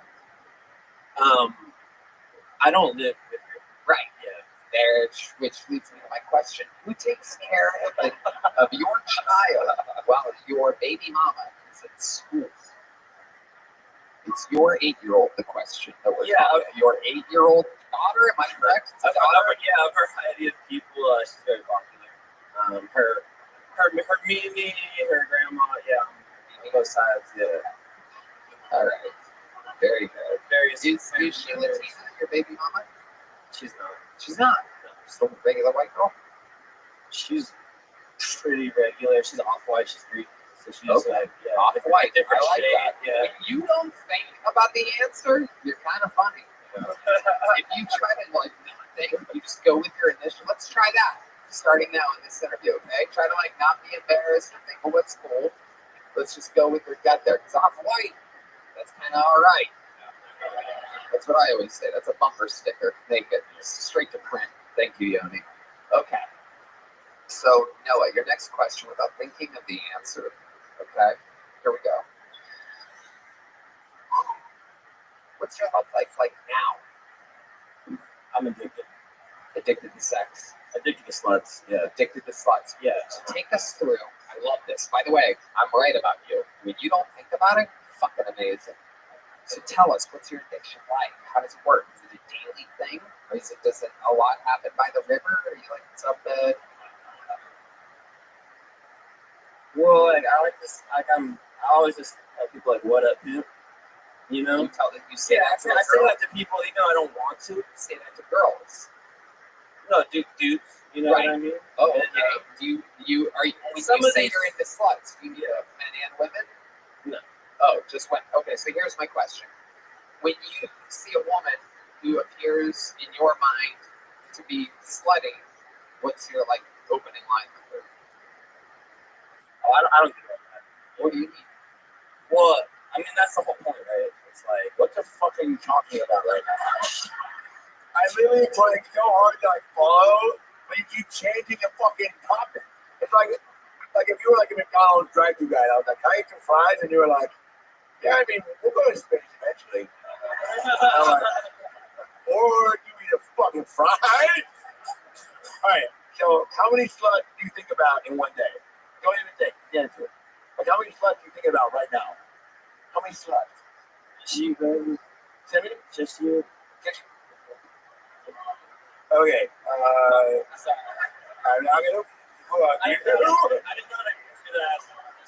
My first time is not gonna be with the guy from fucking Salute Your Shorts. That's a Nickelodeon TV show. Look it up. Okay. Whoa. All right. Noah, I just can't get enough of this. There's something about you I just can't stop. So, how often do you see your 8-year-old?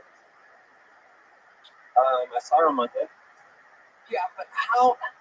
First of all, this is Monday. The answer could either be a week ago or today. That's true. What I said it was, but exactly a week ago. It's exactly a week ago. Yeah. And so, if you had to guess, what's the time before that? Is it like a once a week thing? Once every couple weeks? As much as I can. And what is that? Which seems like you have a pretty wide open fucking schedule, man. Pretty fucking open for business out there teaching free sparring lessons by the river. You literally don't even need to think of jokes. You just repeat back your answers. Okay. So how often? I'm trying to see her more. It's just baby mama not only like you sometimes. It could be like that. It can be like that. Is it like that?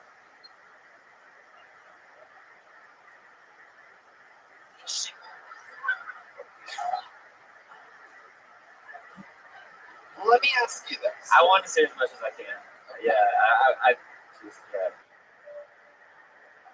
Why do you think your baby mama doesn't want you seeing the 8-year-old more often?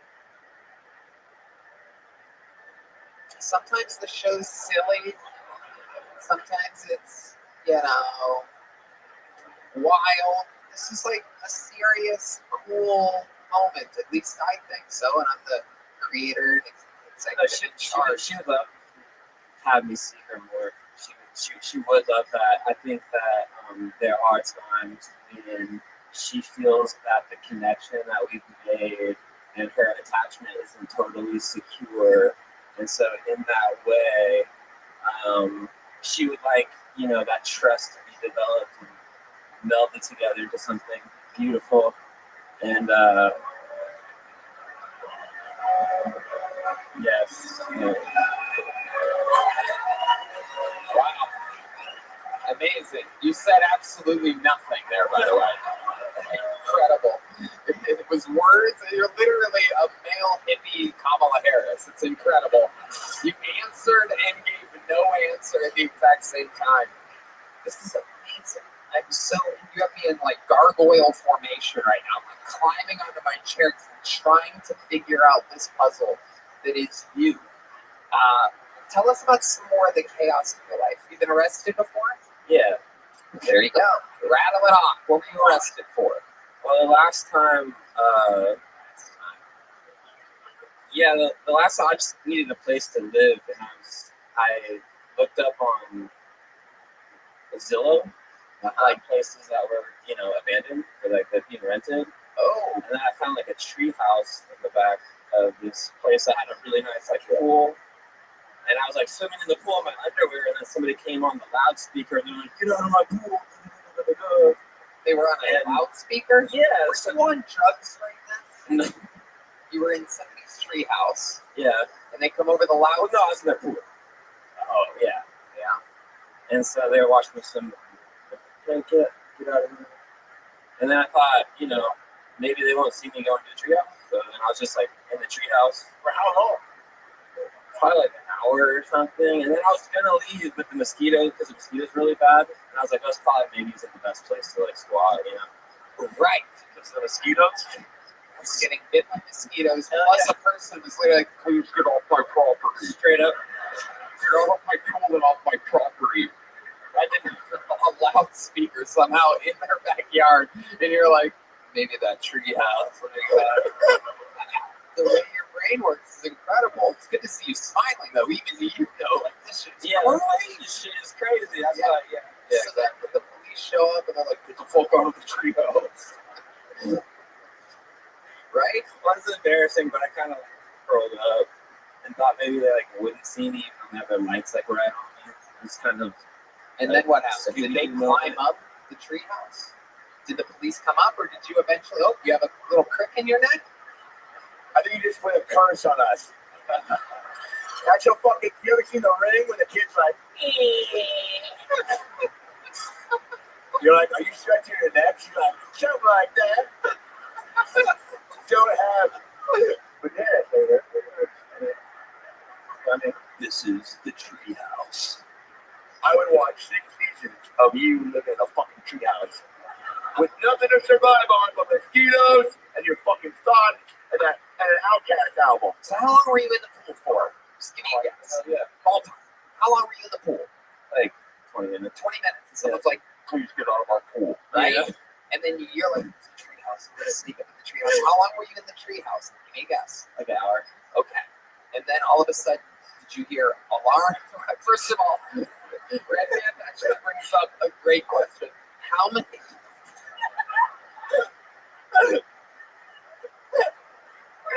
How many times do you think you got bit by mosquitoes while in the treehouse? Just take a guess. Like 30 times, probably. Oh my God, 30 bites. That's incredible.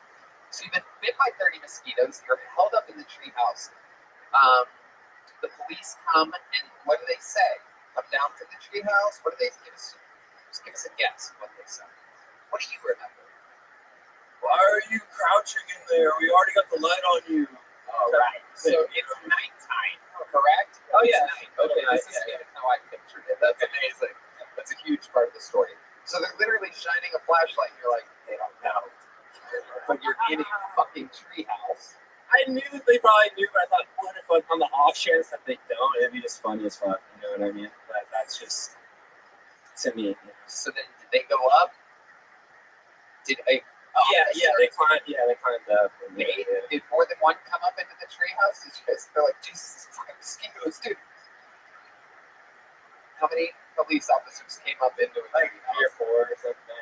4 officers came up.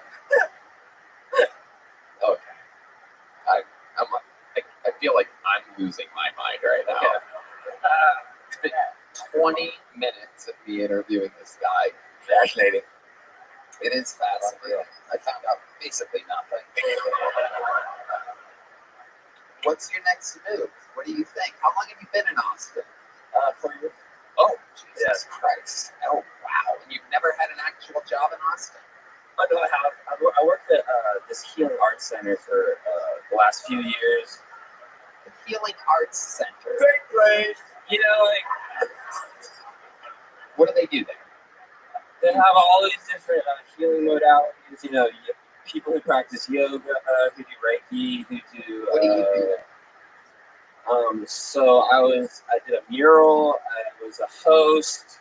I was a barista. And most recently, I was a non-alcoholic bartender. So yeah, there's a lot of bugs around. Okay. All right, I'm gonna put a ribbon on this. Okay. Can I say something? Yeah. So the last time you saw your girl was when? Monday. Right. And you're trying to reconnect with her, right? Yes, sir. Like, are you going to take her to dinner? That's something nice? Yeah, I'd love to. You never have? No, of course not. If you give him money, I know you're thinking right now. I'm not gonna. Okay, good. No, I was just saying, do something nice sometimes. I'm not that fucking piece of shit out. I don't just give away free shit. I was saying you should maybe think about doing that. Take her to dinner. Say, oh, fucking care about you. Let's put this back on time. I absolutely enjoy it. Like I'm in love with every moment I'm with her, and I appreciate every moment. What's the coolest thing you've done for her? She's 8 years old. Seems like you kind of visit, and then what's like the most bonding moment? I showed her how to build an icosahedron out of like building blocks. Like I showed her how to build all the 5 platonic solids out of building blocks, which I think was pretty cool. Yep. The 5 regular convex polyhedra that Plato discovered in the You've done mushrooms with her already? What is happening? Here's a little joke, bug. I fucked up. The internet's gonna be furious. No way. This is great. I'm calling it now. You don't need to say anything. I already know. I fucked up. I'm never listening again. I'm done forever. Why the fuck did that happen? It's like, why did he have that kid beat up there for 22 minutes? It was Brad Pitt from True Romance.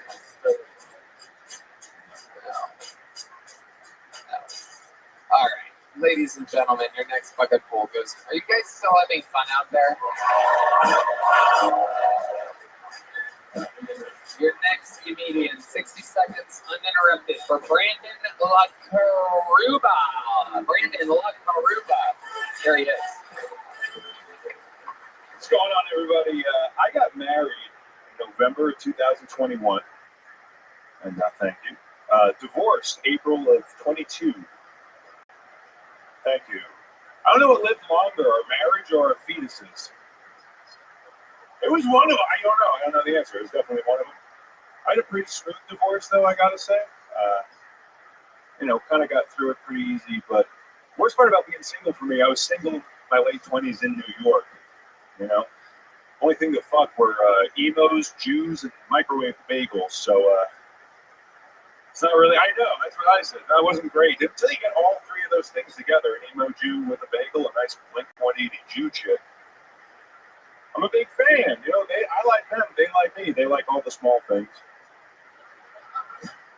They're a little naggy, though. Like, if they text you and you don't text them back immediately, they're calling you up immediately. Like, where are you? I'm so horny. I'm like, just give me the bagel. I'm good. Thank you. I'm Brandon. Okay. This show is wild. Sure is. I've never experienced anything like this in my life. John, I swear, it's never like this. Oh, yeah. Like, I don't know what's real and what's a character. I really have no idea. I have no idea. It's not you, it's me, John. I'm just not over the last guy, but here we are. Hey, there we go. What's going on, fellas? Hello. What? How's it going? I'm great. This is a cool night for me. You've been on stand-up. 5 and change. 5 and change. Where at? A lot of New York, Long Island, regrettably, but yeah. Okay. Yeah. Just moved here about 2 months ago. Have you been on the show before? I have not. Okay. Yep. All right. So 5 and some change. Doing a lot of Blink-182 material. The entire minute was Blink-182. Yeah, they're back, though. They're back. Is that like your thing? Are you the Blink-182 guy, or no? I love girls that love Blink-182, so I tolerate them. A little whiny for me, but no, it's good. What are you talking about? What's your shit? What's my shit? I like the Arctic Monkeys. I like anime intro songs. You know? I know. I knew Red Band would like that. Some Evangelion, and you can way to work out. Someone wants to do the secret show this week. Brandon, let's talk about it. What do you do for work? I'm a manager at Office Depot, and it brings in the money, and I host game shows. Orders for this guy. Well, that was so fucking mean, Jesse. I'm sorry.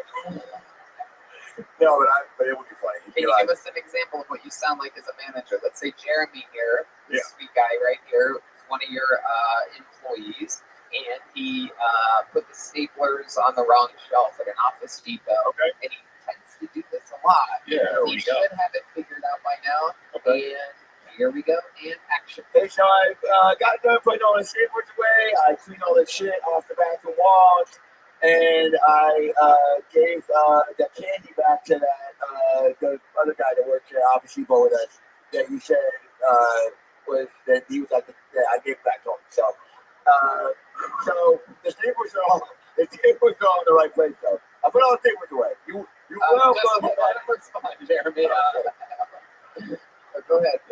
First I'd wipe the spit off my face, and I'd be like, I didn't understand a word you said, but there's codes, tells you where to put the stuff. You got to put it up there, or else we got to let you go. Well, you guys change the fucking codes every other month, so I don't know what fucking code is the right one. Do you know what I'm saying? Can you text me this? Can you write this down? I've been working here. You know my fucking dad owns Office Depot, right? I gotta be fired so fucking fast. Dude, no, do it. I hate that job. Do you really? No, it's okay. It's okay. I like my other job more though. I host game shows in a place in Austin. What kind of game shows? It's a ripoff of Family Feud and Wheel of Fortune mostly, and we have our own names for it for copyright, but it's really fun. Okay. Love doing it.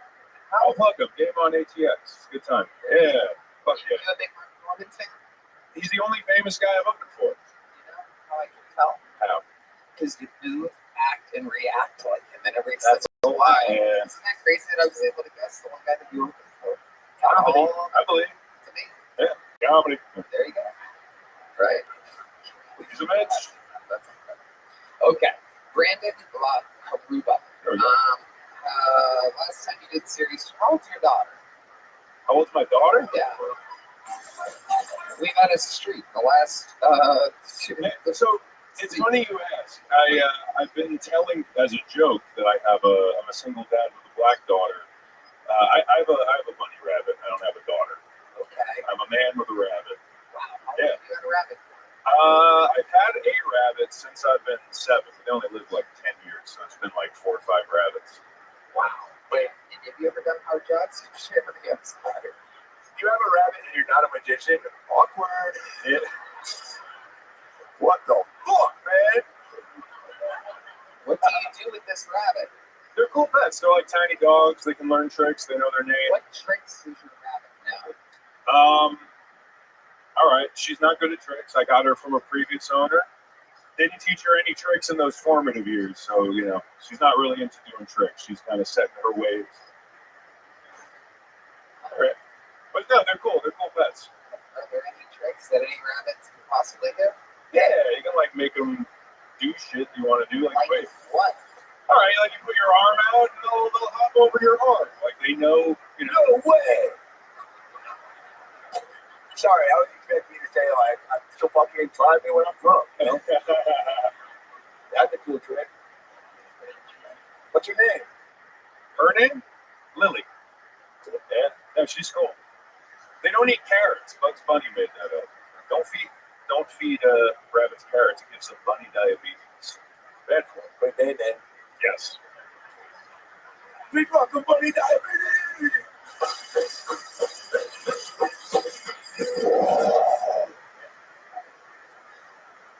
This is one of the most insane episodes of this show I've ever seen in my entire life. And I've been there for all of them, ladies and gentlemen.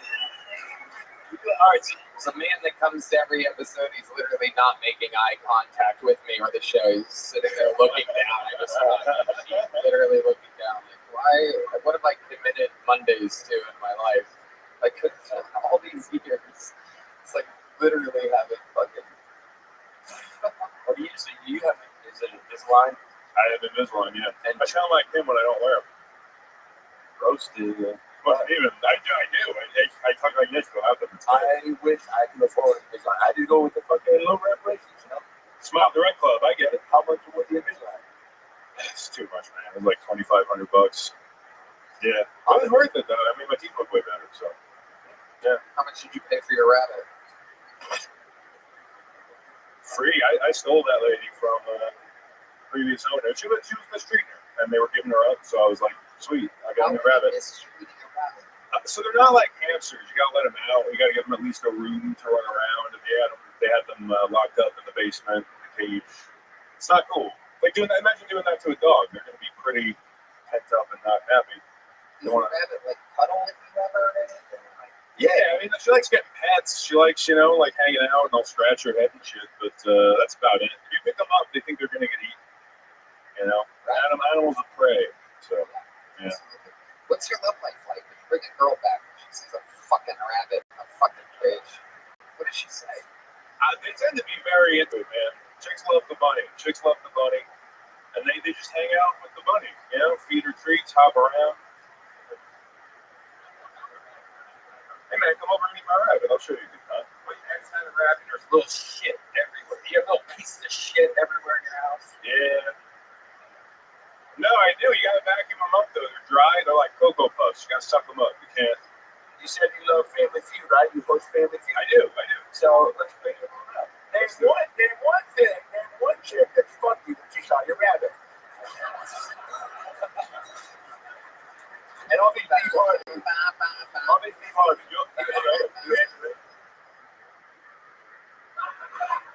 Sarah.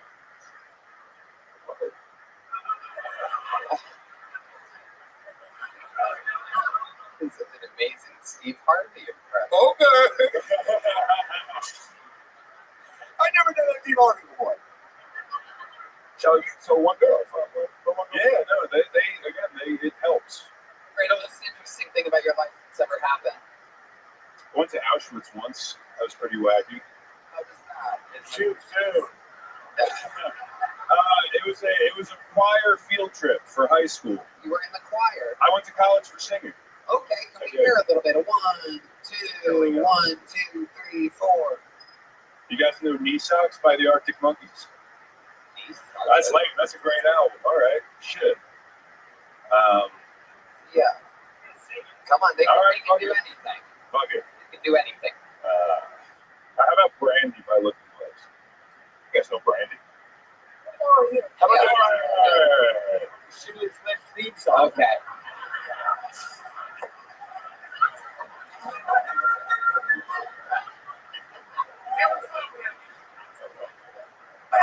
I saw a billboard on the way over here. It had Nike's slogan on it, just do it. And I thought, that makes fucking sense, because all I picture were kids in sweatshops and their boss yelling at them, just do it! Just fucking do it! Oh, you sucking me dickhead. Yeah. I'm Puerto Rican. Yeah, represent. I'm a very white Puerto Rican though. You can't tell from my accent, but don't worry, I'm still toxic. With bad credit and a bitchy attitude. Probably because I see the bottom of my mom's chancleta more than my father. But I'm tired of people always asking me, what type of Mexican are you? I give it up. I'm like, I'm the lazy kind. And the legal kind, bitch. This lady I worked the other day, she was like, if you're Puerto Rican, have you ever stabbed anybody? I was like, no, I never stabbed anyone. Today. About to stab you next, bitch, if you keep talking. All right, you guys, I'm Jenny with an I. Thank you. Jenny with an I. What's up? What's going on, Jenny? How long have you been doing stand-up? I'll make a year next month.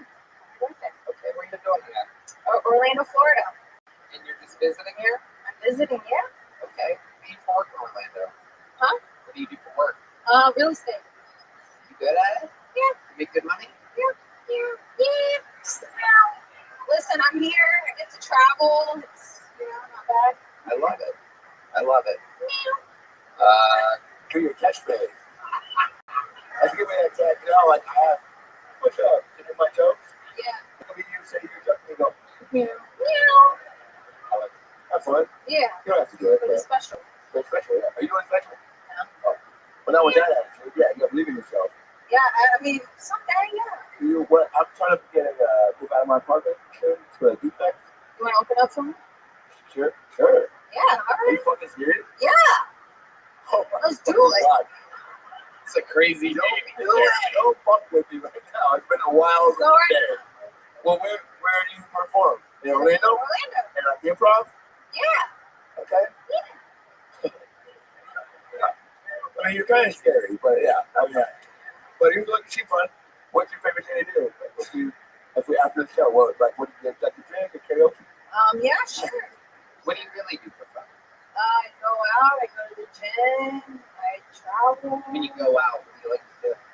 Drink with friends. Yeah, have a good Tequila? time. Tequila. I like tequila. I like Tito's. Yeah. That's Four Loko. I can do that. Twisted tea or something. How do you know about Four Loko? Oh, well, it's a long story. But let's just say, Jerry and I, the one time we fucking had like a night out, we fucking drank a shit ton of Four Loko. And let's just say we grabbed a couple of our shooters, and let's just say we fucking went over to that guy Brandon's house and fucking taught his money some tricks. And it rhymes with suck your dick. And Hey, yeah. sounds like a good time. And so, no, I don't know. It's too crazy though. Yeah. All right. I like your jacket. Oh. Okay. What's your love life like, Jenny, with an I? I'm in a relationship. Boyfriend for work. Same thing. We met over. He's in real estate. Yeah. Did you guys really do have a catchphrase there? Did you guys hook up on a work site? Pretty much. Explain to us how that happened. I was slacking on my sales, and he kind of helped me, and it's been love ever since. I mean, I feel like I've seen this video. Yeah. I mean, and you're looking oddly familiar. Pornhub. Wait. So, question. As a guy who hasn't done it yet, what did your guy do that made you go like, okay, you can do that? You know what I'm saying? Like, what do you start with? He has a big.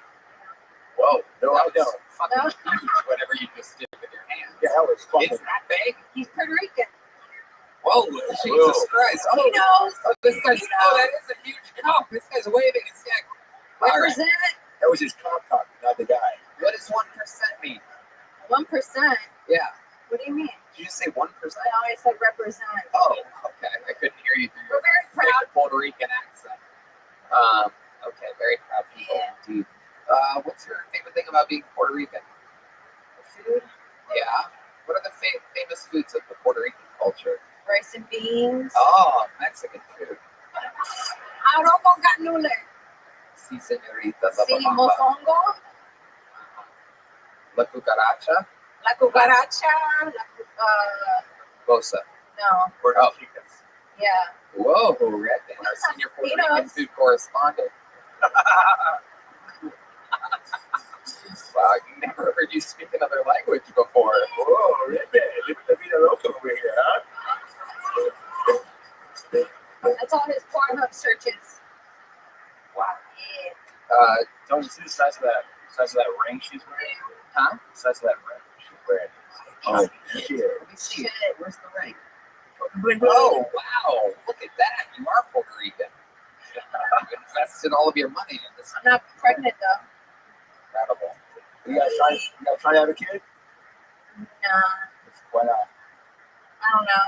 Because he pulls out just by the reaction. He's not really giving you a choice. Nah.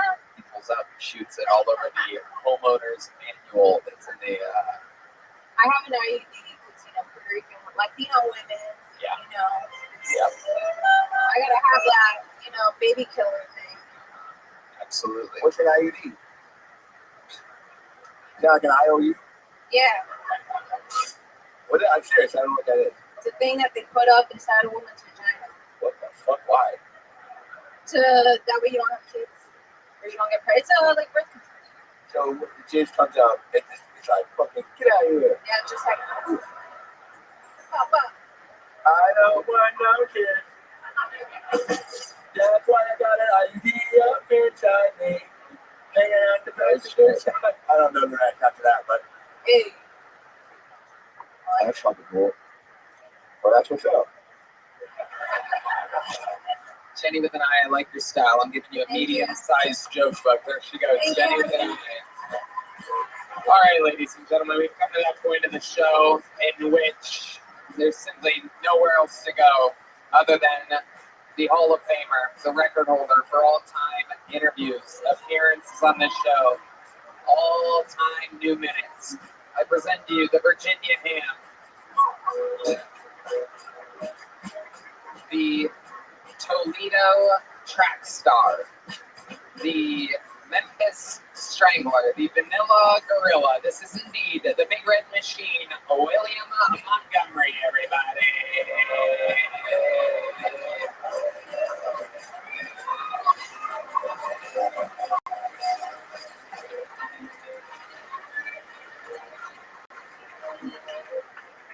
Last week in North Korea, flooding killed 4,000.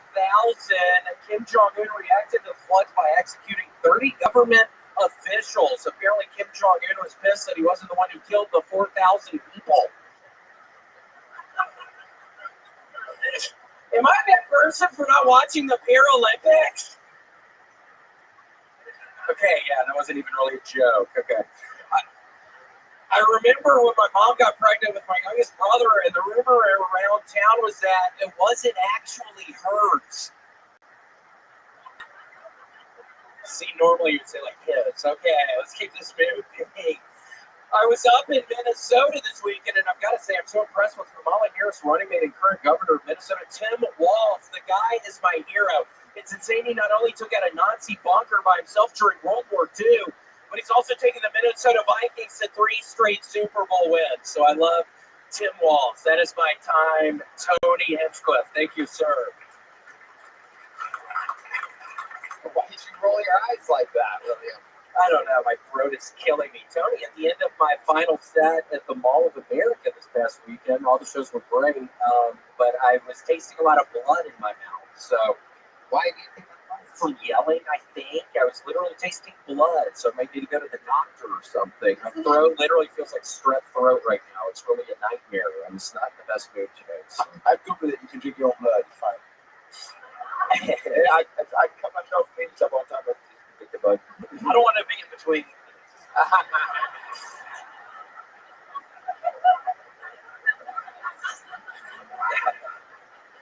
William, an electric star of the show. Very interesting. This throat thing, blood in the mouth, that this is all happening because you've been screaming, famously screaming for longer than anybody, over half a decade here, live on the show weekly. Why do you think, Tony, I don't know. Your health is giving out now? I don't know. I mean, I've been I'm off of the stimulants. I've been taking my Adderall recently, which is a good thing, but I'm still not hungry. I haven't been hungry recently. I think I probably have cancer or something. I think I'll find out soon I'm dying is my only thought. Have you been to a doctor? I've not been to a doctor other than a dermatologist in a year since the Armenian women have been Korean. I can't remember. I was somewhere in LA. You know what that was that? What the? Yeah, it's. What is this? It's a lime. Just take it. But yeah, Tony, I don't know. It's very concerning. I think it's all of the. I don't know. It's the longer shows. I'm yelling too much, Tony. I know people hate it, but I have fun doing it. It's good people have a good time, but I'm gonna have to do something different. Something's got to change, Tony. I mean, it's turned into a nightmare. What are some options? I don't know. Maybe sort of jokes. Like talking like this one. Just maybe more kind of low, and then it really won't hurt my voice. I just kind of talk. Do you like that genre? When I kind of talk like that? Do you think that's kind of funny? Cool. I like most of I feel like the elements you have are internal. You look great. Oh my gosh, well, thank you. You look great too. What is that accent? Are you from Tennessee?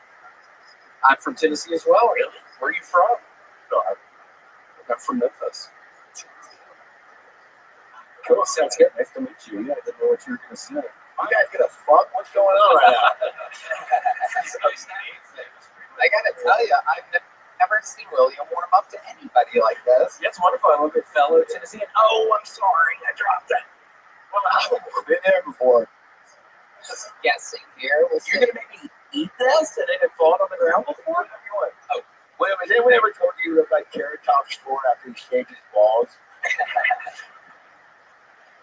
Chicago man. I love Carrot Top. I love Carrot Top.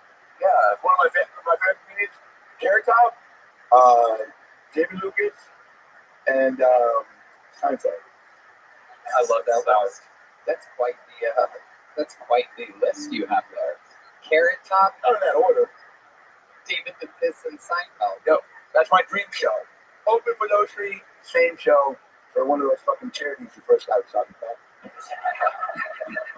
I love the quiet joke thing where it was like some sweet music underneath it, like some drums or something. Just some music. Like that, I would fucking listen to a whole album of you doing that. Oh, yeah. We do a joke with that? Yeah.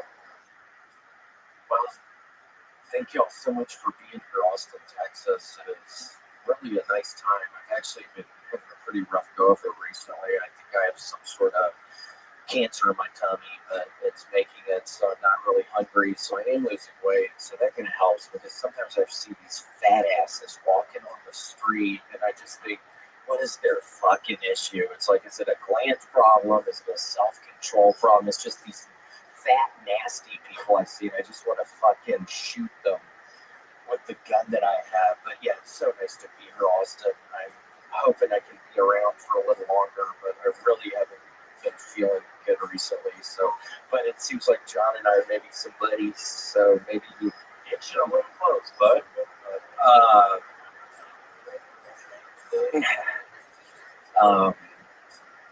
Red Band, help me.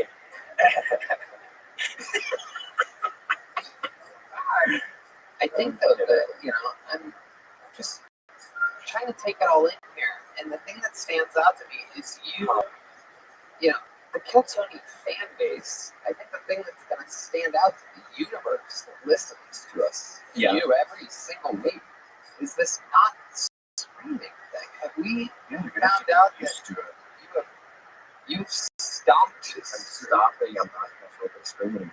I can't, Tony. I'm literally on a whole pain right now. I'm scared to come up here tonight. I was scared to death. I think I've strep throat in many years. I got my tonsils taken out with my brother Vance. Yeah, it's not good, so I just can't go anymore. So we're gonna go quiet. If it doesn't work quiet, I'm gonna move back home to Memphis and just fucking quit moving on. I'm getting to the part where I'm getting sick of this shit. I'm gonna, really? Do you ever go through times like that, John? Where you don't want to keep on doing it? What helps you make it through? Really? Yeah. Can I get your number after this? I'm not even kidding. Can I? Because I really need somebody like that right now. Okay. Well, no, I was kidding. I thought you. Yeah, I can't say it right in front of everybody. But yeah, Tony, I don't know. I'm gonna have to. We're gonna have to see. I'm gonna have to evolve. I'm gonna have to change everything up. Somebody screaming. You have stopped. I'm done. Heard it here. I'm finished screaming. It's done, Kevin. Well, D Madness says he doesn't believe you. What do you have to say to D? Look D in the eyes. Tell him. Oh, look D in the eyelids. Look D in the eyelids. You mentioned earlier when William was getting really, really honest. D Madness goes, I can see the darkness. So funny. But yeah, Tony. So we'll see. Oh, excuse me, D Madness. What? But yeah, so we'll see, Tony. I don't know. It might be bubbling up. I feel like the yelling is. I could just do the sound bits of everything he says. Yeah, we're gonna need sound effects of him back in the day when he was in his prime yelling. Yes, I'm gonna get on the. Rabbi, get on that. Would you be able to help me with that? Yeah. Okay. I don't know if you have any idea how fast Red Band moves, but it's gonna take a couple weeks. He's got to do about 425 hours of VR, and then he's going to get around to it.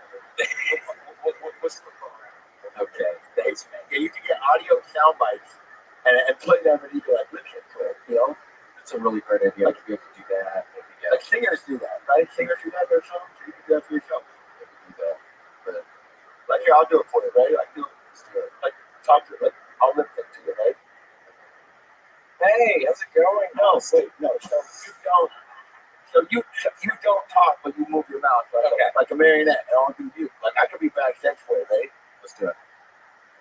Hi guys. So lately I've been going through a tough time. I know I look like Ronald McDonald if cocaine was his happy meal. But that's just because I'm having a fucking rough way. I fucking look like Sasquatch fucking Chucky doll. I look like fucking Casey Rocket's dad. I look like if I shave my beard, there's just a sign that says, yeah, I got HPV. You tricked me. Right?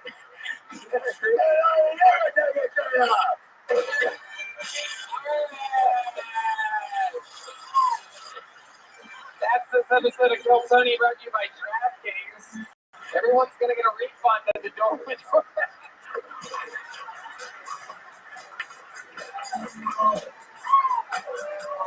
The drawing for Brian G. Ball is in. The drawing from Chris Rogers is right over there. Let's see what he got today. Ooh, Ari Maddie.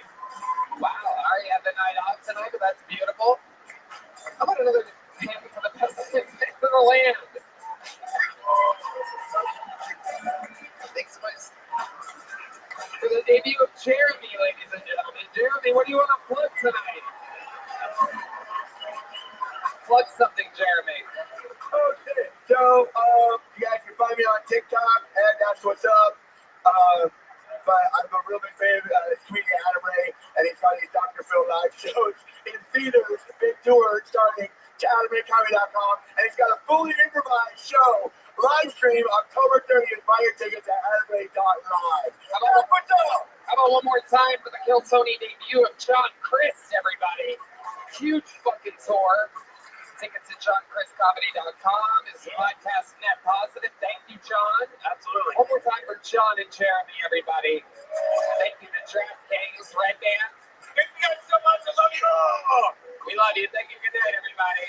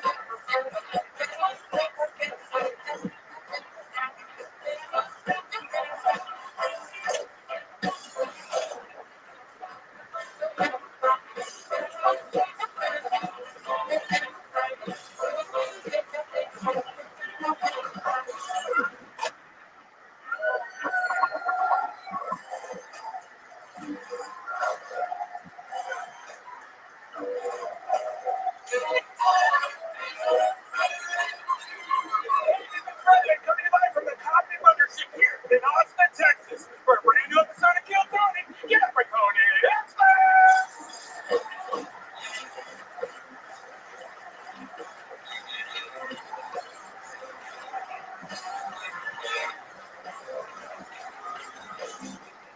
Who's ready for the best fucking night of their lives?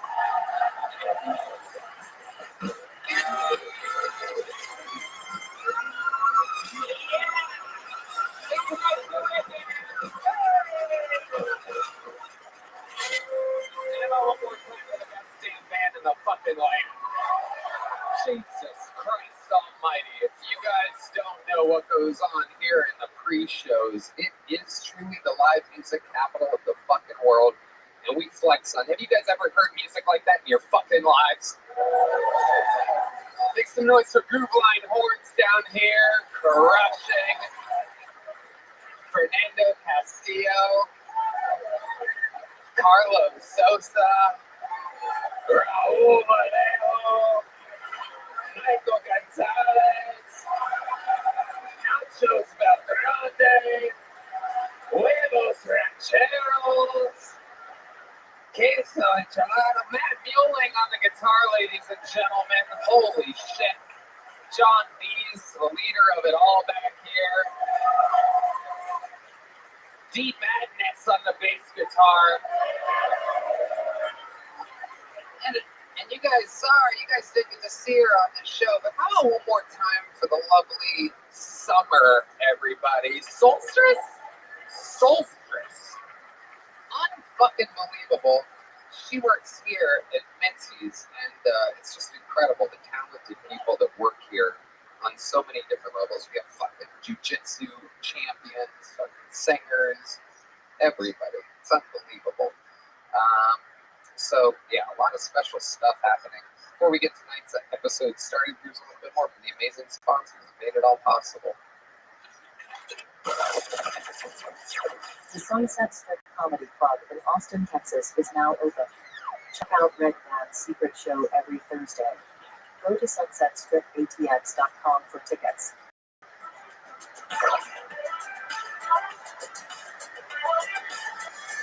Are you guys ready to start the fucking show or what? You are here.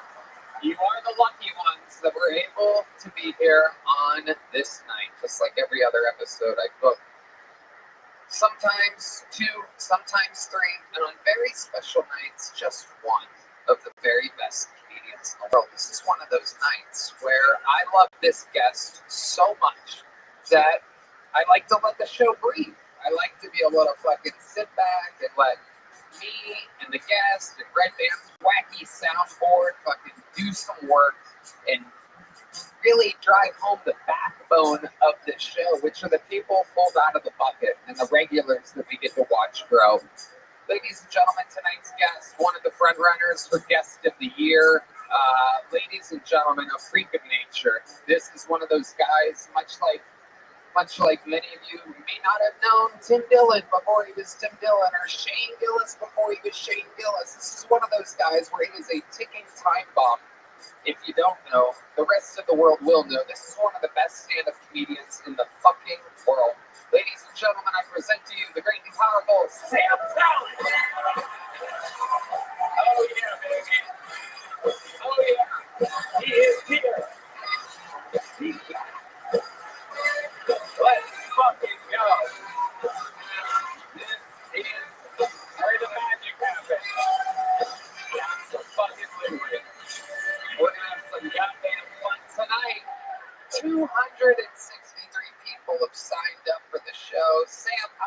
welcome back. I mean, I'm a bit misty-eyed, honestly. that was such a nice intro, and these people, these fucking Kill Tony fan base has changed my life. But Yeah. you guys buy tickets, you come to the shows. I'm just so grateful to be a part of this community. Sorry, I'm opening sincerely. That's not why I'm here. That's good. Let me be vulnerable immediately. Yes. That's a key to success here at Kill Tony. But yeah, I mean, I was in Rome, I was in Amsterdam, I was in Dublin there. Where can people get tickets for your shows? SamTalent.com. SamTalent.com with 2 L's in that talent. Yeah. By the way, I forgot to mention this episode is brought to you by Squarespace, Talkspace, Game Time, Shopify, and ZipRecruiter. Ka-ching, ka-ching, ka-ching, ka-ching. 260 people signed up for tonight's episode. This bucket is absolutely filled. I mean, this is thick earth. Whoa. That's fucking shit. And I literally, I always do that, but you can't really tell. There's so many in there. I like to get down and in. Take it out. I do. I like to fucking see if I can fucking make it split. You should look the bucket in the eye if you're going that deep on it. Yeah, it's a nasty little bitch of a bucket. Can I say something petty real quick? Absolutely. There's a comedy club in London that won't book me unless I get to 100,000 followers on Instagram. So if you motherfuckers could follow me on Instagram at Sam Talent, so that I cannot work that club once I've achieved that goal, that would be huge. All right. You're a theater act now, Sam. Well, plenty of tickets available in Bridgeport, Connecticut. Let me know. You can look back at the highlight reel of times that I've talked about Connecticut on the show and see that almost nobody sell tickets in Connecticut unless you are literally a retarded retard. In which case, that's my issue. They're like, this guy is like us. I'm gonna go see the retarded retard because I live in Connecticut, truly the most garbage place in America. It's unbelievable. My advice is don't perform in Connecticut. Make them drive, wait, and then make them drive to Madison Square Garden. That's what I do. Yeah. Well, I won't be doing Madison Square Garden anytime soon. So please make the drive to Bridgeport. They added a Thursday, so that's insane. They're like, hey, no one's coming to Friday and Saturday. Why are you coming today early? So, thank you all. Congrats on MSG, guys. That's a big moment. Thank you. Yeah. In comedy history, that's huge. It's unbelievable. A lot of other fun stuff coming up. A lot of big announcements happening. It's all very, very exciting. Just in case this is the first time you're watching this show, if this is your first Kill Tony, we have to tell you that I pre-pulled the name. That person's getting wrangled from the bar across the street. When they get up here, they get 60 seconds uninterrupted. You know their time is up, and you hear the sound of a kitten. It means they have to wrap it up then, or else they bring up an angry West Hollywood band. That interrupts them, and then I conduct an interview. We find out more about them, what makes them interesting, what they can talk about, how they can possibly be better, or get better, or sometimes it's just a superstar. We find them, and it happens, and their career thrives here on Kill Tony. Anything can happen. You guys ready to start tonight's show? While we wrangle that comedian from across the street, I have a regular for you guys, and he is a superstar. His adventure started very, very recently. Meanwhile, he's considered a heavy fan favorite in the history of the show. On this adventure of his, as he continues to conquer all of his goals, the number one goal is still amongst us, which is making him a citizen of the United States of America. Ladies and gentlemen, I present to you a brand new man from the Estonian assassin, Ari.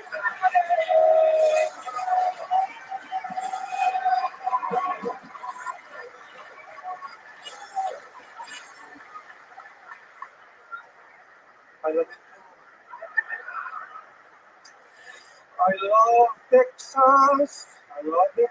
I do have to say one thing as a European, though. Open carry is fucking bananas.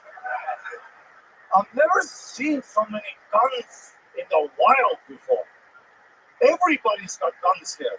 I went to like Whole Foods, saw a mother with a gun, just 2 kids and a gun. And you could see these kids listen. You can tell these kids go to bed by 10 p.m. or there's gonna be a whole school shooting. I could never have a gun. I'm a psycho. I could never walk around with the ultimate argument finisher. Every interaction I'm in would escalate. I would be at the McDonald's like, oh, the ice cream machine is off. Oh. Thank you. And that is how it's done. Superstar Army Maddie has done it again. Hey, somebody has your merch, Sam. That's crazy, huh? I know. Get it on @SamTown on Instagram. Were you playing tennis on a yacht today, Ari? That is. Well, usually you have shorts on too, so I figured I'll do a little thing. But now this motherfucker long pants. Fuck. So first you're stealing my job, and now my look? I do know I look fucking nautical today. Look at that. Speaking of nautical, look at the fucking compass on this fucking guy. That thing's pointing north, south, east, and west. Holy shit. I don't know.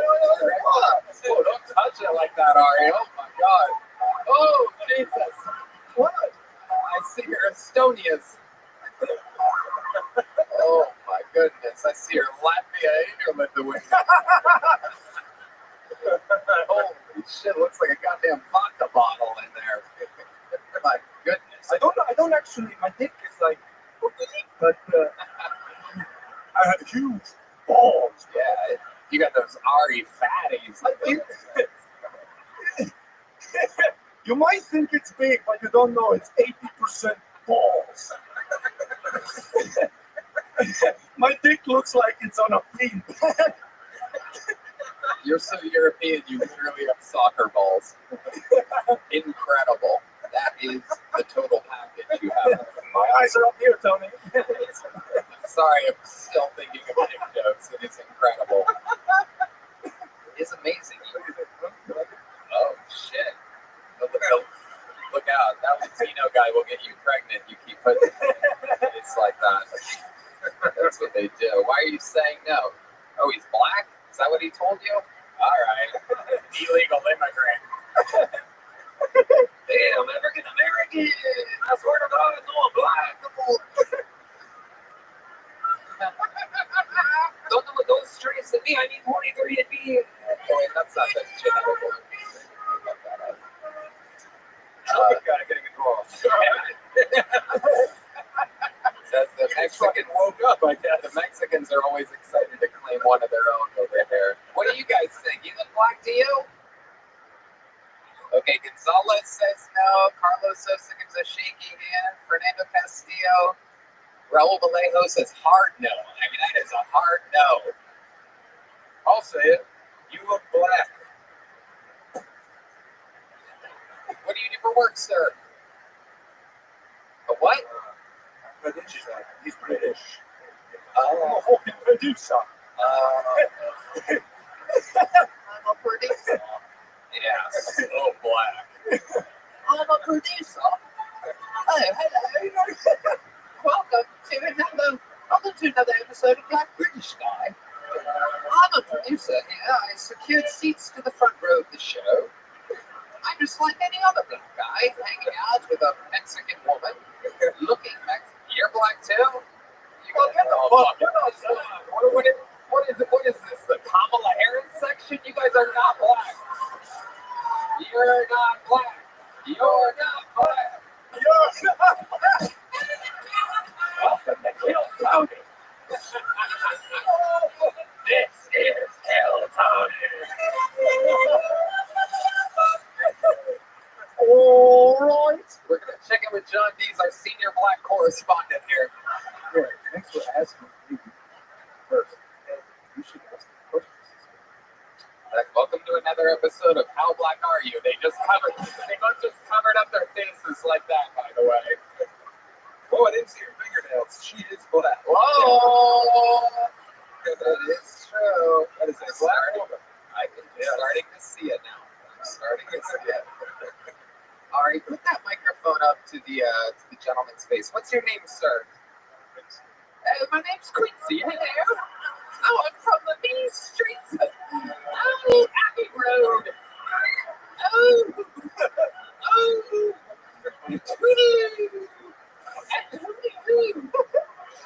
Oh, I'm so black. What are you producing, Quincy? Music.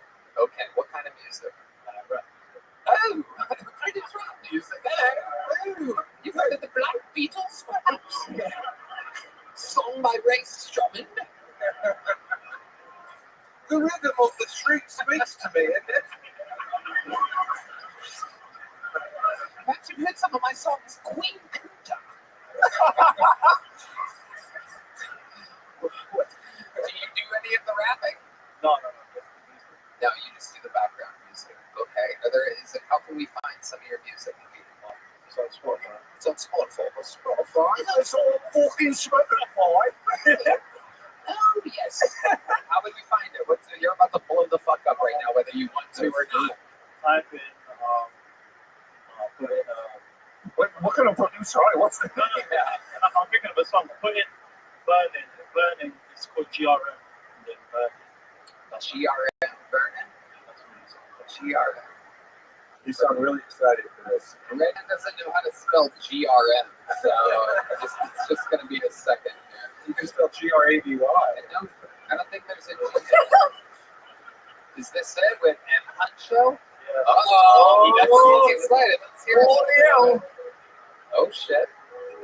Hey. Oh, right. Another beautiful day. Hey. Where are my homies at? Let's have some rolling teeth. Oh my goodness, the trolley's late.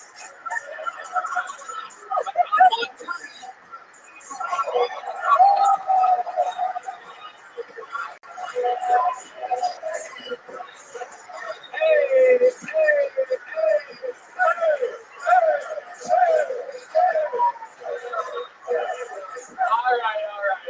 You win, Chris. All right.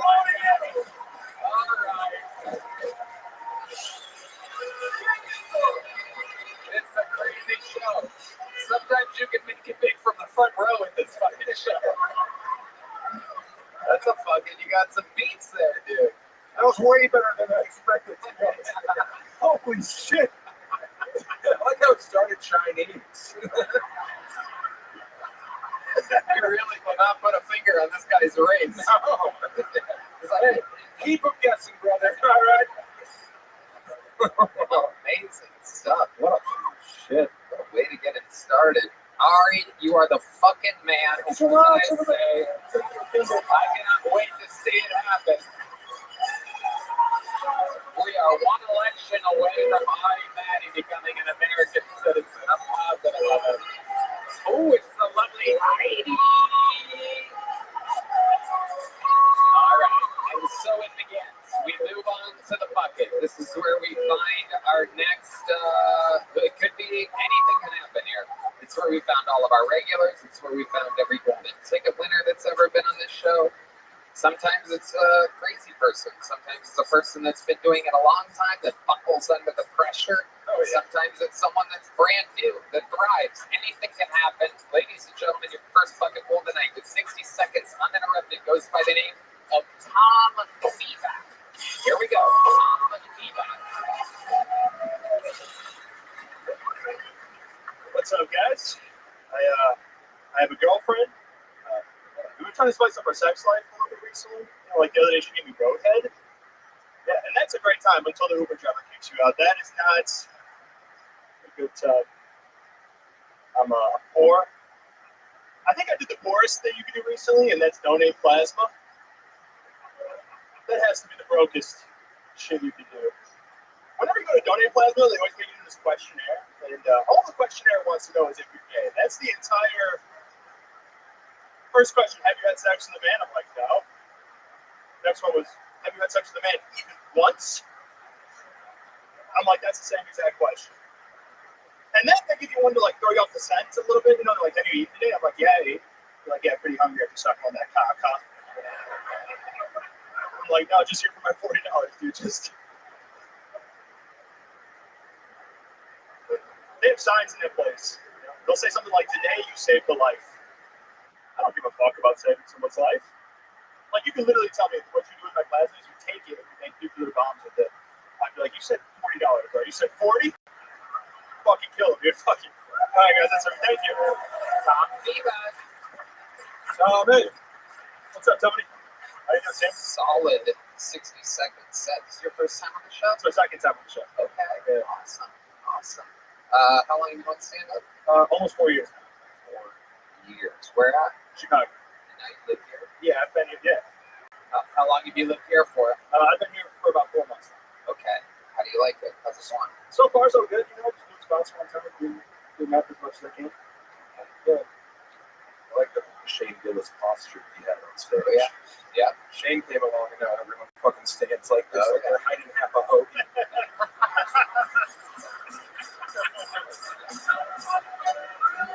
It's so true. Every white kid you see do stand up now. Then they do hand behind the back, which no one's ever done. It's a human being before. Yeah.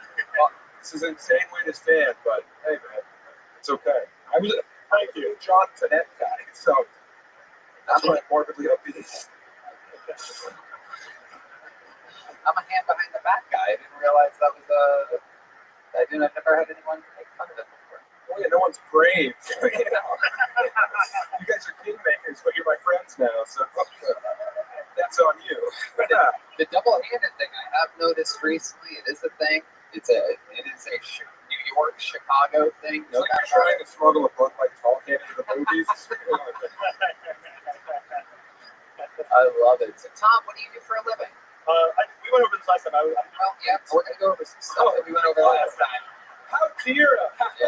Oh, I apologize. Right now I'm doing Uber Eats. Uber Eats? Uber Eats, yeah. Okay. All right. How's that going for you? I don't know. It kind of sucks. It's a shit job. Tell us about it. What are some things that we wouldn't know about an Uber Eats driver? Because I order a lot of food. Oh, yeah? Almost every single meal. And I always wonder, like, what the fuck? Can I tell you something that drives me crazy? You have a car, right? Yes. Yeah. I ordered sushi the other night, and you live in a rickshaw? Well, no, it's wild. I ordered sushi the other night, and I went a little crazy, right? I got one of those platter trays, right? And then my fucking Uber Eats is like, yeah, okay, your driver is going, and there's a little bicycle icon there. And then I'm like, you gotta be fucking kidding me, right? I like went big on this one, right? Like $120 of fucking sushi, and I'm already picturing the thing, right? It shows you a picture of the fucking, it's the platter, it's not like I got fucking 4 rolls or whatever, where it would be a rectangle. You can just say you're rich. Yeah, no, they know. Very happy for you. They know. Thanks to Squarespace, TalkSpace, Game Time, Shopify, and ZipRecruiter, I got the fucking platter. God damn it. I worked my ass off for this platter. It's all I ever wanted. It's all I ever needed. Anyway, and I see the bicycle, and I know right fucking away. I'm like, there's no way that this bicycle has the fucking infrastructure to handle this platter. This fucking guy is gonna shove this thing in a fucking backpack long ways, and sure enough, I get it. Everything's on fucking one side. It's all smushed together. Yeah. It was hard to eat in your ivory tower.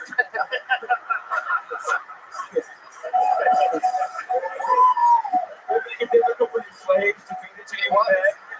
It was. The altitude was getting to them. They were wobbly with the chopsticks. The blind folks didn't make it when they came over. I was so delusional, I thought that I was hanging out with a bunch of British rappers for a second. Have you seen the person walking icon yet? Where it's like your order will be there in 30 minutes. You gotta be fucking kidding. It's happened twice. Oh my, you must have a low Uber Eats rating or something for God to punish you like that. Tom, you can say something funny as well.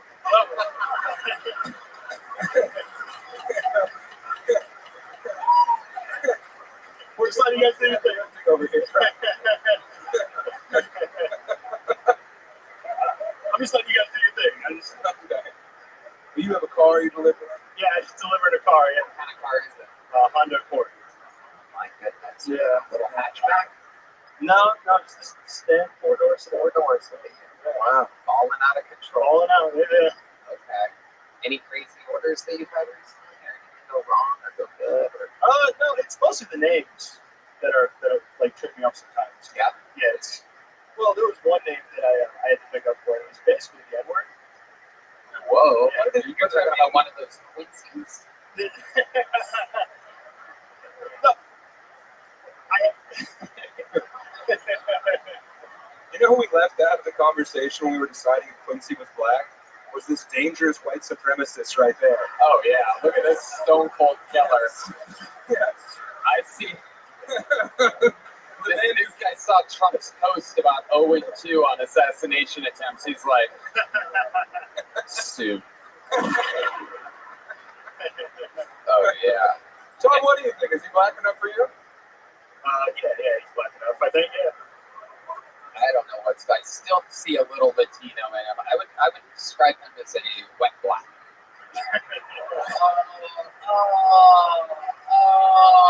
We came for Kill Tony. We didn't expect a joke like that.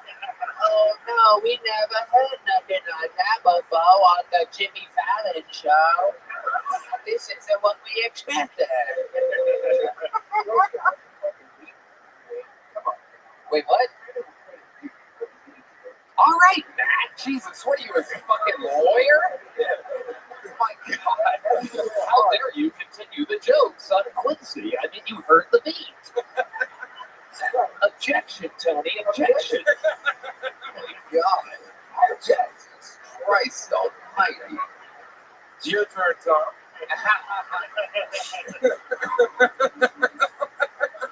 You know what? I changed my mind. I don't think he's black. I don't think he's. Whoa.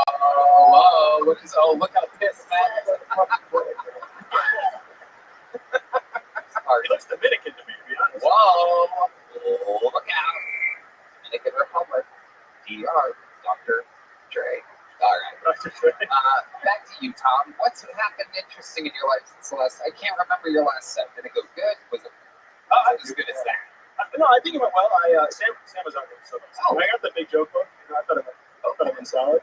Since then, people have been trying to scam me to do headlining sets since they saw me Kill Tony. Scam me. Scam you. Yeah. Tell me more about that. Like it's a very interesting thing that people would love to know. I got a message on Instagram. He's like, "Yeah, come on, do my show. I'll pay you all this stuff."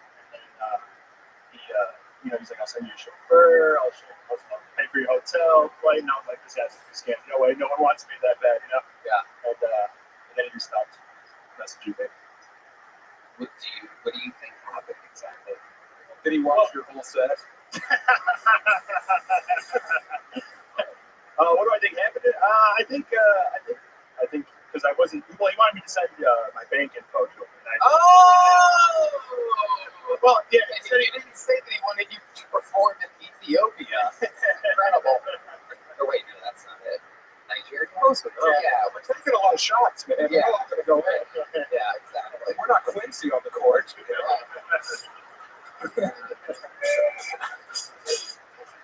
Amazing. Where was this gig gonna be at? He said Baltimore, I think. Somewhere in Maryland, outside Baltimore. So you know the shade, you know? Yeah. There's not a gig in the world that will need your bank info, by the way. Just a little something for all of the listeners out there. Do not get excited about a gig that needs your. Well, first he said he wanted my bank info to like wire the money, and then he said he was gonna email me the check. Which I don't think you email checks. I'm not a financial guy. You were excited though. You're like, yeah. Oh yeah, I'll do anything for $200. I'll do 200. He was gonna fly you, chauffeur you. But yeah, that's how I knew it was a scam. I'm like, no, this doesn't add up. 200. Well, yeah. My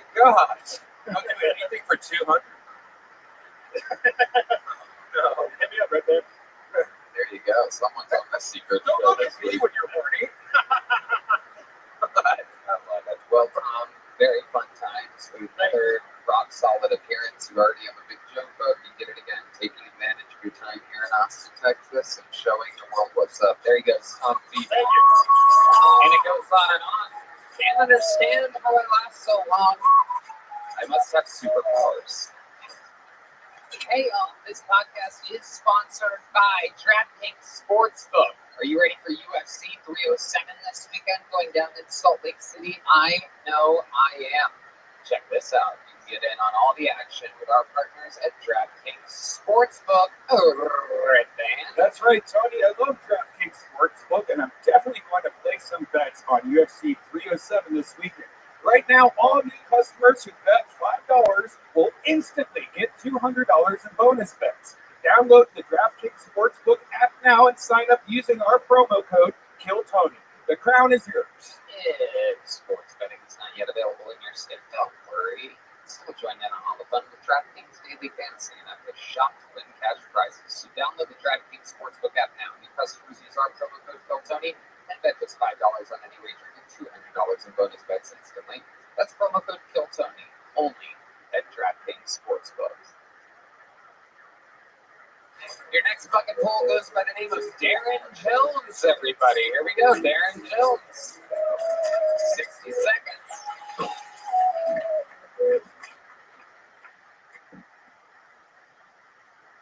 Talking to Jesus last night. It was Steve. He said he'd been trying to come back for centuries, but these hoes keep reporting.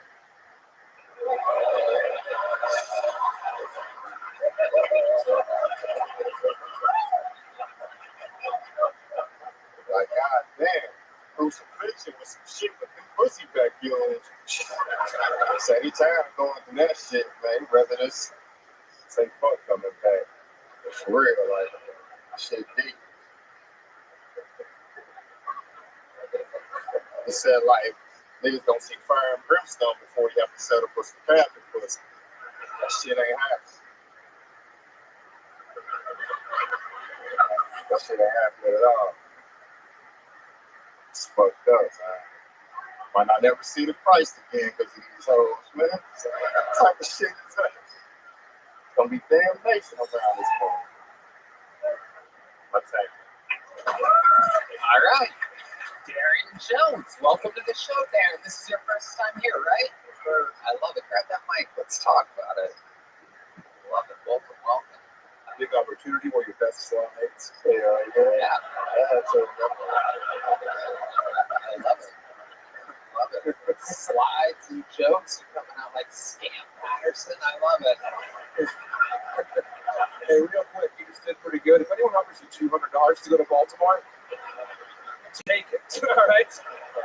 Right. Absolutely. Welcome, Darren. How long have you been doing stand-up? For about a year and a half, 2 years. Before that, you were doing angry poetry?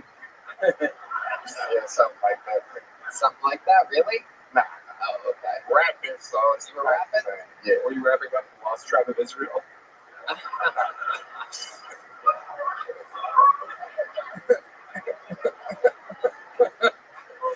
Rastafari. I. What do you do for a living? Right now I work for a fencing company. You've been working for a fencing company? What do you fence? Stolen goods?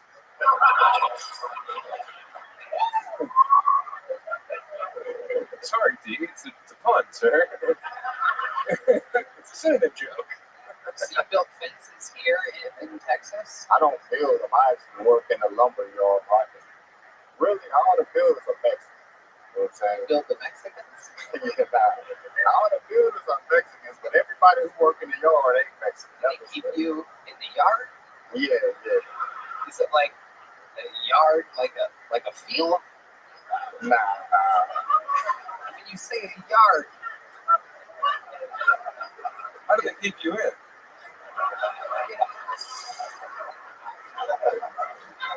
They have a fence around the fencing that you have to stay in? Nah. Okay. Are you typically dangerously stoned? Is that... Do you usually roll around the highest man allowed by law? Nah, I don't need smoke. What? Whoa. What? This is amazing. You smoked so much that you just stuck like that at some point? That's probably what happened. This is incredible. This is absolutely amazing. You're so chill. You're so, Ivory is the term. yeah, Yes. yeah. Absolutely. I love it. So what else do you do for fun? Trying to do comedy for fun, though. I mean, shit, nothing lately but working and trying to do comedy, man. It's expensive down here. I love it. You're surviving. Yes, sir. I love it. But you rap sometimes, so. I used to. Yeah. Yeah. If we gave you a little beat, can you give us a little example of a rap right now? Yeah, I can do that. Sounds great. Tell Michael what you want there. If there's a specific type of beat or whatever if these guys can do anything. And I can go off anything. okay, well there you go. Oh shit. I ain't freestyled in a minute. Put that mic right up so that we can all hear you. I ain't freestyled in a minute, but fuck it, it's time to get up in it. I like pats on the spinach, but if a nigga disrespect, got to smith it. East Westin if y'all ain't get it. Up here with Kill Tony, open mic rapping this shit. Man, I used to be trapping this shit, but I'm a changed man. Right now, comedy the motherfucking game plan. Check it out. Wanna speak about it? Shit, I'm on the stage. I'm a geek about it. I'm gonna call my fucking fam after this shit. Tell them how to let that crazy nigga hit for them. I think I tried to drop the mic after that flow. Y'all need 1 minute. Y'all 1 minute go. All right.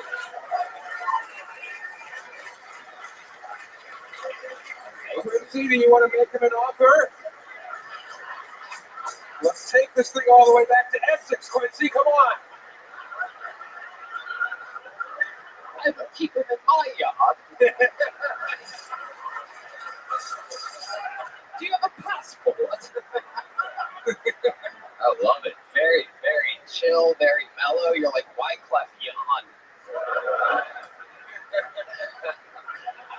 Amazing. How long you been rapping for? Since I was a kid, I remember my first rap. Yeah? Yeah, it was my first rap, I should say. I hit him in the face and I sprayed him with some mix. I was like 6. Like, wow. Yeah. That's cool. So you peaked early.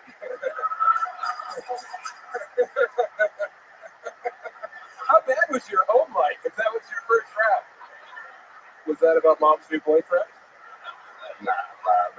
Something cool to say. Oh, yeah. I get cool stuff. I say cool stuff all the time. Amazing. That's what made me, like, start comedy, actually.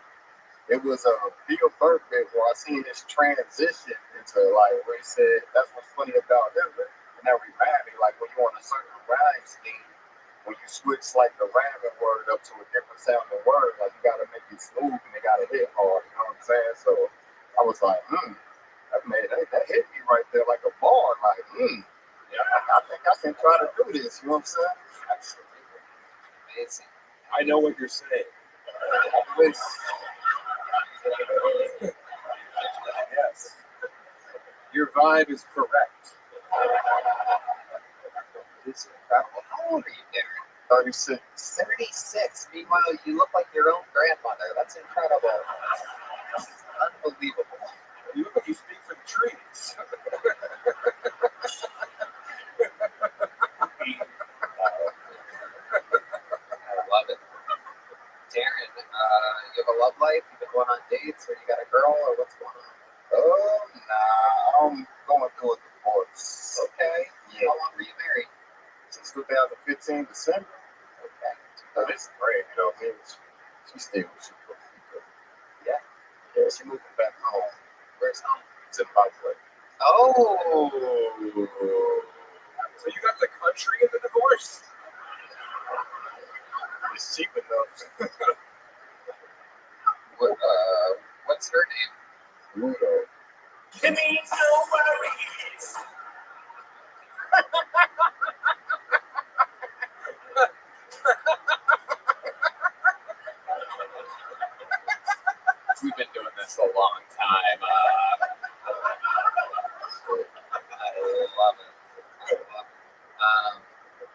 So why did the divorce happen? What happened?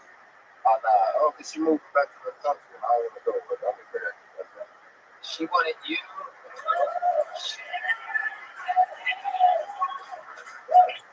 Do you mess with her? She ain't down, bitch. Well, you haven't finished the job? When she told you that she was going back to Zimbabwe, how did she say it?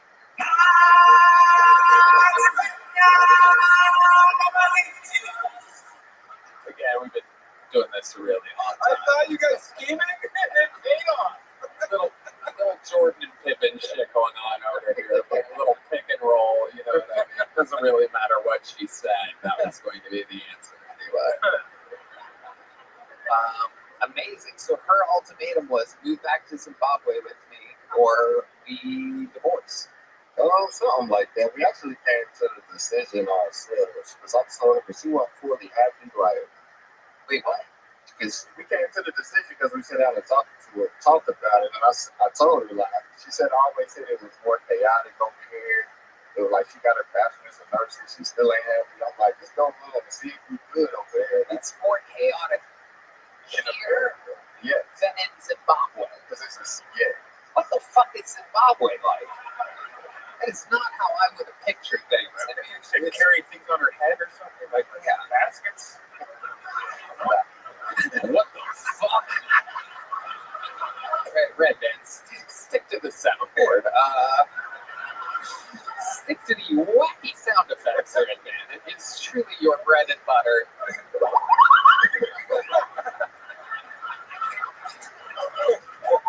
Just overtly racist. Yeah, it's unbelievable what you just said. Did she have baskets on her head?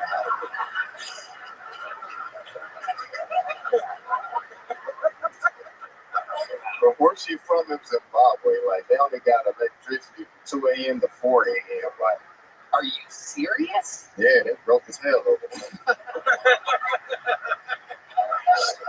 She wanted to go back to that instead of be married to you. Oh, that's tough. So wait a second. Wait. No. Red Man, what did you type in to find that picture? A black woman with basket of fruit balanced on head in Zimbabwe.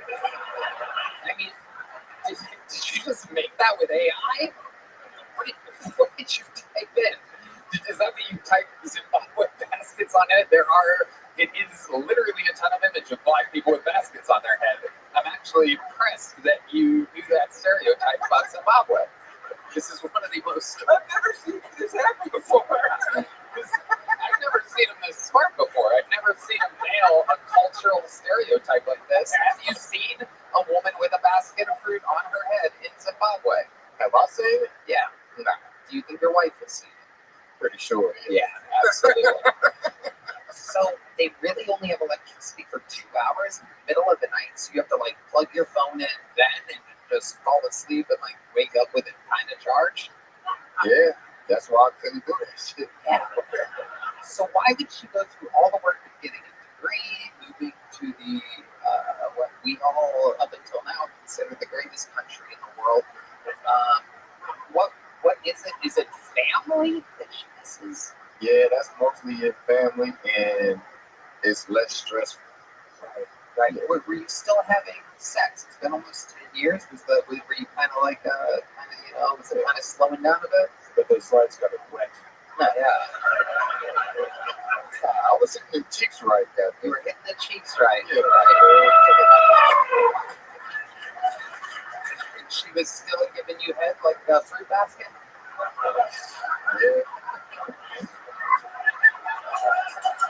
This is the stupidest show on planet Earth. I can't believe it's wildly successful. That doesn't really make any sense.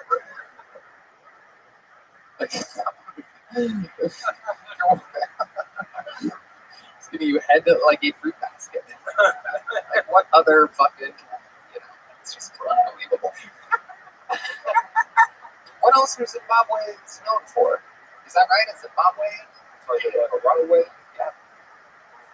Zimbabwe has a very troubled history. Yeah. Yeah, so if you meet like a white guy from South Africa, you're nervous. If you meet a white guy from Zimbabwe, leave the Falcon where you are. All right? You got to get away. The Rhodesian Army, mind saying? All right. Facts. Yeah. As we say. They had the same president for like 60 years, and he died, and everybody hated him. But now they got somebody even worse than him, so they want the old nigga back. That's what happens. That's what happens. Sounds like somewhere else that I kind of know of. Yeah. You want to reinstill a dictatorship? Is that what you're saying? I'm fucking down at this point. Darren, very fun stuff. I loved your interview. I love your style. Great stuff. Here's a big joke bug. Welcome to the Kill Tony universe. That is the Kill Tony debut of Darren Jones. And we are off to a very hot start. This is very exciting. This is the return of a guy that's been doing this show forever. He was on the show in LA in the main room. He's been on at Vulcan Gas Company. He's been on here. Ladies and gentlemen, this is the return of Dan Nolan, a very rock solid comedian. A brand new minute by Dan Nolan.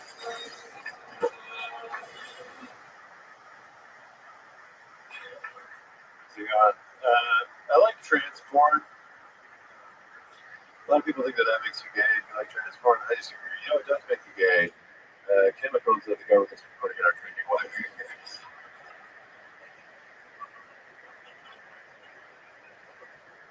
No, I don't think it's gay to like trans women. The way that I look at it, I like women so much. I don't even care if they have giant, beautiful penises. I'll suck a lady's penis. That's not gay. You guys are gay. Shut up.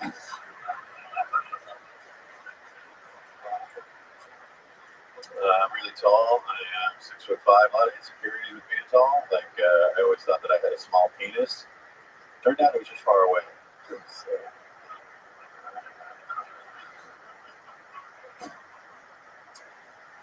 me and my girlfriend are trying out a baby. We're getting all the tests done and stuff. I just got my sperm tested. It was a blindfolded taste test. Almost everyone preferred Pepsi. All right, thank you guys. Unbelievable. Unbelievable. Another rock solid minute by Dan Nolan. So many jokes in that minute, too. So that was great, man. Dude, it's been years. I've been on the show. I was on the last Comedy Store show. That was the last one I was on. Wait, really? Yeah, I was never on in Austin. Really? Yeah. Dude, I fucking signed up like 55 times. That's insane. It's crazy. In my head, it's like a Bears thing, or in our case, the Bean from Chicago. Like I could have sworn that you've been on the show everywhere. No, never in Austin. Wow, that's fucking crazy. Yeah, we just see each other. Yeah, like whatever. Yeah, out there on the streets hustling. They're always going up and doing shows. Daddy Red Band's my boss now. Working on fucking Sunset. Years. Yeah. All the people. I know. None of these people know who I am. I was on the show a long time ago before millions of. No, Danny, does anybody remember? No, Dan, come on. Let's just answer my question. No, she's really good. I got a great girlfriend. We're getting serious. We like that. We are trying to have a baby. How long have you been with her? 2 years. Where'd you meet her at? Just on Hinge. Okay. What was your first date? We went to some coffee place in Mueller. Classic romantic. Yes. She's Belarusian. Ooh, easy to trip. Yes. Very good. All I need to pay her in a burlap sack, and she's yours forever. Yes. Congratulations on your budding love. Thank you. That's great. Belarusian. So she carries fruit baskets on her head. What are Belarusians known for? They make really good tractors. Wow. She went to the same college as the Harvey Oswald's wife. Okay. Wow. That's the two things in Belarus is famous for. And ballet. Oh yeah, the Bolshoi, right? That's wrong on the feet. It's bleeding toes. Yeah, she did ballet. Yes. Yeah. Amazing. So you're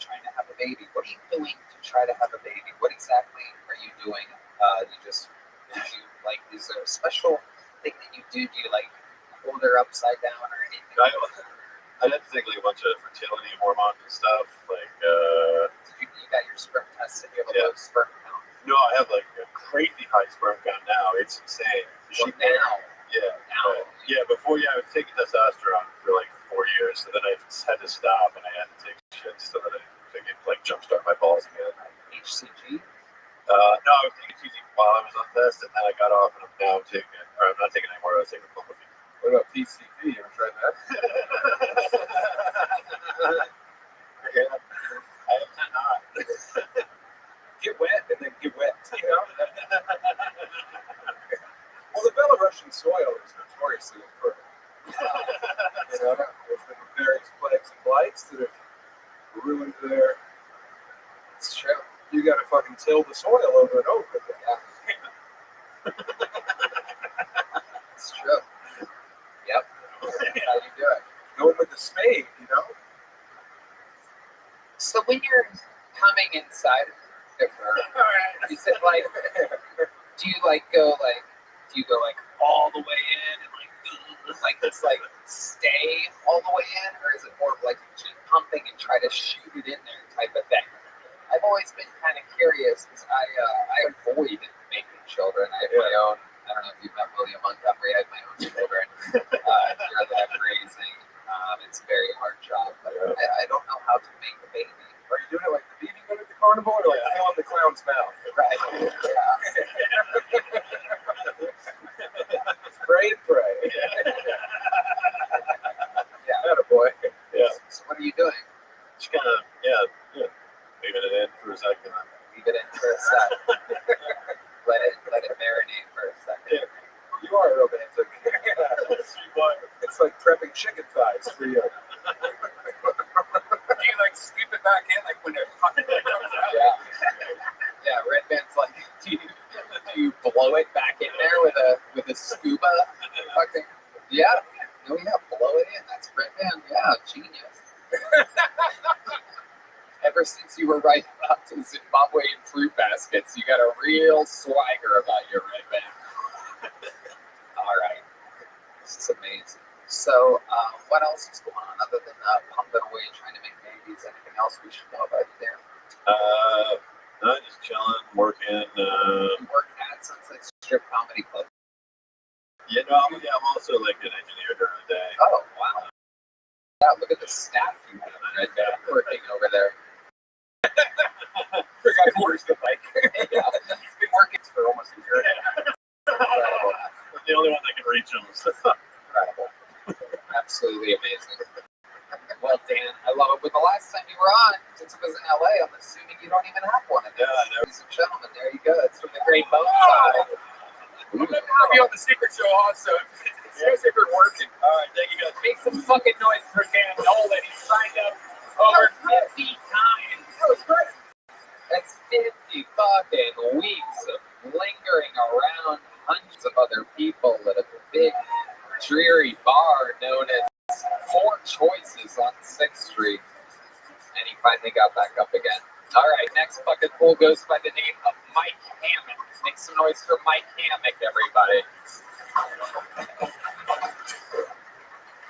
What's up, guys? I'm out here from Colorado Springs, from a very traditional, conservative Colorado Springs family. My grandparents were married for 62 years. They died 4 minutes apart. Sounds sweet. The doctors tell us that's very common to murder-suicides. Pretty much par for the course is what he said. America's got a lot of problems. I think none worse than women in their 20s having too much confidence. Listen, I was hanging out with a comic and his girlfriend, a couple of her friends were out. We got drinks, we got a little silly. One of them gives me like a half boob flash, looks me dead in the eyes and goes, "I bet I'm hotter than your wife." Yeah, what do you say? I panicked. I know what to say. I'm like, yeah, maybe you're 22, but you're not hotter than my house and kids. Like, I have a 3% mortgage. You think I'm going to risk that on fucking you? Are you out of your goddamn mind? It's a pre-COVID mortgage. What are you doing right now? What are your tits made out of? Custody? Get the fuck out of here. Oh, my God. I feel like that was the minute. I feel like that was a minute. Yeah, you did it, dude. That's what it's like. Welcome, welcome. Thank you. I love it. How long have you been doing stand-up comedy? 12 years. 12 years. Where at? Denver. Yeah, Sam. Amazing. He's a fucking. You're funny now. This is great.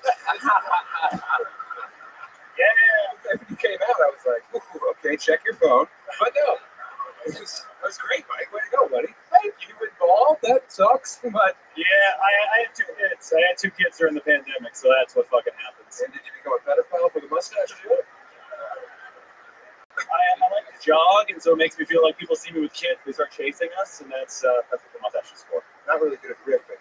Nope.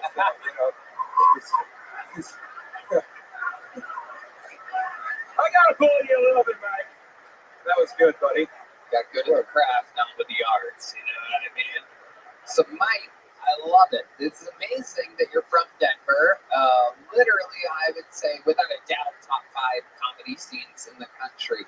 And one of the greats of Denver, Sam Talent's here. So you remember seeing him less funny, as we've seen this a billion times. People that have stuck with it, have done it for a long time. You were so funny I didn't like it. But now I'm charmed, man. That was great, dude. Well, thank you. You're headlining on the road and shit, right? Yeah, I'm going out a little bit. The kids have slowed me down the last couple of years, but I just booked a place in Michigan. How old are the kids? 3 and 1. 3 and 1. Girls, boys? Both boys. Both boys. Look at you. Dan Nolan's Jealous. He's out there shooting blanks like fucking. Meanwhile, you look like the one that would need fertility drugs. I actually just got cut. I just closed up shop. Oh my god, that is incredible. Looks like it needs HIV drugs. Yeah. This fucking Philadelphia over here. Is incredible. You still based out of Denver? Yeah. You're just visiting Austin. Yeah, I flew in for this. Amazing. First sign up. Wow. That is absolutely incredible. You just got to literally see Dan Nolan, who works for Red Band, say that he's signed up over 50 times here in Austin, living here for years. You fly in today, you get up, and you get to literally perform in front of a Denver icon and fucking have a good set. That is incredible. Yeah, that rules, man. So, Yeah, that was very exciting. Yeah, it's pretty cool. It's pretty cool. I also got up on the Mothership open mic, but I didn't know you had to check in, and so I missed my fucking spot on the open mic. So this is such a goddamn save. This is fucking phenomenal for me right now. yeah. Well, very business-minded, Mike Hammock. Yes. Yeah, it tracks. Attaboy. You saw the Springs? Yeah, we moved down there during the pandemic, and we're locked. We got the kids. We're not going anywhere. Yeah, these kids are really fucking. Yeah, they're around your neck, huh, buddy? You just need to. Yeah, the 3-year-old has a sleep disorder, so I've definitely thought about it. Yeah. what kind of sleep disorder does a 3-year-old have? He has never slept through the night his entire life. From day one, he's still waking up 2 or 3 times a night. He's got a REM disorder, so every 3 hours he's out for about 10, 20 minutes. You should put him to bed forever, Mike.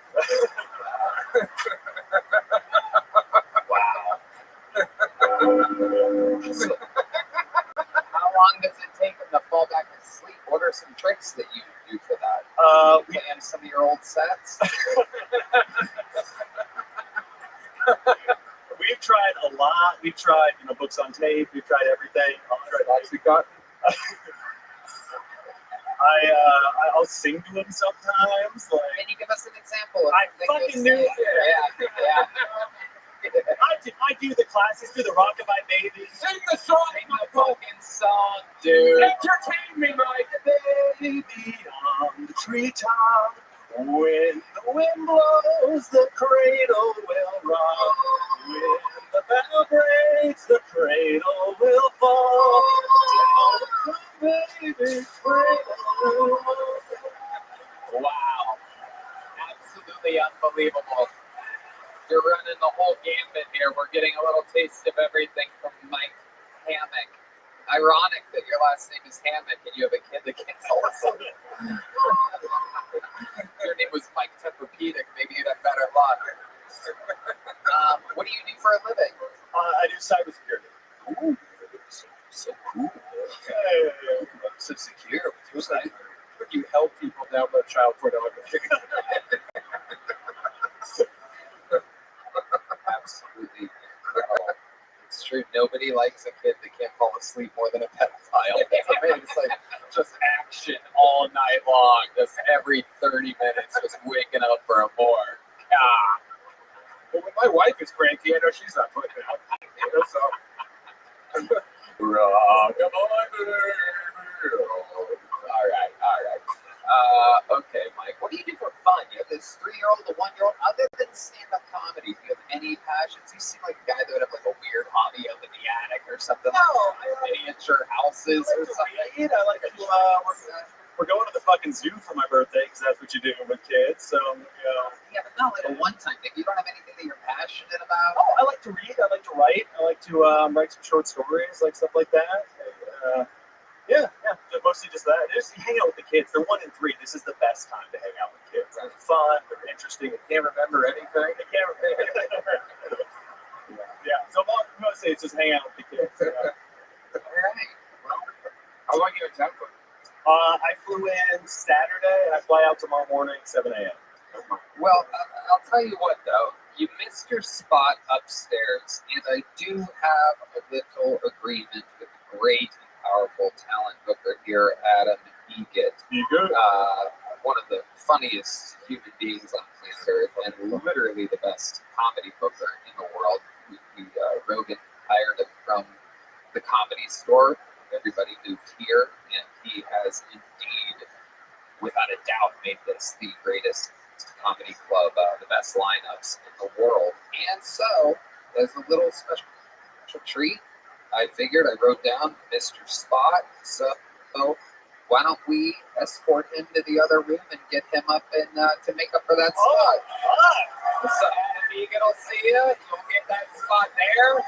No pressure, but your the rest of your career depends on how that set in front of Adam goes. Dude, thank you. So keep the momentum up, fucking ride the wave, and there you go. Good luck. There he goes. Mike Hammock. Oh, Mike, here he goes. One of those too. Booyah. See the mark I put on that? I'm a joke book throwing master. I mean, I'm just the greatest. Don't let Dan's pop-up flip thing fool you. He fucked that up. Mike hit me up to try and hop on my shows this weekend. I left him on red. So this is a bit embarrassing. But good guy, loves his kids. Yeah, way to go, Mike. Oh my God. It's just, people will never believe how real this show is. Like a moment like that is so fucking hysterical. Let's come on, Brad. Very funny. You have to face them literally in front of technically millions of people. That is amazing.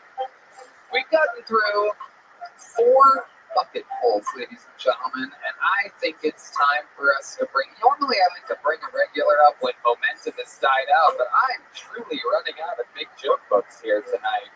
I have a plethora of little ones that have not been given out, so that doesn't mean we don't get another regular. You got it. Ladies and gentlemen, I present to you one of the all-time greats of the show, a cold-blooded fucking killer.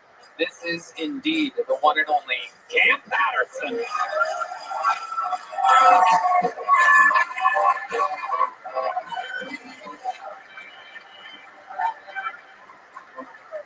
I was in Oklahoma this weekend, and it was cool. I like Oklahoma because they had pretty good weed out there. And I smoke like regular a little bit, but I just like the flower. I don't want nothing else. They brought me some weed, a lot of weed. They also brought me THC syrup. And the lady was like, listen, the syrup is very potent and strong. Only take a teaspoon. And I wanted to be funny, so I'm like, I'm going to drink the whole bottle. And she went, do that, you will die, right? So my homeboy, he's like a weed connoisseur. He loves weed and things, right? So he was like, I'm going to just pour half the bottle into a cup. I'll be fine. Now listen, the bottle had a skull and crossbones on it. Do not, you listen, he thought he was better than the dead nigga. He's not, okay? Nobody's better than the dead nigga. Nobody better than that skull and crossbone. You will die, right? That's why it's there. That same skull crossbone is on bleach. You understand that? So he took the drink, right? And he became autistic. And not like regular autistic, like non-verbal autistic. He was talking to me with his hands. And then he shit himself. So that was pretty cool. That's my time. Oh man.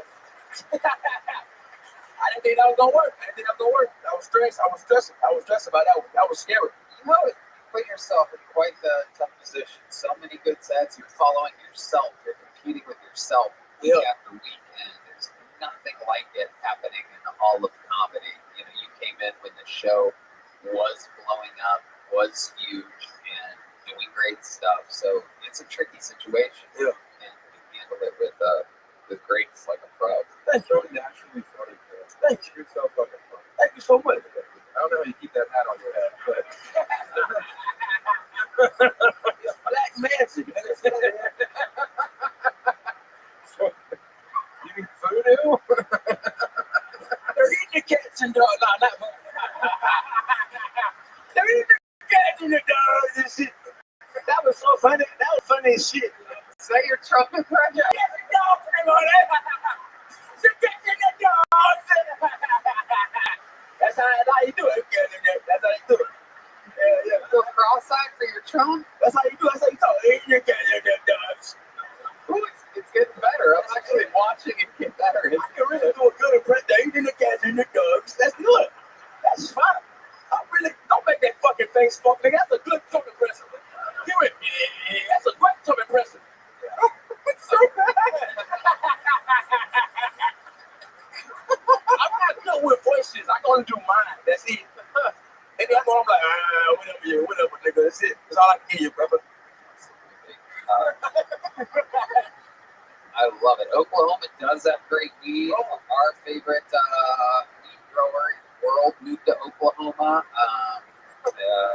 and began a huge operation there. And it's a thriving place. Weed is super legal. It is highly competitive. It's a whole thing going on there. It's crazy. No, that happened. Yeah, that story happened yesterday. My dog with me right now, and he's still high. That's the thing. Like, he's still fucked up. The funniest part, he was I want to try to make that like a full story. The funniest part about it is he was like in the bathroom, he was taking a shit, but he threw up on himself, right?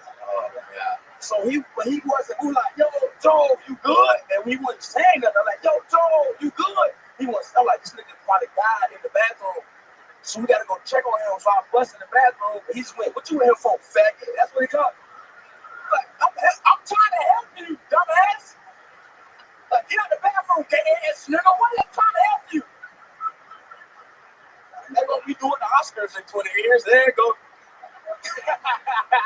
That's over. Oh man. I don't think it'll take 20 years. That is amazing that he thought that was your moment to get gay while he's shitting and vomiting all over him.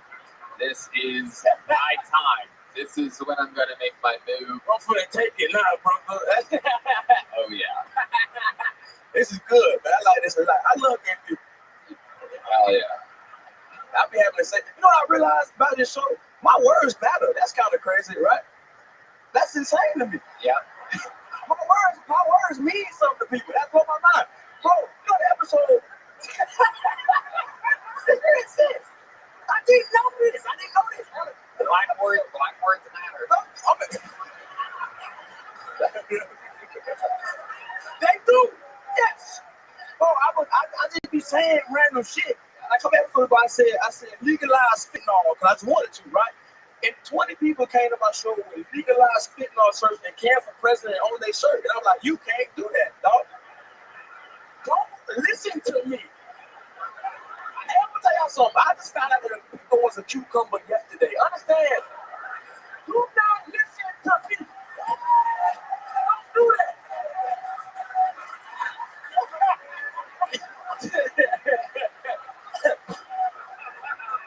And let's go bitch with a fat ass and suck my dick, please. I would love that. Hell yeah. No doubt about that. I'm not sure about it. The Trump thing gave me the giggles so bad. Fun pickle.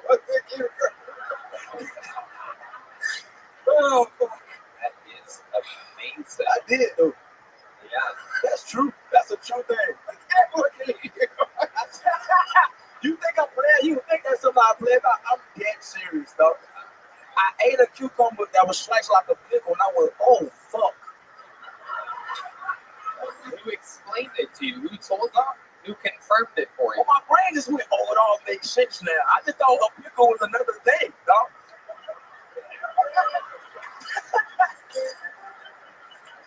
Why did you get your wife?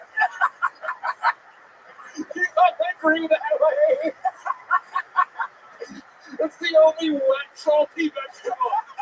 Oh, I'm a fucking cramp.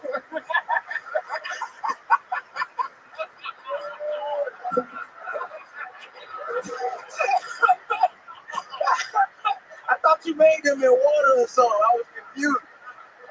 What do you think a raisin is? Do you think a raisin grows as a raisin? Well, after I went down that rabbit hole, I also found out what a raisin was. You went down the cucumber rabbit hole.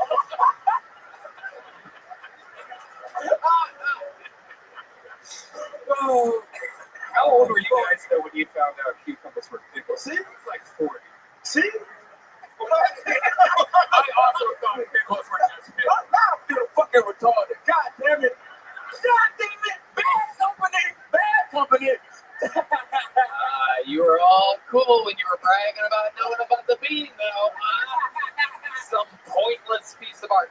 And by the way, let me say, it's been a few weeks. I'm ready to talk about it. Let me just say, everyone thinks the big running joke. Tony's gay. Tony's gay. Tony's gay. Can I tell you how many fucking tough guys reached out in every fucking way and form? What, you don't know about the bean? All these people, like, you don't know about this Art Deco piece in Chicago? Bunch of f***its out there shoving me. A supposed gay guy for not knowing about some art installation in fucking piece of shit Chicago. Dump. And no, I work when I'm not visiting the fucking bean, you pieces of shit. Yeah, You bored fucking tourist. And he was just there to make a fucking internet video for content, or else he wouldn't know what the fucking bean is either. He didn't even know what a big old cucumber. I didn't know what the bean was in Chicago, and the internet lost their fucking minds about it. Oh, stop the fucking clocks on Kill Tony's success. Tony's never been to an art. Look at this angry white guy. Now he won't even make eye contact with me. Hey, that nigga do look terrible. Oh my god. Truly one of the scariest. Did you sign up by any chance? Oh god, that's a shame. Oh my god, I would love to hear what the fuck is on your mind. Look at the wheels turning over there. It's got to be a lot of rape and child touching. You a weird guy. He has glasses. You're not a regular person, brother. He's wearing glasses, and he has another pair of glasses hanging out of his pocket. Right? That's crazy. All scary, and the pocket is button closed, but the glasses are. Can you even get those out of there? To this? Oh, okay. It's a fake button. It's a false button. Uh-oh. Oh my god. This guy's The key false button. That's crazy. That's kind of crazy. Unbelievable. Unbelievable. What did you think pickles were, buddy? I mean, seriously. Please, I need to know. I thought they just grew in water, but I didn't know. Who said what? Fuck you, goddamn. That's real shit. I thought they grew. I didn't know. You thought they were. I don't know shit. Goddamn it. You thought they were sea cucumbers. Yes. Don't flex on me. What's wrong with that? Oh my god. I didn't know, but I know now, so it's all good. Calm the fuck down. Everything's fine. Did you find out anything else in the rabbit hole? Raisins? Anything else? Is there anything else? Nah, that was it. That was it. I was like, raisin cucumbers. Good to know. You're not ready for prunes, dog. Oh, shit, look at that face. I know what a prune is. What is it? It's dried up plum, right? Hey! Whoa! Wow! Holy! I'm a fucking genius. Wow! I did not know that. Smart as fuck, man. I'm smart as fuck. It must have been exciting you. What's it? I was just delighted by everything you've done so far. I thought I was going to pass out shit my pants. How about a beet? What's a beet? A beat, but that shit grow out the ground, right? Oh, good job. Yeah. Okay, I tried to trick you there. No shit. Okay. Shit, and it be staying in your hands and shit. And it's red. That's right. That's Yeah. Oh, niggas. Damn, you are so fucking entertaining. It is unbelievable. What a star. What a fucking superstar. Make some good. How loud can this place get for Cam Patterson? God damn it. What an episode so far. All big joke books, all thunder and lightning, all the strongest regulars. When will momentum stop? Ladies and gentlemen, back to the bucket we go. 60 seconds uninterrupted in a momentous episode for Eric McLaughlin. Eric McLaughlin.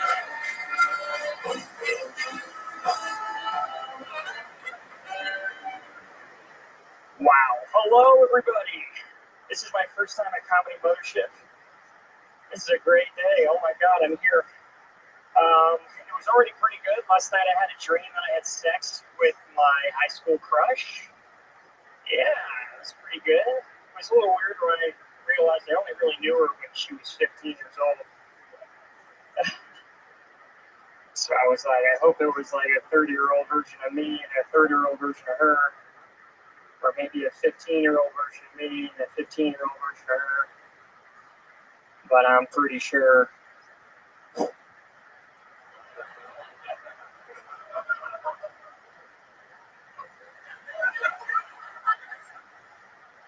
that I am 30 and she was 15. So, I don't know what to do with that information. Guess I just won't go sleeping. Anyway, I'm not gonna make the minute. That's all I had. Thank you. All right. Well, there we go. I am grateful he bombed. We needed someone to cool this thing off. You didn't bomb. You did fine, but no, it's okay. We needed to fucking pump the brakes. Yeah. It made sense. They were getting spoiled out there, They were like, if you know what's gonna miss tonight, well, you put into that rumor. So even championship teams have to punt the ball every once in a while. You don't score on every drive. Sure. You are that guy. Yes. So let's talk about Eric. First time at the mothership, first time on the show. How long have you been trying stand-up? I've been doing this for 2 months. I am very new. All right. Okay. Very new. You live here in Austin, Texas? I do. I am a local. Yes. Born and raised here? No. I was born in California, but I've lived here for 17 years. 17 years? Yeah. How old are you? I'm 30. 30? When did you move here 17 years ago? Parents' depression or recession or whatever. Your parents moved. That's right. That's yeah. Depression and recession. I don't know what the fuck that is. Well, it was 2008 is why. So they were like, we got to get out of California for jobs. It's always good when you tell a story and people have to do math. That's good. Yeah, so 2008. Yeah. So where do they move to? We live here, Austin. That's where I've been. They're still living here, and I still live here. By the airport. Okay. Yeah, Southeast Austin. You want to take this opportunity to dox your parents' address? Do you still live with them? I don't. I live near them. I live like a block away from my You parents. live a block away from your parents. Well, I lived with them when I got out of college, and they were like, I got a job somewhere, and I was making money to buy a house next to us, and I was like, so I just bought a house in the area because they're homes. And I was like, okay, You guys want to grab a drink and go to the bathroom? no. Literally, so many people are like, oh, I'm going to get pissed. Oh my God, look at this store. I've never seen anything like it before. All right. Oh my goodness, there goes hot chicks are leaving. Jesus Christ. What is happening? Time for a ketamine break, I guess. One of those girls was in a wheelchair and she walked. Yeah. This is unbelievable.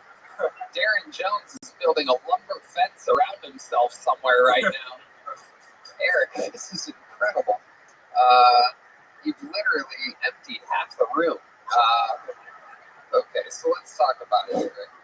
Everyone is turned off by you. For 2 months? fine joke. Yeah. Got nervous, did define 30 seconds, you know? Yeah. This is very hard. Stand-up's very hard. It's hard. It is. Very hard. It is. What do you do for a living, Eric? I sell mortgages. Okay. Sell mortgages. Are you good at it?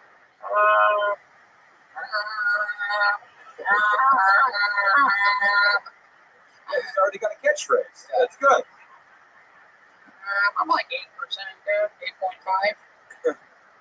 No, I'm okay. Jesus. What do you do for fun, Eric? Golf. What classic thing that a white finance guy would do? Go take 5. You know,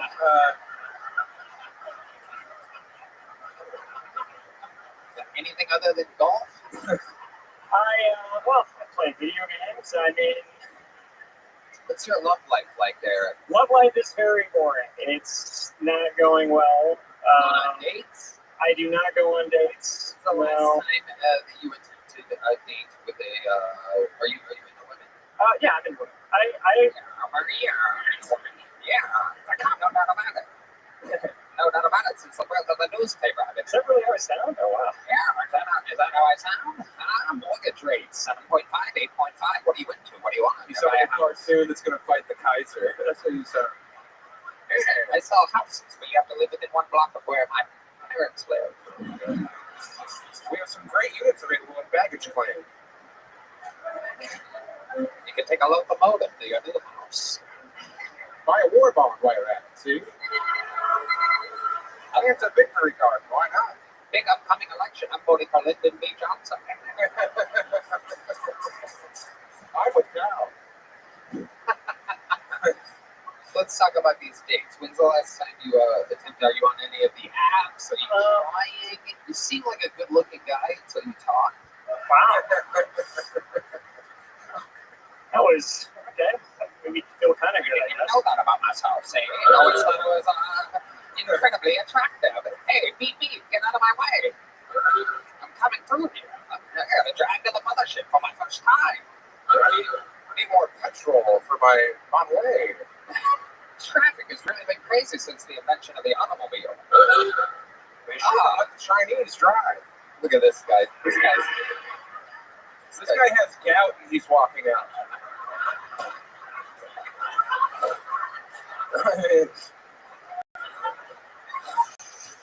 You have confidence, you know, you carry yourself in a way that looks like you might say something funny. I don't know. I hope I do. I'm just trying. I don't know. This is my first time in front of more than like 20 people, so this is pretty insane. But yeah, But yes, to answer your question, I am on apps. I do look for love. What does your bio say? Let's try to help you out. Well, shit, I don't have my phone. Probably something like. No, but it says. I was about to say, as seen on Kill Tony. Oh no! The big phone. God, look at the people storming back in, and there goes another one. We are breaking even for people. It was one way to one out. Yeah, they're just tag teaming. And people are starting a cocaine habit in real time. These stylings of Eric Nickelon. Your laugh is in the middle of your last name, Eric McLaughlin. I know. Pretty crazy. No, it's there. Is that your real last name? That's my real last name. Irish. But I'm actually Brazilian, which is interesting. Now we're talking. Okay. Yeah. How are you Brazilian? My mom is Brazilian. I am Brazilian. I have a passport there. I go to Brazil. I speak Portuguese. You should get a huge ass installed. Yeah. That'd be cool. Yeah. Comics need a hook in this day and age. Yeah. You got a huge ass, you're just fucking rocketing around in those shorts. Yeah, no hook, just a bump. I don't have an ass. Red. Come on. You stepped on the one funny thing he almost said. Redden is the master in that. Oh, God. Can you speak a level? I want to hear your do a joke in Portuguese. Oh, come on! You're really putting me on the spot here. Eu pode falar português, mas para fazer piadinha com vocês. There's no way. I couldn't do it. Are you do you know how to speak Portuguese? Is anyone? That no? That said what? No? Wait! Oh no! Oh shit! Oh shit! Well, what goes around comes around, my friend. Oh, your house of lies is crumbling, Quincy.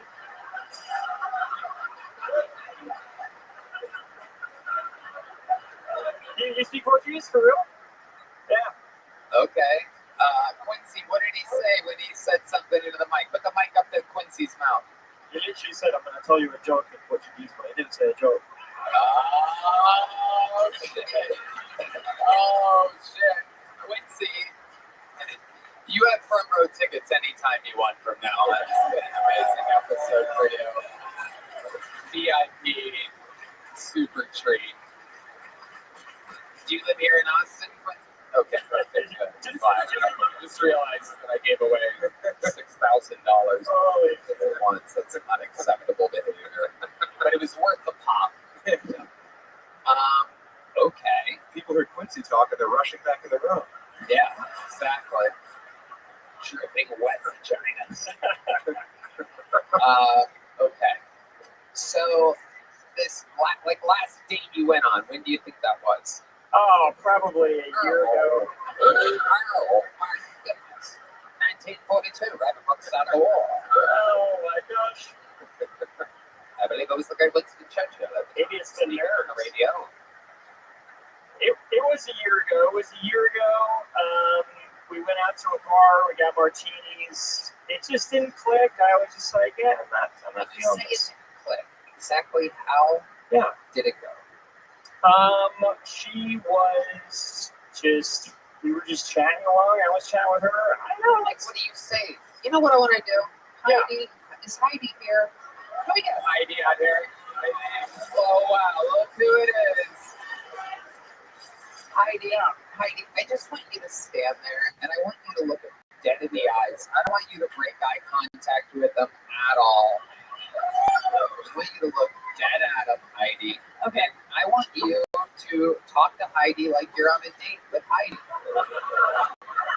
Eric, don't look at me, Eric. You look at Heidi. Heidi, you look at him. Eric, look at Heidi. I'm looking right at him. No, stop breaking eye contact with each other. Oh, yeah. Heidi, don't do that with your hair. That's not fair. Don't do that. Oh, no. Oh, Jesus Christ. Oh, my God. Okay.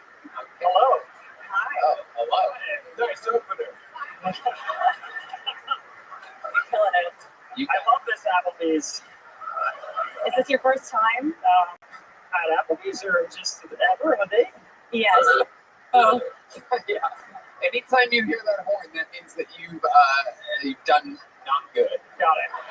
Just so that you know. Okay. What is it? An Applebee's or anywhere else to eat? See why it's not going great. So let's try it again. Here we go. Take it from the and action. What are you thinking of ordering? Oh, straight to that. All right. What a weird move. Just sat down.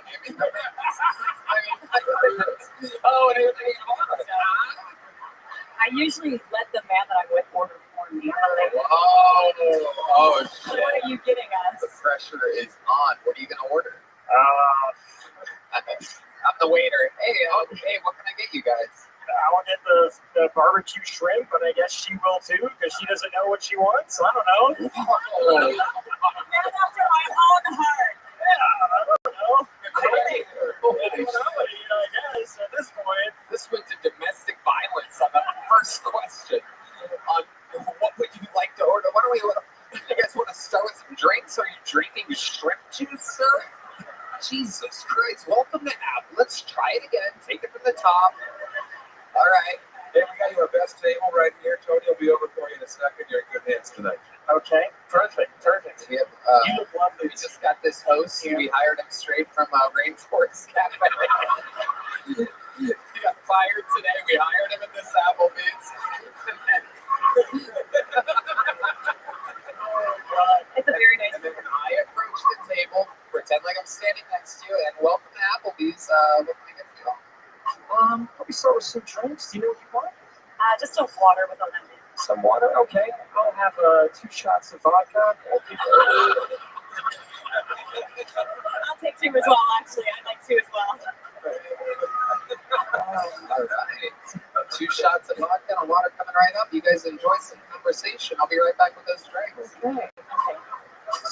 do you do for a living? I'm a waitress on Kill Tony. Awesome. And I also manage a strip club. Oh. Yeah, which one? Yellow Rose in Austin, Texas. Okay. Yeah, I've been to the Red. That's a great club as well. It is. Yes. Lots of pretty girls. Everywhere. I work with 12 all the time. 12. Yeah.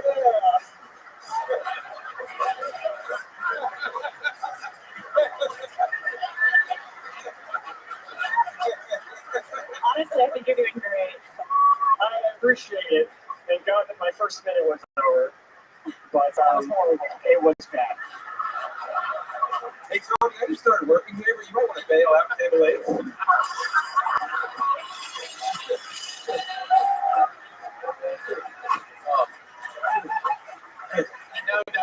No. Don't change the fucking lighting. I'm obsessed with this. This might go on for the next 45 minutes. Hold on. I want to keep the conversation going. It's unbelievable. You're waiting for your drinks. I'm out there making a water with lemon and 2 shots of vodka. Classic Applebee's order. Sam is filling up the ice bucket for me. I needed more ice. Yeah. So how long have you been in Austin? I've been here about 3 years now. Okay. Yeah. And do you like it here? I love it. There's a lot of fun things to do. A lot of transplants, unfortunately, from California, but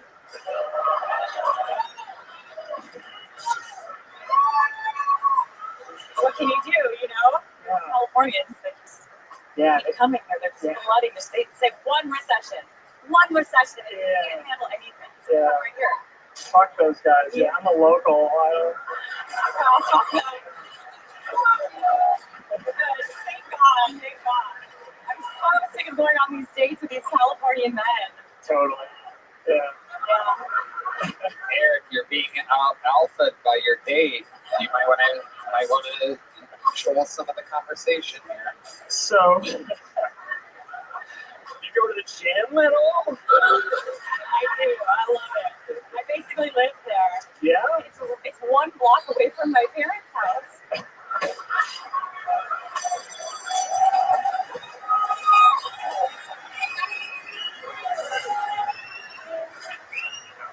Sounds convenient. So.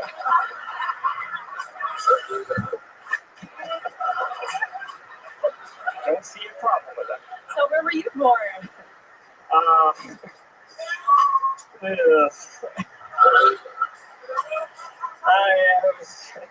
I'm from California.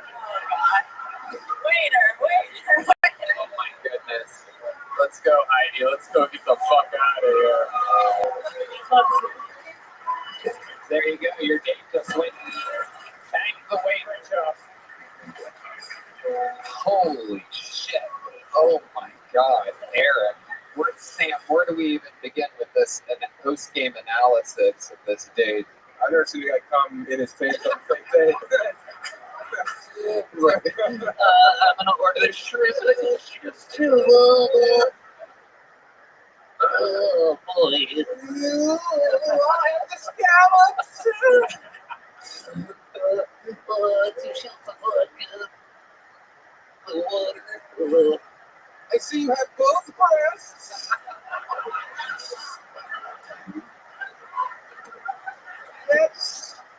That's convenient. One for me, one for you.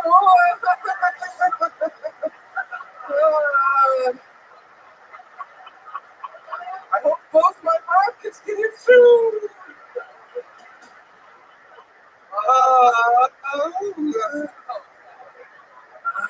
Holy shit, Eric. You did a good job, dude. Yeah. That was good. No, man. it's amazing. Yeah. Appreciate that. Redemption song. It's incredible. You know what, Eric? Give me your watch. 2 months in.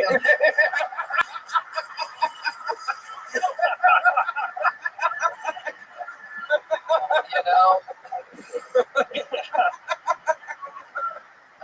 I'm feeling in the giving mood tonight, and even though the set was obviously 2 months and just barely okay, I have absolutely loved your commitment to this interview, which has lasted 18 minutes. There's a funny guy in there somewhere, just like the guy from Denver. I don't remember his name either. It was Mike Hammock. Mike Hammock, yes. Mike Hammock. Family Annihilator Mike Hammock, yes. He's been doing it 12 years. Sam watched him get better. I think there's some potential in there. Yeah, So people might look back on this one day, years from now, and be like, holy shit, that was the start of Eric McLaughlin. Yep. Here's a big joke book. Go fill it up. He didn't catch it right off the front of the hand. Not a good sign, folks. That's how it starts, Eric. Congratulations. Dude, I really appreciate it. I love the show, and thank everybody. Thank you, guys. Awesome. There he goes, Eric McLaughlin, ladies and gentlemen. God damn. We're having some fun here tonight. It's so much fun. It's unbelievable. It's unbelievable. Well, shame he lasted 18 minutes with me, honestly. Wait, what? I said I'm ashamed he lasted 18 minutes with me. I could have been so much better. It's amazing. It was fantastic. The hot, hilarious, smart Heidi. One more time for Heidi playing along. Great fucking sport. Hey, Table 8 didn't pay their check. He dined and ditched, and there's a weird white sticky substance on his seat. Bring him clam chowder? I don't remember you bringing him clam chowder. It's weird. It's also mixed with tears. All right, ladies and gentlemen, your next bucket full. Ladies and gentlemen, make some noise for Shelly Peebles, everybody. Shelly Peebles. Wow.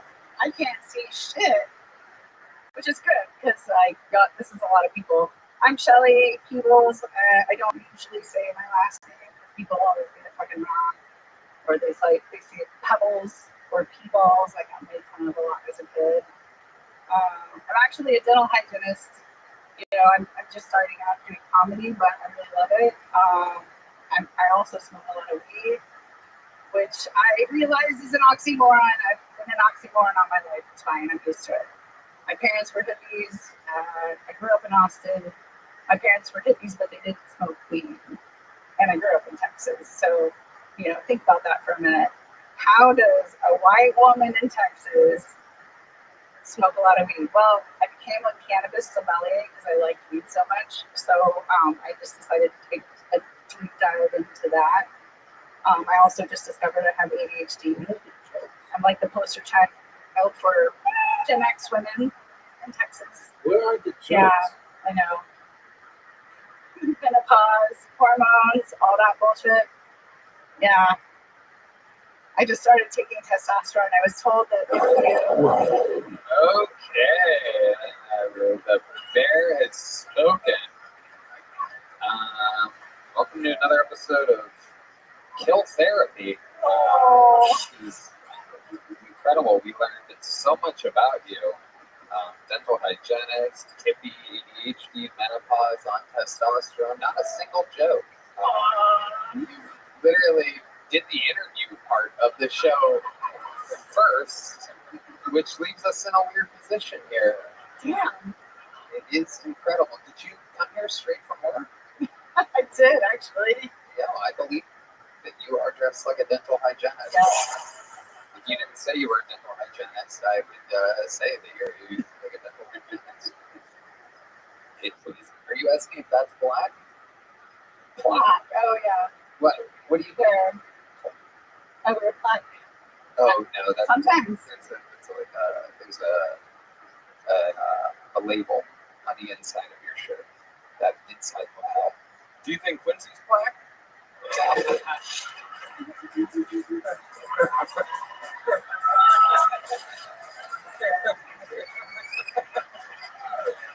Someone had to say something funny, Yeah. It is incredible what happened here tonight, Shelly. So how long have you been trying stand-up comedy? Off and on for like 6 months. Off and on for 6 months. How often do you try? As often as I can, but I also have a full-time job and 2 kids. Okay, 2 kids. 1 in 3 live in Colorado. I bet your kids are in the teens. They are. Yes. Yes. That's Because I'm in menopause. Right. We'll go with that. Yes. Yes. That is. I assume you started early because you have the Lion of Judah tattooed on your arm. Which one? The Lion The of Lion Judah. Yeah. on your arm. My daughter did that. Your daughter drew it. Well, she's gifted. Wow. At least someone in the family's got talent. Now, let's. I don't want to be nasty. I'm sorry. Standing's hard. It is. It is really hard, especially when you're going through menopause, which you mentioned multiple times so far. It's basically your get her done. If a joke doesn't work, I'm going to start trying that. If a joke ever fails for me, if I ever try one, it just goes, I'm going through menopause. But the crazy thing is that'll work for me. That'll actually get a laugh. It might. But it won't for you. Damn. So let's talk about it, Shelly. You are in the eye of the storm, a show that's famous for being a big boom and burst and help for people that do good, and it's rough on people that have a rough set. And you're in it right now. How does that make you feel? You seem like you have a lot of emotions. You seem like you're medicated. Are you a lot of medicine? No, I wish I was. You just smoke pot. I smoke pot. And whatever nitrous you can get out of the tank, right? Actually, I had a dentist that did that. Oh, yeah. Yeah. Can you get us pills? No. It's nice meeting you. What do you do for your ADHD? Well, I actually just started taking Adderall. There you go. So you are on some medicine after all. Just today I took my first dose. Really? Yeah. Okay. Do you have them on you? No. 2 for 10. Hey, I have 2 shots of vodka and a water. Okay. Whoa, that date went through menopause at the table. So, Shelly, let's talk about it. You mentioned menopause more than anything else. How long have you been going through that for? What's that like? 10 years. 10 years. Wow. Knock it off. It started early. Oh, Jesus Christ almighty. This is why I smoke a lot of weed. That and I have an ex-husband. So. Okay. You guys get along? No. Why not? What's he like? He's a dick. Yeah. Yeah. What how is he a dick? Well, it's very abusive. Oh, Jesus Christ. Boy. Let's mine this vein, Tony. Yeah. Okay. Changing a direction. Who's ready to laugh? Yeah. Interview. Jesus.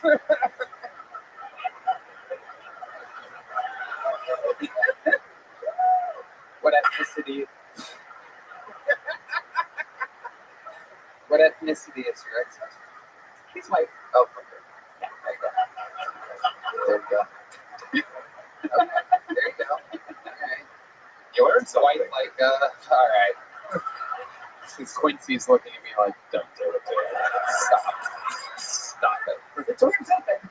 What? The door's open.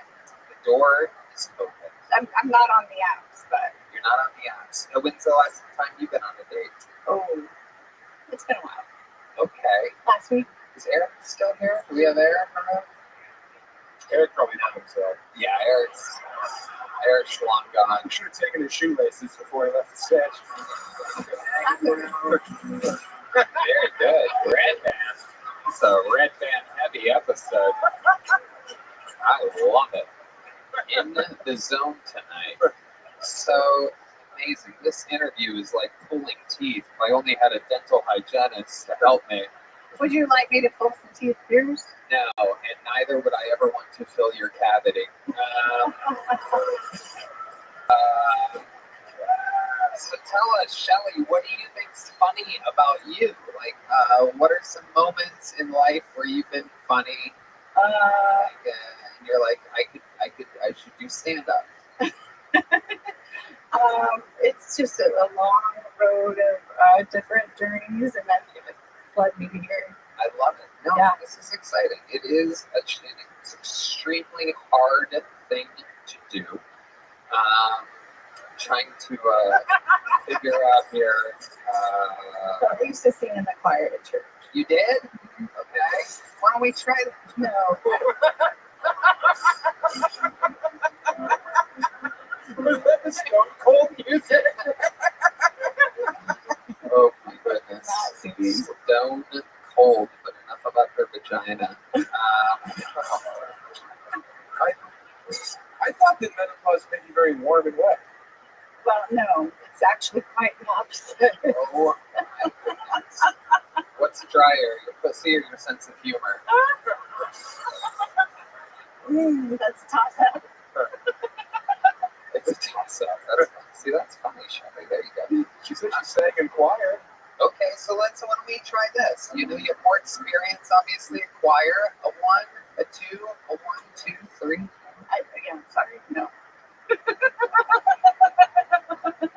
Shelly, you're gonna sing here tonight. Oh God. You didn't want to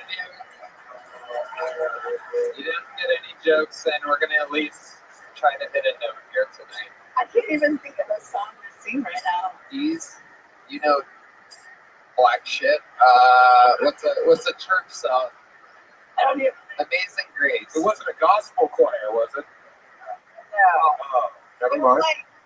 was like church music, but like pop.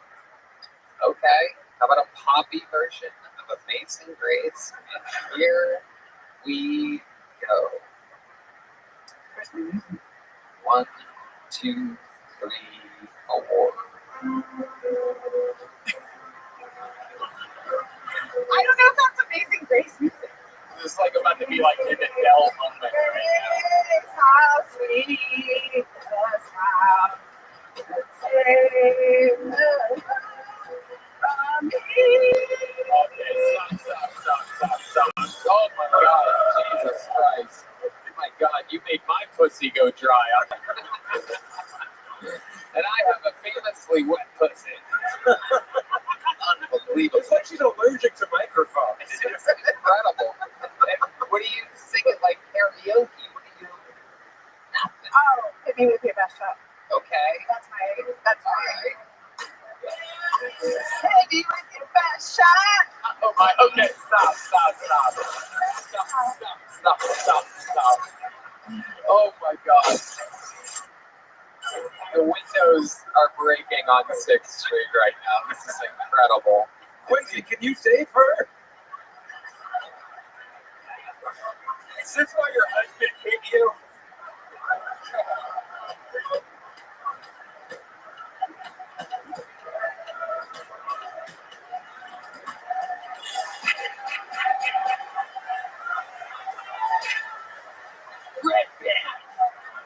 What is wrong with you? Is it why your husband hit you? This fucking bitch. Shit. She's laughing, people.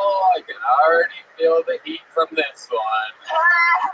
She's laughing, you fucking. It's called a hot flash, okay, motherfucker. I love it. There's a little fire in there, Shelly, people. Well, I am an Aries. Uh-oh. Look out. Look out. Wait, you're into astrology? No way! Who saw that one coming? Your whole set was crap. That's about where my knowledge is. Oh my goodness.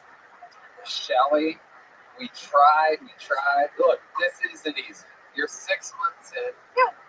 You're already funnier than Amy Schumer. You're leaving here with a little joke, but can you catch? Very good. There we go. Shelly Peebles, ladies and gentlemen. There she goes. We're going to keep it moving along. You guys still having fun out there?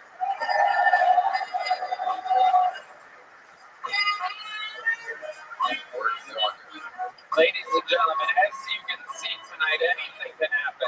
Make some noise for your next comedian, Eddie Lursa.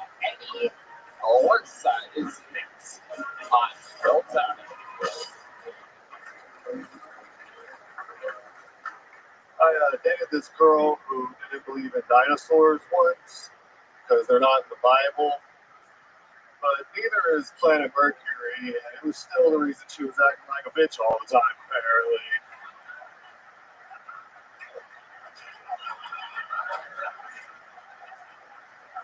And I grew up a Christian. I'm not a Christian anymore, but this was my first time being exposed to one of these religiously special needs types. I didn't realize Christianity was a part of the spectrum. I thought I was an atheist. Now it turns out I'm just not retarded. And no, shouldn't call Christian people retarded because retarded people love dinosaurs, dude.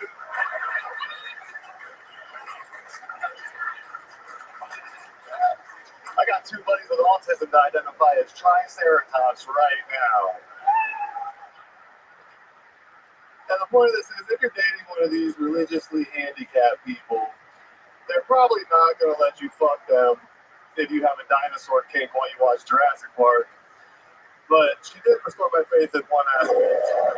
What was it? What did she restore your faith? I do believe in the burning bush again, because that bitch gave me chlamydia, dog.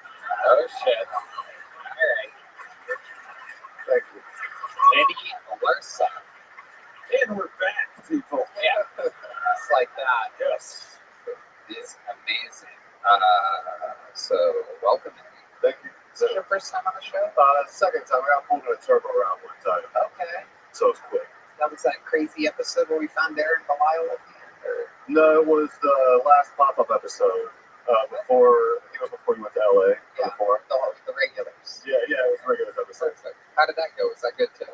Yeah, it was fun. Awesome. So welcome back. Tell us more about you that we didn't learn the last time you were on the show. The last time we talked about me growing up in a group home for a minute. My mom's a professional jazz and blues singer.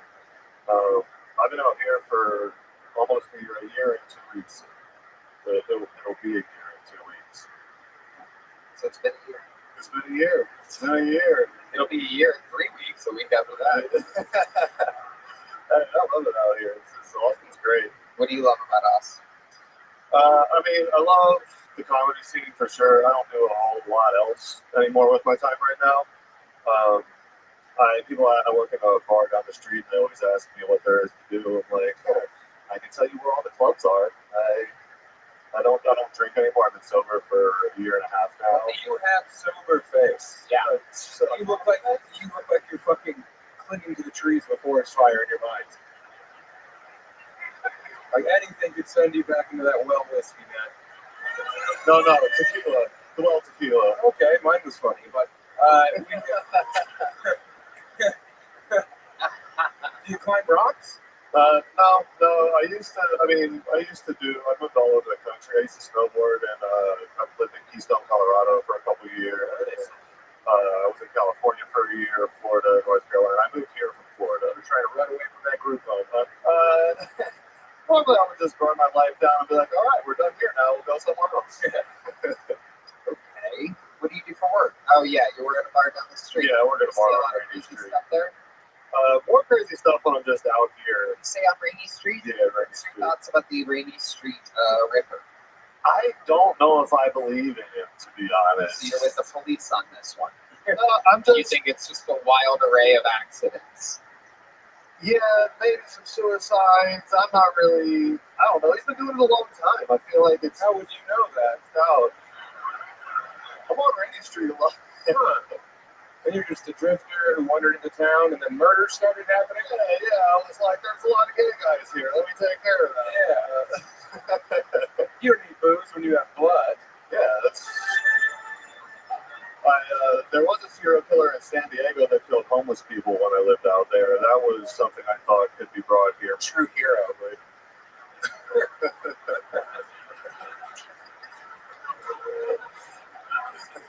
Yeah, smile. That makes it better. Yes. Okay. So what else should we know about you? There must be something else interesting we didn't find out last time you were on the show. I mean, I was a vicious drug addict and alcoholic for 16 years. Vicious. Vicious. Once I get drunk, I don't care what the drug is. Just set it down and let me have it. He said he lived in Key Bump, Colorado for a while. Oh yeah, it was key bumps too. I got sick one time from doing cocaine in Colorado. Kind of sick. Like a real chest thing. I couldn't move for days. My dad was like, "You'll be fine." And I was like, "Okay, I think I'm dying right now, but otherwise, The only cure is murdering a homosexual. yeah, that's why I had to come here and get over it." So a lot of guys, when they get sober from that type of wild life, their addiction turns into something else. Are you like a sex addict or something like that? No, I actually haven't. This is the longest dry spell ever. I haven't had sex or been on a date in a year now. You ever hung out with a sand pussy dental hygienist before? That sounds like a slur. These Oh, fucking sand pussies out there. I was in Afghanistan, killed about 35 sand pussies.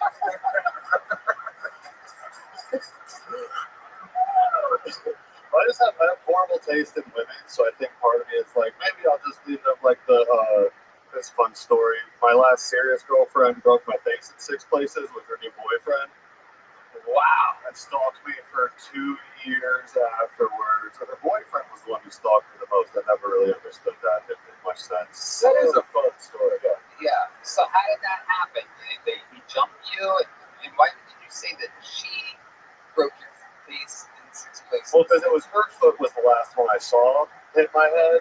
Shit. Yeah, she was like, you can't tell people that we jumped you. It was only 4 of us. I was like, I think is it 5 for jumping? Like, I don't know. It felt like I saw 8 feet. But yeah, she was a drug addict, a former drug addict. And then we were together for a year. She started dating this other guy who, after we broke up, who was feeding her drugs. And me and him just didn't see eye to eye. And one night, he, quite the crew of people. Yeah, and then I was staying away from him. They got me fired from my job. And then I got drunk enough to be mad. And I went and met him in a dark parking lot at like 2 in the morning. It was a horrible idea. Like Quincy dark, or I wish I had a Quincy cam so that you guys could see the looks I'm getting over. On that one, he was looking at the comedian, then looked at me like, unbelievable. I love it. Why'd you meet him in a dark parking lot? It was like 3 in the morning. There were no street lights. I just remember seeing 4 people get out of the car, and I was like, oh no, I made a terrible mistake. Yeah, that's how deep madness feels all the time. The world is a dark. The world is a dark.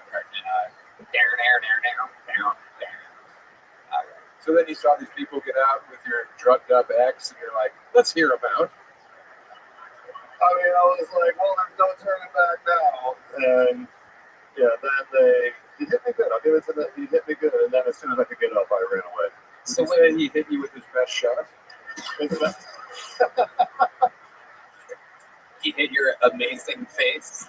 Yeah, if I touch right here, I can still feel it in my tooth. Is that an orbital though? It was like multiple face fractures here and here. My nose was turning this way. Deviated septum. Yeah, man. Fuck your eye up a little.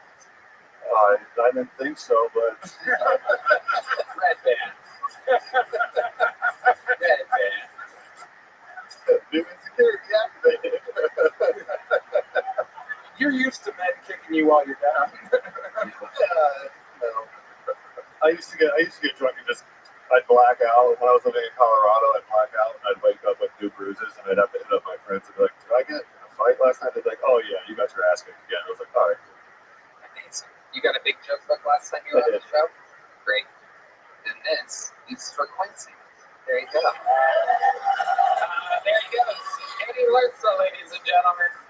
There he goes. And it's that time.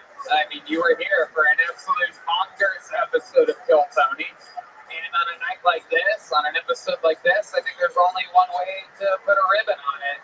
Oh, really? Ladies and gentlemen, I present to you the reigning record holder, all-time appearances, all-time interviews, the Baron of Band-Aids, the Sultan of Salt, the Ginger of geometry. The connoisseur of carnosaurs. Of carnivores. The king of Kentucky, the strangler of Memphis. This is the Manila Gorilla, the Big Red Machine, William Montgomery.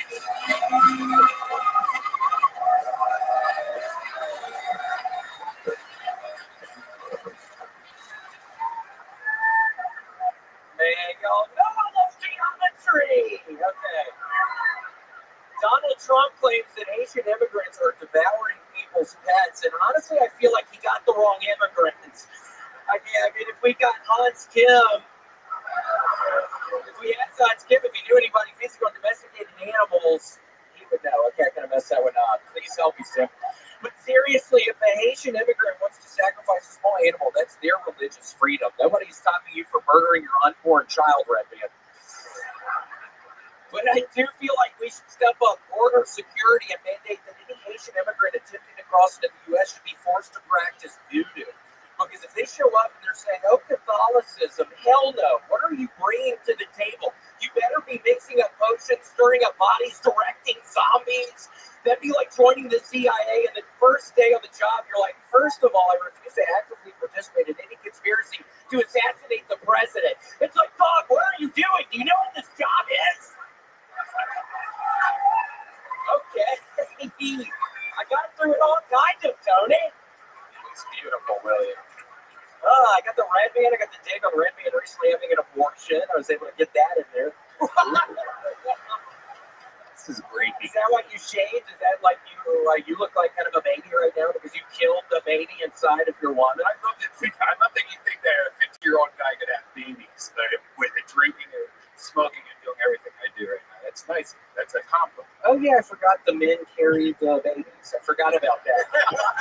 What the hell are you talking about? That literally made no sense, dumbass. I didn't even want to talk to your fucking ass tonight. What do you think? I think men carry the children? Is that what you? Red Band, you were having literally the best episode of your life. Literally, Red Band was the breakout star of this episode. And then he claimed that he can't have babies like he's a dental hygienist.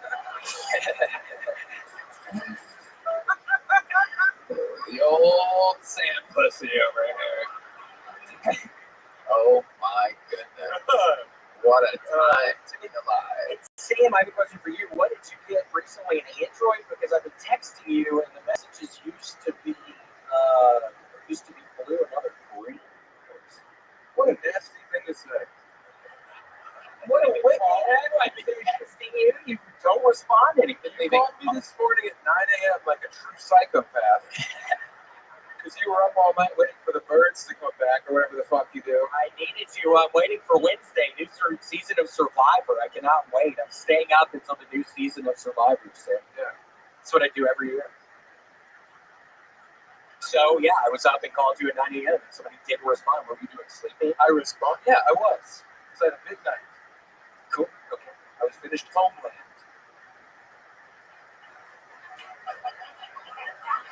Help, Tony. Billy Boy McGumballs is back yet again. William, what's been going on this week with your life? Nothing. Was in Raleigh, North Carolina, and thank God, Tony, I was able to do some of the yelling down in Raleigh because I was so genuinely afraid because my throat was bleeding after Mall of America. So I was really worried about Raleigh last week. Was it really? Yeah, I got so self-conscious, Tony, because I see myself, I'm watching people in the audience, and I'm also seeing all this spit constantly flying out of my mouth, and I got real self-conscious that it's actually blood flying out of my mouth, hitting the people. I don't think it was blood, but yes, I was tasting a bunch of blood in my mouth. I'm not kidding. It really kind of scared me a little bit. I thought use like chewing tobacco or vapes or something. What do you do? I'm still doing that. You do a lot of it? Yeah, what's in my mouth right now? Yeah. Normally it's not, but Tony, I'm on edge. He wasn't fucking. What milligrams are you on? This is 6. I used to have 2 6s in my mouth at all times, and then the Florida Gators lost last year to Florida State. I wasn't feeling good, and I went and finally looked at my gums in the mirror, and it is kind of it's like a war zone a little bit. So I got it down to 6 milligrams, a single 6 milligram.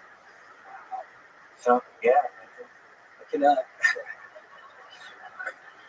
My liver is open, man. You have your thing up. I can see your pussy. Whoa! Literally, damn. Did you tell your bitch to do that on purpose, sir? That was so weird. Wow. That's a true Sam Talent fan right there. Sam Talent shirt. He's got the Sam Talent shirt and his zipper down. That's a fucking party. I'm sorry I missed your call, William. I was asleep, but I texted you when I woke up. Okay, I know you did. Thank you. Isn't that a nice thing for a friend to do? Yeah, thanks. Good. Maybe I'll call you tomorrow. I would like that. Okay. Let's not do it before the sun rises, stupid. Okay. Thank you. I like how you really took away from the moment about your biggest fan having her zipper down. Oh, she's lovely. She's in my DMs all the time. So this is interested to know how many people are going to have their zipper down in You know, let's just ride off Bridgeport. I'm hoping we can cancel the shows, so come to San Diego or Tampa. SamTalent.com. With 2 L's. Yeah. Give me a follow. I love it. No, it's true. Please do. And subscribe to the show. We don't say that enough. We've told that. How's your family doing? Going good. They're very doing good. There was a little cancer scare there with my mother. So thank God she was so ugly. Cancer was scared of her. I wish that was the case. No, it lumped on her liver. How selfish. Luckily, she doesn't have cancer. Well, you were nasty to me, so I'm firing back. I'm sorry. What wasn't that nasty to you? It was very personal. Okay. I should have brought it up. I'm trying to be a better friend to people. I'm sorry. Sorry, your mom's lousy with cancer. It's probably your fault if you think about it.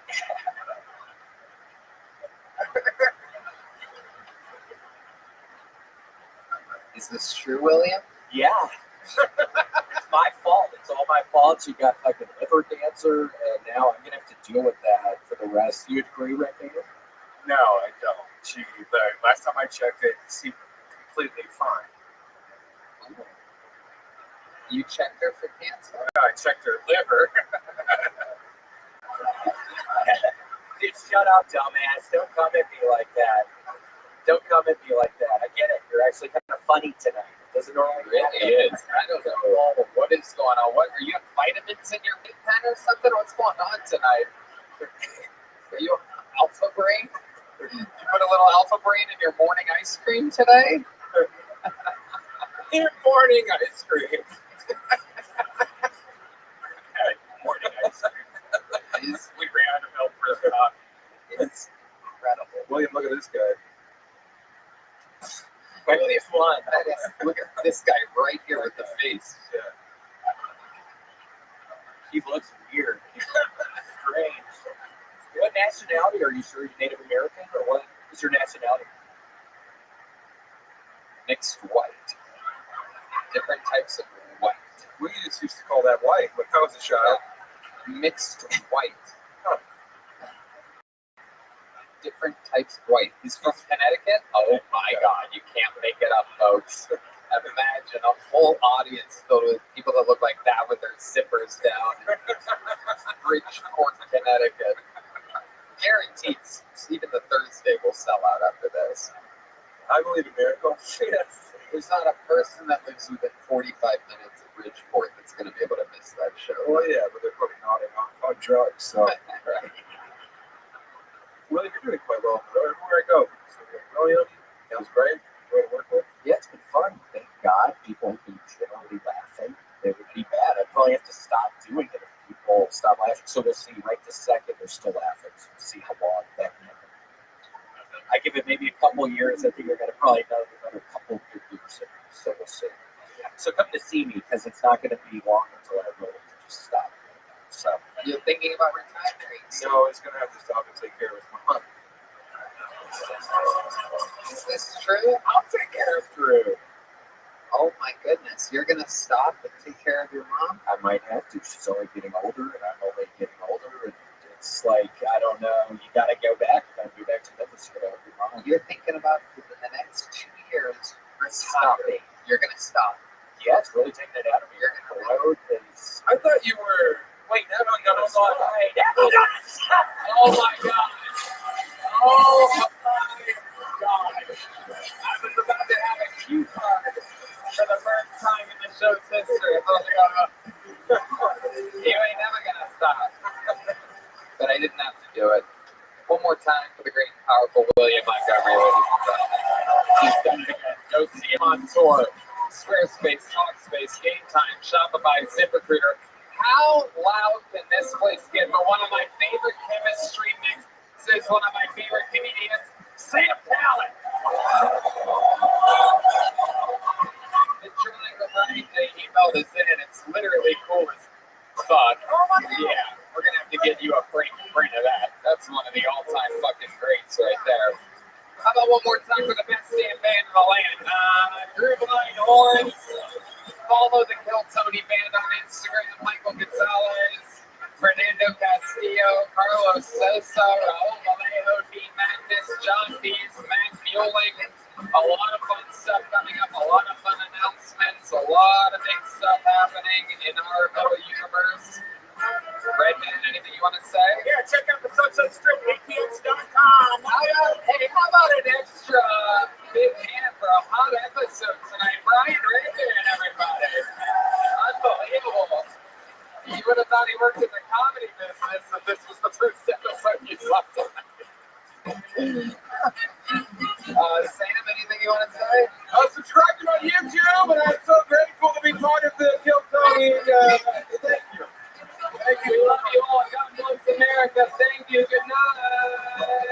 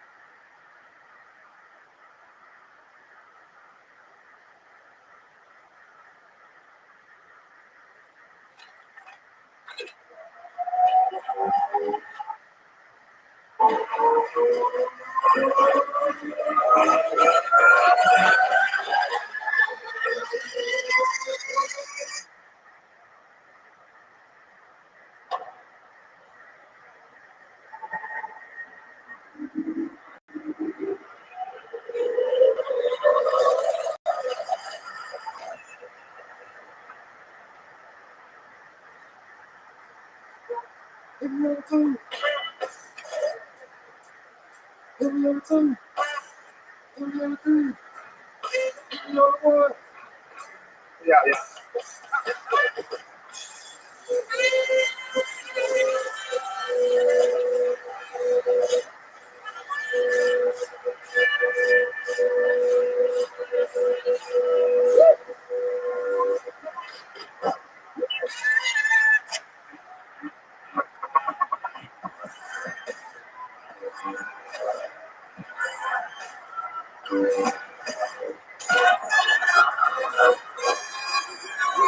Hey, this is Rabbi coming live from the Comedy Mothership here in Austin, Texas, for a brand new episode of Kill Tony. Give it up for Tony. Let's go!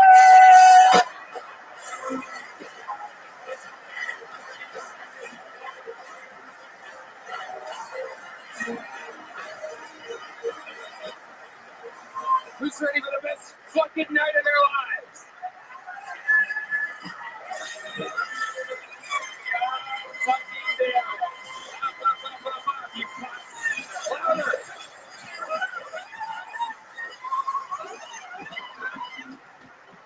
Yes, here's volume. Who's ready for the best fucking night of their lives? Keno. We sing about fucking Keno. Meanwhile, the volume on the main mic's off. Bunch of retards here. I work with. Wait, we have to bleep that now. I can't say retards. Jesus, YouTube is laying down the law on these people. A lot of bleeps coming your way. How's everybody doing tonight? Good? Unbelievable. Unbelievable. Make some noise for Brian Red Band, ladies and gentlemen. And how about one more time for the best stand band in the land?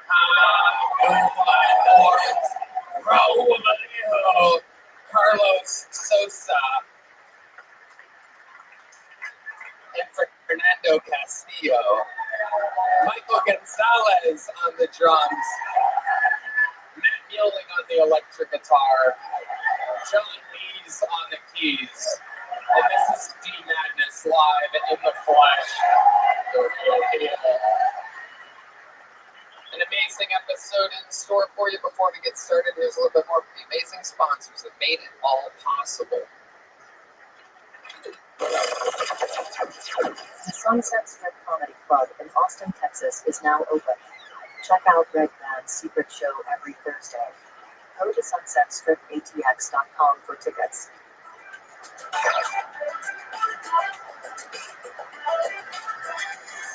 You guys ready to start tonight's episode or what? This is Kill Tony, the #1 show in comedy, brought to you by Simply Safe Hymns and ExpressVPN. You know, every single week I bring on maybe one, maybe two of the funniest people in the world. Tonight we go with 3. This is very, very exciting because these are indeed our brothers from another mother. For over a decade, we have had a synergistic relationship. We do their shows, they do our shows, we do their festivals, they show up our crazy shit. Forever. These are our brothers from New York City. Ladies and gentlemen, I present to you the long-awaited return on this, a very special week of Skankfest. This is the Legion of Skanks. Dave Smith and Jay Okerson. Yes, the great Dave Smith, Louis J. Gomez, and indeed, Big J. Okerson. 3 of my favorite human beings, 3 legends of the show, and it is incredible to have you guys back. Hi, Louis, one of the record holders for all-time appearances on the show, Louis J. Gomez. Thank you, Brian. We're very happy to be here. You know, our brothers, we love Austin, Texas. We have no problems with Austin, Texas. So That's right. You know that. That's New York right. City sucks. Austin rules. That is correct. That is correct. I'm glad to see some of those vaccine side effects wearing off. Last time Louis was on the show, he ate an obese man's kidney stone. So just to show you what you could be in store for here tonight. What? Yeah. A guy had a kidney stone. He brought it in a bottle. Louis asked to see it, and then he placed it in his mouth. Did you ever poop that out? I don't know, Tony. Maybe peed it out. I have no idea. It might still be with me right now. That is true. Anything happened. Performed at Madison Square Garden on Kill Tony. Tony, lead with that. Yeah, no, the kidney stone first. Big J. Okerson fucking crushed Madison Square Garden. Thank you again for that opportunity, man. That was unbelievable. Amazing show. We're having fun. Big J's coming back to the mothership here in November, right? It's here. Mothership. You're right here at the mothership. November. That's your first weekend here. Yep, first time. Amazing. If you guys don't know, truly, when I say Big J is one of the best in the fucking world, I mean it. Everything is fucking off the top of his head. He's a real freak. You know, a lot of these crowd work guys that talk to the audience have a lot of stuff fucking saved up in their heads and this and that. He's like a magician actually made the magic tricks. Like if it was like real, it was like in front of you and it wasn't like something up his sleeve. The freak. I'm releasing a double special of crowd work. I'm calling it Them Day. And the great Dave Smith is here, ladies and gentlemen. One of our favorites, future presidential candidate. I don't know about all that, but Louis did tell me backstage that he is going to top his last appearance tonight. So you guys get ready. I'm planning on bottoming my last appearance here tonight. Over 260 human legitimate souls signed up for the opportunity to stand behind that microphone that did not work earlier when I came out on stage. Hopefully it works for them in some way or another. If I pull their name out of the bucket, they get 60 seconds uninterrupted to make everyone laugh. Their time is up to hear the sound of a kitty. That means they have to wrap it up then, or else they bring out the angry West Hollywood bear, which interrupts them, and then I conduct an interview with them. We talk about their lives, anything more than we could possibly talk about on stage, or what's interesting about them. The whole thing is improvised, and anything can happen. Are you guys ready to start tonight's show? Well, we go running over that poor soul from across the street, who right now has no idea that they're about to be on the biggest show in comedy, but is about to find out. We have a regular, actually a golden ticket winner, who is climbed, ironically, to absolute fucking stardom here on this show. I mean, truly one of the most rock solid comedians. I present to you, kicking off tonight's show, make some noise for the great, powerful Martin Phillips, everybody.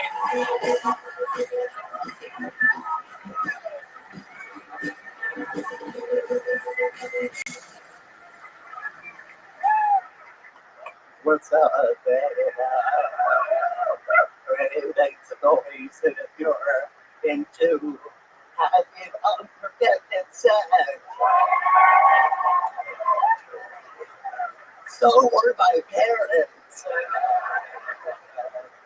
I'm actually gonna start incorporating magic in my act. I don't know what the fuck was that? Oh my god, that's the magic.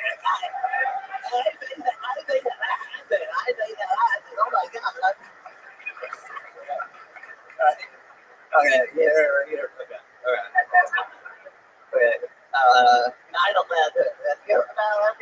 If you heard about this, I wonder, like, what if the terrorists hijacked a shitty airline, like a Spirit or a Frontier?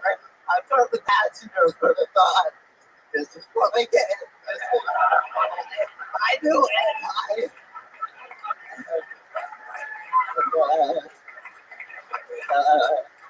The terrorists would have been like, whoa, this is really easy to do. I got it. No one would think it was a terrorist attack. It'd be like, yeah, it's like that. So, every fun to hijack it. About that. The great Martin Phillips, showing how it's done yet again, kicking ass, breaking glass. That's what happens when you make the waitresses laugh. Shit goes haywire. Martin, you did it again. Great, rock solid. Thanks. Did you paint that shirt yourself? It's sick shirt, man. It's sick ass shirt. By sick, do you mean the shirt has been vomiting all over itself? It's a thrift shop vibe. Okay. All right. But yeah, I guess this looks like shit. Yeah. Shut up. How defensive you get over things like it's a cool shirt. It's almost a leather jacket, so original. Oh my god.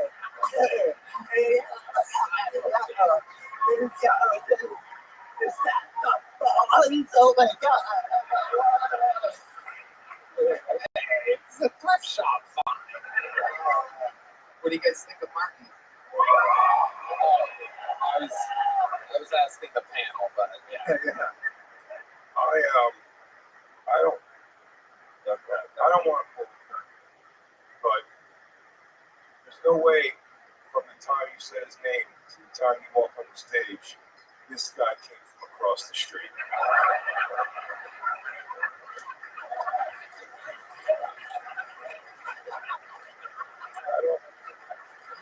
I'm not showing how the sauce is, but no, he was ready. They like sure on shows fine. We make sure he's directly. Yeah. Yeah, dude. Yeah.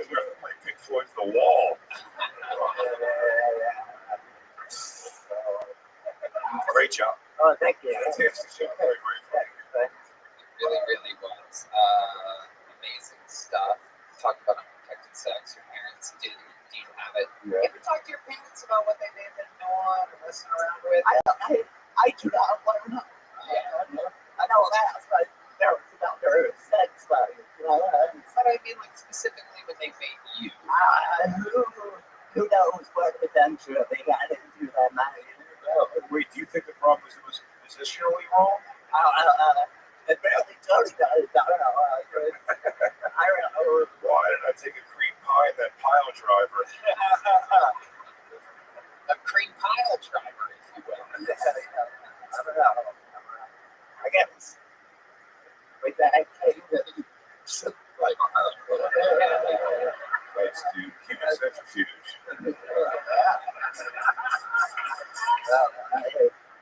I hope they don't watch this.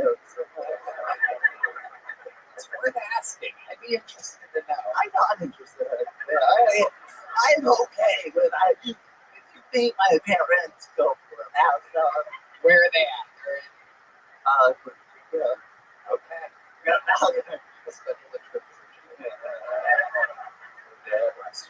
Virginia? Who's that? Oh, that's West Virginia. Okay, come on. No shit on my state. Come on.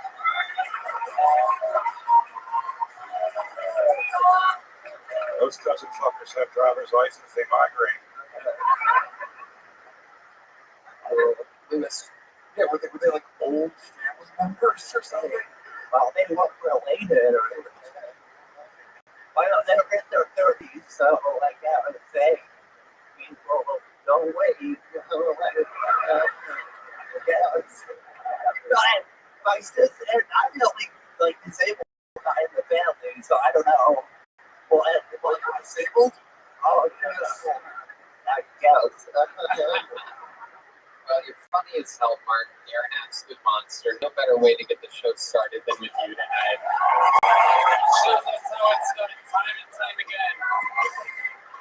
Truly claiming the territory of one of the greatest golden ticket winners in the show's history. And we found them out of the bucket, just like we found everybody. Oh, there she is, ladies and gentlemen. The great and powerful Heidi is with us. And so we get to our first bucket full of the night. Anything could happen. Could be a great comedian that has a rough set. Could be a bad comedian that has a good set. Bad comedian has a bad set. Good comedian has a good set. Could be somebody's first time. They could be doing it for 2 decades. Anything can happen. This is 60 Seconds Uninterrupted by your first bucket full of the night. He goes by the name of Will Eck, everybody. Here's Will Eck. Hi, hey everybody, it's an absolute pleasure to be here. So recently I went on a road trip from Salt Lake City, Utah to San Antonio, Texas. It's about a 2-hour drive. And I got pretty lonely, so I figured if you can help me feel not so lonely, I decided my ex. So I sent her a text saying, hey, I'm on a road trip, feeling kind of lonely, could you maybe give me a call or something? About 20 minutes goes by, and I get a little buzz on my phone while I'm driving, and I look down, and it's her. I'm so excited, and she sent me a phone number, and underneath the phone number it said, this is the phone number for the Utah Suicide Hotline. I have never been so humbled and yet so rejected at the same time in my entire life. So needless to say, I've never talked to her again. I've actually yet to talk to a girl since then. It kind of ruined my ego. Will Eck, ladies and gentlemen, with a true therapy session here for his 60 second stand-up set, Louis J. Gomez. I know why his last name is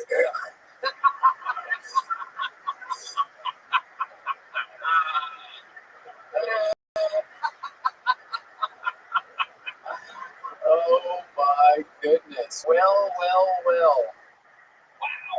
Will is short for Willie. Ever have a punchline? Wow. Well, so let's talk about it. That was 60 seconds, and you made everybody kind of depressed.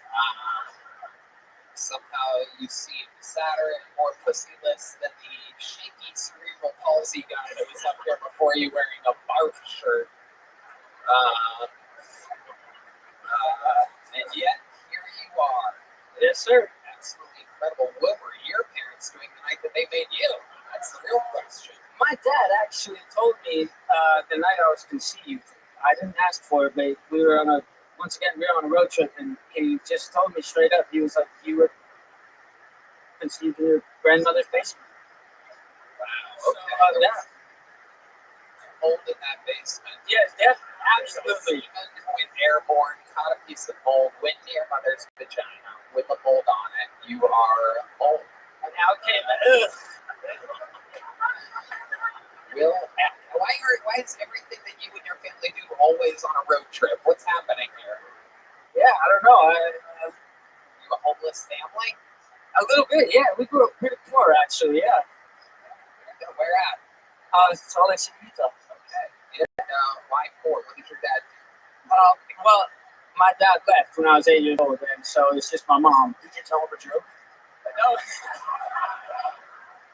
You had a dad until 8, which is better than I do believe 3/5 of the panel here tonight. So you're not really a victim.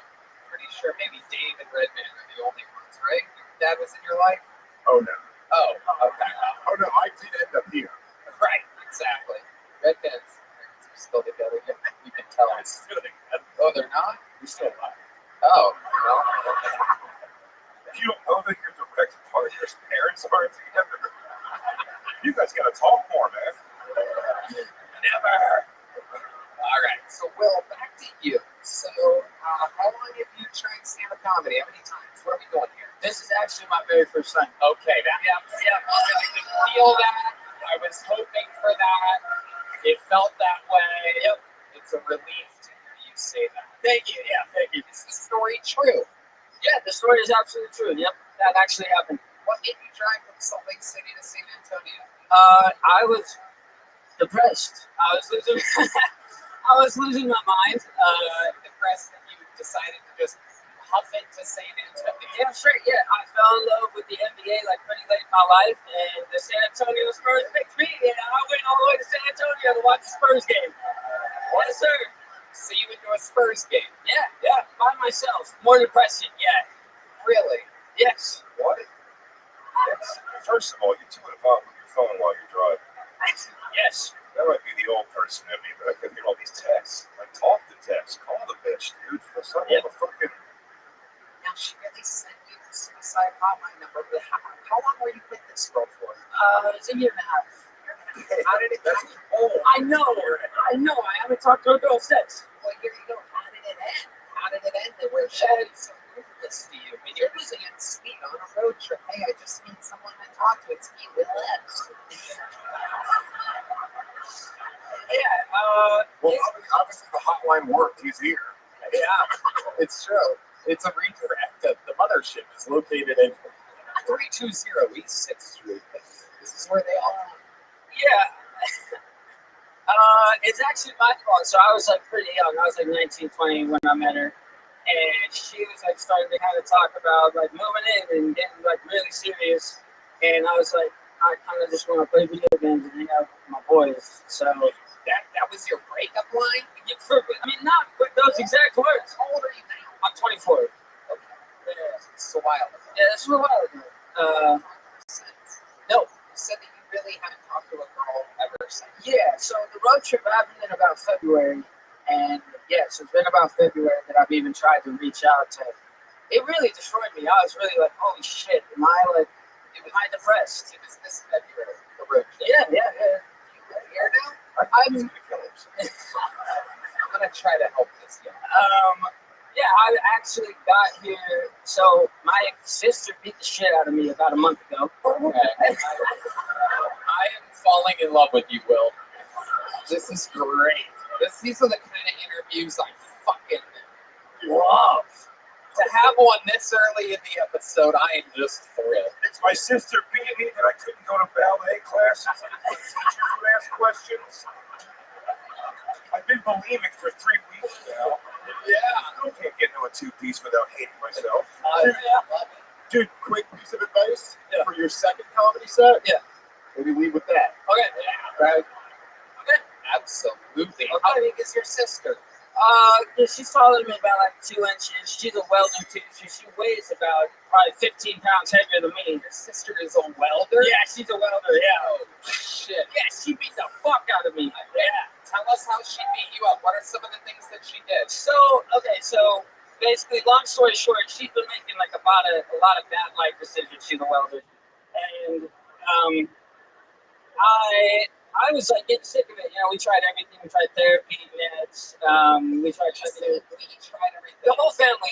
The whole family. We're trying. This family. We're from Salt Lake City. We're from Salt Lake City, Utah. It's a big thing. Oh my God! Whole extended family. It's got to be like 60 people. And you guys all go to therapy together. No. Not many of us, because it's kind of like a recent thing. We're all kind of like getting on that wave, that kind of woke wave. Yeah. Okay. So my sister, you know, we tried everything and nothing was really working. So I decided to. Killing yourself. I'm gonna go. Actually, technically, she didn't kick my ass. She made me keep hitting myself. But I broke 3 ribs, separated a shoulder. So what did she do? You keep going. So finally, I had talked to my little brother. I was like, we tried everything. Like, it's the time to just go in guns blazing and just try and tear her apart. And really, like, through her head. Brother's bigger than you. He's also bigger than me. Yeah, he's 6 feet tall. Yeah, he's 6 feet tall. He's bigger than me. And he weight lifts and everything. He's going to the gym, hitting the iron playground. He's a big guy now. So Playground. Wow, look at you. That's the best thing I've ever heard you say or do, Will. Thank you, Tony. You're welcome. So I went in guns blazing. I just tried to rip her apart. I probably called her fucking stupid too many times. And she was currently reading book 4 of Harry Potter hardback. And she walked up to me face to face, held the book over my head, and I said, "Do it, fucking hit me." And she did. And then she grabbed my shirt and repeated to punch me in the head. When you say head, you mean like top of the head? No, like in the temple. She hit me. That hurts a little swollen. Still to this day. You have like little little bit of a Martian-shaped head. I haven't felt the same ever since, actually. Unbelievable. Yeah, so you fight back? Yeah. Actually, okay. So look, it's debatable. I knocked her down 3 times, but I also walked away first. Okay. Well, then I walked away first. She was still ready to fight. Huh? You're still sitting? She's standing over you? No, I never fell down once. I knocked her down 3 times. Wait a second, hold on. All right. I'm a Jim LaMotta over here. Yeah. How did you knock her down? Well, the first time I just grabbed her leg and I thought that she'd be done because I put her down and she stood back up and kept on swinging. And then the second time I hit her in the head and she fell over. And then the third time I just kind of... Did she say, "I didn't hear no bell"? By the way, where's Joe Rogan? They should let women fight guys. Dude, she beat my ass. I got like... I got scars on my chest from her scratching me while doing it and everything. Yeah. So I literally moved here yesterday at 6 p.m. Wow. Tell us more about that. From an abusive sister. Yeah. I couch surfed for a month after it happened, and then I said, "Fuck it, I'm moving to Austin." And here I am. Wow, here you are. You're the first bucket full of the night. That's absolutely incredible. Now, you said you haven't talked to a book since. Is that true? Well, like I talked to coworkers and stuff, but I haven't talked to a girl like for work. Well, okay, so I just moved here, so I don't have a job right now. But just previously, I was working at like a cafe diner. Yeah. You were a waitress? I was a And you were the waitress, your girl, for being a welder? Oh, no, your sister's a welder. Yeah. My sister's a welder, yeah. So that's what you're good at? Cafe diner? Yeah, I was like a line prep cook, yeah. Okay. Yeah. All right. So, very interesting. Now, are you good at it? Is that what you like to do? No, actually, fucking hate it. Really? Yeah, my last week, I told my boss repeatedly, I fucking hate the line. I fucking hate the line. He said, "What are you going to do? Your sister put you up." I was told her to come here and tell you to do it or else, but... Interesting stuff. So, first of all, we're going to help you get a job. Wow. Here in Austin, Texas. And thank you. You're going to be a punching bag at the female boxing gym. Yeah. I'd be incredible at it. You wouldn't believe it. I'm going to go over to Orange Theory and beat the shit out of that fucking guy. Yeah. And top of that, we are also going to get you tickets to a Spurs game. And on top of that, ladies and gentlemen, since I find your interview, you said you gave us so much to work with, Will, and that deserved to reward. Will, when was the last time you kissed her? Oh shit. Why don't you put the mic back in the mic stand? I'd like to introduce you a young lady who show once before. Ladies and gentlemen, this is a little segment that we call Kiss Me in the show's history, where a young buck that needs one gets one. And I'd like to reintroduce one of the most famous kissers of all time. Only kissed one boy on this show and took the internet by storm. Make some noise for Riley, ladies and gentlemen. Oh shit. Oh my god. Well, look at him. Look how nervous. Yeah, dude, I haven't done this in so long, Tony. Well, ladies and gentlemen, this is how the magic happens. Oh shit. Riley, you want to take him to La La Land? Welcome to Austin, Texas, buddy.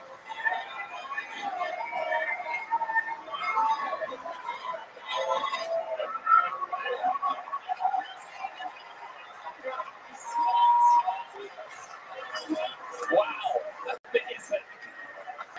Oh, man. Tony, how'd I do there? How did I do? It's not used to not getting the shit beat out of you by a girl. Ladies and gentlemen, how about a hand for Riley, ladies and gentlemen? We're having sure to get the Eddie some night, the coolest bar in Austin, Texas. And, Will, how do you feel? Good. Good. Wow, you're like a whole other person. I feel like I fucked it up pretty bad. Explain to us how you think you fucked it up. Well, I just You want to know mouth. No, I was, well, what did you try to do there? I didn't really get a. No, I mean, well, I feel like I went slow. Like you said, I kind of grabbed the back of her head. I don't know if that's that game or not. I don't know if that's cool. Oh, you liked it? No, it was odd. Oh, I thought you said hot. Oh. That's usually like a little bit into the makeout. Maybe you go for like a face or something. Yeah. You had like, yeah. It was, listen, a lot of pressure. Yeah. Thank you. You went against your instincts, didn't sweep the leg, you for the back of the head. Ladies and gentlemen, normally a first set like that, you'd get a little joke book, you had 0 punchlines, but god damn it, you rocked the interview. Thank you. I love your style. You have a lot of work to do, so here's a big joke book from the Great Bonsai. There goes Will, and like that, the show has begun. This is Kill Tony. Hey y'all, this podcast is sponsored by Talkspace. Indeed, it can be challenging to find and meet with a therapist that is the right fit. Talkspace is so accessible, from personalized treatment to meeting online, from anywhere to the ability to text your therapist at any time. Therapy can be costly, but Talkspace is affordable and in-network with most insurance providers. Most insured members have a $0 copay. Dan. Tony, I love Talkspace. They truly care about providing mental health resources to those who need it. Talkspace, the leading virtual therapy provider, makes getting the help you need easy, accessible, and affordable. You can easily sign up online and get paired with a licensed provider that's right for your needs, typically within 48 hours. You can also switch providers at no extra cost. Talkspace makes getting help convenient because you can take your appointments from the comfort and privacy of your own home. You can even talk it out between sessions by sending a message to your therapist. Talkspace provides personalized treatment for individuals, couples, the LGBTQIA+ community, veterans, and teens. As a listener of this podcast, you'll get $80 off your first month with Talkspace when you go to Talkspace.com/Tony and enter promo code SPACE80. To match with a licensed therapist today, go to Talkspace.com/Tony and enter promo code SPACE80. That's Talkspace.com/Tony, promo code SPACE80. This podcast is sponsored by Game Time. I'm a live event junkie, folks, from music and comedy and small clubs all the way to theaters and big arenas. I love live events, which is why I use Game Time. Game Time has a new feature called Game Time Picks that makes getting tickets for concerts and events even easier. Game Time Picks filters out the fluff to show you only the incredible deals on the seats, on the greatest seats, so you don't have to waste time searching through thousands of tickets. Red Band. Johnny, I love Game Time. They make buying tickets so easy and affordable. I just found a super deal with Game Time Picks for Deftones at the Moody Center. It's so easy to pick your seats, add them to your cart, and check out. I personally love the seat views before you buy, plus the lowest price guaranteed. That is amazing, Red Band with Game Time Picks. Curation makes it easier to save more on sports, concerts, comedy, and theater. Plus, they're all in pricing. Shows the total up front with no surprise fees at checkout. Game Time also has the best ticket coverage. Your purchase is covered with the most flexible customer service policy in the ticketing industry. So take the guesswork out of buying concert tickets with Game Time. Download the Game Time app, create an account, and use code Tony for $20 off your first purchase. Terms apply. Again, create an account, redeem code KILLTONY for $20 off. That's why. Download Game Time today. What time is it? Game Time. Your next bucket poll, ladies and gentlemen, we're going to meet them all together. Make some noise for Luke Stam, everybody. 60 seconds uninterrupted for Luke Stam.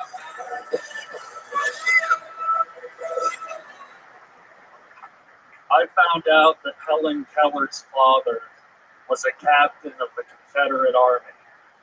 So I guess that bitch got what she had coming. Because if she could speak, she certainly would have said the N-word entirely too much. Then again, I'm not sure she had the capacity to be racist because she was also blind. So everybody was black to her. The fucking horrors. Listen, I think you should be able to say all the slurs. We're just having fun. We're just goofing around. But there is one slur you should never say, and that's the N-word. Because if you do say it and you're not supposed to, they're going to start acting like one. We don't need that kind of crime in our communities. I found out that the microwave oven was invented October 15th, 1945. That was a fucking close one. World War II ended a month prior. I'm just glad that housewives caught onto the microwave before Hitler did. Because the only thing worse than a quicker genocide is one that's still cold in the center when you're done with it. Wow. Luke Stam coming in hot.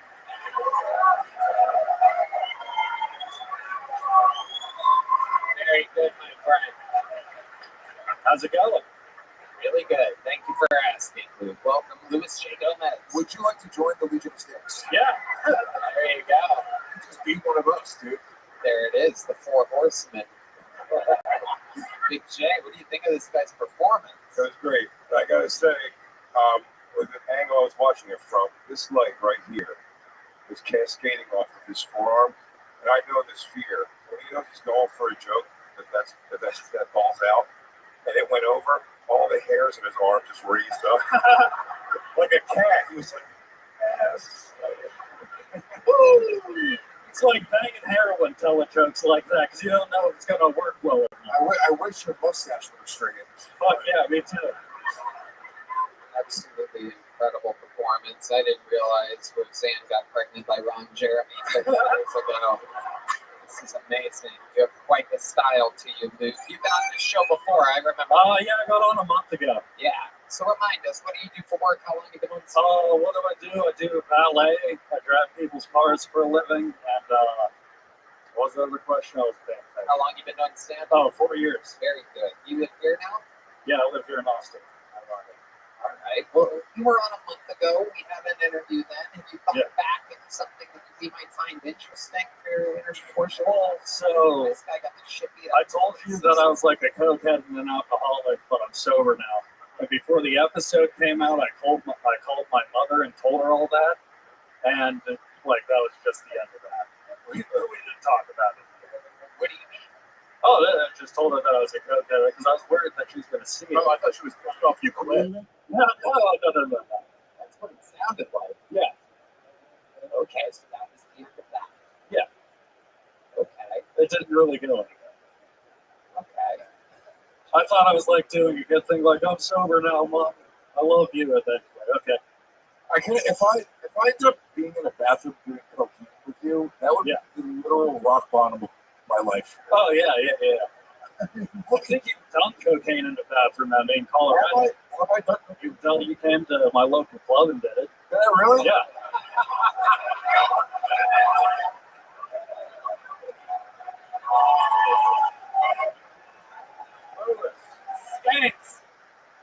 Skanks. Wow.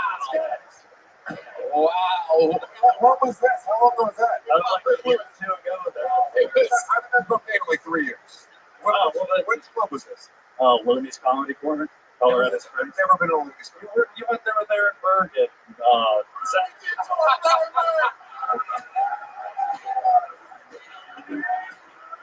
I love that Lewis is trying to be like, no, I never do. Could possibly be. He's like, you did 17 minutes and 23 seconds. Your closing line was, thank you. Yeah. So I love that Lewis started by saying, if I ever did cocaine with you, that was my rock bottom. And then he realized he didn't remember doing cocaine with him. This is Lewis's rock bottom right now.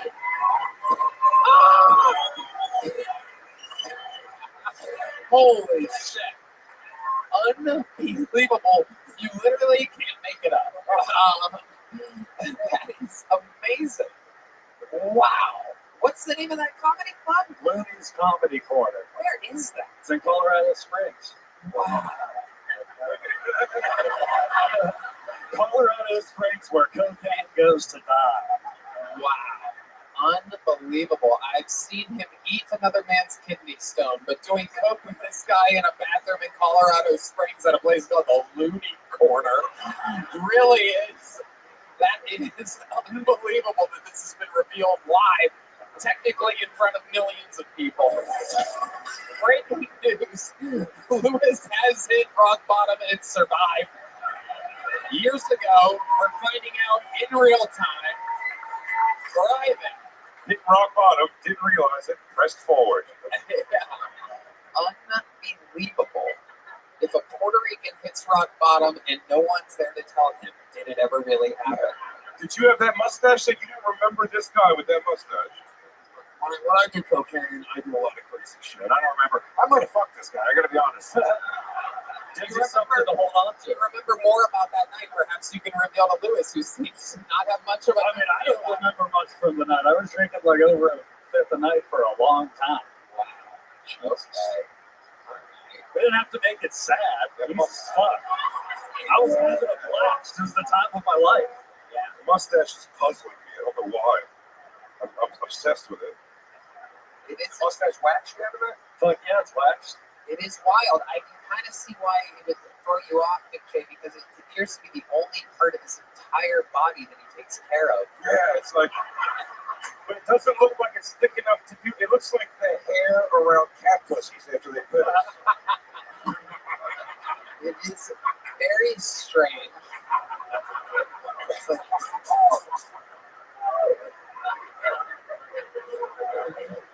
it is absolutely incredible. You have quite the style, Luke Stamp. Very, very, very, very, very funny set. Congratulations. An amazing appearance. Thank you. Hey, I was going to have you on the Secret Show, Chris. Look, on a real show. It just happened. You saw it. All right, there he goes, Luke Stamp. You got a joke book last time, and he's off to the races. And now we continue our adventure into Bucket Land, ladies and gentlemen. Ladies and gentlemen, make some noise for your next comedian, Carly Anderson, with an uninterrupted minute.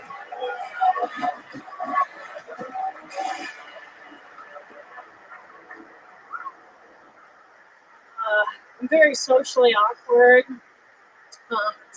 It's hard, especially in the bedroom. It's never a good time. The other day, this guy was giving him the Gluck 5000. Just slapped him his prime, if you will, sir. And he started dirty talking with me. He was like, yeah, how's that dick goes?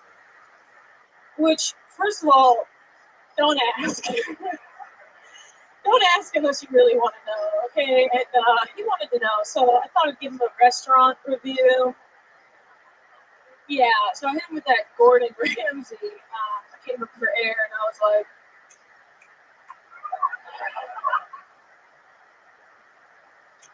No. Too much cheddar. Back to the kitchen, and he blocked me. So that's it. All right, thank you. All right, Carly, you've been on this show before. Welcome back. Yeah, what's up? How's it going? It's going good. Yeah. Did that really happen? Yeah, it did. It did. Did it really taste of cheddar?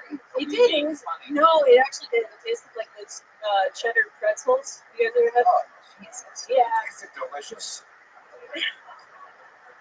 I wouldn't consider Yeah, it. it's more of a car ride snack. Yeah. I only get combos on the road. Yeah. Less salty, more cheesy than I would have preferred. If there's ever cheese, and I say this as a guy, stop. Yeah. Don't make a little quirky joke up in his face. Sure, the payoff. But at the moment, he should know there's an issue. Yeah. I mean, he found out just like it's not very much later. Yeah, you gotta stop. You should be gone. Like, is it Gord gone solo? And I need the number to the Utah suicide hotline. It happens that quick, ladies and gentlemen. You can catch me at the Looney Tune Corner in Colorado Springs. That's all it took. It's one Gorgonzola cheese stick joke for Tony's. That's my bottom line. You've heard of Lewis's rock bottom, and you've seen my rock bottom. Good to know. Carly, you seem like the kind of girl that would have an active sex life. You talk about sucking. That's actually so flattering for me personally. Remember, you kind of landed on was it Theo Vaughn or something, right? Oh yeah, no, I'll never let that down. Actually, right. People haunt me that way. Yeah, it's happening right now. Yeah, thank you. I have a boyfriend now though, so it's just one guy. Nice. What made you settle down with this guy? He's great. He's awesome. We have very similar interests. Like what? Sucking dick. Say. Can we guess? Can we guess what the interests are? Yeah, let's guess. Oh, finding old books. Not shading each other's armpits. They're shaved, I promise. But no, he also hairs on her armpit stand up with a joke we could. She knew she was going for it. But he does stand up as well, so we kind of just bonded through that. Oh, it's gonna work out. Yeah. Well, it always does. Right. His joke's as cheesy as his cock. No, he was not the cheddar one. He's a clean gentleman. Oh, okay. You call that now your cheddar bay? Whoa. Let's kill ourselves together. My goodness, these cheese stick jokes are rough. Was he circumcised or something? No, he wasn't. That's what's so surprising. Cheese dick. Just sweaty and gross. Did you just pull it out like aggressively when you came back from the gym or something? No, it was like a late night, so I don't know if it was just a lot of dancing on the dance floor. What? But you guys were dancing on the dance floor? No, it just was a late night, so I feel like you assumed it was probably dancing before you got home. I'm just looking for. I'm looking for an explanation. Yeah. Amazing. Carly, what do you do for work? I am a stripper. Oh, wow. Wow, that was very quick. Red Band knew that somehow. Yeah, Red Band. It's almost lingering over the cherry pie button. It's almost. Where have you seen this young lady out there, with these funny little hide and seek over here? It's almost like he subscribes to the OnlyFans or something. Oh, yeah. You're on OnlyFans? I am. What types of things do you do on OnlyFans? Pictures. Whoa! Whoa!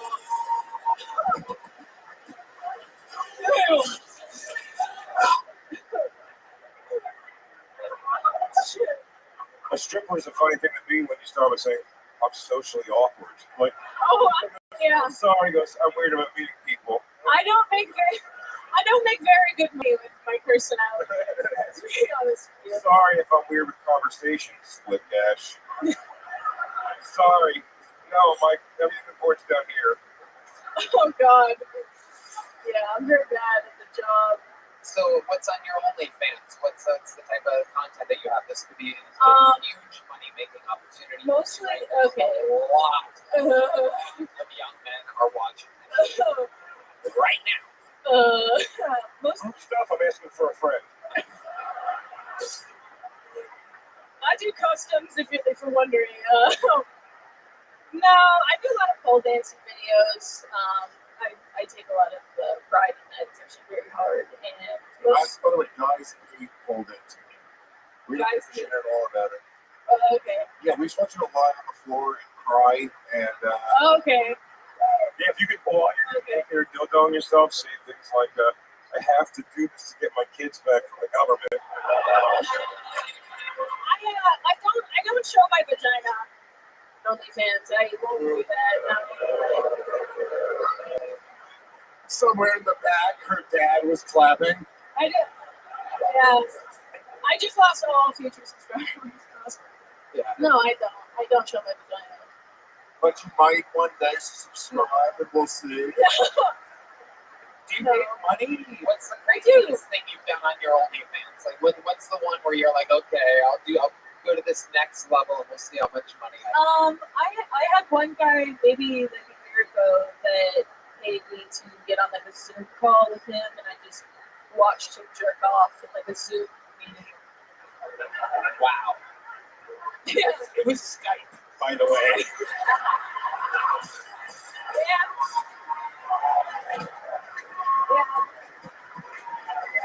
Oh my goodness. Yeah, and it was small, by the way, too. Wow. Did you just watch? No, I just watched. No, I just watched and was like, nice. Is that good for you? That is so interesting to me. I don't understand what the appeal is. Right, I don't get it. It's weird. Why would you watch that make him excited? How lonely of a what's his name? Will F. Fighting? He's going through something. No, his name was Brian Redband. There you go. There you go. There's no vagina. You might like it, Tony. Oh my goodness, that's right. That is true. Red hand. Red hand.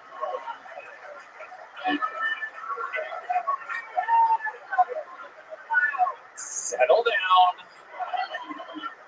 Settle down. Settle down. All right. Wow.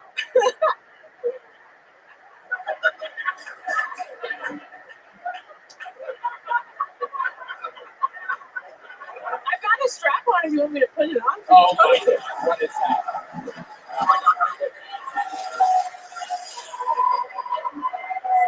How much would that cost exactly? For you, $2,000. What? All right. Yeah. Good news is you're going to a Spurs game with a lonely boy. Lonely boy. Obviously, I would love to have you on the secret show. Obviously, I would love to have you on this secret show. All right, Carly, great stuff. You already have a joke book. You're I do. just made a bunch of money on OnlyFans. Cool. Congratulations. Thank you. There's Carly Anderson, everybody. Vaginalist OnlyFans. What a dream. All right. Ladies and gentlemen, we've come to that time where it is indeed time for Irregular, a brand new minute from somebody that you have watched absolutely thrive.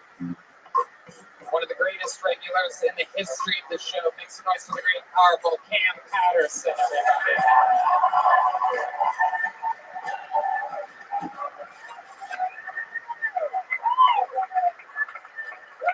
I love you too, white bitch. Good. I was just in Reading, Pennsylvania. That place is terrible. Don't move for that. Don't move for that. That place is god awful, nigga. I hate that place so much. It reminded me like if the Civil War went through there, and they were like, we don't got to build no more. It's over. Let's stop building. That place was terrible. That joke didn't go well. All right, next joke.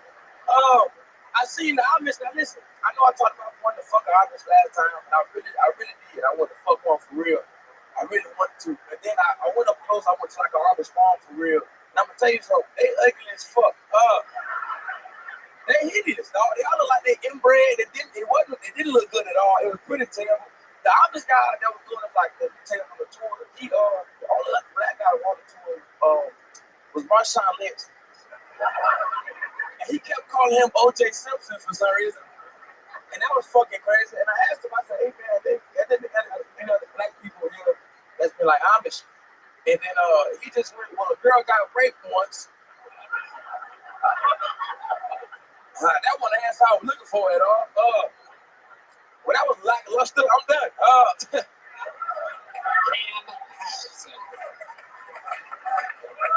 with another new minute out there doing the road, middle of Pennsylvania.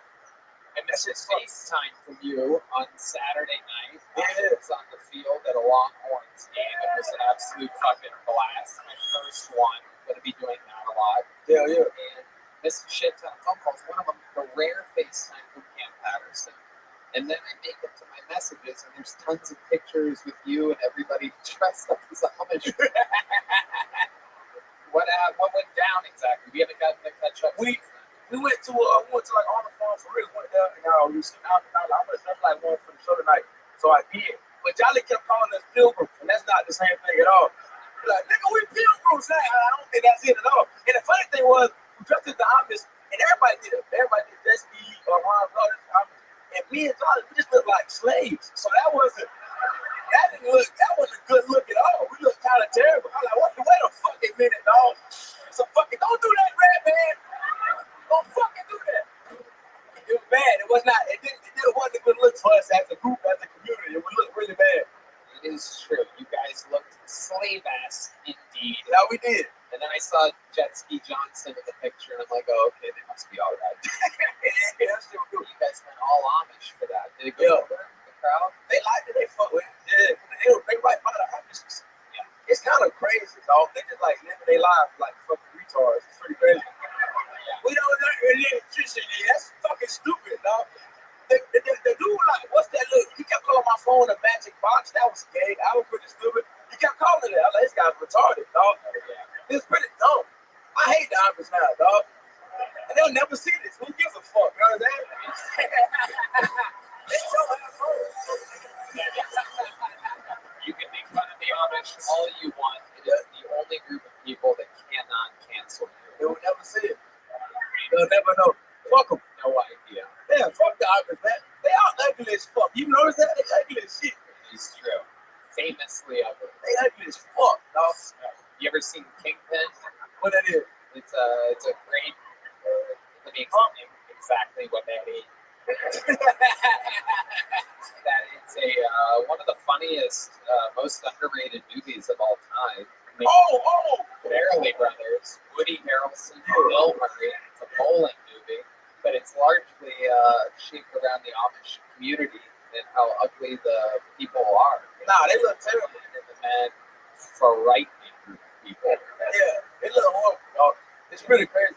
Yeah. Hey, why y'all always bring a beautiful white bitch out to kiss these fucking retards, dog? Why can't I kiss a beautiful white bitch? That made me upset. I thought about that for a second. You need it on the show as well the rest of your life? Oh, no, not really. Is it good enough? No, not really. I just wanted to say that. No, I know. Damn, you look like Puppy's mugshot. Don't do that. Don't do that. Wait a minute. Do not do that.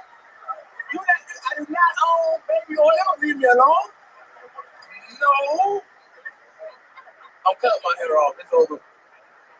It's good. Would you, what's the craziest party you've ever been to? You've been invited to some wild things, right? Yeah, that part I went to, I got shot up and nigga died. Oh, well, okie dokie. It's a tricky show. I know exactly what answers you're going to get. I think you knew I was going to say that. Somebody died the last part I went to. It's funny too, I got the killer up before he did. Wait, what? I dabbed him up before he killed the guy. Yeah. You dabbed up the killer? Yeah. Who was on the same basketball team? That sounds like a racial stereotype. No, he was white. He was white. He was white? Yeah. The shooter was white? Yeah. Oh, wow. Must have been like a rifle. Nah, he was. Was your party at a school? Was it weird seeing a guy shoot somebody properly holding the gun? You must have, all you guys must have been like, why is he holding it sideways?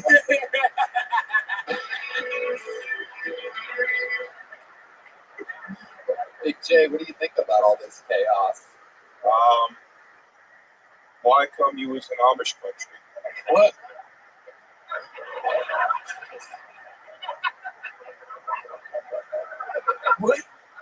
What? Why come you was in Amish country? This how I sound to people. What? Why am you was What are you trying to say to me right now? in Amish country? Lewis, how do I tell him? He wants to know what Jews be doing in Amish.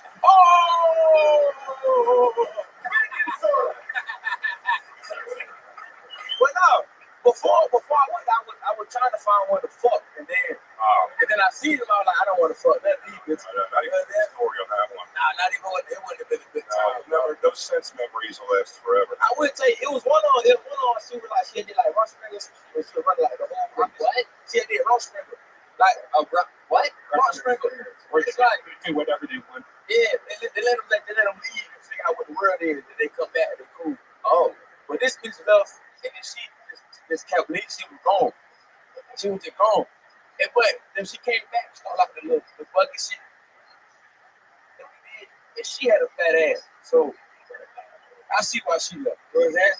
Okay. Yep. All right. An Amish girl with a fat ass. Yeah. That's what happens. Lugging wood around and building barns and stuff. Homemade butter. Yeah. Absolutely. Wow. So you were in Reading, Pennsylvania. Where else? In is it Virginia? Yeah, Virginia, Richmond. Okay. It was in Richmond. Were Martin's parents there by any chance?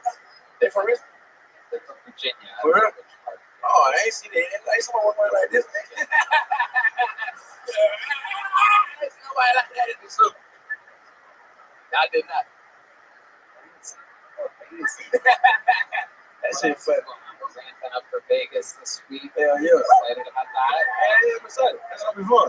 What do you like to do in Vegas? I don't do shit, man. I like to watch my grandma gamble because she give me her winnings and shit.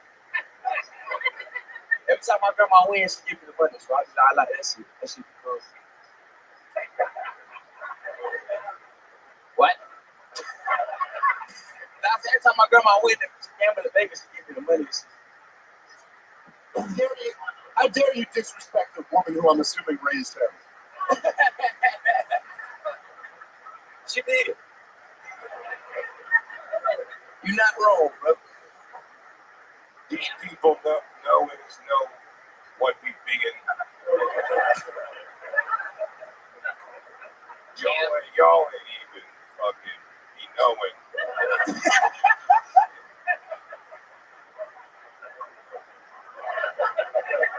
No cap. I'm gonna steal you, nigga. You ever do an impression of like how white people talk? What would that sound like if you did that? Get us back, strike us down with your dark energies. Hello, brother. What the fuck? Hello, a fellow white man. Here's a 25% tip. See?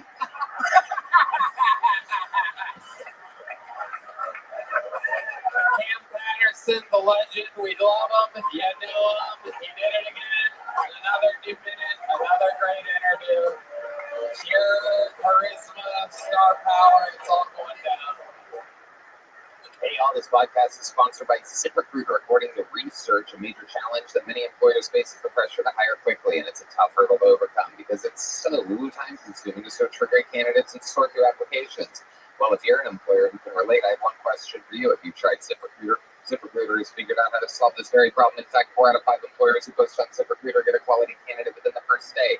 And right now, you can try ZipRecruiter for free at ZipRecruiter.com/GoTony. Right now. Tony, I love ZipRecruiter. Did you know ZipRecruiter is the hiring site employers prefer the most based on G2? No, I didn't know that. Here's another question. How he start showing you your job to qualified candidates? I think immediately. The answer is immediately. How did you know that? Right again. You can also invite top candidates for your job to apply to encourage them to apply sooner. We have the greatest team in the world. It's just incredible here, Red Band, and I found all of these people, including Joe White at 185 years old, on ZipRecruiter. Let ZipRecruiter speed up your hiring. See for yourself. Just go to ZipRecruiter.com/BillTony right now to try it for free. That's the same price as a genuine smile from a stranger, a picture-perfect sunset, or a cute dog running up to you and licking your hand. Again, it's free. That's ZipRecruiter.com/BillTony. ZipRecruiter, the smartest way to hire. Hey, y'all, this podcast is sponsored by Squarespace. They are the all-in-one website platform for entrepreneurs to stand out and succeed online. Whether you're just starting out or managing a growing brand, Squarespace makes it so incredibly easy to create a beautiful website, engage with your audience, and sell anything. From products to content to time, all in one place, all on your terms. A Red Band. Tony, I love Squarespace. It's by far the best website designer out there. Start a completely personalized website with the new guided design system from Squarespace Blueprint. Choose from professionally curated layout and styling options to build a unique presence from the ground up, tailored to your brand or business and optimized for every device. Easily launch your website and get discovered fast with integrated, optimized SEO tools so you show up more often to more people and grow the way. That's right, Red Band. Make checkout seamless for your customers with simple but powerful payment tools. Accepts credit cards, PayPal, and Apple Pay. And in eligible countries, offer customers the option to buy now and pay later with Afterpay and ClearPay. Kickstarter update written content on any website, product description, or email with Squarespace AI, generating instant personalized results that know and show your brand identity. Explain what your site is about, choose your tone, and enter what you need to get short or long form text. No matter the placement, Squarespace AI makes it easier to go live, stand out, and succeed online. So head to squarespace.com for a free trial. When you're ready to launch, go to squarespace.com/BillTony to save 10% off your first purchase on a website or a domain. All right, back to the bucket we go. You guys still having fun out there? Here we go. Make some noise for the next comedian in 60 seconds from your boy Cheech. Your boy Cheech.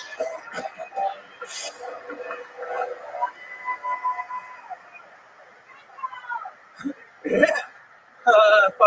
So I've been doing so many music festivals, and I'll tell you this.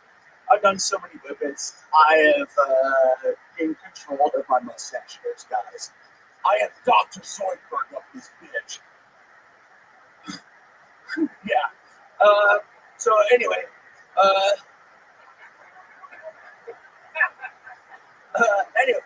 anyway, shut the fuck up. Let me get through my fucking set. Anyway, anyway.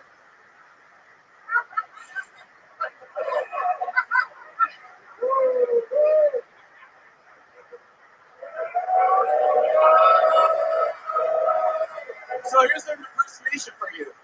So this is fucking Hell's Kitchen if Smeagol was born in the music. I brought the tastes for you, sir. Tastes? Where'd you build these tastes for you, sir? All right, the bear was eager to come out on that one. Yeah, boy. Cheech. When your boy is written into the actual name of the character, you can almost tell, right? It's almost like, well, they'll like this because like I'm telling them that I'm their boy. But nobody, I think, wants to claim you, Cheech. Here you are.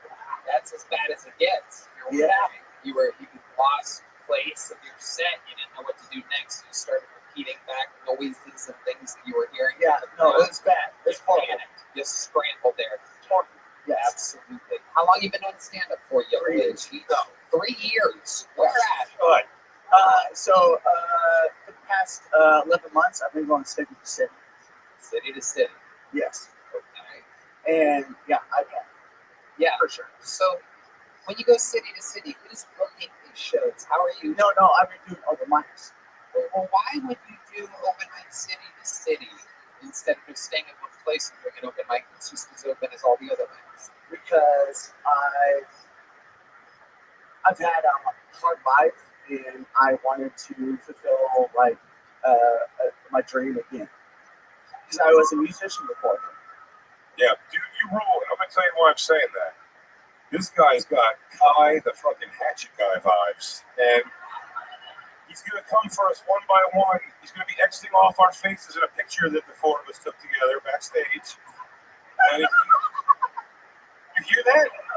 Whoa. Whoa. I'm good at reading people, dude. You're great. Dude, you fucking rule. Thanks, dude. Thank you so much. Yeah, boy, Cheech, let's talk about it. You made a real point to say that you had a hard life. I'm interested to hear. Explain to us what was so hard about your life. Growing up very poor. My dad was a drug addict.